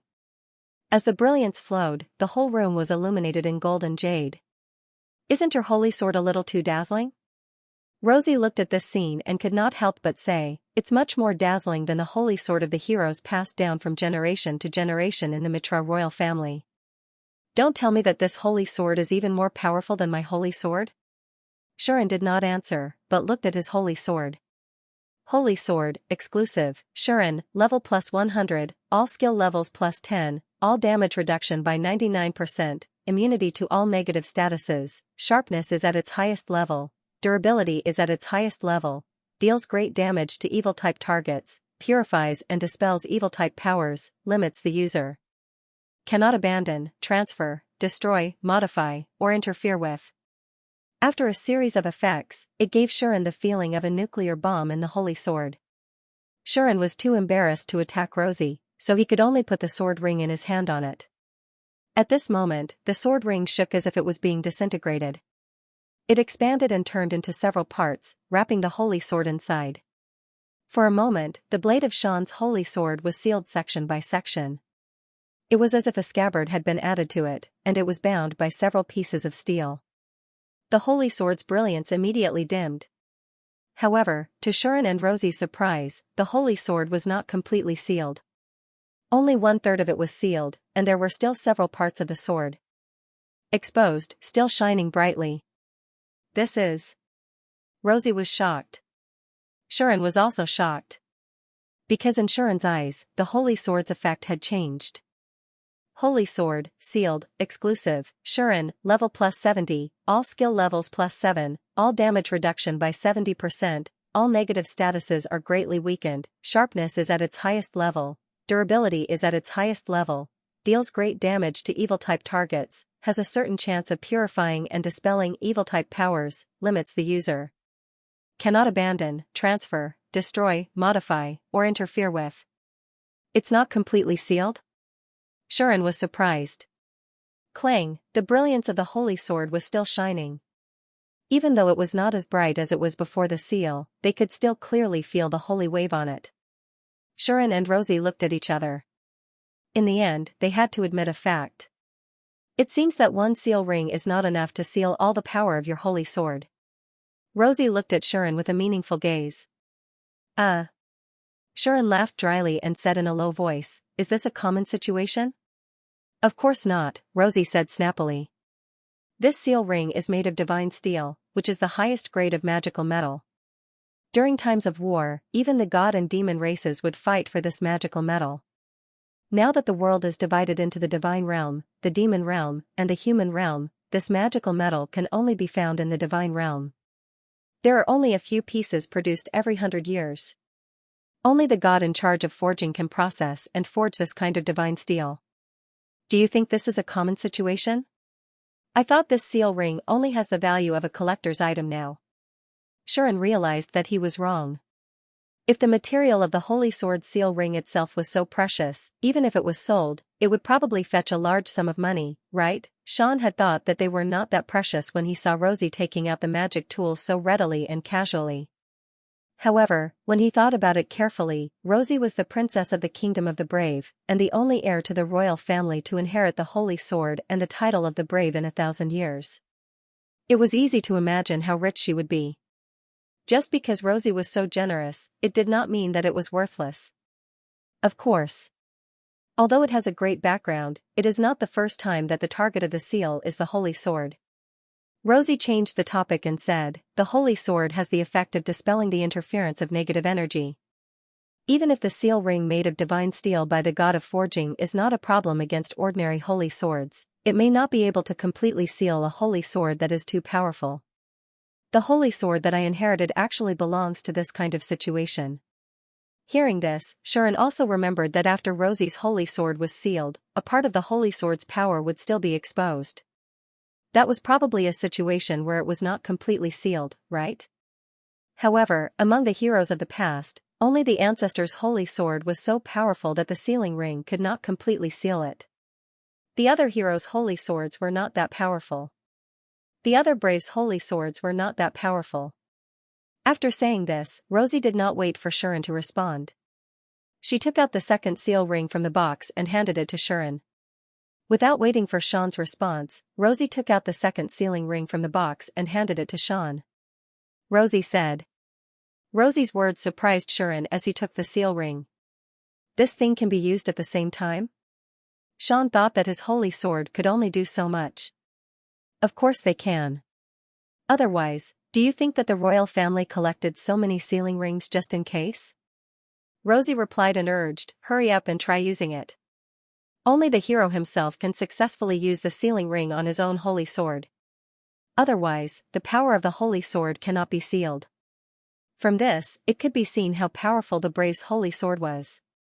Sharon could understand.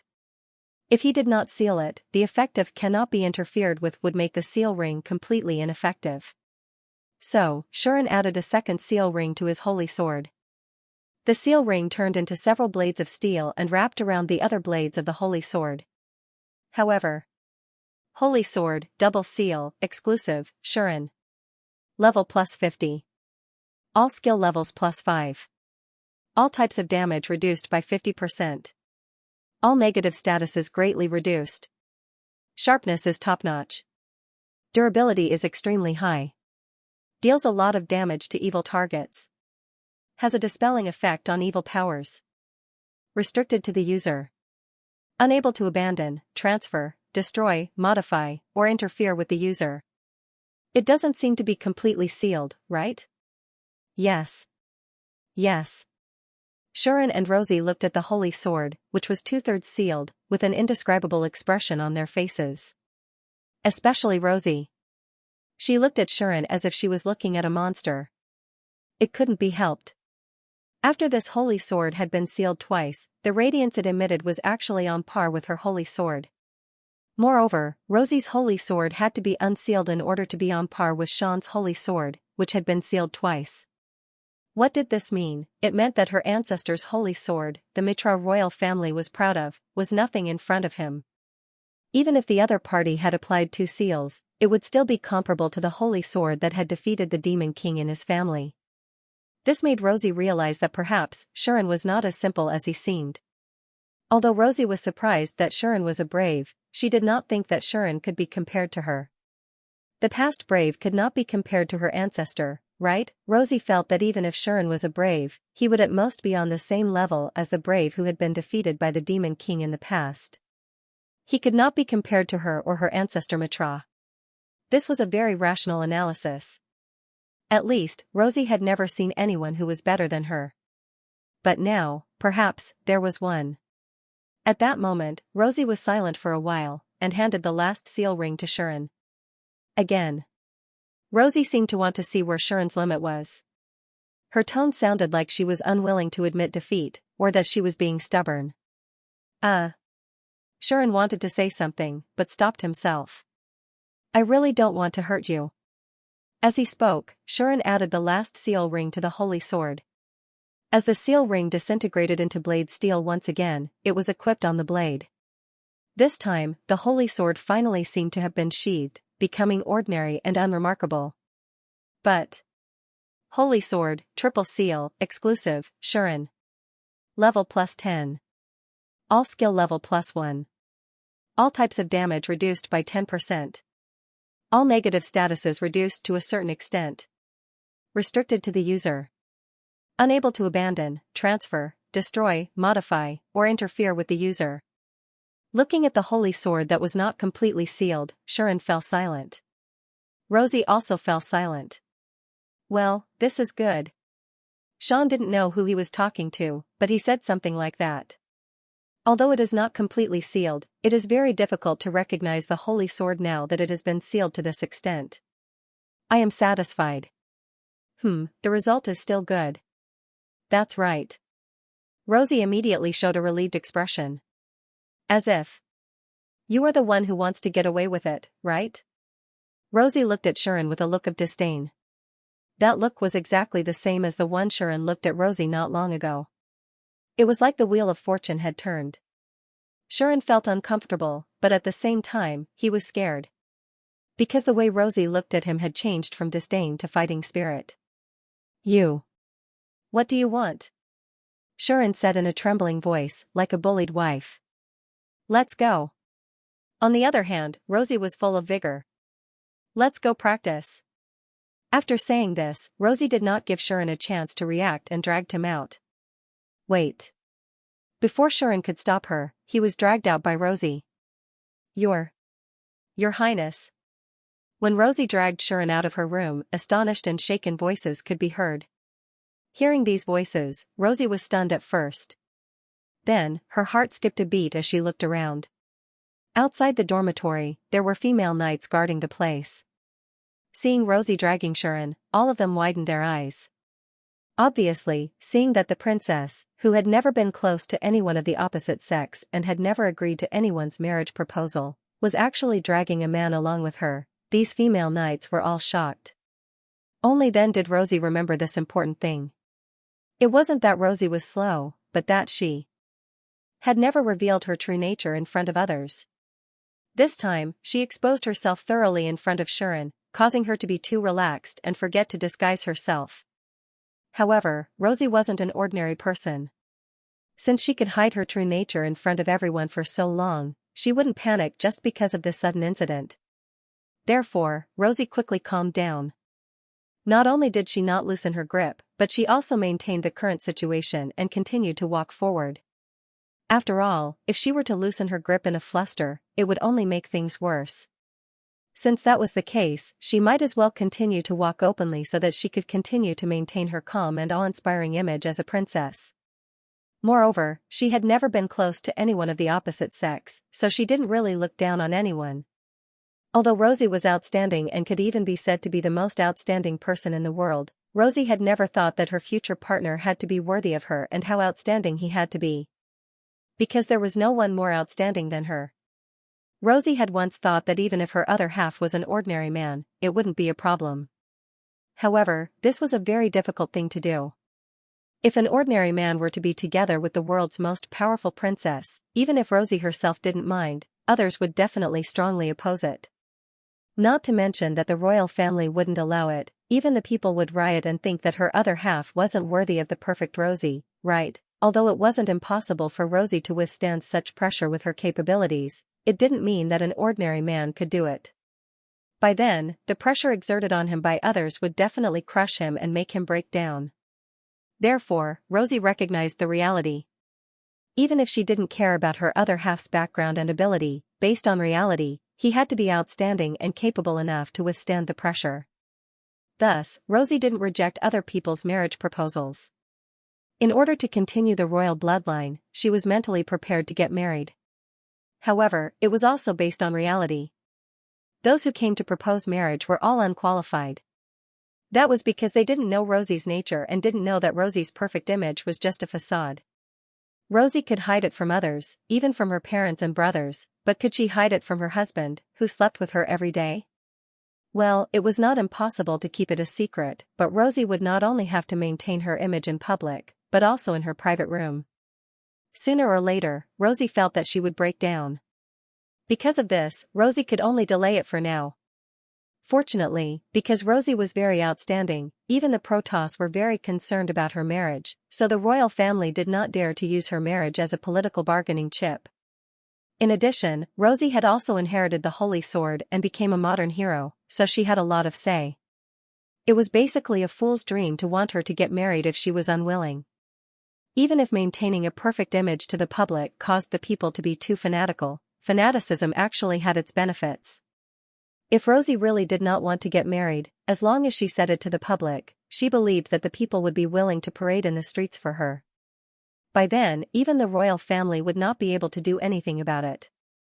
Therefore, Rosie decided to drag it out until she could no longer drag it out. Then, she would start looking for a way to live forever. If he could live forever and not die because of his lifespan, he would be able to protect the royal family and the kingdom as a modern hero. In that case, even if he didn't get married and didn't leave a bloodline, no one would have much of an opinion, right? In other words, Rosie was mentally prepared to be alone for the rest of her life. This time, Rosie had exposed her true nature in front of Xianxia, so it didn't matter if they were close to each other or not. This time, Rosie had exposed her true nature in front of Xianxia, so it didn't matter if they were close to each other or not. As for the outside world, Rosie wouldn't expose her true nature just because she was close to someone of the opposite sex. Rosie wanted to maintain her perfect image as a princess, not a cold person who didn't get close to anyone of the opposite sex. So, it didn't matter if others were surprised or shocked by it, as long as she didn't expose her true nature. Thinking of this, Rosie continued to drag Xianxia forward. She didn't intend to let go of him, but the expression on her face was no longer lazy. Instead, it was as calm as before. Because of this, Rosie forgot that this was a matter between two people, not one person. It was useless to think about it as well as she could. Slap, at a certain moment, this clear and melodious sound rang out. Ah! Rosie felt a sharp pain on the back of her hand. She let out a soft cry and retracted her hand out of reflex. Your Highness! Your Highness! The surrounding female knights cried out in surprise again. Rosie also looked behind her in astonishment. There, Xianxia turned his wrist and rolled his eyes at Rosie, saying, "Didn't I tell you to wait? It's not like I didn't agree, so why are you dragging me?" Xianxia's tone was full of dissatisfaction, and his attitude didn't change at all. He was still as rude as before. Rosie was instantly angry. Looking at the female knights around her who hadn't reacted and were still staring with their eyes wide open, she felt helpless. It was the first time in Rosie's life that she was beaten up by a man in public and treated so rudely by a man. However, Rosie didn't know why she was relieved and envious of Xianxia's attitude that never changed because of external factors. Xianxia didn't know what Rosie was thinking.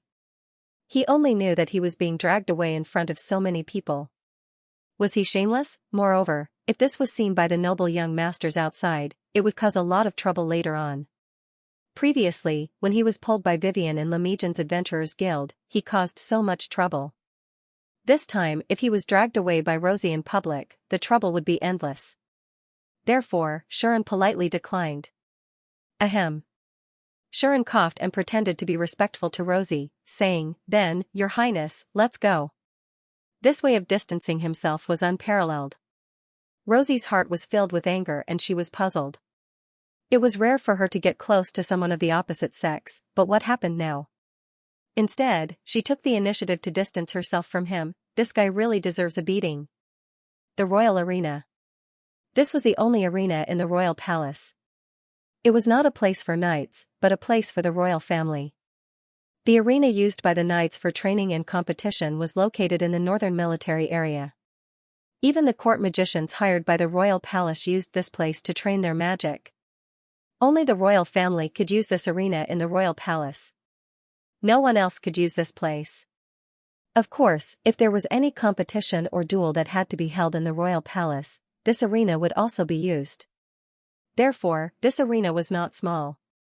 On the contrary, it was very large. There were even spectator seats, which could accommodate more than 1,000 spectators. There was also a defensive barrier set up. Even if one were to use advanced spells here, they would not be able to reach the spectator seats. This was very reassuring.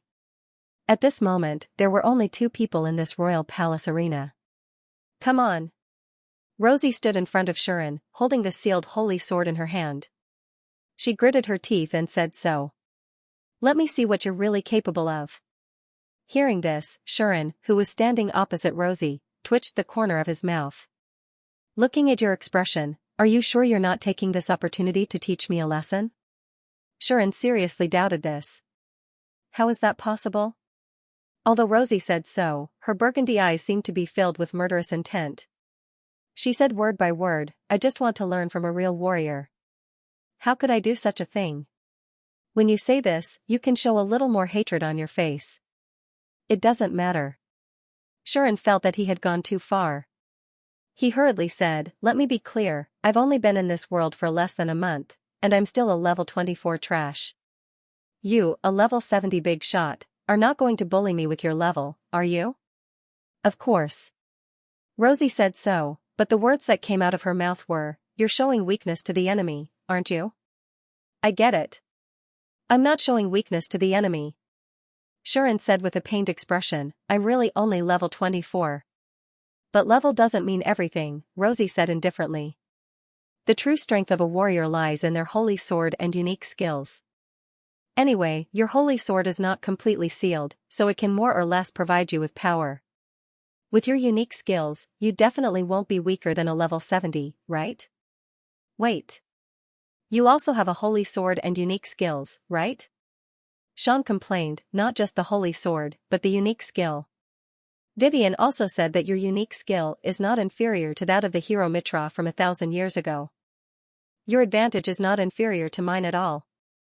At least, when facing Rosie, Shuren did not find any advantage. Others might not know, but how could Shuren not know? Although his unique skill was a cheat, it was mainly reflected in his growth. In terms of combat itself, it had no effect at all. The only advantage that this unique skill brought to Sean in battle was probably the skills that were at max level. However, although the level of Rosie's skills was not as exaggerated as Sean's, she was at least at level 7 or 8. In addition, even if the holy sword was sealed, it could still bring the effect of adding 1 level to all skills. In terms of skills, Rosie was not that far off from Sean.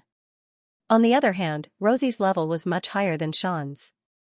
Even if the princess's growth in all aspects was not as good as Sean's, and it was impossible for her to reach the maximum level of improvement in all aspects when she leveled up, as a genius who could stand shoulder to shoulder with Hero Mitra, she must not be too low, right? In view of this, Sean really could not find a clear advantage this time. Unless he unsealed the holy sword, Shuren felt that it would be very difficult for him to fight against this unprecedented genius. Rosie obviously did not think that she would lose. That was why Rosie wanted to fight. "Don't worry, I can't use my unique skills whenever I want. This is just practice, I won't use them." Rosie stared straight at Sean. For some reason, she was a little excited as she said to Sean, "Just give it your all. Whether it's a unique skill or a holy sword, you can use it all you want." This time, Shuren was sure. This girl definitely wanted to use this opportunity to teach him a lesson. "Do you really think I'm afraid?" Sean gritted his teeth and said with a fake smile, "All right, since our Princess Royal Highness is asking for abuse, then I'll reluctantly help you to pat the dirt off your body, especially your buttocks." What he meant was, don't let him get the chance. Otherwise, he would definitely beat her but until it bloomed. Rosie did not panic at all. "Then come and give it a try. If you can hit me, then you have the ability." After saying that, the two of them looked at each other. Their gazes seemed to collide with each other, creating intense sparks.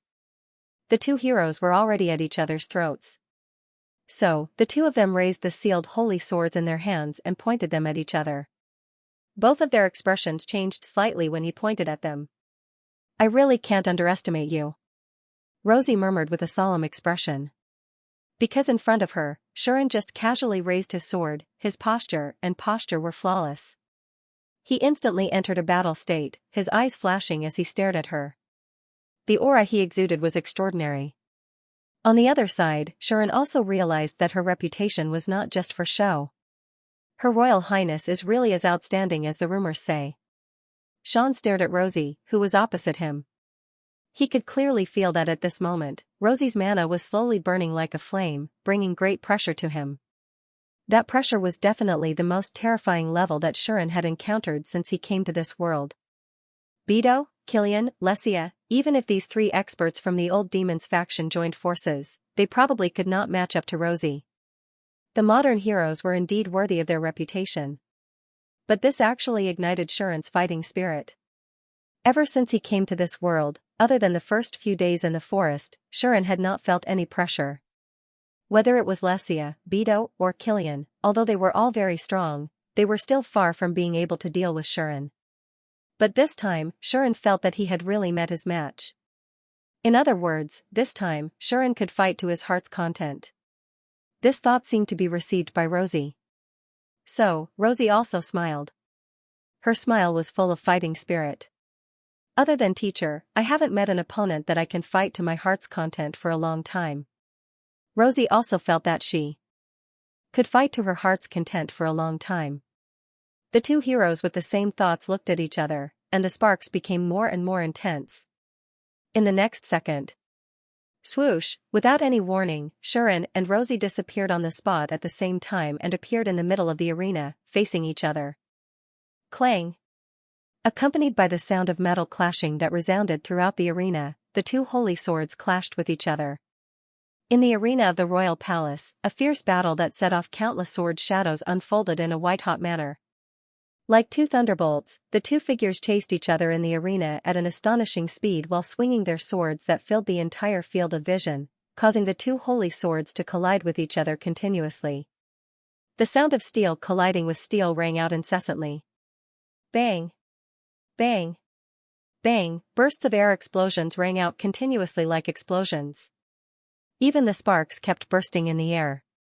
Every time they appeared, it represented a collision between two holy swords, causing the entire arena to be filled with dazzling sparks.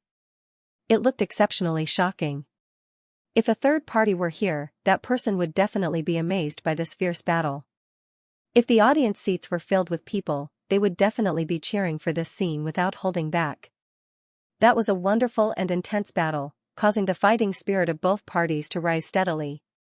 In the end, all the magic power in their bodies swept out like a storm, shaking the air. Clang! After an unknown period of time, a collision sound that was obviously more intense and loud than the previous countless collisions rang out like the ringing of a bell. Just like that, the two holy swords collided for the umpteenth time, but this time, one of them was stronger and forced the other to retreat. And the one who was forced to retreat was actually Shuren. As if struck by lightning, Shuren's figure suddenly trembled, and his entire body retreated violently. In a series of dang-dang-dang sounds, his footsteps continuously crushed the ground, and he only stopped after retreating more than 10 meters away. "Isn't your strength too exaggerated?" Shuren couldn't help but exclaim. It couldn't be helped. It must be known that at this moment, Shuren had already used the skill, Ultimate Change, and his all-around ability had shown an explosive increase. Moreover, the consumption of magic power was far greater than when he fought against Beidou. In other words, the current Shuren was stronger than when he fought against Beidou, but he was forced to retreat by Her Royal Highness, whose level was far lower than Bei Duo's and who seemed to be weak. But, you should feel satisfied now. A pleasant voice entered Shuren's ears. That strike just now was something that the kingdom's prided knight regiment could take on. I'm afraid there are less than 10 people who could, but you've become one of them. As she spoke, Rosie's figure swept towards Shuren like a gust of wind, carrying a whistling force. In an instant, she arrived in front of Shuren.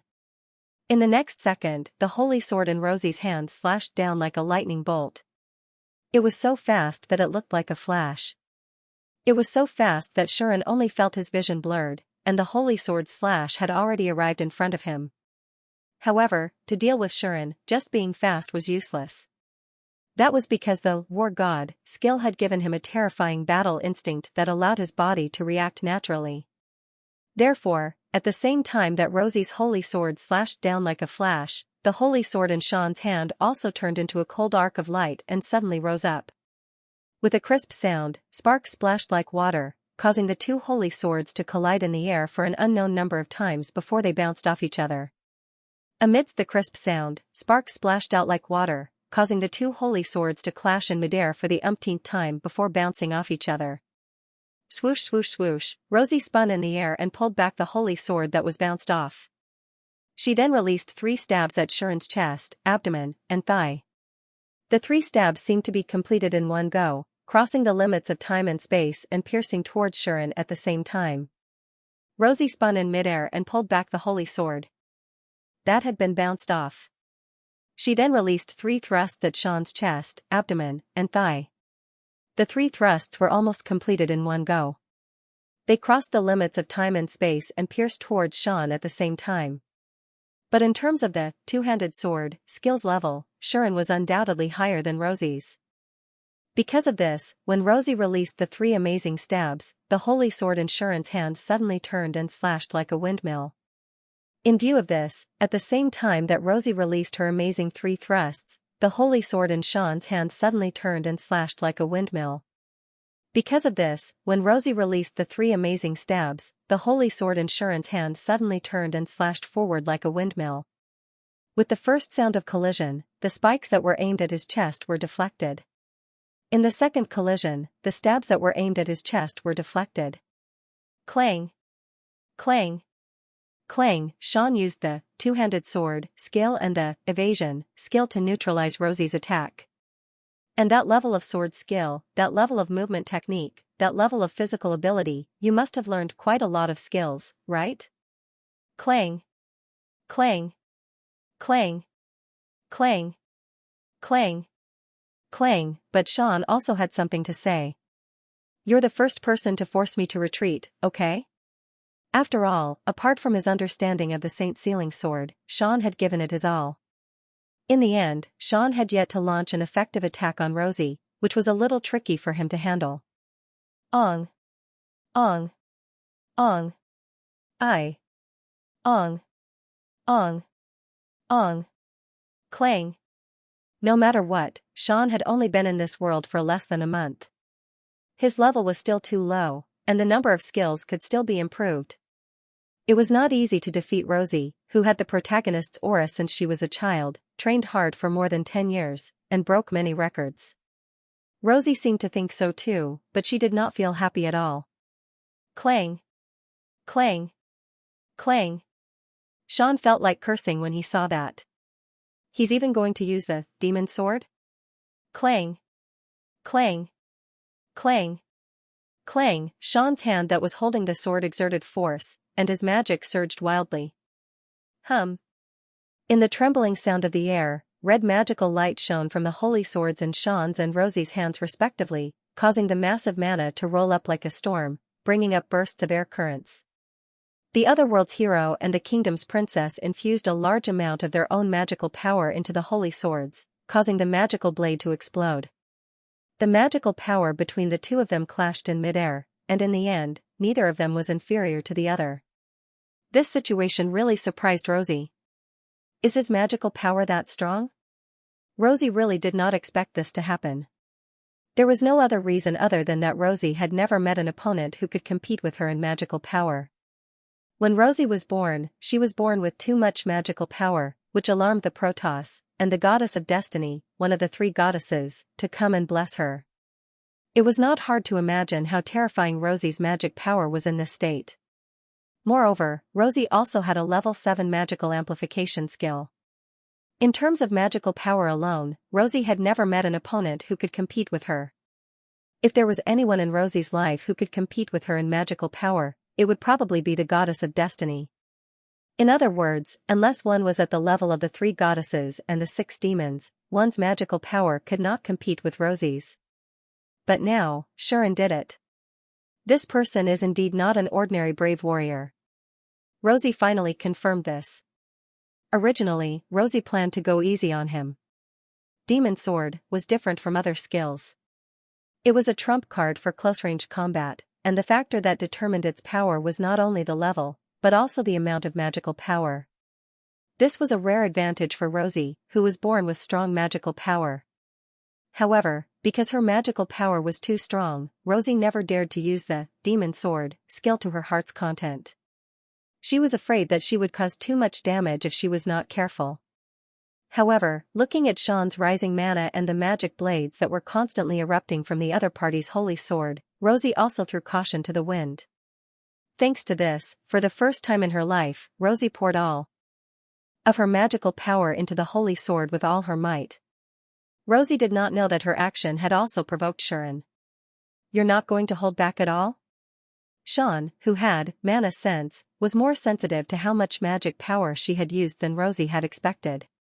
He gritted his teeth and increased the output of his magic power, unwilling to be outdone. This time, the two of them could no longer stop. Because they were provoked by each other, they became hot-headed and squeezed out as much magical power as they could. Rumble, the ground finally shook. "What's going on?" Vivian, who had just met up with Ter and the others in the guest room of the palace, suddenly turned toward the direction of the palace with a look of shock on her face. This magical power. Ter also had a huge reaction, and her expression changed slightly. What happened? Such terrifying magical power. Lumia's and Marika's pretty faces turned pale in an instant. In the palace, many people were also panicking. Earthquake? No. It's magical power. What happened? Knights. Where are the knights? Many nobles and knights fell into a state of panic.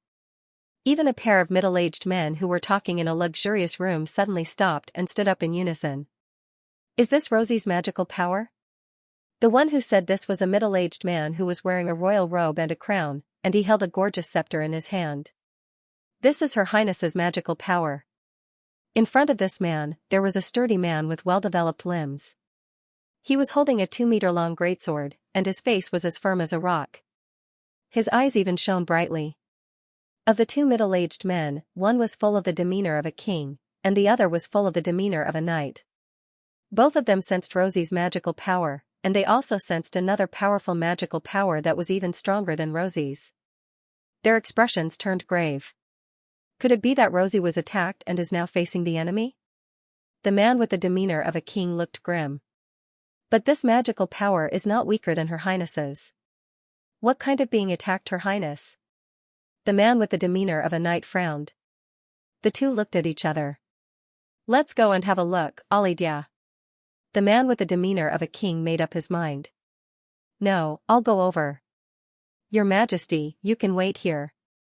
The knight called Alidia refused without thinking, as if he didn't want the man he called Your Majesty to be in danger. But His Majesty seemed to have made up his mind. Don't underestimate me, Alidia.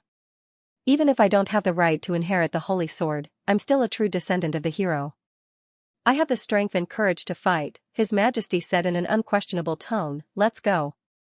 If there's really a thief who broke into the palace to assassinate Rosie, we must kill him this time. We can't let the tragedy of 10 years ago happen again. Understood.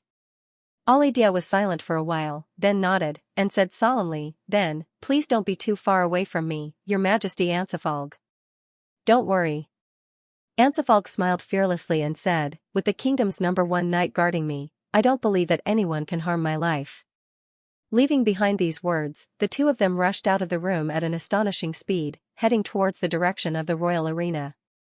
At the same time, the knights were also on their way to the royal arena. Even Vivian, Ter, Lumia, Marika, and the others were on their way. The ground was still shaking, and the magical power rising from the palace arena was getting more and more terrifying. Until a moment, it exploded. Boom. As the ground trembled more and more violently, two huge magical blades that seemed like they were going to split the world rose from the arena and faced each other. Shuren and Rosie finally used all their magical power and raised the holy swords in their hands high. The huge, demon sword, was raised as well, almost piercing through the sky. Around the two of them, the atmosphere wailed. The mana on their bodies had completely turned into a berserk aura. At this moment, Shuren and Rosie only had eyes for each other, and their gazes revealed extremely strong willpower. The consequences were no longer within the scope of their consideration. Their thoughts were also temporarily blocked by them. At this moment, the two of them forgot everything, and there was only one thought left in their minds. That was to win. He wanted to defeat the strongest opponent he had ever met in his life. Come on! The two of them shouted in unison. Then, they waved the holy swords in their hands at the opponent. Boom! This was an earth-shattering sound. It was as if the sky had suddenly shattered and the earth had suddenly ruptured. A deafening roar suddenly rang out, causing pain in the eardrums of everyone who was rushing to the arena. Their heads ached, and they could not help but let out miserable cries before falling to the ground. The tremors in the royal palace also intensified by a few hundred times or even a few thousand times. The already violent magic power seemed to have completely turned into a whirlpool, surging in the sky above the royal palace. The shocking power spread outwards like an invisible impact. With the royal arena as the center, it first shook the entire royal palace, then out of the royal palace, shaking the island in the middle of the lake, and finally, the lake in the royal capital that was located on the island, causing waves to suddenly appear on the calm lake. Such a strange phenomenon seemed to have finally been noticed by the people in the royal capital. Therefore, the pedestrians on the road all stopped in their tracks and looked in the direction of the royal palace in astonishment. Many horses that were pulling the carriages seemed to have been frightened, and even the children seemed to have heard the loud noise and cried in fear, causing the royal capital to also become somewhat chaotic. And all of this was caused by the two magic power blades that were like pillars in the sky falling towards each other in the royal arena. Hey-aha! In the arena, Shuren and Rosie shouted in unison. The giant magic power blades on the holy swords that were chopped down had already collided with each other, creating a terrifying impact. Bang bang bang bang bang. The ground cracked inch by inch, turning into countless crushed stones and sinking downwards. Kacha! Kacha kacha kacha! The surrounding walls of the spectator stands also shattered piece by piece, turning into dust. Bang! After withstanding the terrifying magic power impact, the barrier that was set up around the arena was easily shaken at first, and then it was covered in cracks. In the end, it simply shattered and no longer existed. This was all caused by the aftermath of the demon sword duel between Shuren and Rosie. The collision of their demon swords set off layers and layers of magic power ripples, and the storm turned into a destructive hurricane that spread, shattering the ground and annihilating the atmosphere.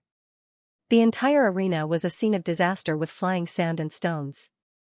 Only the area where Shuren and Rosie stood was still intact, protected by the amazing magic power that burned from their bodies.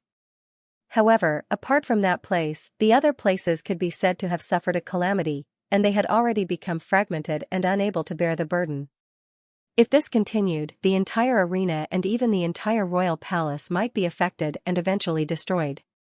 However, both Shuren and Rosie could no longer stop. They could only grit their teeth and pour all of their magic power into the demon sword, in an attempt to overwhelm their opponent and win. However, both of them had the magic power regeneration skill, and the level of the skill was very high. Coupled with their own magic power, their magic power was being rapidly consumed and recovered at the same time. In other words, the outcome of this battle would not be decided in a short period of time. Both Shuren and Rosie realized this at the same time, and they cursed in their hearts. If that really happened, the magic power that both of them squandered would really turn into a disaster, and the entire royal capital would be affected. When that happened, the problem would be huge. No. We can't let this stalemate continue. Whether it was Sean or Rosie, they both had the same thought. Therefore, both of them could only grit their teeth again. Let's go all out. As this thought flashed in their minds, both Sharon and Rosie turned the holy swords in their hands. Yes.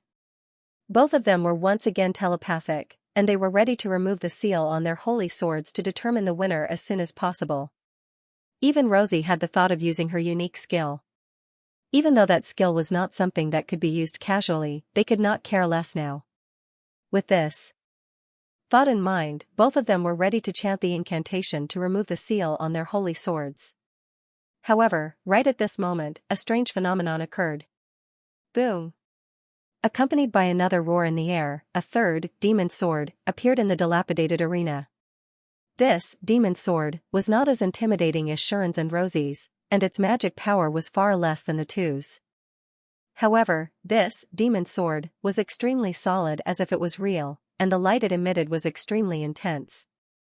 The one who was holding this, demon sword, was a strong man with the demeanor of a knight. Oh!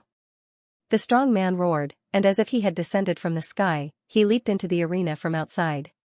He jumped high into the air, and he slashed at the demon swords that were clashing with Sharon and Rosie.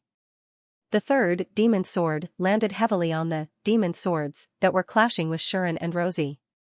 After a moment of stalemate, it cut in. Poochie!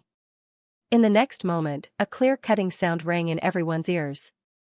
The strong man's demon sword cut Sharon and Rosie's demon swords in half, causing the demon swords that were clashing to collapse and turn into a turbulent flow that rushed to the surroundings. However, before the turbulent flow of magic power rushed in all directions and destroyed everything, a calm voice sounded. Magic disperse. A king wearing a royal robe and a golden crown raised the scepter in his hand and chanted, causing the jewel on the scepter to emit a light. The light shone on the turbulent flow of magic power, causing it to stop for a moment. Then, the turbulent flow of magic power disappeared without a trace, like snowflakes being melted by the sun. At this point, the battle finally came to an end. In the arena, everything returned to silence. Phew, seeing this scene, before Sharon and Rosie were shocked, they both heaved a sigh of relief. But then, Sharon's expression suddenly changed, and without hesitation, he raised the holy sword in his hand to block in front of him. Clang! Almost at the same time, a 2-meter-tall broadsword slashed heavily in front of Sharon and landed on the holy sword that Sharon hurriedly raised, causing a strong gust of wind. Sharon felt his arm go numb, and a terrifying force came from the broadsword, causing the ground under his feet to shatter. The dust around him also exploded like sand, spreading in all directions. So heavy. Sean could not help but let out a muffled groan. In terms of strength, this strike was much heavier than the one that Rosie used to force him back, and Sharon almost could not withstand it.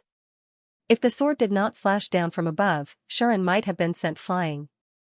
The person who made this strike was the strong knight who broke Sharon and Rosie's magic sword. Who are you? The strong knight asked coldly. The anger in Sean's heart immediately burst out. I am your father. As he spoke, magic power exploded from Sharon's body. Boom. This time, it was the sound of an explosion that rang. As the raging waves of fire raged, the already fragmented arena suffered another heavy blow and was on the verge of collapse. The burly knight retreated from the wave of fire like a bullet. His feet rubbed against the air as if he was sent flying. His feet rubbed against the broken ground as he retreated for a long distance before he finally stopped. The unscathed knight held his broadsword and stared at the center of the waves of fire in front of him. There, Sharon parted the waves of fire with his holy sword and walked out again. At the same time, the man with the demeanor of a king came to Rosie's side. Are you all right? Rosie? The man's voice was filled with worry and anxiety. It seemed like he was extremely concerned about Rosie's safety. Father? Rosie finally reacted. She looked at His Majesty who had come to her side and then at Sharon and the burly man who had entered a state of confrontation. She was shocked and quickly said, "Wait a minute. He is not a suspicious person." It seemed like Rosie had instantly guessed the thoughts of the two men. The two men at the scene thought that Rosie was attacked and Shuren was the attacker. Now, hearing Rosie's voice, the burly man who was holding up his broadsword in front of him paused and stopped his attack posture. However, the moment the burly man stopped, his expression changed slightly. This was because the figure in front of him suddenly swept over like a bolt of lightning. The holy sword in his hand turned into a thunderbolt and slashed at him mercilessly. Clang! Amidst the loud knocking sound, this time, the burly man hurriedly raised his broadsword to block the slash. The holy sword landed on the broadsword and the friction created intense sparks. You! The burly man immediately stared ahead with a dangerous expression. There, Shuren responded with an emotionless smile. It's impolite not to reciprocate, right? Hearing this, the burly man's expression darkened and the magical energy in his body surged. Seeing this, Shuren naturally did not want to show weakness. The magical energy in his body once again burned like flames. The shocking magical energy not only shocked the burly man but also made His Majesty's expression change. Seeing that Shuren and the burly man were about to fight to the death, Rosie quickly stopped them. Wait! Shuren! Teacher! Hearing Rosie's shout, Shuren and the burly man were slightly stunned. Shuren? Both the burly man and His Majesty looked at Shuren. Teacher? Sean, on the other hand, revealed a surprised expression. He glanced at the strong knight in front of him and the man with the demeanor of a king beside Rosie. His heart skipped a beat, and he roughly guessed the identity of these two people. Thus, Shuren and the burly man distanced themselves from each other and entered an inexplicable standoff. Thus, Shuren and the burly man stood at a distance from each other. The knights surrounded the entire arena and looked at Sean, who was confronting Rosie, His Majesty, and the burly knight. As if they had instantly determined who they should deal with, they immediately surrounded Sean. However, His Majesty had spoken at this time, causing the knights who were about to surround Sean to be stunned. They stopped and did not move anymore. Not long after, Vivian and the others also arrived at this place. Looking at the situation, Vivian was stunned. How did this place get destroyed like this? Isn't it too scary? Lumia and Marika, on the other hand, stared at the shattered arena in shock. As for Ter, she was still in front of everyone. However, when she saw the strong knight who was confronting Shuren, her body immediately stiffened. Then, as if she was in a bad mood, she silently exuded an unpleasant aura. It just so happened that the burly knight noticed them as well. When he saw the black-robed Ter, his eyes flashed and he fell silent. The entire arena suddenly became incomparably lively. However, Rosie was protected by His Majesty and the strong man, while Vivian and the others gathered around Shuren. The rest of the knights were still surrounding the scene and had no idea what had happened. In fact, apart from Shuren and Rosie, no one knew exactly what had happened. What's going on? After His Majesty confirmed that Rosie was fine, he seemed to be completely relieved. He finally looked around the scene, glanced at Sean, and immediately asked this question. Vivian and the others also looked at Shuren, their eyes full of questions. However, Shuren was not in a good mood. He ignored everyone and said to Vivian and the others, "Ask Her Royal Highness, don't ask me. Ask Her Royal Highness, don't ask me." His words attracted everyone's attention to Rosie. Under everyone's gaze, Rosie knew that things had gotten out of hand. She looked at Shuren apologetically and then explained. He's my friend. He's not a suspicious person. We were just sparring. I'm really sorry for disturbing everyone. Rosie went into princess mode and bowed her head to apologize to everyone present. Rosie didn't know how much of a shock her words had caused to the people present. Sparring? His Majesty, the burly man, Vivian, Ter, Lucia, Marika, and the others all looked at the shattered arena with astonished expressions. It was as if he was saying, "You guys call this sparring?"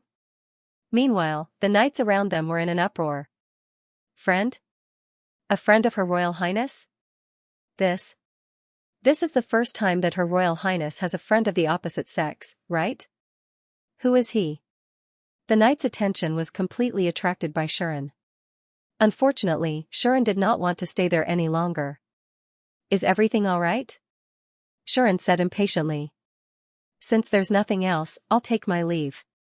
After saying that, Shuren was about to turn around and leave. However, at this time, His Majesty spoke again. Wait a minute. His Majesty stopped Shuren, looked at him, and said, You're Shuren, right? If it's convenient, can we have a chat? Shuren immediately wanted to reply, no. After being targeted indiscriminately, Shuren really did not want to give him face. But before that, Vivian held Shuren's hand. Don't be impulsive. Vivian seemed to have understood Shuren's temperament and could see through Shuren's plan. She shook her head at him and said with a bitter smile, He is His Majesty, the King of Mitra Kingdom. This sentence did not surprise Shuren. After all, he had already guessed it. His Majesty looked at Shuren and smiled at him. I am Ansi Fulgur Mitra, the current King of Mitra Kingdom and Rosie's father. Many acquaintances call me Ansi. Ansi said to Shuren in a pleasant manner. I wonder if I can have a chat with you. Hearing this, Shuren glanced at the amiable king, but he still did not look too happy. However, under Rosie's apologetic gaze and Vivian's urging, Shuren could only nod reluctantly. At Anchi's invitation, everyone except for the Knights of the Order of Knights moved to the guest room in the palace and took their seats. Lucia and Marika looked rather uneasy. Their bodies were tense, and their faces were full of anxiety. They sat there, not daring to even breathe, let alone speak. Sean and Vivian sat down, facing Ansi and Rosie. Behind them, the burly knight Alidia stood by their side like a benevolent king. The expression on his face was as firm and unwavering as a rock, giving off the impression that he was a weapon dedicated to protecting the royal family. His presence was definitely not weak. Under such circumstances, Ter did not sit with the others. Instead, she leaned against the wall in the corner of the guest room as if she wanted to stay away from the circle. She crossed her arms and looked unapproachable. At this time, Rosie had already explained the general situation to everyone. And she nodded thoughtfully. That is to say, because of Vivian's introduction, Rosie got to know Sean and knew that he was extraordinary, so she was excited to see him, so she invited Sean to the palace arena to practice with him? Anchi confirmed the whole story. That's right. Rosie nodded. Her breathtakingly beautiful face was awe-inspiring and cold. She had completely entered the princess mode. Rosie's presence at the scene was equally astonishing, even more so than Iridia's. Even King Anchi was overshadowed by her, which made people involuntarily raise their eyebrows. In fact, since the beginning, Lucia and Marika had been sneaking glances at Rosie from time to time. Their pretty faces were blushing, and their eyes were full of admiration. Obviously, they had become Rosie's fans. In front of outsiders, Rosie would always be as perfect as she was now. But, I didn't expect to meet such a strong opponent of the same age, so I was a little overwhelmed. I'm really sorry for bringing so much trouble to everyone. Rosie felt that she was wrong from the bottom of her heart and had been apologizing since the beginning. I have to apologize to Shuren for making you accompany me to this point. Rosie lowered her head to Shuren, which surprised everyone present. Only Shuren rolled his eyes at Rosie, as if he could see Rosie crying to him with her hands clasped together. Although the others could not see Rosie like this, they all tolerated her apology. It's good that nothing happened.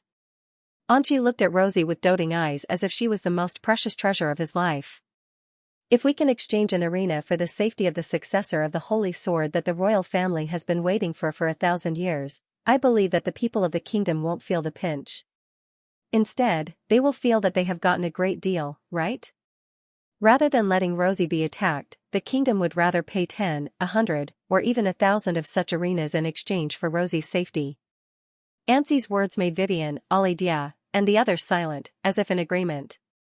From this, it could be seen how much the kingdom valued Rosie and how much they cherished her. Alidia probably felt the same way, which was why he attacked Shuren without saying a word in the arena. Because at that time, Shuren was likely to be the attacker. As the saying went, concern leads to confusion.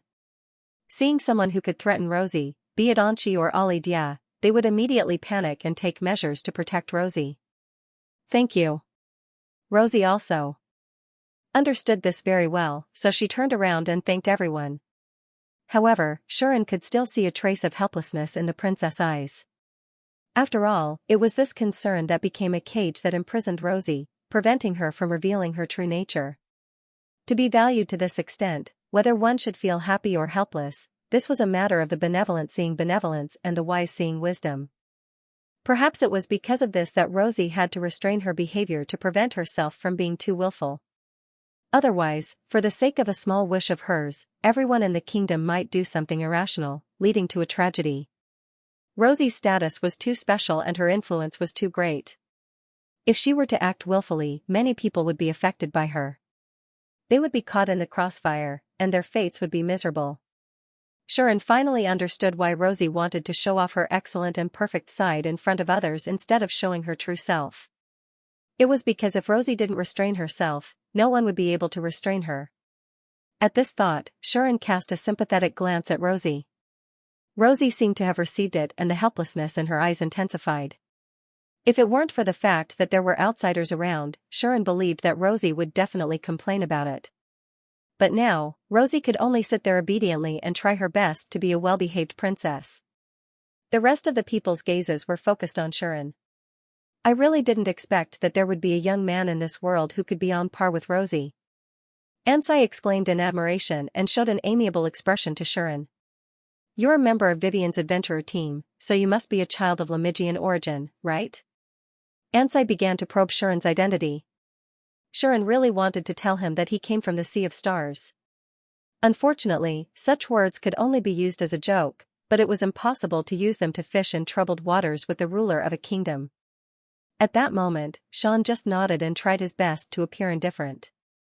Of course, the anger in Xianxia's heart had mostly dissipated, and he wouldn't continue to be angry with the king over such a trivial matter. But because the king was the king, Xianxia felt that it was better to avoid speaking too much when talking to these political leaders. As the saying goes, the more one talks, the more mistakes one makes. He thought that he had concealed his identity well, but he didn't know how many times he had been exposed. In order to prevent the same thing from happening again, Xianxia tried his best not to speak and create an indifferent image. Xianxia didn't seem to care much about this. What a miracle, Xianxia said with a sigh. And she sighed and said, Rosie's birth was already a miracle to the kingdom and even the entire human world, but it was only because she was a descendant of the hero that she could achieve what she has today.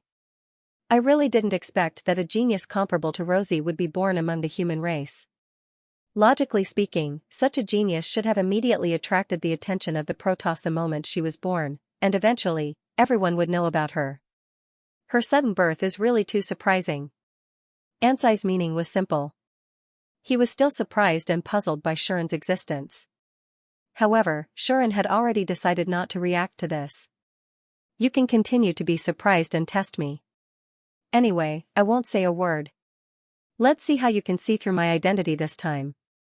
This time, Xianxia's approach was undoubtedly correct. At the very least, after receiving a few lukewarm responses from Xianxia, who did not gain much, had a face full of helplessness. There was one thing that Xianxia was right about. It was already a miracle for a genius like Rosie to be born even once in 1,000 years. For a genius who could be on par with her to be born somewhere else, and not even the slightest news about it, it was indeed suspicious. Back then, when Rosie was born, her magic power alerted the Protoss, causing one of the three goddesses, the goddess of destiny, to descend and shake the entire three realms. But what about Xianxia? It was as if he really appeared out of nowhere, and there were too many suspicious points. Xianxia's magic power was not inferior to Rosie's.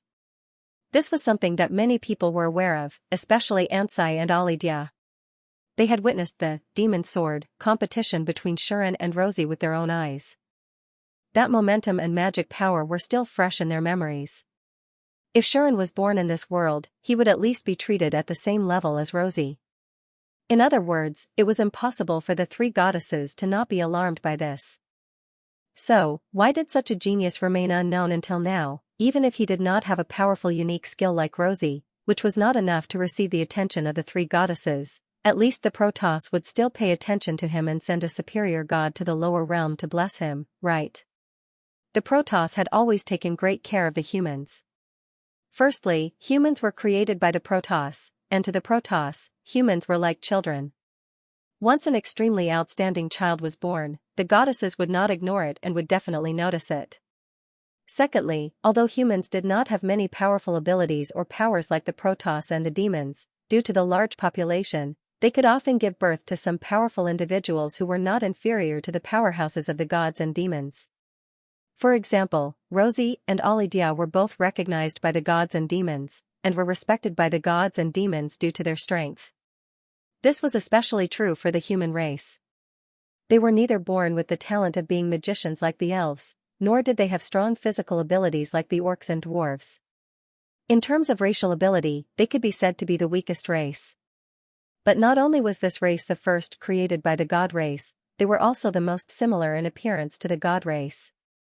Even though they clearly had no racial advantages, from time to time, they would give birth to some amazing characters that shocked the three races. Therefore, the god race had always paid the most attention to the human race. In the war of gods and devils, the race that had helped the gods the most and posed the most serious threat to the devils was neither the elves, nor the beast men, nor the dwarves. Instead, it was the universally acknowledged most ordinary human race. Due to their large population and the birth of amazing figures from time to time, humans were a greater threat to the demons than the Protoss to a certain extent. If it wasn't for the fact that humans still had their limits, even though they had a large population and could give birth to amazing figures, there had never been an existence on the level of the three goddesses. Perhaps the human race alone could be compared to the gods and demons. Of course, existences on the level of the three goddesses and the 6 demons would never appear again. Even the Protoss and demons did not have such existences, so it was understandable that humans, including humans, had never had such existences. The only exception was probably the Braves. The Braves were the only ones who could break through the limits of their race and reach the level of the 3 goddesses and the 6 demons. Therefore, the Braves were known as the heaven-sent hope. And such Braves had always been humans throughout history. Because of this, humans had a very special status in this world. The weak were very weak, the strong were very strong, and the gods and demons had always paid close attention to them. This led to the Protoss being the first to notice the birth of an amazing figure and send people to the mortal realm to bless them. And with Shuren's magic power, he should at least be able to attract a superior god to the mortal realm and let the world know about it, right? Because of this, Anshi did have some thoughts of testing the waters. Unfortunately, because Shuren did not seem to be interested in the slightest, the results were very limited. Looks like I'll have to send people to investigate later. Anshi could only give up and change the topic. Speaking of which, I seem to have received news that your escort team from Lemegin has arrived at the capital, Anshi said to Vivian. And she looked at Vivian and said, although I've heard a little about what happened, I still hope to hear the specifics from you, the people involved. His Majesty the King seemed to be paying attention to the matters of the old demons. But the detailed report will have to wait until a formal occasion. The person in charge of your side is the 3rd son of Marquis Mureo, right? Anshi stroked his chin and said, if I leave him here to listen to your report, it would be against the rules. The other nobles are also very concerned about this matter and will definitely want to hear the detailed report. So, they'll probably summon you soon. Remember to be prepared. Yes. Vivian nodded with a serious expression. Things seem to have ended here. I'll suppress the news about the royal arena, Anshi said with a smile. Although I can't completely suppress it, and the nobles in the capital will definitely hear about it, at least the people will not know about Lord Shuren's existence. You can rest assured. Hearing that, Sean wanted to complain, not to mention the others. In other words, his existence couldn't be hidden from the nobles anymore, right? This made Shuren want to imitate Rosie and shout, ah, so troublesome, so troublesome. Damn it, it's all because of this useless princess. Shuren silently glared at Rosie. Rosie seemed to be aware of this as well and looked away uncomfortably. If she hadn't fought too hard, things wouldn't have gotten to this point. What's done is done, there's no point in complaining. Displaying his strong ability to accept things, Shuren muttered to himself as he stood up with Vivian and the others, preparing to leave. In the corner, Ter also stood up and silently left. At this moment, aren't you going back? Alidia, who had been silently guarding behind the 2 members of the royal family, suddenly spoke. His voice was somewhat cold. Shuren, Lumia, and Marika were startled and stopped in their tracks. Vivian, Anshi, and Rosie raised their eyebrows but didn't say anything. On the other hand, Ter didn't hesitate at all. Instead, she left the room without hesitation. The atmosphere suddenly became heavy. After that, Shuren and his entourage left the guest room without any hesitation. Xianxia and Alidia watched them leave. One of them stared at Shuren's back, deep in thought, while the other stared at Terry's back with cold eyes. The atmosphere in the guest room was still heavy even after everyone left. Lucia and Marika were at a loss as to what to do next. On the other hand, Rosie's expression was rather thought-provoking. Vivian's expression was complicated as though she knew something. In the end, Shuren was confused. What's going to happen now? That was Shuren's first reaction. Therefore, Sean didn't really want to pursue this matter. He really didn't want to pursue it. However, Rosie suddenly caught up to them and dragged Shuren aside, ignoring the astonished looks of Vivian and the others. Hey, remember to take care of Terry for the time being. Just as Shuren was about to resist, Rosie said in a low voice, if I'm not mistaken, someone will find trouble with her after she returns to the royal capital. Although that child shouldn't be afraid, there are many nobles who like to play tricks in the royal capital. I'm afraid that Terry will be framed by someone. You should keep an eye on her. Rosie's words made Shuren stop resisting. What's going on?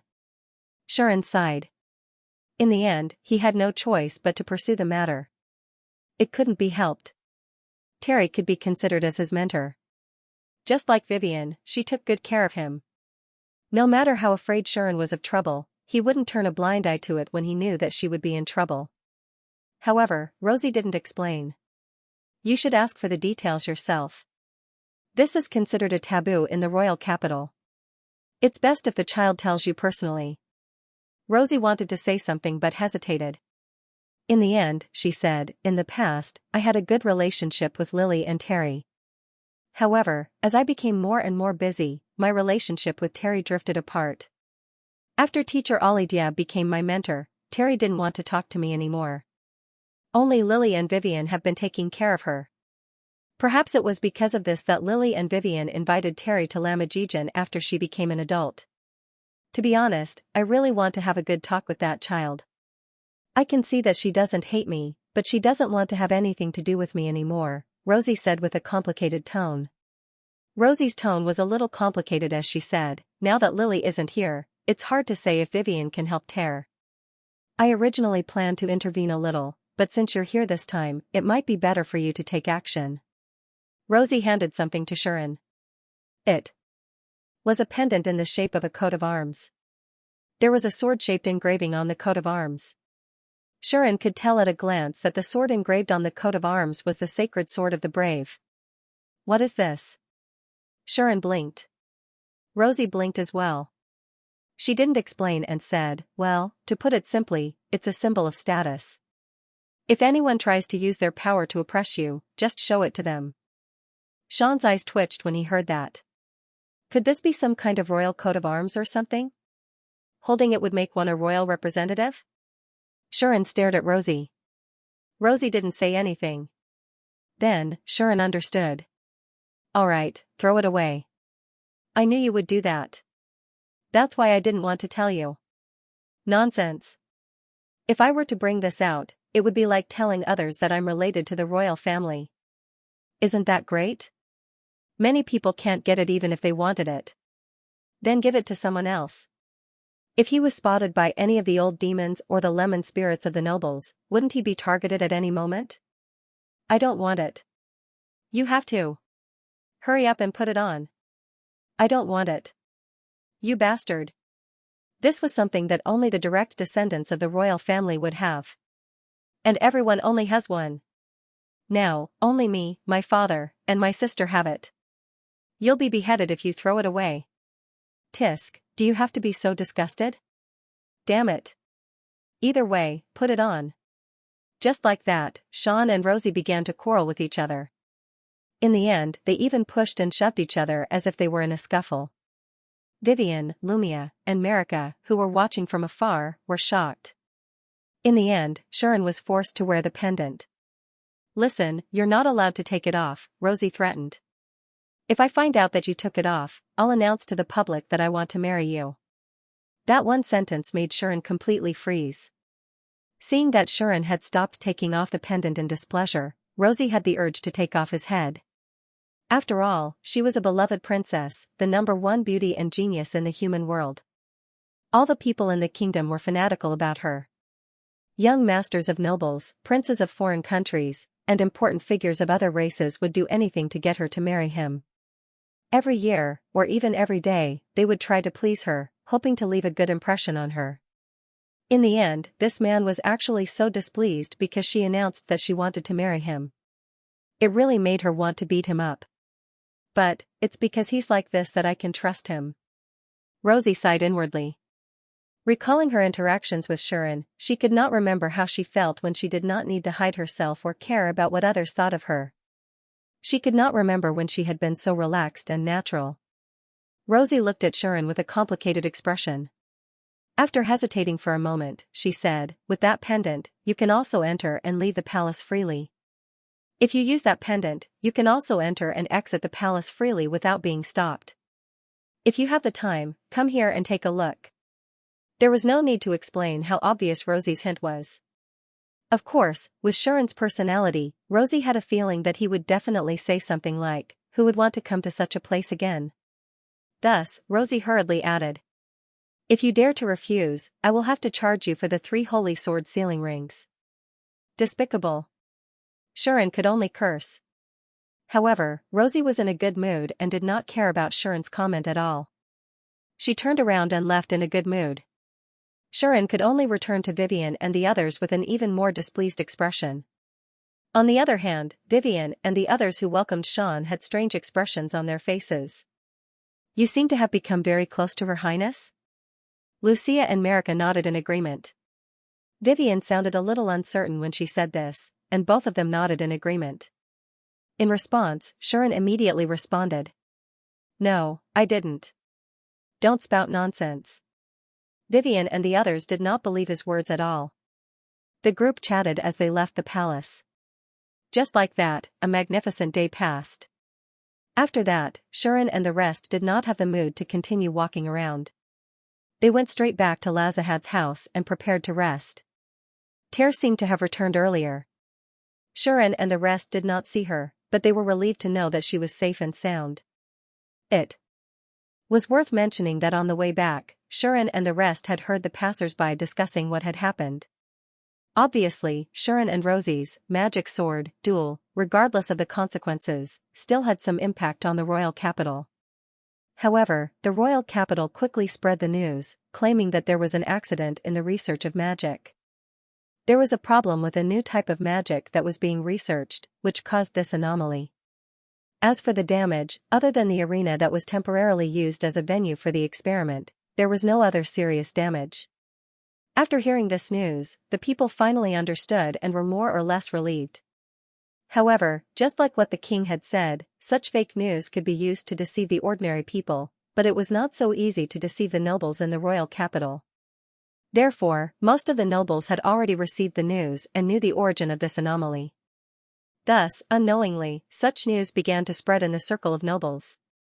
An adventurer from the town of Lamijan in the territory of Marquis Mureo seems to be very powerful. He was valued by Her Royal Highness Princess Rosie, and he had a duel with the princess. However, he accidentally used too much force, which led to this accident. Under such circumstances, the information about Shuren was instantly investigated by the nobles. In other words, as Ansai said, Shuren had already entered the sights of the nobles. After knowing that Shuren was valued by Rosie, many nobles began to pay attention to him. However, these people did not seem to think that Shuren was strong enough to be mentioned in the same breath as Her Royal Highness Princess.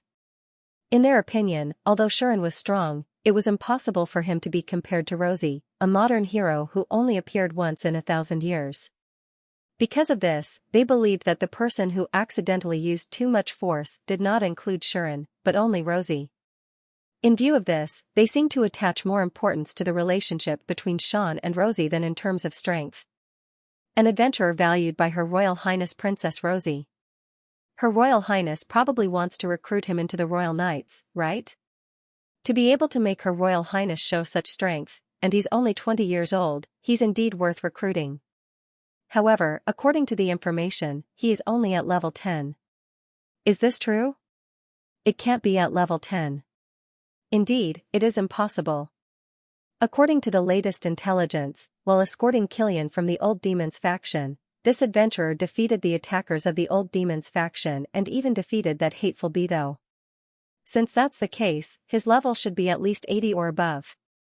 But is it possible for a 20-years-old adventurer to be at level 80? Impossible. That's right. I've confirmed with the people from Lemidgen. This adventurer seems to have a unique skill that allows him to adjust his level and skills to a certain extent. So it's a unique skill? And it's actually such a unique skill, no wonder he could attract Her Royal Highness' attention. I hope he knows what's good for him. If he's promoted, he'll be promoted obediently. Don't think that he can take advantage of the opportunity to get close to Her Royal Highness. He's just an adventurer. With Her Royal Highness's taste, it's impossible for her to like him. That's true. The nobles carried out similar private exchanges and dug out most of the information about Shuren. At least, the nobles had completely grasped the information on the surface.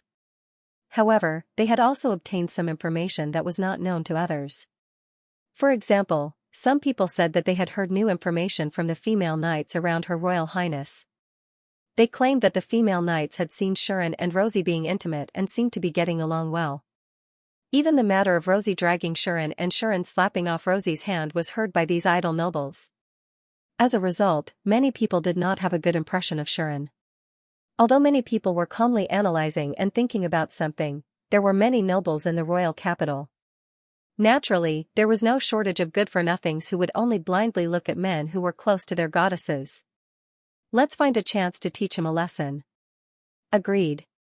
Let him know that even if he has the strength, without status, there are some people he should not touch. That's right. Thus, private exchanges like this began to increase. Shuren would never have thought that in just half a day, so many things had sprouted in the dark. He only returned to the Lazahad's house with Vivian and the others. After chatting for a while, they all returned to their rooms to have a good rest. When it was time for dinner, everyone gathered together again and began to eat under the care of the butler and maids.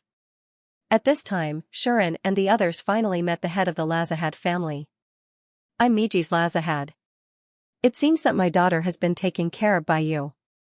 Thank you very much. At the dinner table, Lily's father, the current head of the Lazahad family, appeared in front of everyone and greeted them.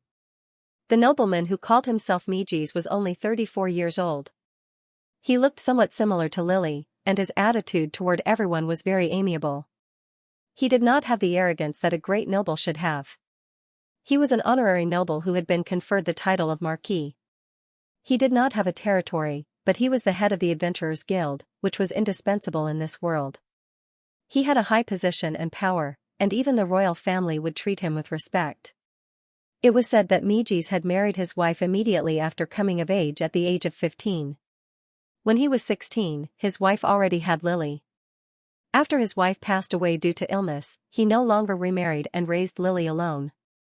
In this world where nobles could have groups of wives and concubines, he was a rare infatuated man. He was faithful to his wife, and he was well received outside. He was also a very capable and amiable person, so Lily respected her father very much. The relationship between the father and daughter was so good that they exchanged letters almost every day. As a result, Miji's was very familiar with Lily's current situation. Because of this, Miji's also knew Shuren, and like Lily, he attached great importance to Shuren. If you have any difficulties, you can tell me. I'll do my best to help as long as it's within my capabilities. Miji's amiable words made even Shuren have a good impression of him. Under such circumstances, the dinner was joyful and harmonious. That night, some nobles had designs on Shuren, while others had a good impression of Shuren and chose to stand on his side. Before this, no one would have imagined that an unknown adventurer would be able to stir up such an undercurrent on his first day in the capital, right? In the middle of the night, Shuren walked out of the Lazahad family's large bathing area. This bathing area is really big. It's like soaking in a hot spring. Shuren was holding a towel and wiping his wet hair. He was wearing plain clothes and was steaming. He looked refreshed. After dinner, the butler arranged the bathing time for everyone and told Shuren that there was an extraordinarily large outdoor bathing area for Shuren to enjoy. The bathing area was allocated by time. The first half of the night was for women, and the second half of the night was for men. However, the butler and servants naturally could not use it. So in the past, it seemed that only Mijis, the head of the family, used the bathing area in the second half of the night. Today, there was one more person, Shuren. However, Shuren did not want to go into the bathing area with a man. So, during the time when Mijis claimed that he still had some work to deal with, he came to the bathing area alone. Originally, Shuren was still thinking about whether it was possible to encounter some conventional welfare plot to open his eyes. No, it was to reprimand the girl. He should pay attention, but such a melodramatic thing would not really happen. Since it's clear that the second half of the night is for men, which silly girl will run over to use it? It was not that they were separated from each other and could go the wrong way. It was a matter of time. Presumably, no one would forget the time to the point of being taken advantage of, right? Shuren was not disappointed. It was quite comfortable to take a bath alone. However, with this bath, Shuren also discovered something that he had not had time to discover before. I actually leveled up without anyone noticing? Yes. Shuren had leveled up again. Although it was only from level 24 to level 25, Shuren had indeed leveled up. It should be caused by the battle with Her Royal Highness. Right? He had killed so many old demons before, including Bitho, who was as high as level 84, but in the end, he did not level up. This time, it was just a sparring match. Even if it was a little big, he had leveled up. Shuren really did not expect this. But thinking about it carefully, it seems to be normal. As previously mentioned, depending on a person's potential and quality, some people leveled up slowly, while others leveled up quickly. Combat was the main method of leveling up. However, the reason why one could level up through combat was not like in the game, where one could obtain EXP just by defeating an opponent.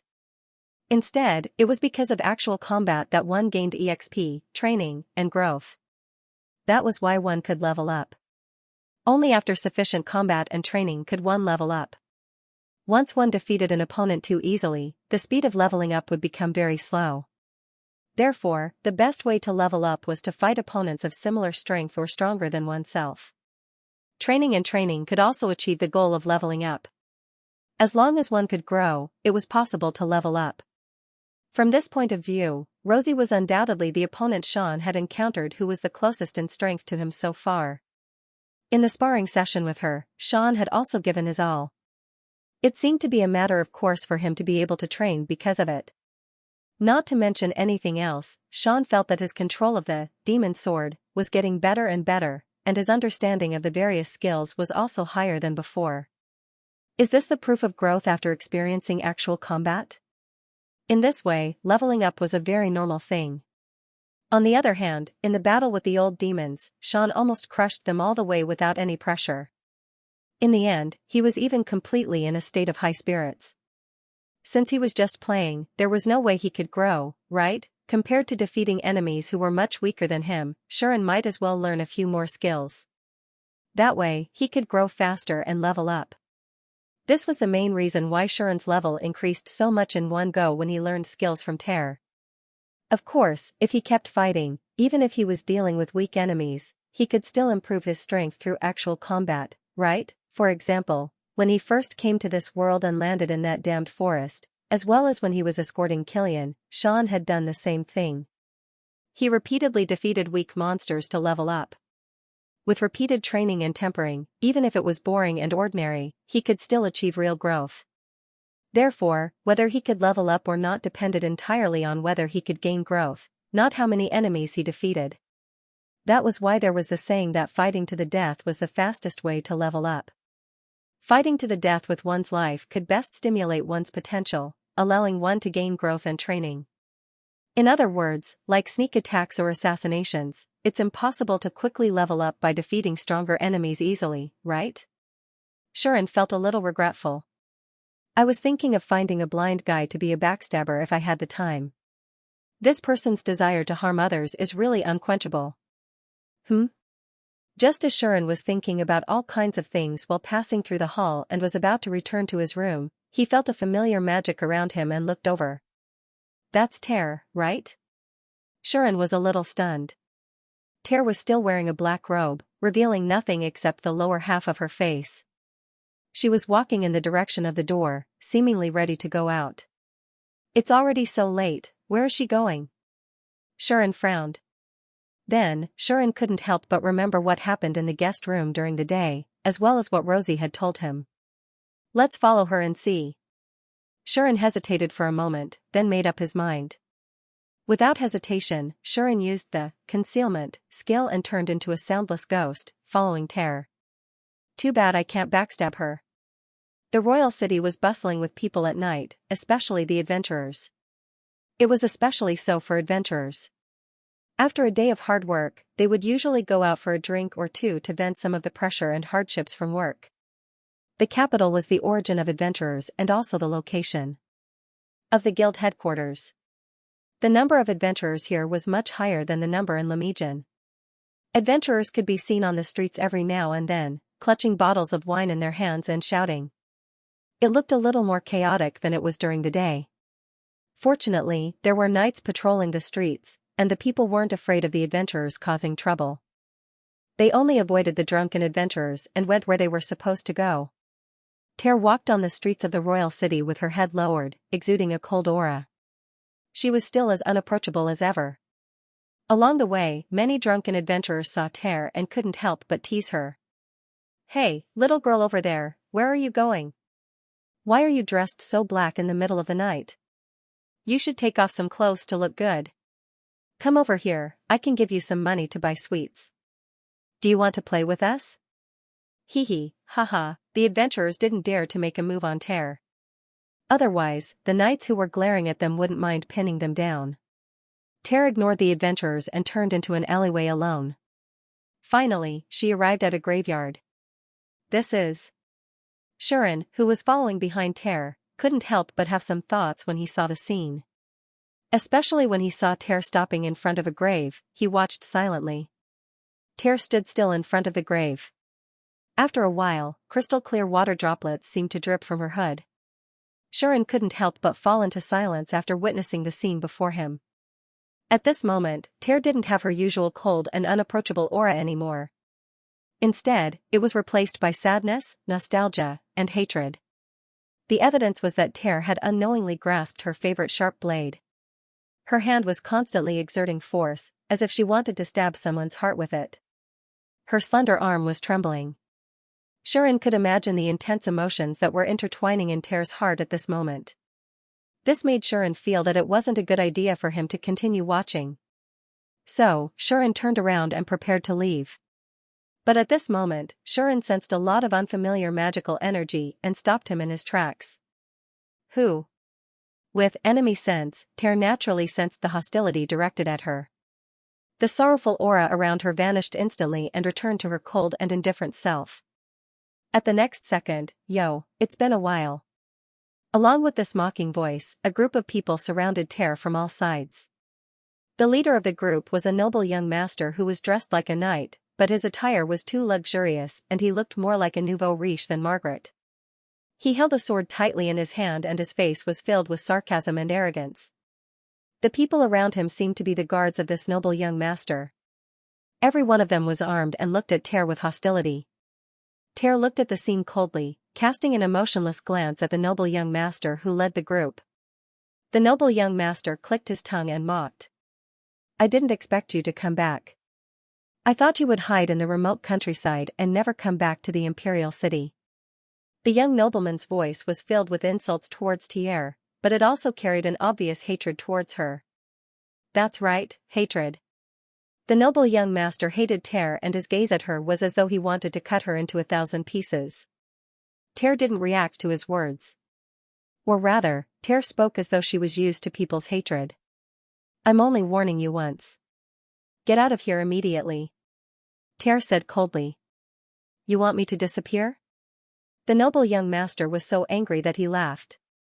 He said with extreme resentment, you should be the one who disappears. You have the blood of a sinner flowing in your veins. Blood of a sinner. The word made Tear's hand tighten on the sharp blade. However, Tear didn't refute at all. She spoke again as though she was holding back something. "Get out of here," Tear said softly. Of course, the noble young master wouldn't listen to her. "I told you, the one who disappears is you.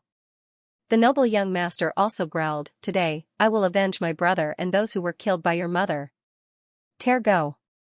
Following the young noble's command, the armed guards in the surroundings charged towards Tear. Tear was suddenly besieged from all sides and seemed to be in grave danger. As the air vibrated, a red magical radiance bloomed on the sharp blade in Tear's hand. Tear instantly activated her demonic sword skill and slashed at the guards who were charging at her. In an instant, it was as if a bolt of red lightning flashed by, and the sharp blade that carried the light of the demon sword slashed through the surroundings, colliding with the weapons of the guards. Bam! Shattering noises sounded, and the weapons in the hands of the guards were all broken into pieces by Tear's demon sword. The attacking guards only saw a flash of red light in front of their eyes, and then their weapons shattered. They were all shocked and quickly stopped in their tracks. What?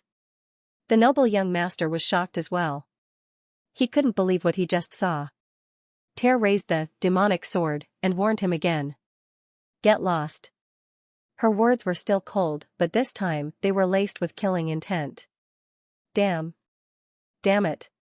The noble young master's face contorted. His face was filled with humiliation and hatred. However, when he saw the demonic sword in Tear's hand, fear appeared in his eyes. She actually learned the demonic sword. She only left for a year. How did she become so powerful? The noble young master was shocked. Or rather, he didn't want to believe it. However, facts often spoke louder than words. It didn't matter how much the noble young master didn't want to admit it. Tear didn't want to say anything else. She lifted her foot and was about to walk toward the noble young master. Eh? The noble young master immediately screamed and couldn't help but take a step back. Realizing that he couldn't deal with Tear, and he might even be in danger, the noble young master finally thought of retreating. However, don't think this is over. The noble young master shouted, "Just wait and see. Someone will deal with you, the daughter of a sinner." Leaving such words behind, the noble young master led his group of guards away dejectedly. Tear watched them leave, and the demonic sword in her hand slowly disappeared. However, Tear didn't let her guard down. Instead, she turned to the other side. "Come out," Tear said, "I know you're there." As soon as her voice subsided, the only response she got was silence. Only after a while did a figure appear there. "Good evening." Xianxia stood in front of Tear with an awkward expression. Tear didn't say anything. She just stared at Xianxia, and it gave Xianxia a lot of pressure. How did you find me?" Xianxia could only throw out the awkward question. Tear still didn't say anything. She kept staring at Xianxia until Xianxia was on the verge of breaking down. Only then did she withdraw her gaze.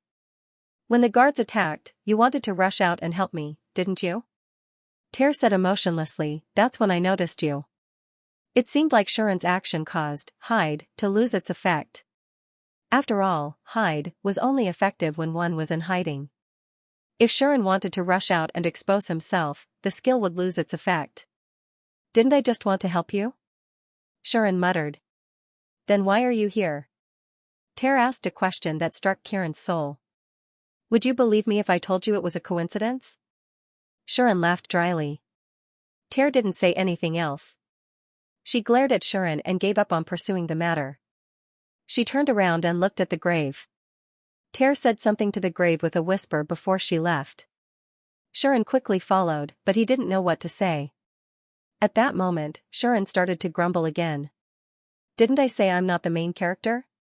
If he was the main character, he should be able to strike up a conversation with a girl, comfort her, and let her speak her mind." However, Xianxia didn't know how to comfort a girl. Quite the contrary, he had a lot of ways to provoke a girl. Of course, if it was limited to what he read in the books, Xianxia might be able to do it. But should he? Xianxia was in a dilemma. In the end, Xianxia did not choose to say those conventional words. He was really not good at shooting his mouth off. he was only good at dissing people. If he was asked to transform into Zhuan's successor, he could do it in a matter of minutes. But to transform into Allmouthy King, it was really too difficult for him. Therefore, Shuren could only stay silent and follow Tear back to the Lazahad's house. Along the way, Shuren and Tear did not exchange a single word. Just when Shuren thought that the two of them would directly separate and return to their respective rooms, Tear suddenly said something. "Are you done bathing?" The sudden question made Shuren slightly startled. Before Shuren could figure out why Tear would ask such a question, he had already responded subconsciously. "I've already bathed, but I might bathe again later." After all, after following Tear on this trip, Shuren's body was more or less stained with the smell of travel. If it was any other time, Shuren would not care about this little bit of travel dust and smell. However, he had already fallen in love with the big bathing area of the Lazahad's house. Therefore, he wanted to go and bathe there again later. "Is that so?" Tear nodded and said faintly, "Then you go first." "Okay." Shuren agreed. However, a second later, Shuren was stunned. "Wait, go first?" What did that mean? Shuren also did not have the time to understand this question. That was because Tear had already said that to Kiran. "I'll go and find you later." After saying that, Tear left. Shuren stared blankly at Tear as she left. He could not react for a long time. Until a few minutes later, "Huh?" Shuren spat out such a silly sound. That was what she said, right? Tear planned to find him at the big bathing area. Why would she come to the big bathing area to find him? Option A, take a bath with me. Option B, take a bath with me. Option C, take a bath with me. Option D, or take a bath with me. Which was the answer? Is there a difference? In the hall, Shuren's loud voice resounded. The benefit plot that had not been there before seemed to have suddenly come. Lazahad's house, big bathing area. This bathing area not only occupied a large area, but it was also decorated exceptionally luxuriously. The floor tiles of the bathing area were very smooth and beautiful. The bathing area was surrounded by exquisite statues. In the center of the bathing area, there was a large bathing pool with a diameter of at least 20 meters. The water in the bathing pool was still steaming, causing steam to fill the air. According to the butler's explanation, this bath was connected to 8 underground sewers. Once night fell, it would automatically drain after a certain period of time to ensure that the water in the bath was absolutely clean. New water would continuously flow out from the mouths of the 8 statues into the bath. Apart from cleaning, there was no need for anyone to interfere with the maintenance of this bath. The work of heating the water in the bathtub was not done by the servants, but by the magic device under the bathtub. The construction of such a bathing area would cost thousands of gold coins, which was quite extravagant. At this moment, Shuren was soaking in the bathing area and kept muttering to himself. Calm down, calm down. Things may not be what I think." Since entering the bathing area, Shuren had been muttering like this. "She just said that she would look for me later. She didn't say that she would come to this bathing area to look for me when I'm bathing, right? Maybe she just said that she would look for me after I'm done bathing? Although she said you go first, she didn't ask me to come over first because she wanted to take a bath with me, right? That's right. This is reality, not a novel. It's impossible for there to be a plot where a beautiful girl without a confirmed relationship to take the initiative to scrape a guy's back. That's a benefit to serve those shameless otakus in front of the screen. If not, how could those otakus spend money to watch it? So, in reality, such an unscientific thing is impossible.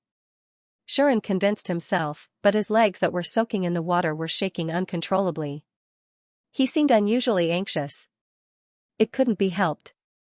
Although Shuren's rationality told him that such a thing wouldn't happen in reality, Shuren couldn't help but associate it with something else.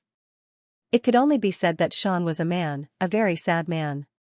Since he was a man, even if the chances were slim, he would still look forward to it. Therefore, Shuren entered his brainstorming mode again. What was my reaction when I saw such a plot in the past? Oh, right.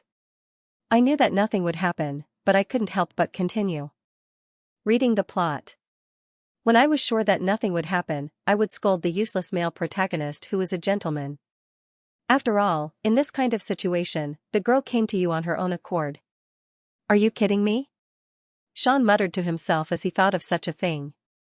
If Tear really comes later, what should I do? Should I become the male protagonist that I scolded countless times in the past, but I'm not the male protagonist? Yeah, if you're not the male protagonist, why are you pretending to be a gentleman? At this moment, as a man, I should be decisive. With this thought in mind, Sharon's expression turned vicious. Don't blame me for not telling you. If you really come to me on your own accord, don't blame me for being rude. It was as if Sean was saying this to someone, and he firmed up his resolve. It was at this moment, what rude? A faint voice sounded and entered Sharon's ears. Cough. Sharon came back to his senses from his brainstorming and choked on the water. At this moment, Sharon realized that unknowingly, the familiar magical energy had appeared in the bathhouse. Of course, the familiar figure also appeared in the bathhouse. Sharon was stupefied. He was stunned. At the edge of the bathtub, Tear was indeed there, just as she had said. Sharon had a feeling that this scene would accompany him for countless nights in the future. Because Tear didn't just remove her standard black robe, she was also naked from head to toe. That's right. She took off her clothes. Moreover, he appeared so openly in front of Sean, without the slightest bit of concealment. It was undoubtedly the first time Sharon saw such a beautiful scene. It was also the first time he saw Tear exposing so much of her skin. Because of this, it was only at this second that Sean realized what Tear's body looked like under the black robe. However, Tear wore a mask that covered the upper half of her face. In other words, Sharon still didn't know what Tear looked like. However, Sharon confirmed Tear's hair color. Tear had a head of knee-length purple hair, which made her look exceptionally gorgeous. Wearing only a mask, Tear walked over calmly and soaked herself in the bathhouse right in front of Sharon. At this moment, Sharon only had one thing to say. My life was worth it. For a very long time, there was only the sound of water in the bathing area. There was no other sound. Sharon and Tear were sitting opposite each other in the bathing area. One was staring at the opposite side, constantly strengthening the memory in her mind, while the other looked calm, as if the person in front of her was not the opposite sex. Their behavior was completely different. Silence spread between the two of them. Ugh, after a while, Sharon began to feel dizzy. Such a scene and such a situation made Sharon feel extremely uncomfortable. If this went on, Sharon felt that he would awaken soon. Fortunately, when Sharon was about to awaken, Tear finally spoke. You followed me. Did you hear something from someone? Tear actually asked such a question. Huh? Sharon didn't react for a moment. After a while, he said hesitantly, well, sort of. Normally, Sharon should deny it. If it were any other occasion, Sharon would definitely brush it off. But in this situation, Sharon's will was shaking violently, and his consciousness kept drifting to a place where it shouldn't be, which made Sharon's attention and reaction a lot slower than usual. His thinking also seemed a little sluggish. So, Sharon found that before he considered the pros and cons, he had already subconsciously answered from the bottom of his heart. Could this be Tear's real purpose? Sharon suddenly came to a realization. This girl knew it would be like this. That's why she played such a trick just now. Is she trying to trick me? Sharon seriously suspected this. However, Tear didn't give him time to doubt. Who told you? Tear was still calm. Vivian or Her Royal Highness? Are you so sure it's one of them? Sharon somewhat regained his composure. Maybe someone else told me? Tear denied Sharon's words. There are many people who know about me. It can even be said that almost all the nobles in the royal city know about me. But you've only been here for a day. I guess only Vivian and Her Royal Highness can talk to you about this, Tear said. Calmly. What did they tell you? Sharon was sure now. Tear was here to interrogate him. Do you mind that much? Sean was silent for a while, and then said so. Sort of. Tear seemed to lower her eyelids and said, This is my business. I don't want anyone else to get involved. Tear's words left no room for doubt. Obviously, Tear was a little disgusted with the intervention of Sean and the rest. No, it couldn't be said to be repulsed, it should be said to be persistent. In the past, I received too much help from Vivian, Lily, and Her Royal Highness. Ter said in a low voice, I don't like the feeling of relying on others and relying on others to protect me. That was why Ter decided to leave the royal city and embark on the path of an adventurer. I want to become stronger. So strong that I don't need anyone's help to defend myself, Ter said. If not for that, I wouldn't have chosen to go to Lemidgen. When Vivian and Lily were still in the royal city, Ter was taken care of by them. Naturally, she hoped that after Vivian and Lily left the royal city and went to Lemidgen, she would be able to take care of herself and not trouble them. Under such circumstances, Ter still accepted Vivian and Lily's invitation to go to Lemidgen.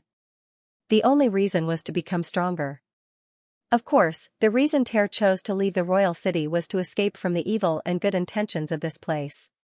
Evil was needless to say. They were people who hated Ter as much as the noble young master. Good intentions were needless to say. After Vivian and Lily left the royal city, the only person who would help Ter was the princess. But Ter didn't want to be indebted to anyone else, let alone the princess. The reason was that the princess had acknowledged a teacher. I think it's called Alidia? Shuren called out the name in the silence. Ter didn't reply. Seeing this, Sean continued to speak on his own. When we arrived at the royal city, Vivian mentioned that the leader of the royal knights is the most famous family of knights in the kingdom. I think it's called the Elbeck family? Shuren mentioned the family name that was famous in the royal city and even the whole kingdom. That Alidia fellow is the master of the Albion family, right? Shuren's question was filled with certainty. It was obvious. Vivian had also mentioned that as a modern hero, the peerlessly talented Rosie had become the disciple of a legendary level knight. That knight was level 98 and was the strongest person in the Mitra kingdom, as well as the strongest person in the human race. His strength was only below the 3 goddesses and the 6 demons. And Rosie had called Alidia her teacher. If that was the case, wasn't the answer obvious? Alidia Elbeck. That's the knight's full name, right? Shuren said with certainty. Ter still didn't answer. However, Shuren didn't know if it was an illusion, but he felt that Ter's emotions had changed after Alidia was mentioned. After a long while, Ter finally said it. The Elbeck family and the Lazahad family are similar in nature. Ter threw out such a topic without answering the question. Huh? Shuren was stunned.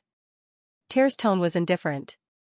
The head of the Lazahad family has been the leader of the Adventurers Guild for generations, leading all the Adventurers Guild members to establish a foothold in the human world. The same goes for the Elbeck family. The head of the family has been the leader of the Knight Squad for generations, and his strength has always been strong. Do you know why? Ter looked at Shuren. Because the ancestor of the Elbeck family was the strongest companion of the hero from 1,000 years ago. In other words, the Elbeck family was actually the descendant of the hero. I heard that the reason why the ancestor was so strong that he was valued by the hero Mitra and became the strongest companion of the hero, was because he was also a descendant of the hero. Ter had revealed such a secret.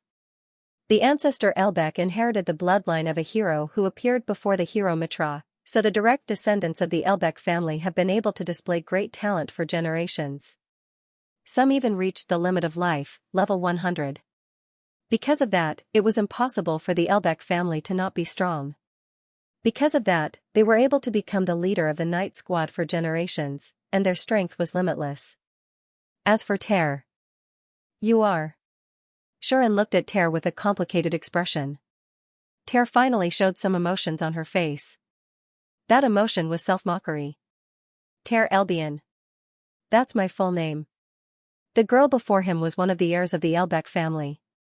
She, like Rosie, was also a descendant of the hero. Descendants of the hero, Shuren was speechless.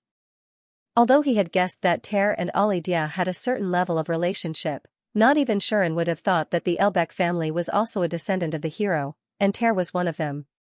Even though the hero of the Elbeck family wasn't the one who defeated the Demon King, whether it was in terms of strength or the legends he left behind, he was still the hero. He was the pinnacle of the human race, and no matter how weak he was, he wouldn't be inferior to the 3 goddesses or the 6 great demons. That was why the ancestors of the Elbeck family became the strongest companions of Hero Mitra, and it was only natural that the head of the Elbeck family would become the leader of the Night Squad. After all, in the beginning, the Night Squad was formed by the companions of Hero Mitra. The reason why Ter's talent was second only to Rosie's was obvious. It was because Ter also had the blood of the hero flowing in her body. But if that was the case, didn't it mean that annoying leader of the Night Squad is your father? Sharon frowned. In response, Ter spoke out as well. I agree with the first part. I also don't like him, but I don't agree with the second part. Ter's voice was extremely cold. I don't want to recognize that kind of person as my father. That kind of person who doesn't shed any tears and only cares about the kingdom or the safety of the royal bloodline doesn't deserve to be anyone's father. Obviously, Ter had a huge misunderstanding with Alidia. The problem was, if you are a member of the Elbeck family, then the blood that flows in your body is the glorious hero's blood. Why did that third-rate noble young master in the graveyard say that you have the blood of a sinner? Sharon's brows furrowed even deeper. This time, Ter was speechless.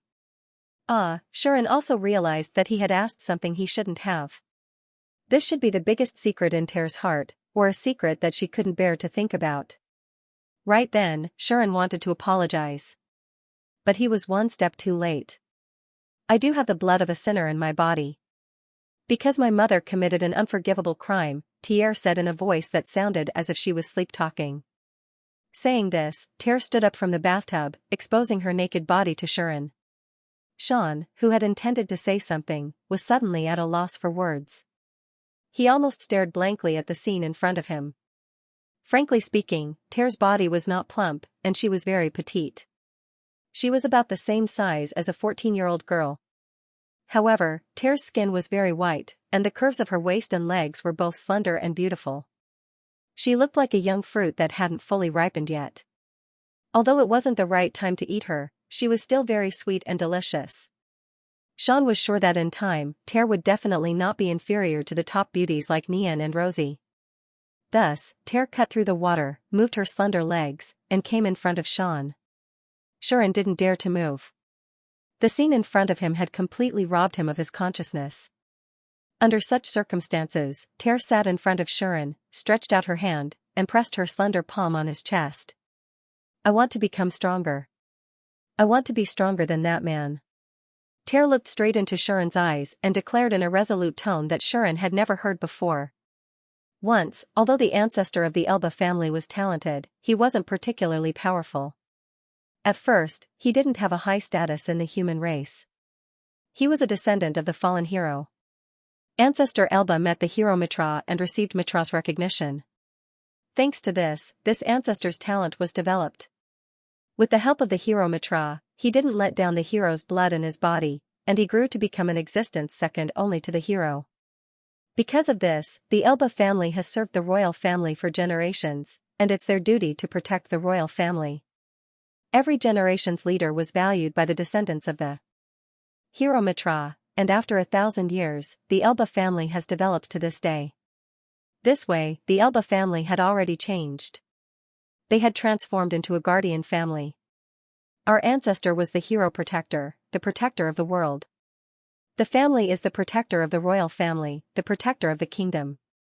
Even that man is now the king's favorite, the princess's mentor. Ever since then, the connection between our family and the hero has never been broken. Ter finally told an important thought in her heart to Sharon. I'm still very far away from that man, so far that I feel hopeless. Only after I learned that you're the hero did I have some hope. Maybe I can be like our ancestor, awakening the hero's blood in my body by following the hero. It was because of this reason that a cold person like Ter would help Sharon so much after knowing that he was the hero. The reason was that Ter wanted to tap into her own potential through Sharon. It wasn't that she was plotting anything. She was just grasping onto the possibility of becoming stronger blindly, as if she was grasping onto the last life-saving straw. Of course, Ter's thoughts were also very pure. I don't care why you were summoned to this world, or what's the reason behind it. One day, if you can fulfill my wish, I will pledge my loyalty to you. Just like Ancestor Albion, they will protect you generation after generation.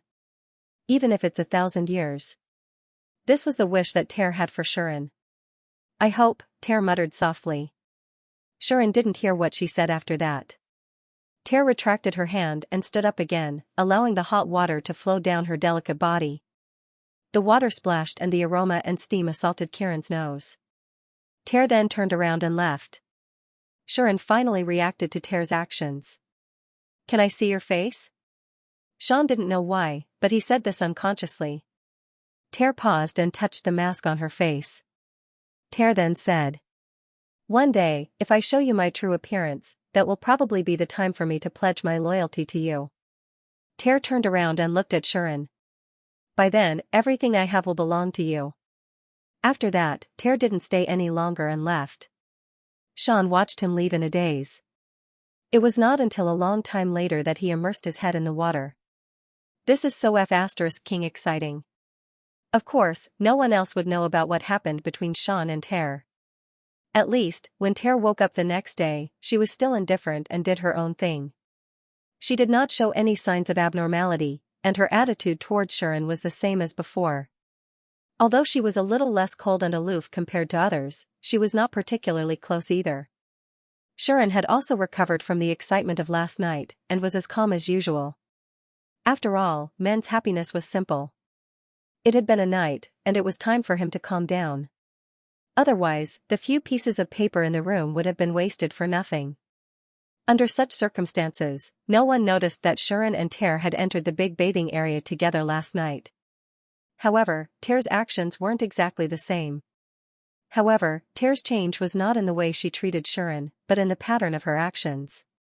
From that day onwards, Tear would only be at home during meals, and the rest of the time, she would be out on the streets.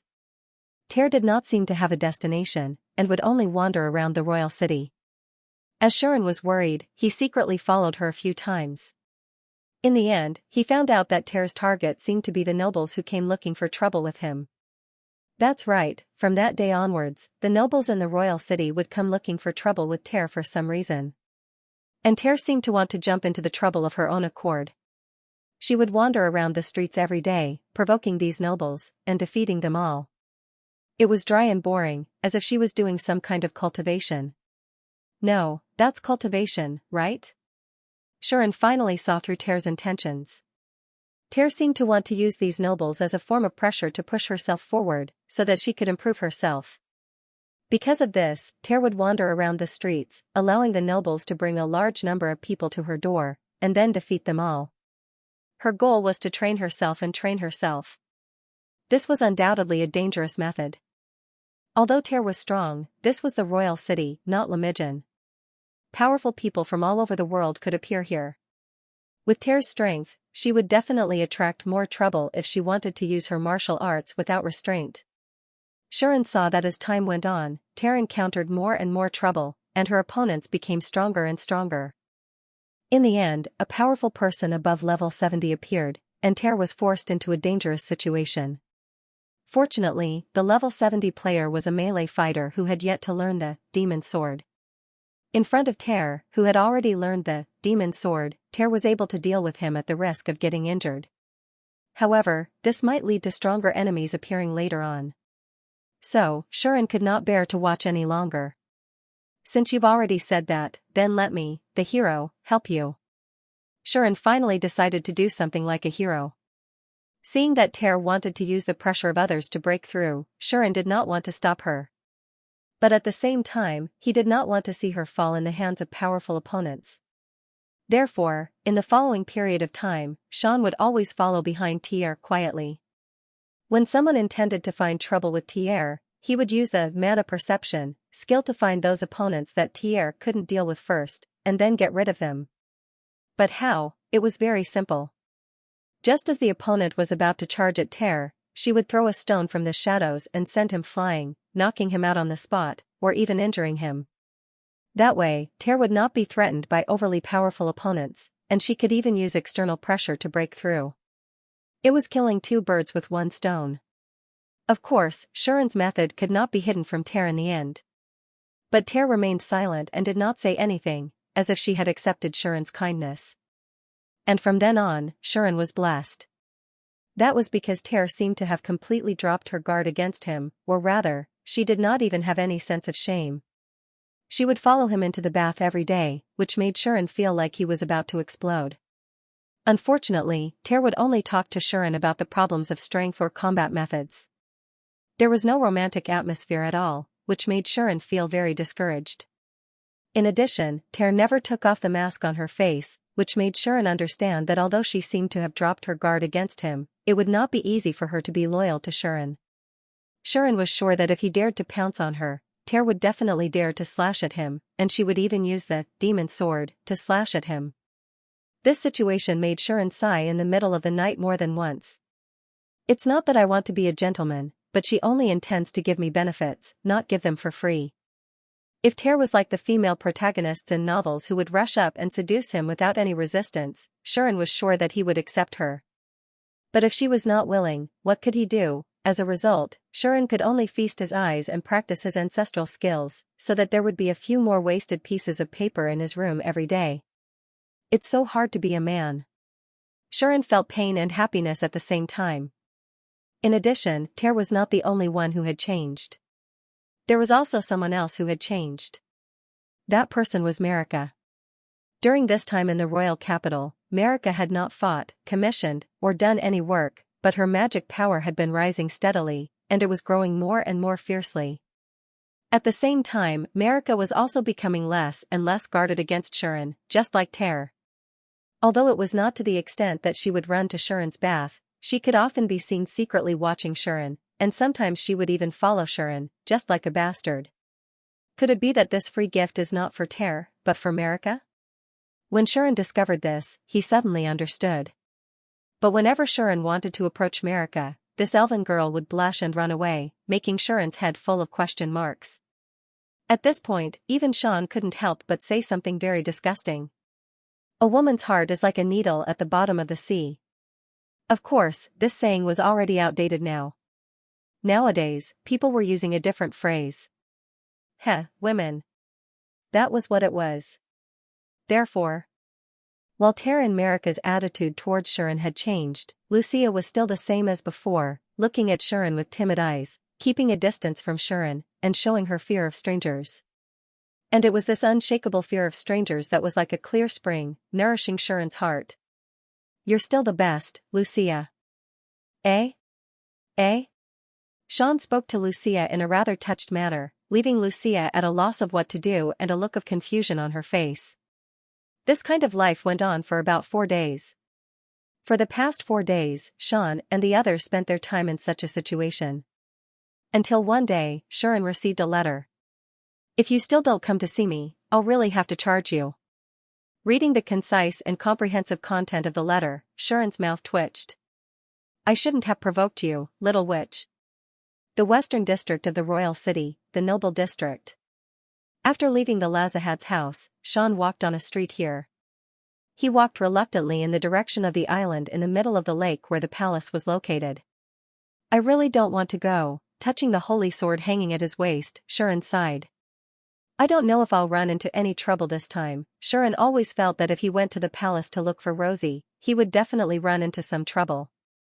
Just the fact that he would encounter those bootlickers who were ready to fawn over Rosie and let Shirin directly enter the princess' bedroom in front of those people, no matter how he thought about it, it did not seem like he would be fine. After coming to the royal city, it seems like I have to be annoyed by these so-called nobles all day long. I really want to imitate Beto and slaughter all the nobles here. Shirin thought bitterly. He was not afraid of these so-called nobles, he just felt that it was troublesome. Therefore, even though he seemed a little reluctant, Shirin still walked in the direction of the palace. On the way, Shirin passed by a dessert shop and was suddenly attracted by a figure. It was a little girl standing in front of the window of the dessert shop. The reason why Shirin was attracted to this little girl was very simple. So cute, yes, that little girl was a little too cute. She was dressed in a princess-like Gothic dress, high boots, white stockings, and an unusually young yet exceptionally delicate face that resembled a doll. She was so adorable that she was about to explode. Not only did Shirin think so, but even the passers-by could not help but be attracted by this little girl. Hey, look at that child, wow, so cute, isn't this a little too cute? Is she the child of some noble? I've never seen her before, maybe she's a noble from outside? Oh, I really want to say hello to her and bring her home, then go and hit on her. I want to, but this is the noble district. If that child is really the child of some big noble family, it would be terrible to offend them. That's true. The passers-by whispered to each other and looked at the little girl with fondness in their eyes. If it wasn't for the fact that they were worried that the other party might be a child of some great noble family, those young nobles who were eager to make a move would have long gone up to talk to him, wouldn't they? Sharon's eyes were full of contempt. Such a small child wants to hit on her? Bastard. Xian, who was looking down on him, couldn't help but look at him. Don't get me wrong, it was pure admiration. After all, he wasn't a lolicon. He was definitely a gentleman among gentlemen. Ter could prove it for him. However, on the other side, Sharon could not help but feel a little suspicious. Why do I feel that this child's mana is a little bit strange?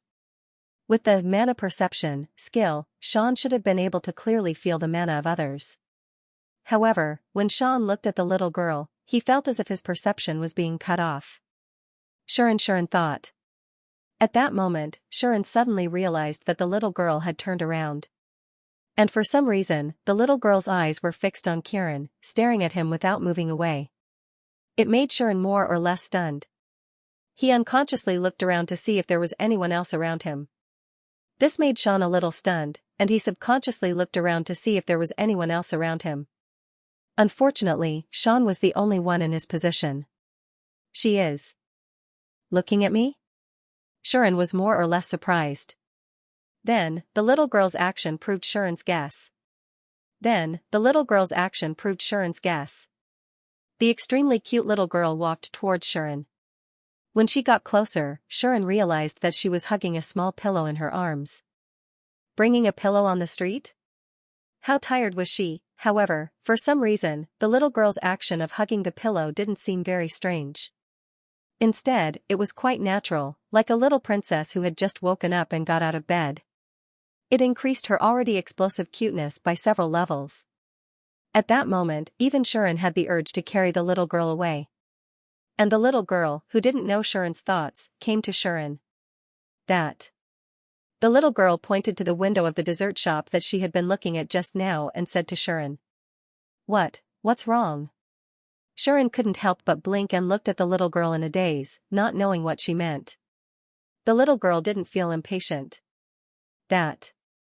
The little girl stretched out her hand, pulled the corner of Sharon's clothes, and continued to point to the window of the dessert shop, saying, "Buy it for me." This time, Xian understood what he was saying. "You want me to buy the dessert in that shop for you?" Sharon confirmed. "Yes." The little girl nodded, but she didn't seem to be very eager. She just kept staring at Sharon, and her big round eyes were extraordinarily bright. Sharon couldn't help but soften his heart. "Well, I don't care." Sharon scratched his cheek and said to the little girl in a rather strange manner, "But didn't your family tell you that you can't eat things given by strangers?" Hearing that, the little girl frowned slightly as if she was recalling. Then, the little girl shook her head. "No." The little girl said straightforwardly, "It's better to say that many strangers I don't know often give me things, and there are a lot of food in them." Is that so?" Sharon suddenly became worried and said, "Then you didn't eat it, did you?" If such a cute little girl was bought over by a strange uncle with snacks, it would be a great sin. Fortunately, the little girl's answer was very reassuring. "No." The little girl still shook her head straightforwardly and said, "I'm tired of eating those things. Even if the people around me keep saying that those things are very precious and each of them is worth tens of thousands of gold coins, I don't want to eat them." "That's good." Sharon patted his chest and felt relieved. After a while, he suddenly came to his senses and said in astonishment, "Wait, how much did you say those things are worth?" "If I didn't hear wrongly, it seems that each of them is worth tens of thousands of gold coins, right?" "Really?" The little girl, who didn't know why Sharon was stunned, pulled the corner of Sharon's clothes again. "Anyway, buy that for me." The little girl said a little stubbornly, "I haven't seen that before. I want to try it." With that, Sharon was pulled over by the little girl. Okay, I know. I'll buy it for you, don't pull me." "Damn. She's so strong." The little hand that was pulling Sharon exerted an extremely terrifying force and dragged Sharon over, leaving Sharon unable to resist at all. They arrived in front of the dessert shop. Sharon also saw the name of the dessert shop, Lilith Dessert Shop. This name made Sharon stunned again, and then he remembered. Isn't this the dessert shop that Her Royal Highness mentioned? Welcome to Lilith's Dessert Shop. While Sharon was still in a daze, the owner of the shop had already arrived in front of him and showed him his signature smile. However, the shop owner's gaze was fixed on the little girl who was holding Sharon's hand. His eyes were filled with indescribable fondness. The little girl did not notice anything and only pointed at the desserts displayed on the display window. I want that, and that. The little girl had almost ordered all the desserts in the display window. The fondness in the shop owner's eyes immediately turned into a dilemma. Just when Sharon thought that the desserts were for display and not for sale, or that he had ordered too many, the shop owner said, I'm sorry. Our shop's products are high-grade products specifically for the nobles. Not only are they expensive, but you also need to show proof of your identity as a noble. May I know if the two of you? The shop owner said such a tentative sentence. Only nobles can buy them? Sharon was surprised. Yes. The shop owner once again showed his signature smile and said, because the products in this shop are made of very high-grade ingredients. These ingredients can even be used to make magic potions, and they themselves have some magical effects such as restoring energy or eliminating fatigue. They can only be made with the help of specialized magic tools. The ingredients are also sent from all over the world through caravans, so not only are they expensive, but they are also exclusive to the nobles. If a commoner wants to buy them, they must have a recommendation letter or a token from the nobles. That was really troublesome. No wonder this shop was only opened in the noble district. If Sharon was alone, he would have already turned around and left. But the little girl was still holding his hand, looking up at him. Is there no way to buy them? The little girl's tone could not hide her disappointment. Seeing her like this, the shop owner's heart ached, let alone Sharon. At this stage, if he said that he could not buy them, he would lose face. So, help me pack them up. Sharon sighed as he ordered the shop owner. But, the shop owner's face showed a troubled expression again. Sharon suddenly rolled his eyes, took out the pendant from his neck, and threw it to the shop owner. This is... Seeing the pendant, the shop owner's eyes widened, and his face turned pale. Can I buy them now? Sharon confirmed as if he was bullying someone. Of course. The shop owner immediately panicked and said, I'll immediately. No, pack them up for you. Please wait for a moment. After saying that, the shopkeeper continued to run down in a panic, but ran back again in a panic. He returned the pendant to Sean in fear and trepidation, and then staggered to pack it up. This scene gave Sean a little taste of the thrill of being pretentious and slapping people's faces in those urban novels. Boring and tasteless. Sean put the pendant back on his neck, as lonely as the snow. Sharon did not notice that the little girl next to him also put a pendant back into her clothes. Looking closely, the pendant was engraved with a dragon head, and it was completely black.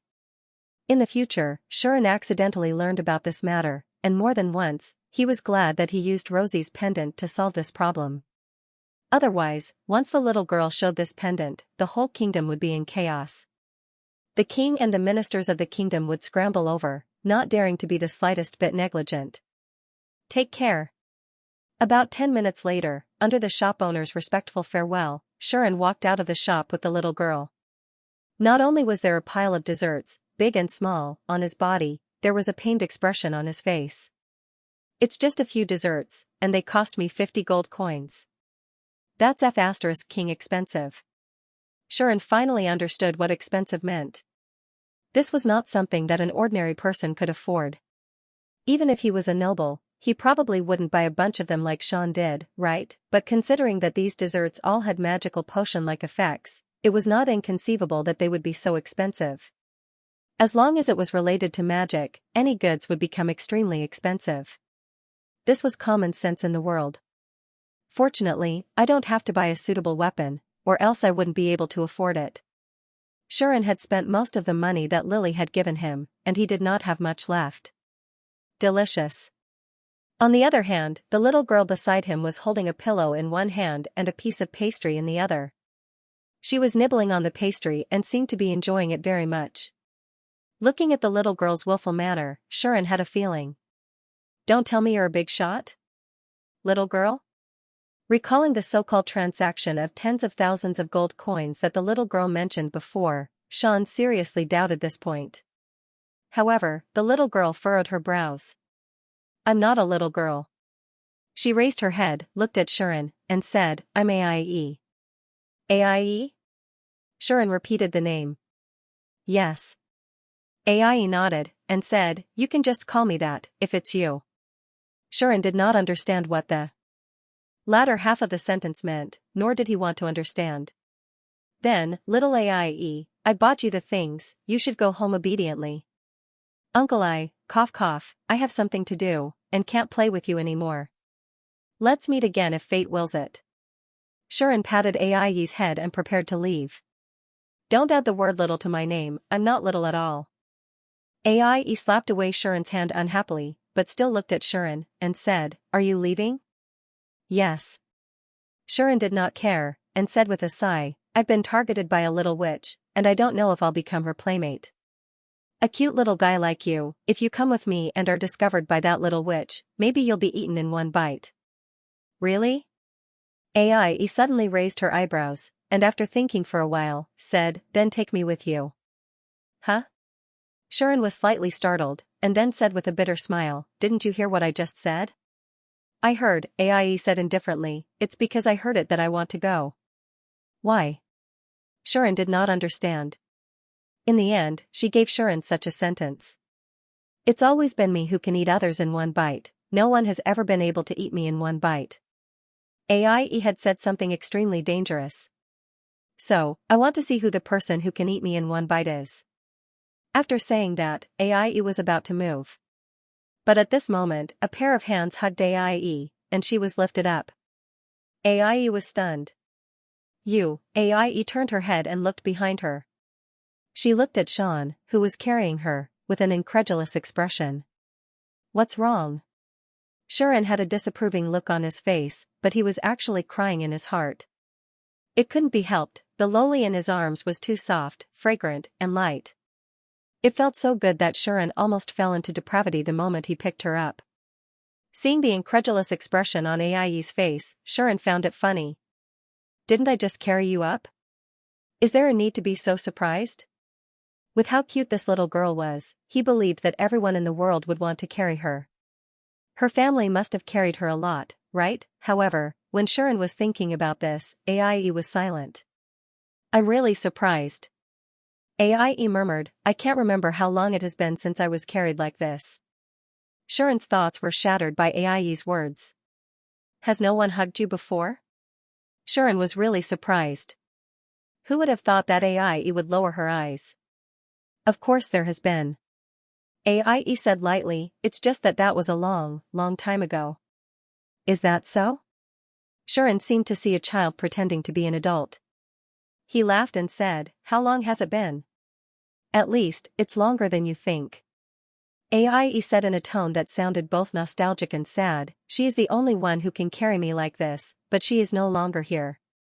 Aie's words caused the surrounding atmosphere to become rather heavy. Sharon suddenly didn't know what to say. Looking at the cute little girl with a face full of nostalgia, Sharon really began to doubt at this moment. Is this girl called Aie really not an ordinary person? Magic that can't be perceived. Inexplicably mature and willful behavior. And a current atmosphere. All of these were telling Sharon that Aie might not be as cute as she seemed on the surface. According to the usual pattern, she is probably an incredible big boss. Could it be that a goddess or demons who have lived for hundreds or thousands of years came to the human world to act young? When Sharon thought of this, Aie seemed to feel something and turned her head. I feel that you seem to be thinking about something rude.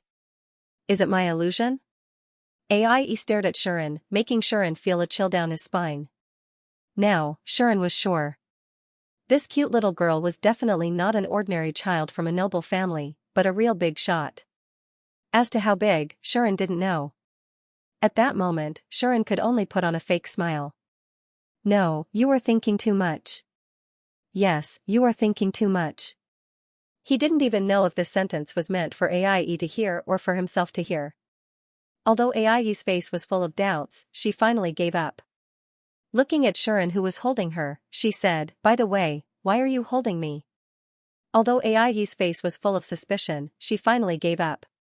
She looked at Shan, who was hugging her, and said, "By the way, why are you hugging me?" Shuren wanted to say that. Shan really wanted to say that. However, if he didn't want Ai to run around, there were other ways. For example, he could just call her back or pull her back. There was no need to carry her. But Shan picked Ai up. Shan couldn't control his hands when he saw the cute little girl taking small steps and preparing to walk towards the palace with an impressive look. If I tell the truth, will I be beaten? If he hadn't guessed that Ai was an incredible big boss, Shuren might not have considered this. But since he had already guessed it, Shuren naturally couldn't tell the truth. If he hadn't guessed that Ai was an incredible big shot, Shan might not have considered this. But since he had already guessed it, Shan naturally couldn't tell the truth. Otherwise, who knew if this big boss was so powerful that he couldn't afford to offend him? No reason.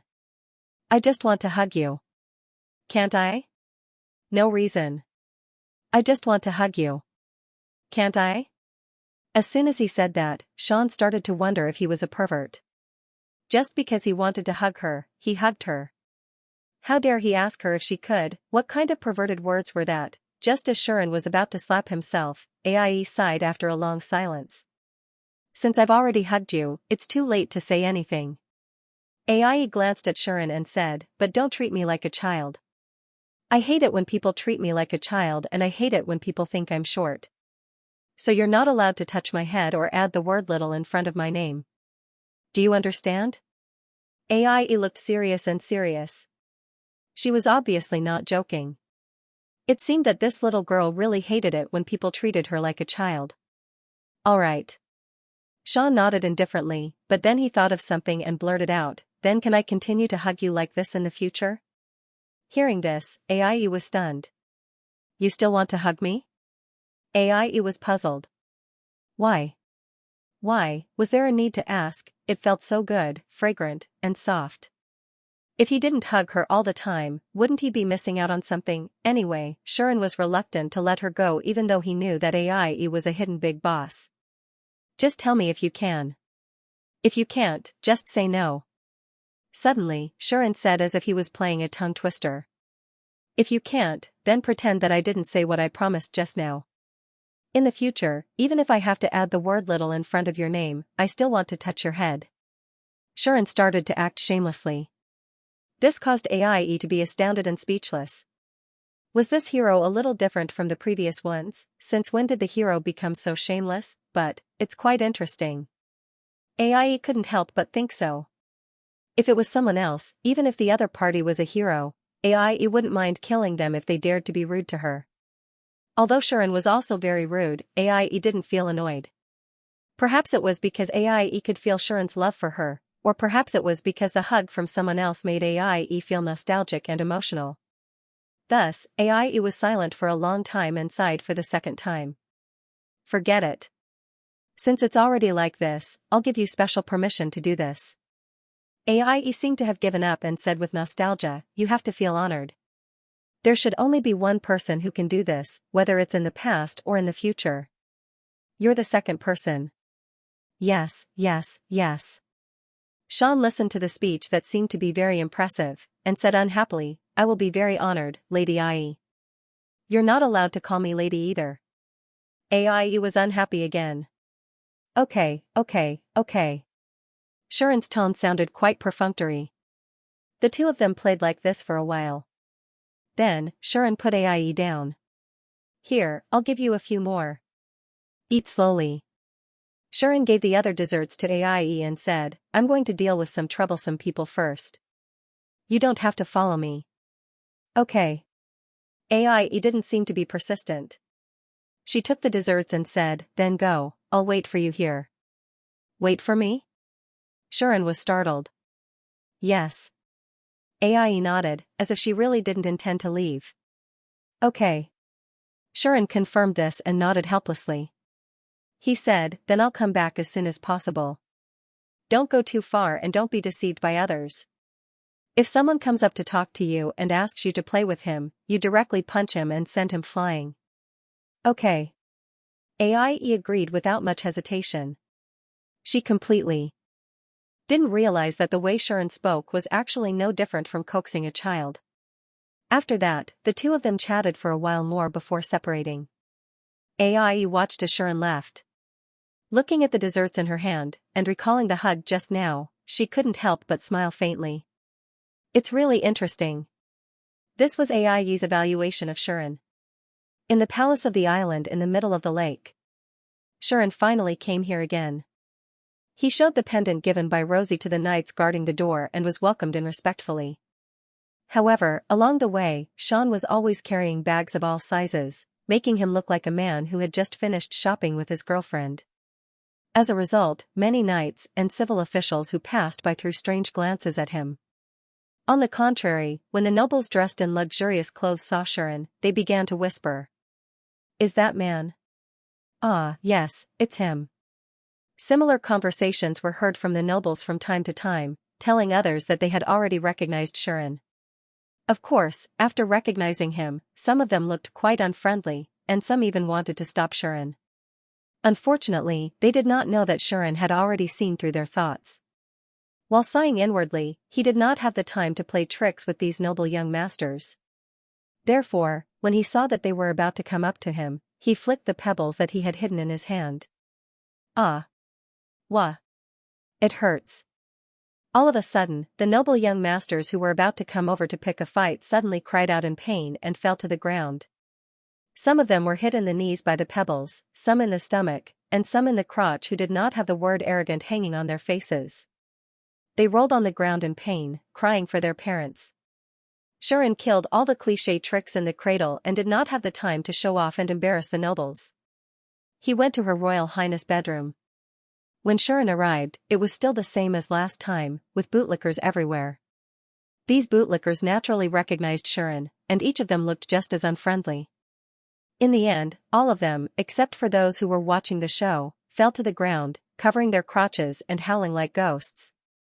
This scene made the noble young masters, who were full of mockery and contempt, ready to watch a good show, pale with fright. They clamped their legs tightly and looked at Shirin in horror. In particular, Shirin seemed to be preemptive. In order to prevent these noble young masters from finding trouble with him because of his insubordination, he threw out a sentence. "I am an adventurer entrusted by Her Royal Highness with an important mission. Those who intend to waste my time, if you are mentally prepared to be punished by Her Royal Highness, then come." Shirin skillfully threw all the blame to Rosie. Of course, he also had to throw the blame. Wasn't it because of Her Royal Highness that Shirin came here and encountered all these troubles? Since that was the case, these responsibilities should be shouldered by her. Just like that, those noble young masters who were scheming in their hearts were suddenly seized by Shirin and did not dare to move. They could do whatever they wanted to Shirin, but if Shirin was really entrusted with an important mission by Her Royal Highness and was delayed because of them, then their impression in Her Royal Highness's heart would definitely plummet. They naturally did not want to do such a bad deal. In the end, these noble young masters could only look at each other in dismay. Finally, they watched Sean walk into Rosie's dormitory with an ugly expression. There was nothing they could do. They could only comfort themselves in this way. So that guy was only closer to Her Royal Highness because he was entrusted with an important mission by Her Royal Highness, right? That must be it. I knew Her Royal Highness Rosie wouldn't be interested in a mere adventurer. Now the truth is out. The group of noble young masters began to converse like this. When the mission is over, that guy will be beaten back to his original state, right? That's for sure. Let's see if he still dares to be arrogant at that time. That's right. In the hall of the bedroom, such sour remarks were going on all the time. They had no idea that in Rosie's room, there was a scene that was enough to make them fly into a rage. "Give it to me." This was the first thing Rosie said when she saw Shirin come in. Moreover, her eyes were shining and her face was flushed. The corner of Shirin's mouth twitched. "I was going to give it to you, but now I regret it." Sharon suddenly said such words ruthlessly. No. You must give it to me. Rosie said in an unquestionable tone, you left me here alone and ignored me for so long. Now that you finally came to see me, you are not willing to give it to me. This is too much. Too much is too much. Sharon said coldly, anyway, I have had enough of you. Otherwise, we can divorce now. You. Rosie's eyes widened, her face full of disbelief. Sean, on the other hand, looked like a ruthless scumbag with a steeled heart. The two of them confronted each other, neither willing to compromise, staring at each other. Until a long time later. What do you mean by divorce? Rosie finally couldn't help but complain, I'm not married to you, right? Yes. Sharon nodded and said without the slightest shame, but, with the atmosphere just now, I said that. What atmosphere? Rosie seemed to have turned into a complaining slave, and said, I asked you to give me those desserts, what kind of atmosphere can this create? It can't be, right? Sean laughed heartily and replied, but your choice of words is good, and I like it very much. So, I'll say it again, I'll say it that way. Say your head. Rosie patted Sharon's chest, stretched out her delicate and slender hand, and said, all right, hurry up and give it to me. I really didn't expect you to bring me Lilith's desserts as a gift. I like that family's desserts the most. For the sake of the desserts, I will forgive you for not coming to see me for so long. Do you think I brought it especially for you? Don't think too highly of yourself, I just brought it along the way. Sharon looked at Rosie in disdain, and then asked doubtfully, say, how did you know I brought your favorite desserts? Of course it's the smell. Rosie's eyes immediately lit up and said, Lilith's desserts, as long as they appear within 100 meters of me, I will definitely be able to smell them. Are you a dog? This time, it was Sharon who couldn't help but ridicule. Stop talking nonsense. Hurry up and give it to me. Rosie, on the other hand, was getting impatient and pounced on Sean. Wait. I'll give it to you. Don't touch it. Sharon let out a cry of alarm. Hurry up. Rosie was quite dissatisfied. The two of them twisted into a ball. That scene would definitely make those young masters outside cry tears of blood. That scene would definitely make those bootlicker young masters outside shed tears of blood. Woo. Delicious. Too delicious. Rosie was already holding a piece of dessert in her hands. She was nibbling on it while revealing an expression of happiness as if she was about to cry. That expression, it had to be said, was another beautiful scene. Sharon was somewhat unwilling. He already knew that this princess wasn't as perfect as she appeared to be, but when he was with her, he would often be seduced by some of her actions from time to time. There was no one else like him. As expected, a person with good looks will be pleasing to the eye no matter what they do. Without good looks, they can only be mischievous. Otherwise, why would there be a saying, ugly people are more mischievous? Sharon sighed as he picked up a piece of dessert and took a bite. Then, Sharon was surprised. This taste. It's really amazing. A sweet taste that he had never experienced before, as well as a delicacy that stimulated his taste buds, spread in Sean's mouth, and he couldn't help but take another bite. I see, now I understand why this dessert is so expensive. It was not only because it had magical effects, but also because it was really delicious, more delicious than anything Sharon had ever eaten. Coupled with its gorgeous appearance and slightly elegant taste, the so-called high-grade goods for nobles did not seem to be a joke. After all, even Rosie was saying such things. It's because of this taste that I've lived until now. This sentence would definitely make the people who were fanatical about it cry. Seems like I can only be a regular customer from now on. Sharon sighed as he made such a decision. From this, one could see how amazing the taste of the dessert was. Rosie was naturally happy with Sharon's awareness. Then remember to bring some more for me in the future. Rosie quickly ordered. Although you are beautiful, your imagination is even more beautiful. Sharon rolled his eyes and said, do you know how expensive this is? And to bring it for you often? Sharon did not have that much money. Therefore, it was a pity that he, Sharon, could not afford to raise this woman. You were talking to me about money at this time? Rosie said in disbelief, I have helped you so much and did not ask for money from you. That's right, Sharon retorted, but you have also brought me a lot of trouble, so we are even now. You man. Rosie was so angry that she almost exploded. However, Rosie did not dwell on it. Anyway, she had already somewhat grasped Sharon's lifeline. It might not be possible to force him to do anything big, but it should not be difficult to make him compromise on this level. Therefore, with the thought of there is still a long way to go, Rosie grumbled discontentedly, and changed the topic. Did anything happen on your side these past few days? Sharon understood what Rosie was referring to. Are you talking about Ter? Sharon confirmed. Including you, Rosie said impatiently. Rosie snappily said, last time, there was such a big incident in the palace, and I was also involved in this matter. As the other person involved, you must have been troubled by the nobles in the capital, right? So you still have some self-awareness. Sharon raised his eyebrows and said with a faint smile, then why didn't you come out to help me? How can I help you? Rosie sighed and said, if I help you myself, you will be the enemy of the nobles. That was true. If Rosie helped Sharon herself, the nobles would definitely know that the relationship between Sharon and Rosie was closer than they had imagined. In this way, there might not be a problem for a while, but there would definitely be more trouble later. With this in mind, Rosie chose to be a bystander even though she knew what was going on. With your ability, you should be able to solve this level of problem. Even if you can't, you still have the pendant I gave you. Based on this consideration, Rosie let Sharon solve the problem by himself. But if you really take out the pendant, it will be really troublesome, right? Sharon was speechless. It was obvious that if Rosie could give him the pendant, their relationship would not just be a little closer. If that happened, if the young masters of the nobles did not explode on the spot, Sharon would dare to write his name upside down. So, you won't consider taking it back? Sharon looked at Rosie expectantly.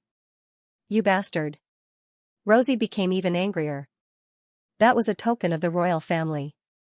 Obtaining it was equivalent to obtaining the royal bloodline's approval and trust. At the same time, it also meant that he could travel outside as the spokesperson of the royal family. Such an honor was something that others could not even dream of, but this man had always regarded it as a source of trouble. It was so infuriating. Forget it. For a guy like you, even if no one helps you, you should be able to live a good life. Those who go against you are the ones who will be angered to death by you. Rosie fully understood this point. She snorted and said, enough about you. How is Ter doing? Sharon shrugged and said, I think she's doing well. What do you mean? Rosie asked directly, can you make it easier to understand? Ter is doing well now. She eats and sleeps well. Every day, she goes out to the streets to bully wild monsters. Not only is she fine, but she's also living a good life. Do you understand? Sharon curled his lips and said hesitantly, last time, you said that you and Ter are close friends. Is that because you are both descendants of the hero? You already know? Rosie was startled at first, then looked at Sharon and said, Ter told you all this? Yes. Sharon said, although there are some things I don't know, she told me about her identity when we took a bath together in the Lazahad family's bathhouse. I see.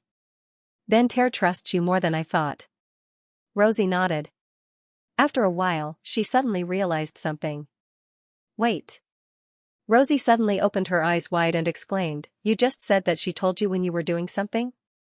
Well, don't mind the details. Sean said in an indifferent manner, let's get down to business. I'm quite concerned about Ter's matter now. I'm also very concerned about what you just said. How can I not care? Rosie finally could not stay calm.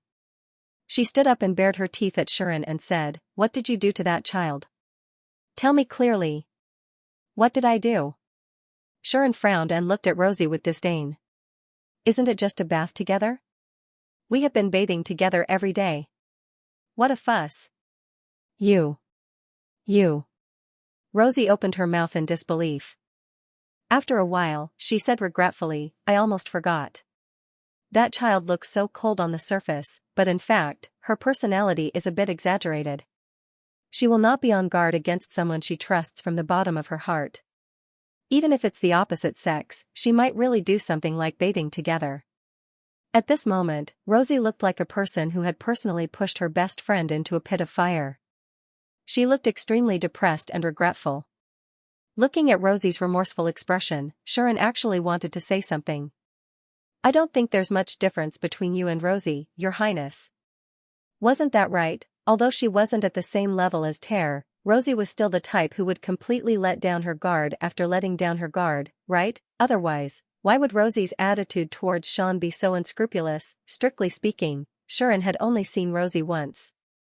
However, this time, she was already able to drag and pull him, and even threw herself at him to snatch his things. Was this something that other princesses could do? Definitely not, right? Not to mention Rosie, the most powerful princess in the world. Therefore, there wasn't much difference between Rosie and Ter at all. Who knows, maybe after a while, this girl will come to help me scrub my back. Sharon complained silently. Then, Sharon thought of Marika. That girl probably isn't any better. In the past, she was so wary of Sharon and didn't want to get close to Sharon, but recently, she became more and more unguarded against Sharon and almost became a stalker. Was this what people meant when they said that they were gradually living the way they used to hate? Aren't women from another world a little too easy to get? Sharon lamented. Of course, Sharon was just casually complaining. He didn't really think so.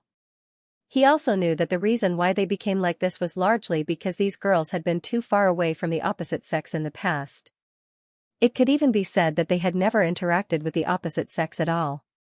Therefore, they were like young ladies in their boudoirs, unable to control the distance and propriety between them and the opposite sex. If it were other people of the opposite sex, they wouldn't be like this. Their modesty, sense of shame, and good education would allow these girls to clearly know how to protect themselves and maintain an appropriate distance from the opposite sex.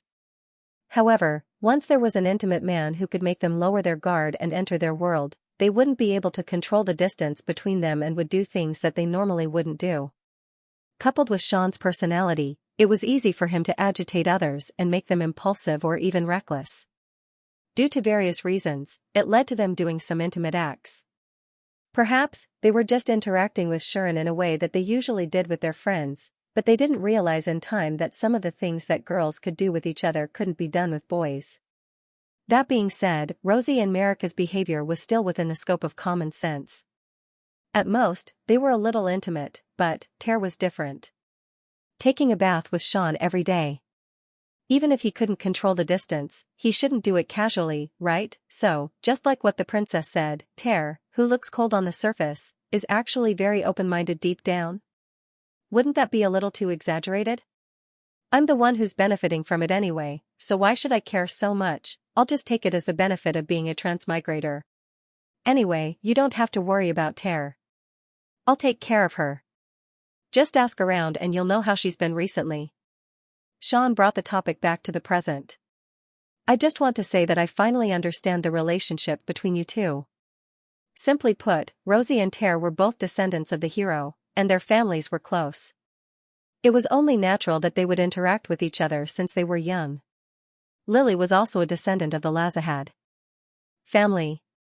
The Lazahad family used to be civil servants of the hero Mitra. After the hero Mitra proposed the concept of adventurers, the Lazahad family was entrusted by the hero to establish the Adventurers Guild in the royal city. It was normal for their ancestors to have a close relationship with the royal family and the Elbeck family who protected the royal family. Sharon had also heard Vivian mention that in this country, there was the Lazahad family in the civil service and the Elbeck family in the military. Although both of them were marquis nobles, they were the two sharp blades of the royal family. One of them held the greatest power in the human world and could mobilize countless adventurers, while the other controlled the highest-ranking knights in the kingdom and was known as the last barrier of the kingdom. Their status was incomparable to that of ordinary nobles. Even the dukes, who were relatives of the royal family, didn't dare to slight them. It could be said that if not for the fact that duke-level nobles could only be conferred to collateral relatives of the royal family, and only those with royal blood could obtain this title, the Lazahad family and the Elbian family would definitely not be just marquis families. These two families were the favorites of the royal family. Therefore, the relationship between Rosie, Ter, and Lily could only be closer than Sharon imagined. Later on, something happened to Ter and she fell out with her family. Rosie could only watch as Tear drifted away, but she still secretly helped Tear with Lily. As for Vivian, she didn't have a close relationship with Rosie. She was childhood friends with Lily. Through Lily, she got to know Rosie and Tear. Finally, because of their relationship, it developed into their current relationship. At this thought, Xian suddenly realized a problem that he had neglected before. It's normal for Rosie, Lily, and Tear to have a relationship. But how did Vivian become Lily's childhood friend? Yes. Xian realized that he didn't know what Vivian's identity was. To be able to become Lily's childhood friend, Vivian must have an extraordinary background, right? But after a few days in the royal city, Xian didn't see Vivian mention anything about her family. Instead, she always treated the Lazahad family as her own. Sometimes, Metis would look at Vivian with a doting gaze, as though he was looking at his own daughter. Could it be that Vivian is actually an adopted daughter of the Lazahad family? An adopted orphan? Xian fell into deep thought. Rosie, who didn't know what Xian was thinking, sighed with a vexed expression. Just as you thought, Tear, Lily, and I used to be very close. If it wasn't for the increasing number of things that happened to me and Tear, perhaps the three of us would have grown up together. Rosie looked at Xian. Since you more or less know about Tear's situation, just help her when she needs it. In the royal city, there are very few people who will help her. Most of the nobles treat her as an enemy. So, she's really lonely. Hearing this, Xian fell into silence. Rosie continued. Now, there's finally someone who can let her guard down a little. Maybe this is a good thing. While saying this, Rosie glared at Xian and warned him, but, don't think of anything crooked just because of this. Don't say that I didn't warn you. Even if that child has a big personality, at the same time, she also has a merciless side. If you plan to attack her, you'd better be prepared to be stabbed. Xian already knew about this.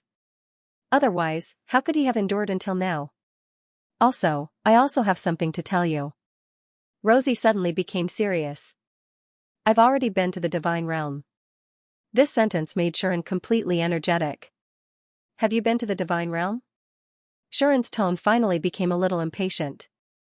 Rosie smiled bitterly and nodded. Just like what I said last time, I used my connections to go to the divine realm and met the goddess of destiny. Rosie said, but her expression did not look too good. Looking at Rosie like this, Xian could not help but be worried.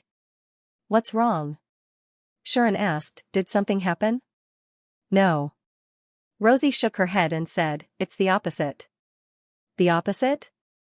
Xian was slightly startled and asked in confusion, what do you mean? It means exactly what it means. Rosie put down the dessert in her hand and looked straight at Xian, nothing happened in the divine realm. It's still as peaceful and quiet as ever. This is really a little unbelievable. Why did she say that? It was very simple. Logically speaking, the restarting of the summoning of the hero ritual should have been a big event. Even if the news was blocked and did not spread to the human realm and the demon realm, it's impossible that nothing happened in the divine realm. Rosie said, but I found that no matter the superior or inferior gods, it seemed like they did not know that the ritual was restarted and the hero was summoned. This surprised me a little. Is that so? Xian did not really understand. Maybe the ritual was restarted in secret? That's not very likely. Rosie denied, because the summoning of the hero is a large-scale ritual across worlds, even the goddess cannot afford the mana needed to activate the ritual. Therefore, the mana needed for the ritual is directly extracted from the world and activated using the mana in the atmosphere and the earth. Once this ritual is used, it will definitely cause a huge commotion. It's basically impossible to activate it secretly. Because of this, once the ritual was activated, other races aside, the Protoss would definitely know about it. Moreover, didn't I say before that to activate the summoning of the hero ritual, there are usually only 3 ways. The first is for the 3 goddesses to work together, the second is for the Protoss to gather all the goddesses' power, and the third is for one goddess to host the ritual when there's a huge crisis. Rosie pointed out the abnormality in this. According to these 3 explanations, other than the first scenario, if the other 2 scenarios happened, the divine realm as a whole would definitely not be so peaceful.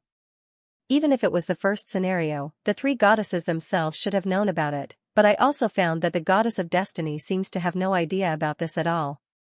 In addition, when you were summoned, it was clearly only one goddess who received you, and the situation of you working together with 3 goddesses doesn't match either. The conditions don't match, which makes this matter really inconceivable. The situation does not match the 3 goddesses' hands. Rosie's words made Sharon frown. Then what exactly? What is going on? You ask me, I don't know either.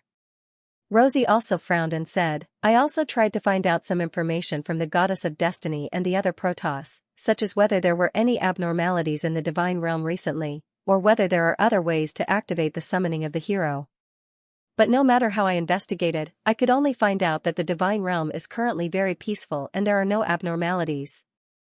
The summoning of the hero can only be activated through those 3 methods, unless the Supreme God tampered with the ritual. But for such a large-scale cross-world ritual, even the Supreme God himself can't tamper with it, right? Rosie asked one question after another and said, although the Supreme God is omnipotent, it does not mean that he can interfere with other worlds at will. I heard that the world of the hero is independent of the omnipotensen. There is no mystery there, and it cannot be interfered with by mystery. The main reason why the summoning of the hero can be established is that the life of the hero in the other world is special and can be accepted by mystery. That is why it can be summoned through the ritual. Otherwise, even the Supreme God can't interfere with the life of the independent world. Under such circumstances, to be able to leave behind 3 methods to activate the ritual is already a limit to a certain extent. It is difficult to imagine a 4th method to activate the ritual. But in this way, your situation does not correspond to the 3 methods mentioned. This is really too strange. Rosie seemed to have been worried about this for a long time. In order to find out the truth, I also asked the goddess of destiny if I could take a look at the summoning ritual preserved in the divine realm.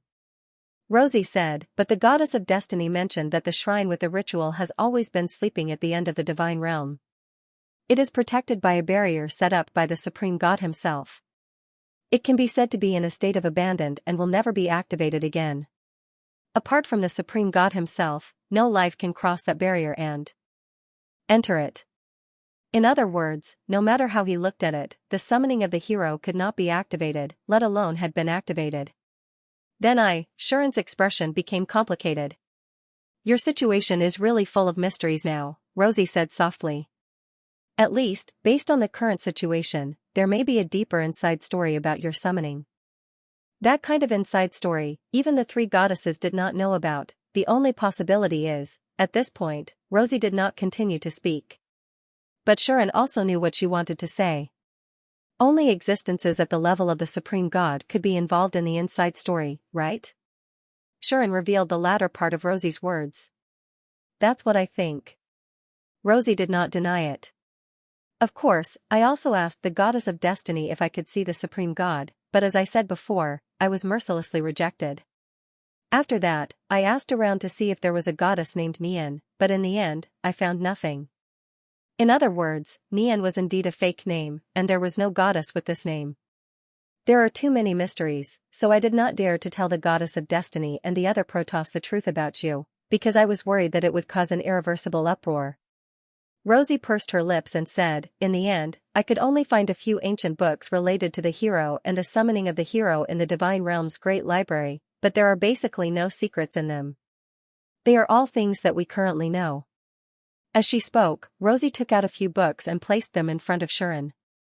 I have brought the books back for the time being. If you really care, you can take them back to read. This was all Rosie's harvest. Thank you. Although Sharon was a little disappointed, he did not pretend to be pretentious. After thanking her sincerely, he accepted the books. After all, Rosie had done everything she could, so there was no reason for her to complain.